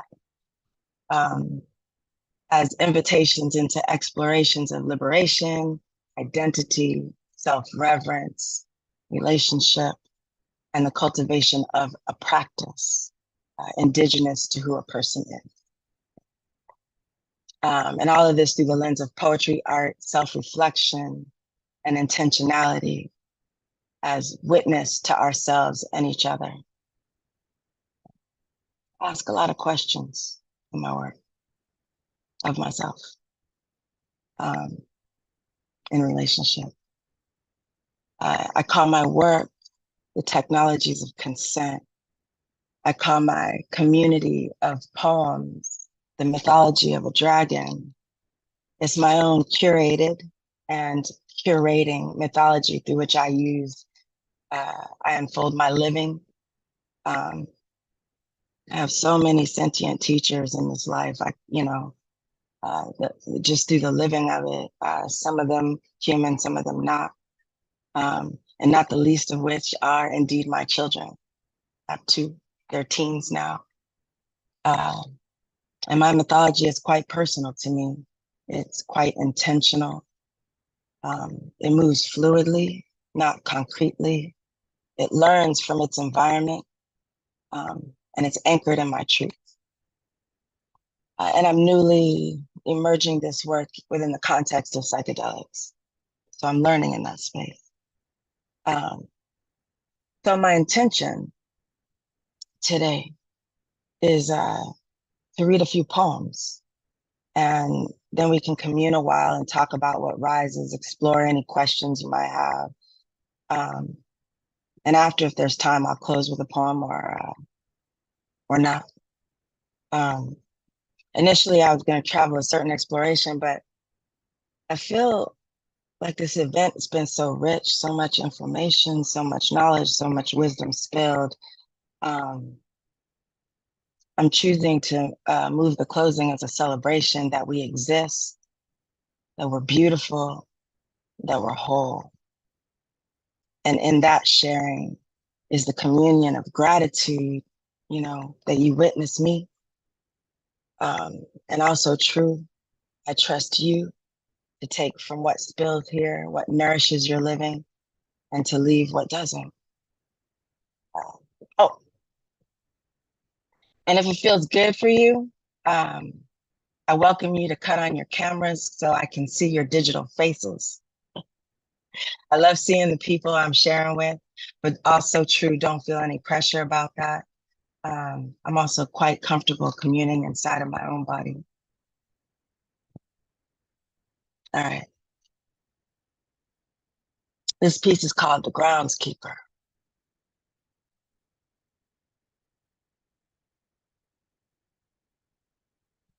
Sacred gardens be the truth of me. I am an ecosystem, limitless, a conversation moving between filaments. I am the whispering of secrets to the underground tentacles of trees, undulating. I am a blossoming, a sacred, abundant grace. I am endless golden thread nestled between tomorrows and yesterdays. I am holy ground, sacred soils, and so are you. We, these bodies that house me, rouse me, arouse me, carry me, these sentient aspects of me, a community of self moving beyond my awareness, beyond my wildest dreams. An endless love vibrates as the symphony of me. My bodies make love to space even when I slumber. Every motion is music, a sacred melody, an ecstasy inherently, a work of art among infinite works of art, ceremony as soft thighs and belly and generous breasts that once nourished and still do. The skins that cultivate my flesh are alive and bountiful, sing the songs of divinity manifest. I am wonder, and so are you. We, I am feeling my aged laughter jiggles my seasoned sublime. My tears a communion of selves rubbing up against life, a friction with the everything. A taste of my divine presence, limitless, lives in each salted, slow drip. I ache, I giggle, hunger, I grieve, I breathe. I am an ocean of bottomless affection. So are you. We. I am sharp. My mind a sultry playground, its edges glimmering in the sun, in the moonlight. I sharpen the blade of me on the wisdoms of horizon. My scales glimmer in the wake, in the break of polluted waters. I filter through my teeth alchemic fuel, and y'all wonder how this dragon breathes fire. I am a wet inferno, a succulent, tender power. And so are you. We. And so you see, I am a riveting right now, present as present. Every quantum particle of these bodies move beyond fathom. My very breath. I take a moment.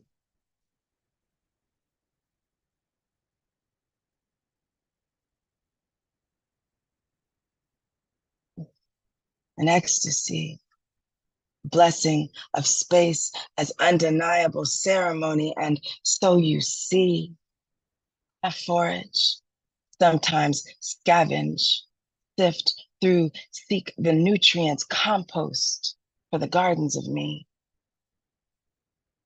Words and language I cultivate as a sweet nectar, and I taste before they take up residence. This holy multiplicity, the I of me, ever practicing leaving the putrid to dry up in the sun. The skill of forgotten becoming more and more true as I seek to master how and where I wield my gaze, what is deserving of it. And so you see, I am the groundskeeper.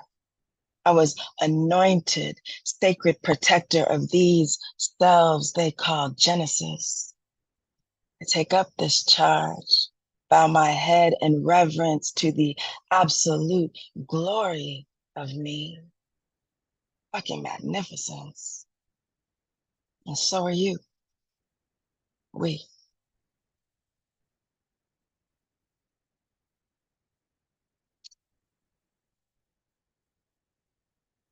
Thank you.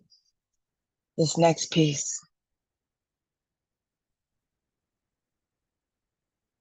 I don't live to heal. I live as ceremony.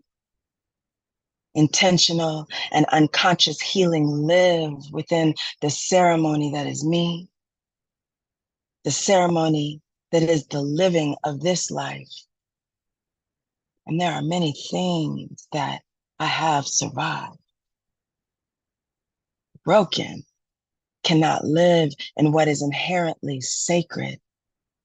The sacred can never be stolen, just obscured. I am the artist of the ever-emergent work of art that is me, divine, sacred intrinsically. This is a distinction chosen, nuanced, nourishing, reverent, and whole.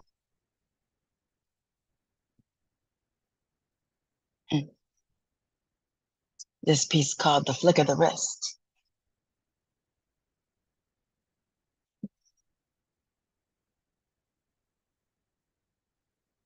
Let the grieving happen, but don't center the wound. Bow your head to the grace, to the depth of your self-love, to intrinsically protect you. Worship here. at the altar of the conspiracy for your life. Take your time in the glory of it. Every nook and cranny, holy. Only reverence may live in our sacred selves, and this is why we clean house.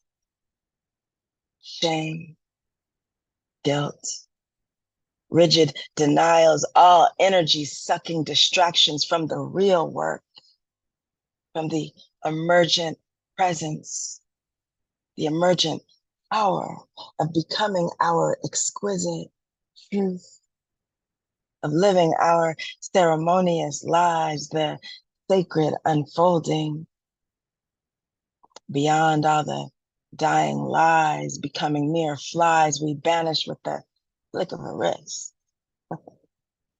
We write new myths, beloved, though sometimes it burns. Keep walking down the path that bears your name.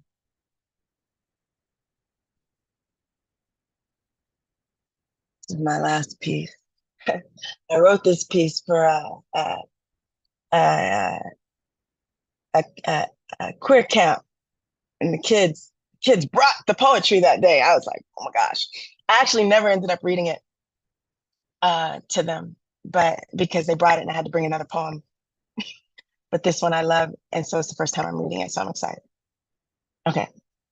It's called LGBTQQISP. Sorry, let me do it. LGBTQQIS2PAAA plus. I am because you are, because we are, and we have always been. We are a celebration, the wave of a quantum equation. We are the dreaming. The birds sing to greet every morning rain or shine, even when sometimes we are in our mourning, right? We are the wiggle to get free. We are both the shores of the sea and the deepest parts we be. We are passionately we.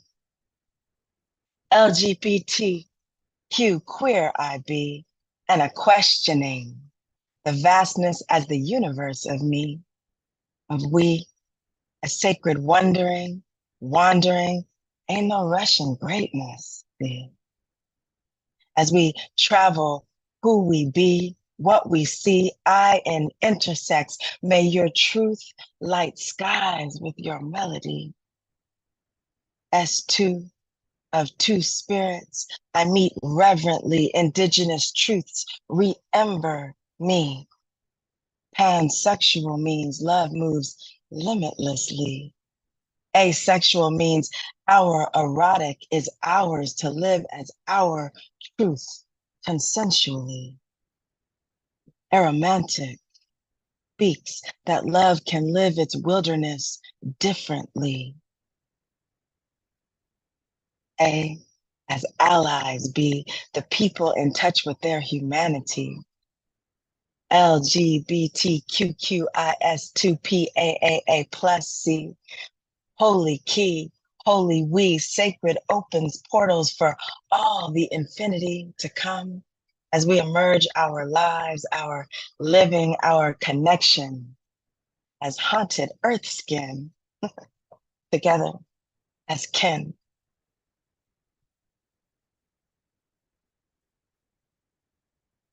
All right.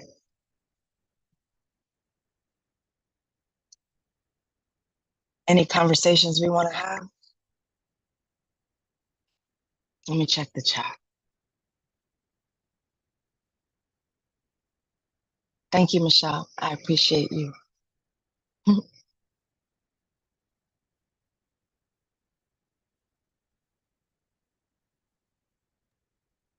I just want to say I love your words and your voice is heavenly. Oh, Mark, I appreciate you. Thank you. Thank you for witnessing me. Yes. Yeah. Hi, I would also like to just chime in and say that I really love that poetry and the way you delivered that was really, really beautiful. And I felt like I felt that, deep down. And that's really nice. Thank Thank you you. for That's sharing. beautiful. I appreciate that.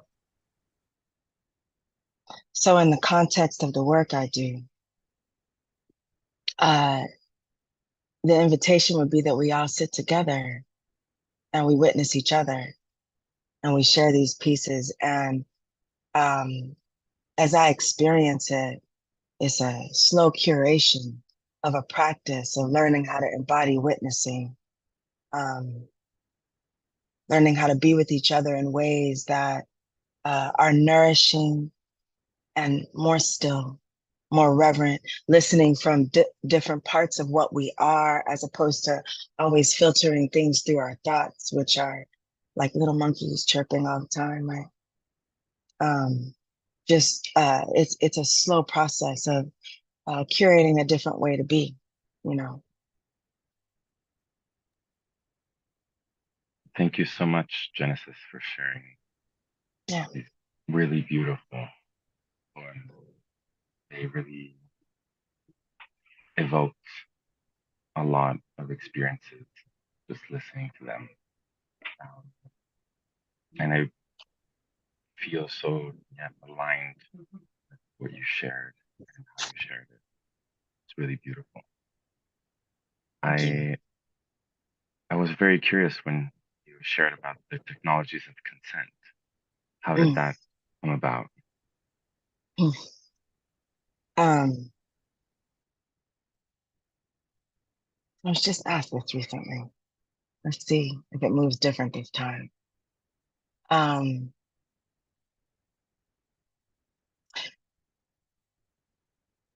Growing up, there were a lot of constructs that cultural experiences that I was having that felt non-resonant in my body. For example, I was raised in a religious family, capitalism, which I didn't have these words for as a child, but right. But I felt the way that they affected my body's heteronormativity, cis heteronormativity, right? And I knew I was queer pretty young. Racism, anti-Blackness specifically. There were a lot of things, compulsory education and the gall of it to decide that it knows how to educate me.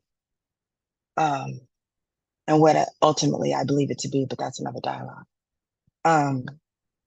All these things I was experiencing, but I didn't have the words for, I just felt bombarded, tiny little cuts all the time, right? Some of them coming through people that I love that had the best intention, right? Ultimately, over time, what I noticed in my living was that I was looking for ways to be in relationship with people that celebrated my wholeness, celebrated their wholeness, and allowed us to enjoy each other and our unique ways of living this lives and ways of being. And and and and the technologies of consent is something that I noticed later in the sense of how I was living. So it's not like it's an idea that I created and then stepped into. It's an actual way of life. I've been living this since I can remember having the capacity to reflect, right? It's an actual way of life that I noticed. I was like, oh shit. What are ways that we can just be together? Like, you know, I, I think, I mean, if you just look at the planet, you know, if you look at the planet and just how utterly diverse it is, then you go beyond the planet into our solar system, how utterly diverse these planets and all the things that exist in it are. And then you go into galaxies, and then you go into galactic clusters, and then you go into neighborhoods, galactic neighborhoods, and then you go into black holes, right? And then you go into the possibilities of multiverses, and all of these things have their own relativities, right? Everything has its own relativity. So I'm gonna sit here, I'm in awe. Every human being is a universe, every single one. I think it's kind of silly, all these very rigid constructs that we have in this life. I understand them. I understand that people don't feel safe in the wideness and the vastness of the universe. And that's why we cling to things so rigidly, right? Like, I get that. But I think that the earth is begging of us to expand now if we want to stay here, right? So I invite that we can have our beliefs. You know, people can worship hippos in the sky. You can find truth in a grain of sand. I got my own myths. They work for me. They serve me. They nourish me, right? And I live that. The issue for me is if you step into my space and you tell me what I am or what I'm not and what I'm allowed to be, that's a non-consensual shit. Now we're gonna have a problem. If you do it to other people, right?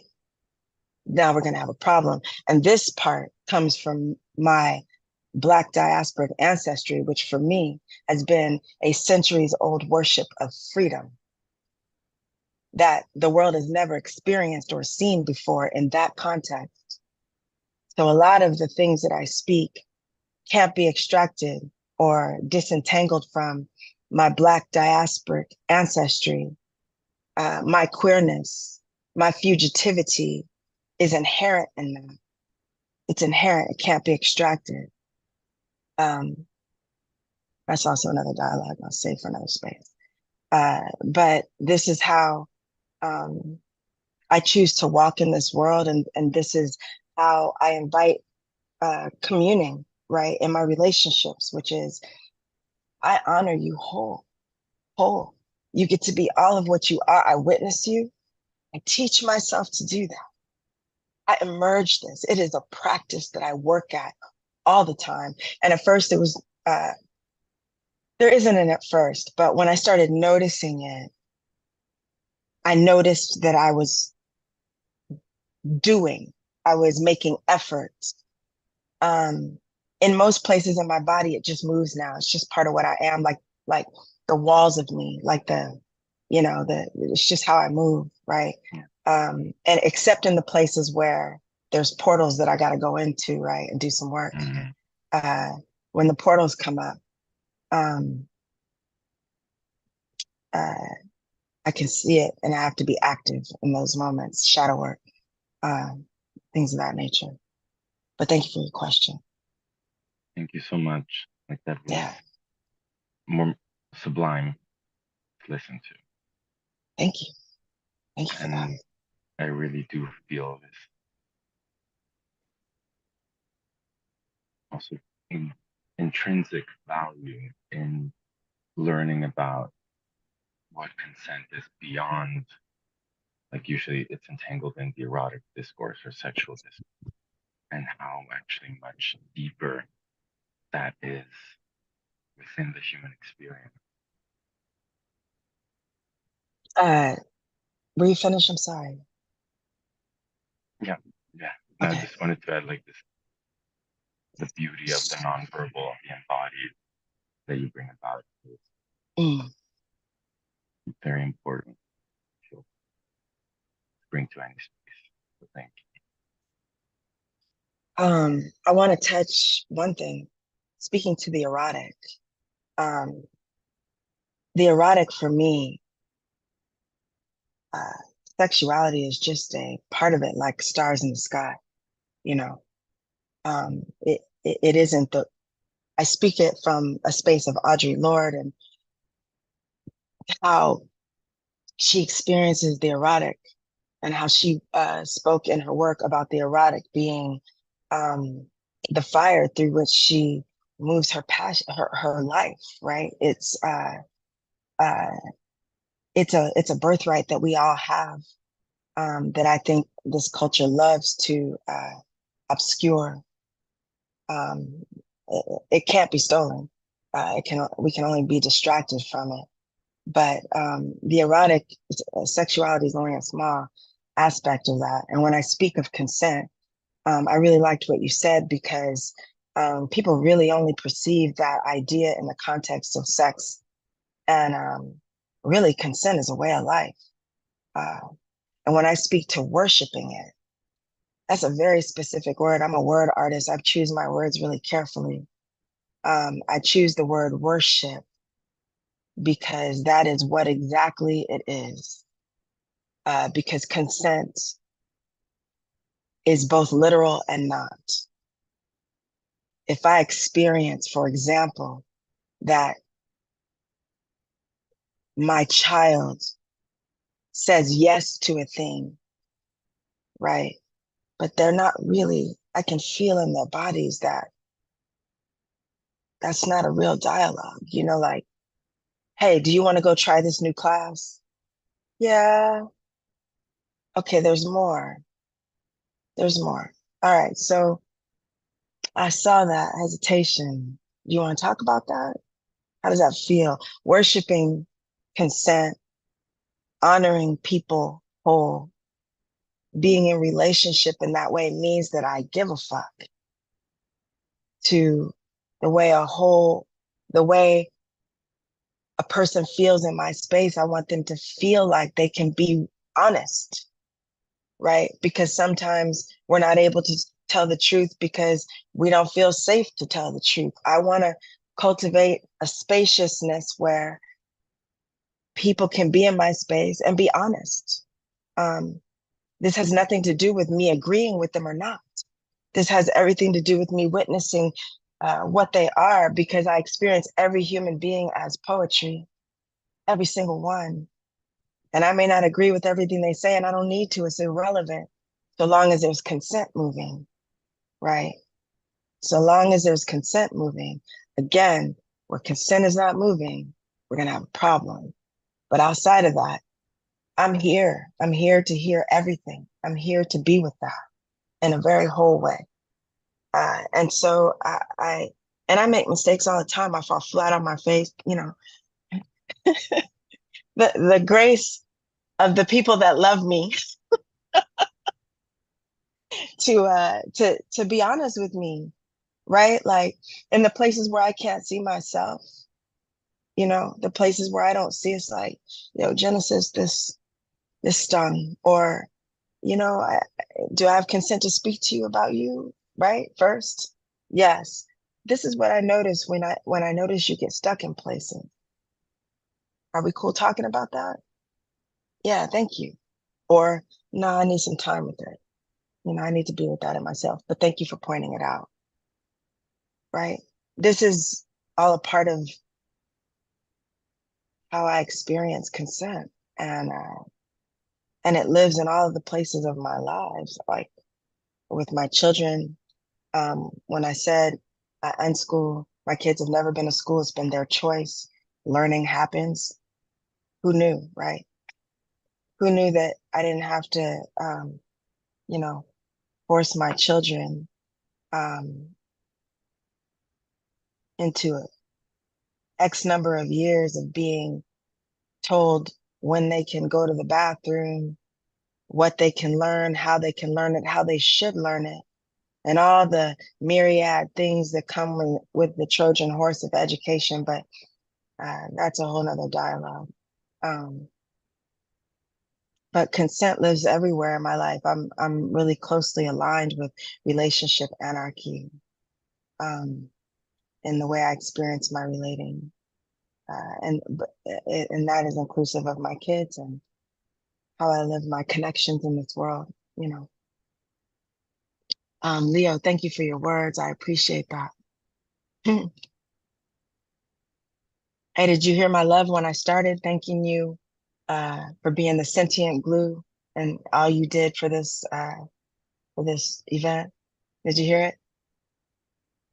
I did, but I don't know. It's just overwhelming to receive sometimes, but I appreciate you so much. I don't want to get like too emotional, but for me, I mean, we've never met in person, but I just find you to be a very special person and to radiate at a certain frequency that I just, you remind me of uh like a the person on the mountaintop, the Buddhist, like the person you go to, the monk, or the healer that, I don't know, teaches you to laugh or uses humor to soften things, or I don't know. I just feel like you're a spiritually evolved person, but I'm not trying to like flatter you or something. I find you to be amazing. So I just am grateful that you're closing out the 24-hour event. Thank you. That I had all these images come up in my head when you said that shit. Like, first of all, thank you for the love. I'm receiving and I'm letting it move out through me. And also being up on that mountaintop, that's a long ass fall down. I'd rather be at the base of it with everybody else, right? We're all trying to figure this shit out, right? Trying to make this world what we want to see of it by being it, you know.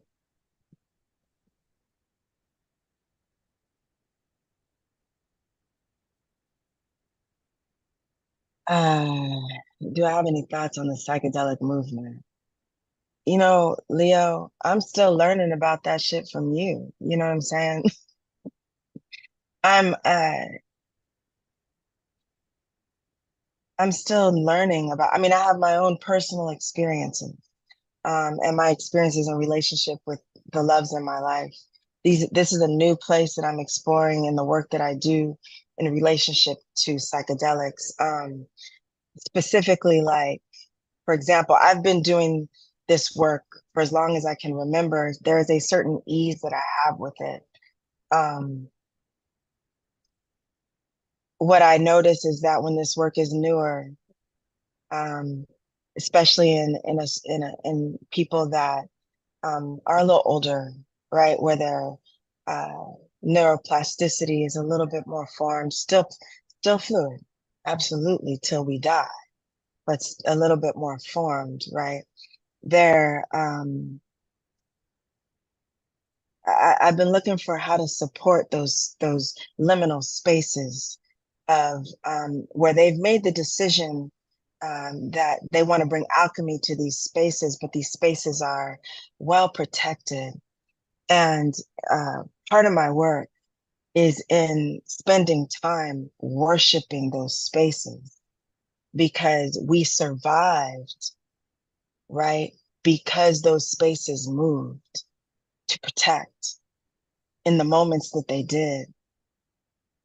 I always, again, y'all heard that line in my poetry. I celebrate the conspiracy for my living. This entirety of me is a conspiracy to live and survive. Like, I mean, it's an unfathomable shit. Like, my body is cells like bundled together, like, and it all works so that I can have this Genesis experience. And then you add the layers of spirits that comprise me, and that's how I experience my life. That of ancestry that brings me into the right now. You have all these different layers, everything that brings this moment, this me, into now. That I mean, I can't fathom anything else but worshiping that, but honoring that. I'm disgusted by these people. This is why I don't fuck with the queer community. What is that? Keep your bullshit on my fucking life.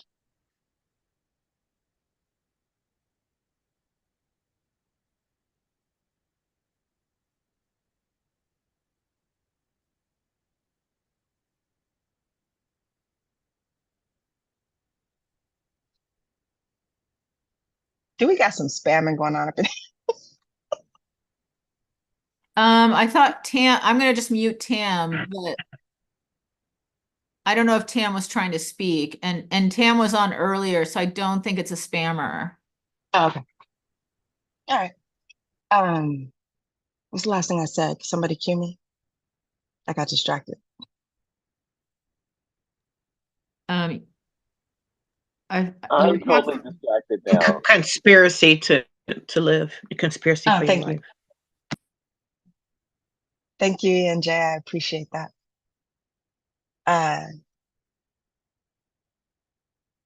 Yeah. I bring myself there, right? Even as these places, and because these places are now asking for alchemy, like beckoning me to first love there and bring my gratitude. And that is the energy that I use to transform. I ask myself, I don't suppress any part of my truth. This has to be a council of reverence. Every part of me gets heard, and then we have a truth that rises from that for how we'll move. So my question to that place would be, is it true now? In this context right now, does it serve what we ultimately, does it serve our truth? Does it serve ultimately what our walk is? If it doesn't, it doesn't. And so as many times as I need to keep coming back to this place, it's like how I am with my children, when with kids, you have to remind a lot of the same shit, right? For an adult mind, that can get tedious, right? But they've taught me how to be patient in that place, which teaches me and my body how to be more patient in that place, right? And so when I have to remind my children, I'm like, hey, did you forget? Like this, we agreed that this was how you were going to do things. Do you have a different feel for that now? Do you want to talk about that, or did you just forget? All right, I'm just reminding you. Can you tell me when you're going to do that? Like, it's a little bit more. It's got a little different tone because I'm talking to my kids now. It's got a different tone in my own body, but I treat myself with the same reverence. Absolutely. I'm very careful about the language I use in myself. I am not lazy there. I'm quite intentional because we might make a whole lot of passes, like thoughts come and go, they happen, right? They come and go. They're like clouds, right? I can go, oh, look at that. And humor helps me a lot. I'm like, I'd be like, when the thoughts come and go, I'd be like, hey, how you doing? Keep it rolling though. Like, I'm sure somebody over there is happy to have you, but in my personal mythology, it's it's just not a good fit. So I wish you well, but it's not going to happen here, right? Like, keep it rolling. So I'm even reverent of the thoughts that drift by, but I definitely am very careful about how I curate what I allow into my body,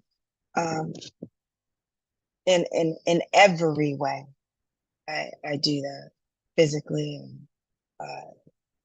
and spiritually and thoughts and that kind of thing. And these are just some of the practices that emerge from worship and consent, because it really begins with me. I remember I was looking for it in the world, right? But ultimately, how I treat myself is how I'm going to treat you, period. Because otherwise, I'm performing it. Otherwise, it's not real in my body, right? I don't know what that is.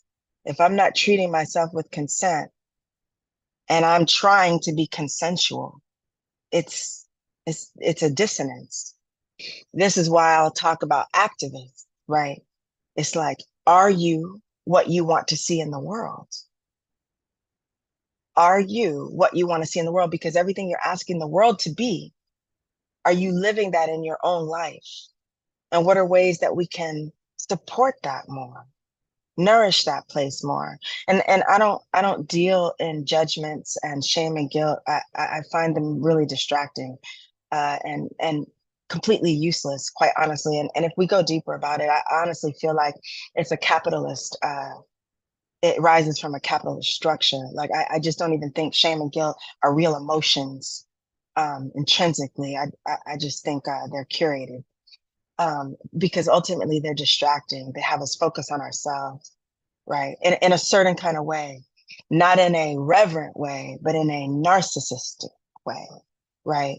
Where, for example, if I do harm and my focus is, oh my God, I feel like shit. I'm such a horrible fucking person, right? If I do that, I'm now consumed with myself. The other person is like irrelevant in that moment. I'm not witnessing them. They can't even witness me. I've just shut that down, right? So what I choose is reflection. And then I choose personal accountability, personal. Like I am accountable to myself to move consensually. Forget what everybody else is saying. I am accountable to me first. And if my truth is that I want to honor everyone whole, I want to honor myself, then this is what has to move. If I sleep that somewhere because I make a mistake, because we're all saturated in this violent ass culture and we are gonna do that shit. Like I kind of feel like at this point, we all know we're saturated in violence. All of us know that. And a lot of us move like we're independent of that. Like we've evolved above, that. We're all like fish in the water of it. It's going to happen. And if we deny it, we can't really bring alchemy to it. We can't help each other to be what we want to see in the world. If I know that you're going to deny your violences, I can't ever let you in, right? And I choose intimacy in this life. I choose connection in this life. And but my boundaries are swift. As soon as I see how a person moves, it's like, oh, I can already see that. It's not a judgment, it's clarity. It's like, it's just non-resonance. Just non-resonance, right? Maybe another time or maybe not. There's 8 billion people on the planet. I think I heard you say that earlier, Gabriel. I think I heard you say that. Yeah.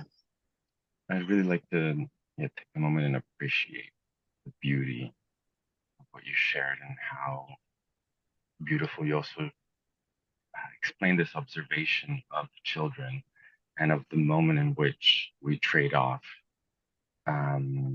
what we feel in our body for the maintenance of the relationship. So what we perceive the other wants and wanting to give it to them, even though it doesn't feel right in our body. And that, the power of that moment and the beauty of your observation of it are really touching. And even this last part that you shared, in a way reminds me of, I worked with children for a very long time, and like when you observe them and the difference it makes when you can talk about their violence and their aggression and their sadness instead of just saying no to it.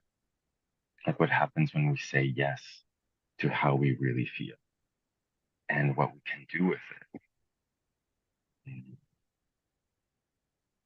And I feel Absolutely.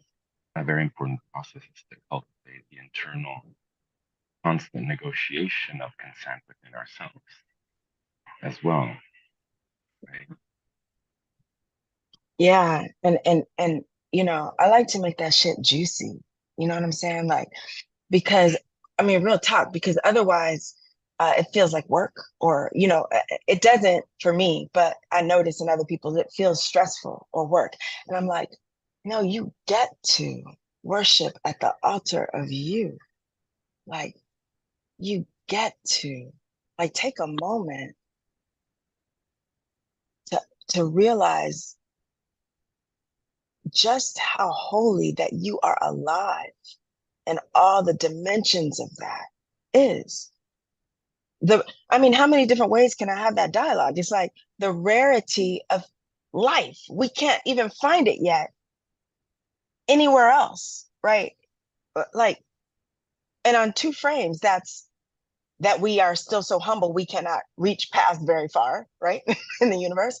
And also in terms of our scope, it's rare. we have not found life anywhere else. I mean, it's incredible. We are literally wondrous, having a wondrous experience. And it's just so wasteful, the violence, so wasteful of time and space. It's so unnecessarily cruel when we could all just be celebrating together, living and growing and seeing what this incredible experience holds for us, what's possible. Or we could be like the creators of our lives, you know, little tiny gods on a little blue planet, right? Like all in hive consensual relationship, right? Like this world could be so many things, you know. It could be Really so many resonate. things. A few months ago, I had a very challenging psychedelic experience, and by chance was talking about the content of it with a rabbi, and he shared this concept of tikkun olam. So this concept of the world is fundamentally a place where hurt and brokenness occurs, and human beings have the task to repair. And the main point that has really stayed with me was we don't get to know the end of the story. We think we know the best option. We want a certain outcome, but we don't get to know. And we can choose to see it as cruel and pointless and mean, or to see the inherent goodness of it. Just the fact that the miracle of being alive and that we were able to be born. And I feel a lot of our defenses are aimed at protecting us from this fact of not getting to know what is best or what is the best option for us, or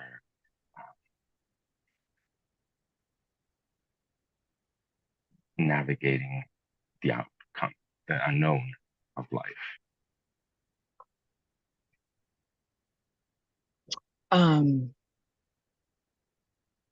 Yeah, you know, I find it really curious that people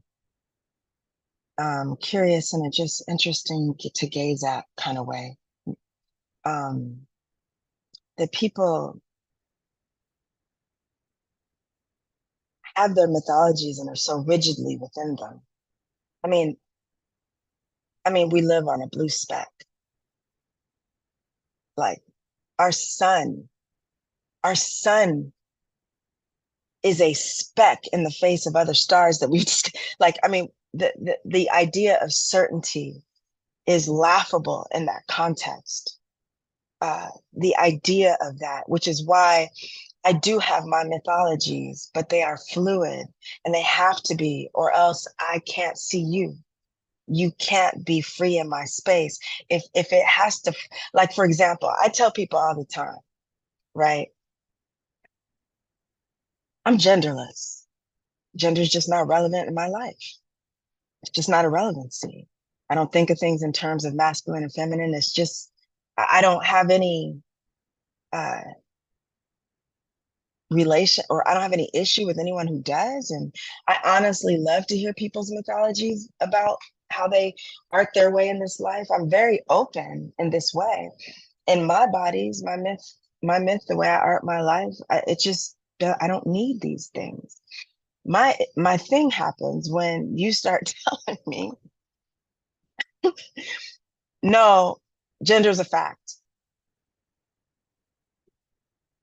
You lost me. Now you're gonna have to make me check you, right? And I got swords, like, and they're sharp. So and when I move them, it's love. It's love when I move my swords. I never come for people in a way just to humiliate. I do not do that ever. But I will cut away the bullshit in a heartbeat. I'll ask myself first, because I give myself grace, like, in this context, am I in the mood to take this on? Am I, because I could just keep it rolling too, like, let they myth stay with them and keep it rolling. But also if it's said in a context where there's other people, like racism spilling, right? I have to ask myself, if I walk away from that, how am I going to feel about it later inside? Um, and more often I'll speak. There's moments when I won't because I don't have it that day. But more often I'll speak, and I don't have any problem with it. And I'm straightforward and straight up. Like I heard Leo earlier say, I'm very blunt. Me too. I'm very blunt. I say the shit real, Um, so as long as we can commune in ways where, and as long as our myths stay soft with each other, they have to allow for us to slide up against each other, right? Gelatinous, like, not like sandpaper, right? That's how my myths have to meet you. Otherwise, I'm gonna be trying to tell you who you get to be, who you are. I'm gonna be hardened. I'm gonna be scared, right? Like what your experience doesn't deny mine. People, people are so interesting because oftentimes, what time is it? 4 minutes. Oftentimes, I'm deciding whether I want to close with the poem or if I want to say this. Nah, I'm gonna close with the poem. Sorry, y'all. Because I think it's pretty. All right. Thank you for all the 24 hours that we've been together. I haven't seen them all. Real life happens too. But I have seen some of you, and I'm really grateful for what I got. This piece is called Desert Grace.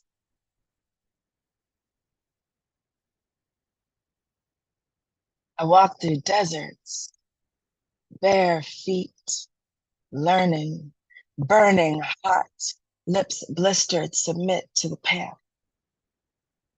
Submit to the pain. Let its truth rework me, let its unyielding fortify me. Hot winds tear across my face, tiny cuts, relentless. Can one bleed from everywhere? Keep walking, feet, learning heat, present souls ripped, scarred, tears.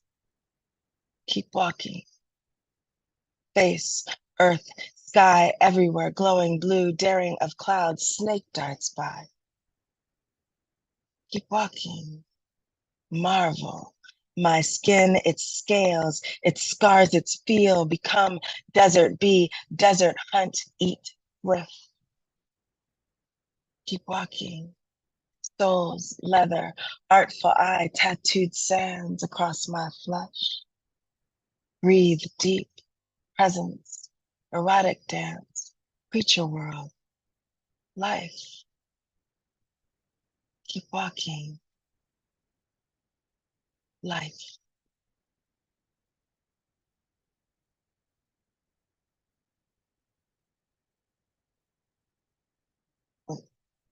My daughter tells me it's right. How does she do it? Oh, there we go. I do it like this. But she's like, no, mom. Oh, here it is. Here it is. I love to y'all. Thank you so much, Genesis. We're in the last minute. If anyone has anything to say, feel free to say it and know that you're appreciated. I just want to say we're closing the 24-hour event. We encourage folks to stay in touch, be kind to one another, and we want to emphasize how thankful we are for everyone who contributed, everyone who listened online, future listeners, you matter too, and just take care of one another. And until next time, but feel free to share your responses to Genesis if you have something to share, or to the group before we close. We'll just kind of give 5 minutes,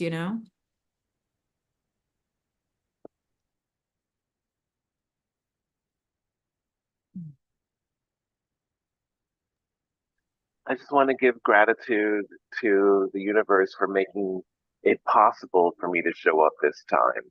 And gratitude to Genesis for popping in my hour when when you know you didn't have to be there. Sorry about that unmuted situation. Oh, No, it was great. It was wonderful. I was like, whoa, did you hear me hello. crunching food? No, like, no, eat. I did not. I did not.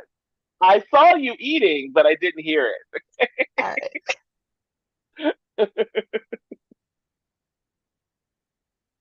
right. Thank you, Paul Mart. It was beautiful to hear you as well. Yeah. I've absorbed a lot of things that are living in me from this experience. I'm grateful for it.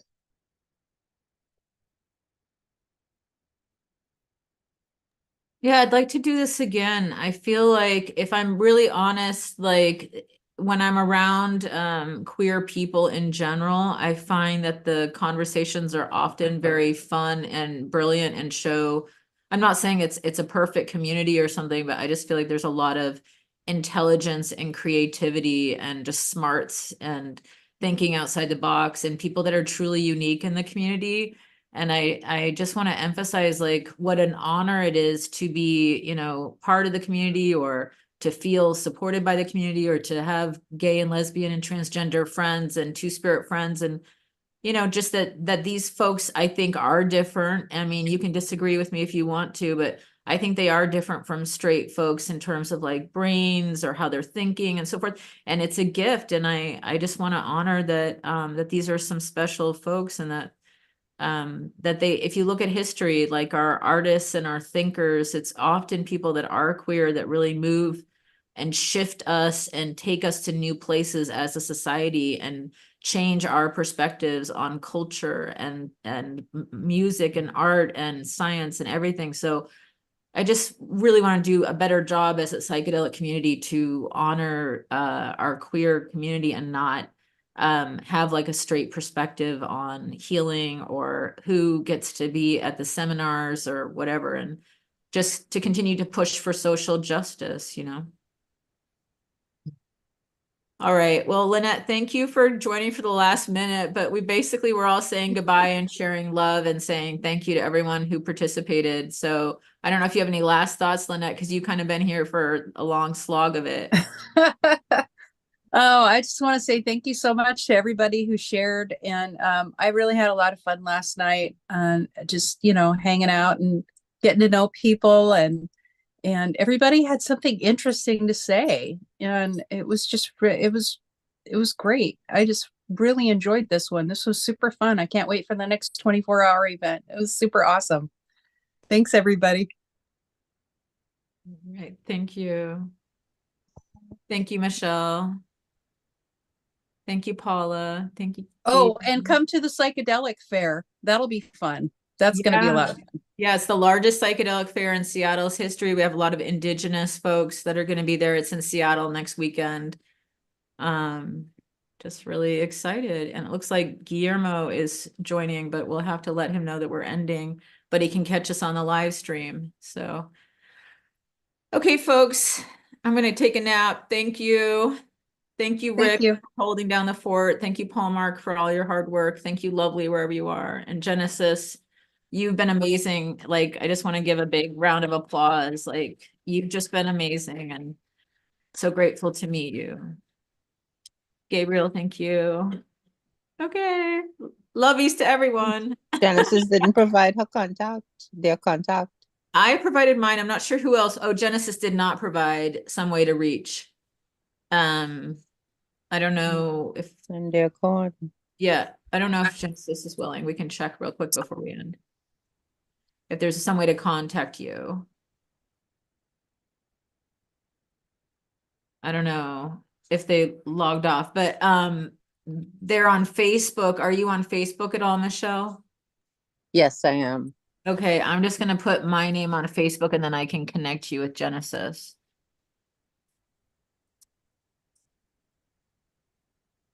If you look for me on Facebook, I'm on Facebook, and then I'll check for your message and I can, or email, and I can try to connect you directly with Genesis. Okay. Yeah, that's unfortunate, but yeah, I think they're in the LA area. Okay, well, we'll work on trying to make that connection happen. Michelle, it's very nice to meet you. You too. Thank you so much for all your sharing and support for all the moderators. I thought that was very sweet. And, you know, it's just so important as a moderator to get that support because some people haven't had a lot of experience talking in public. And it's just really nice to get that feedback from like a loving community member that's like, I hear you, you know. Anyway, Absolutely. okay, have a good one, you guys. Peace Speaking out.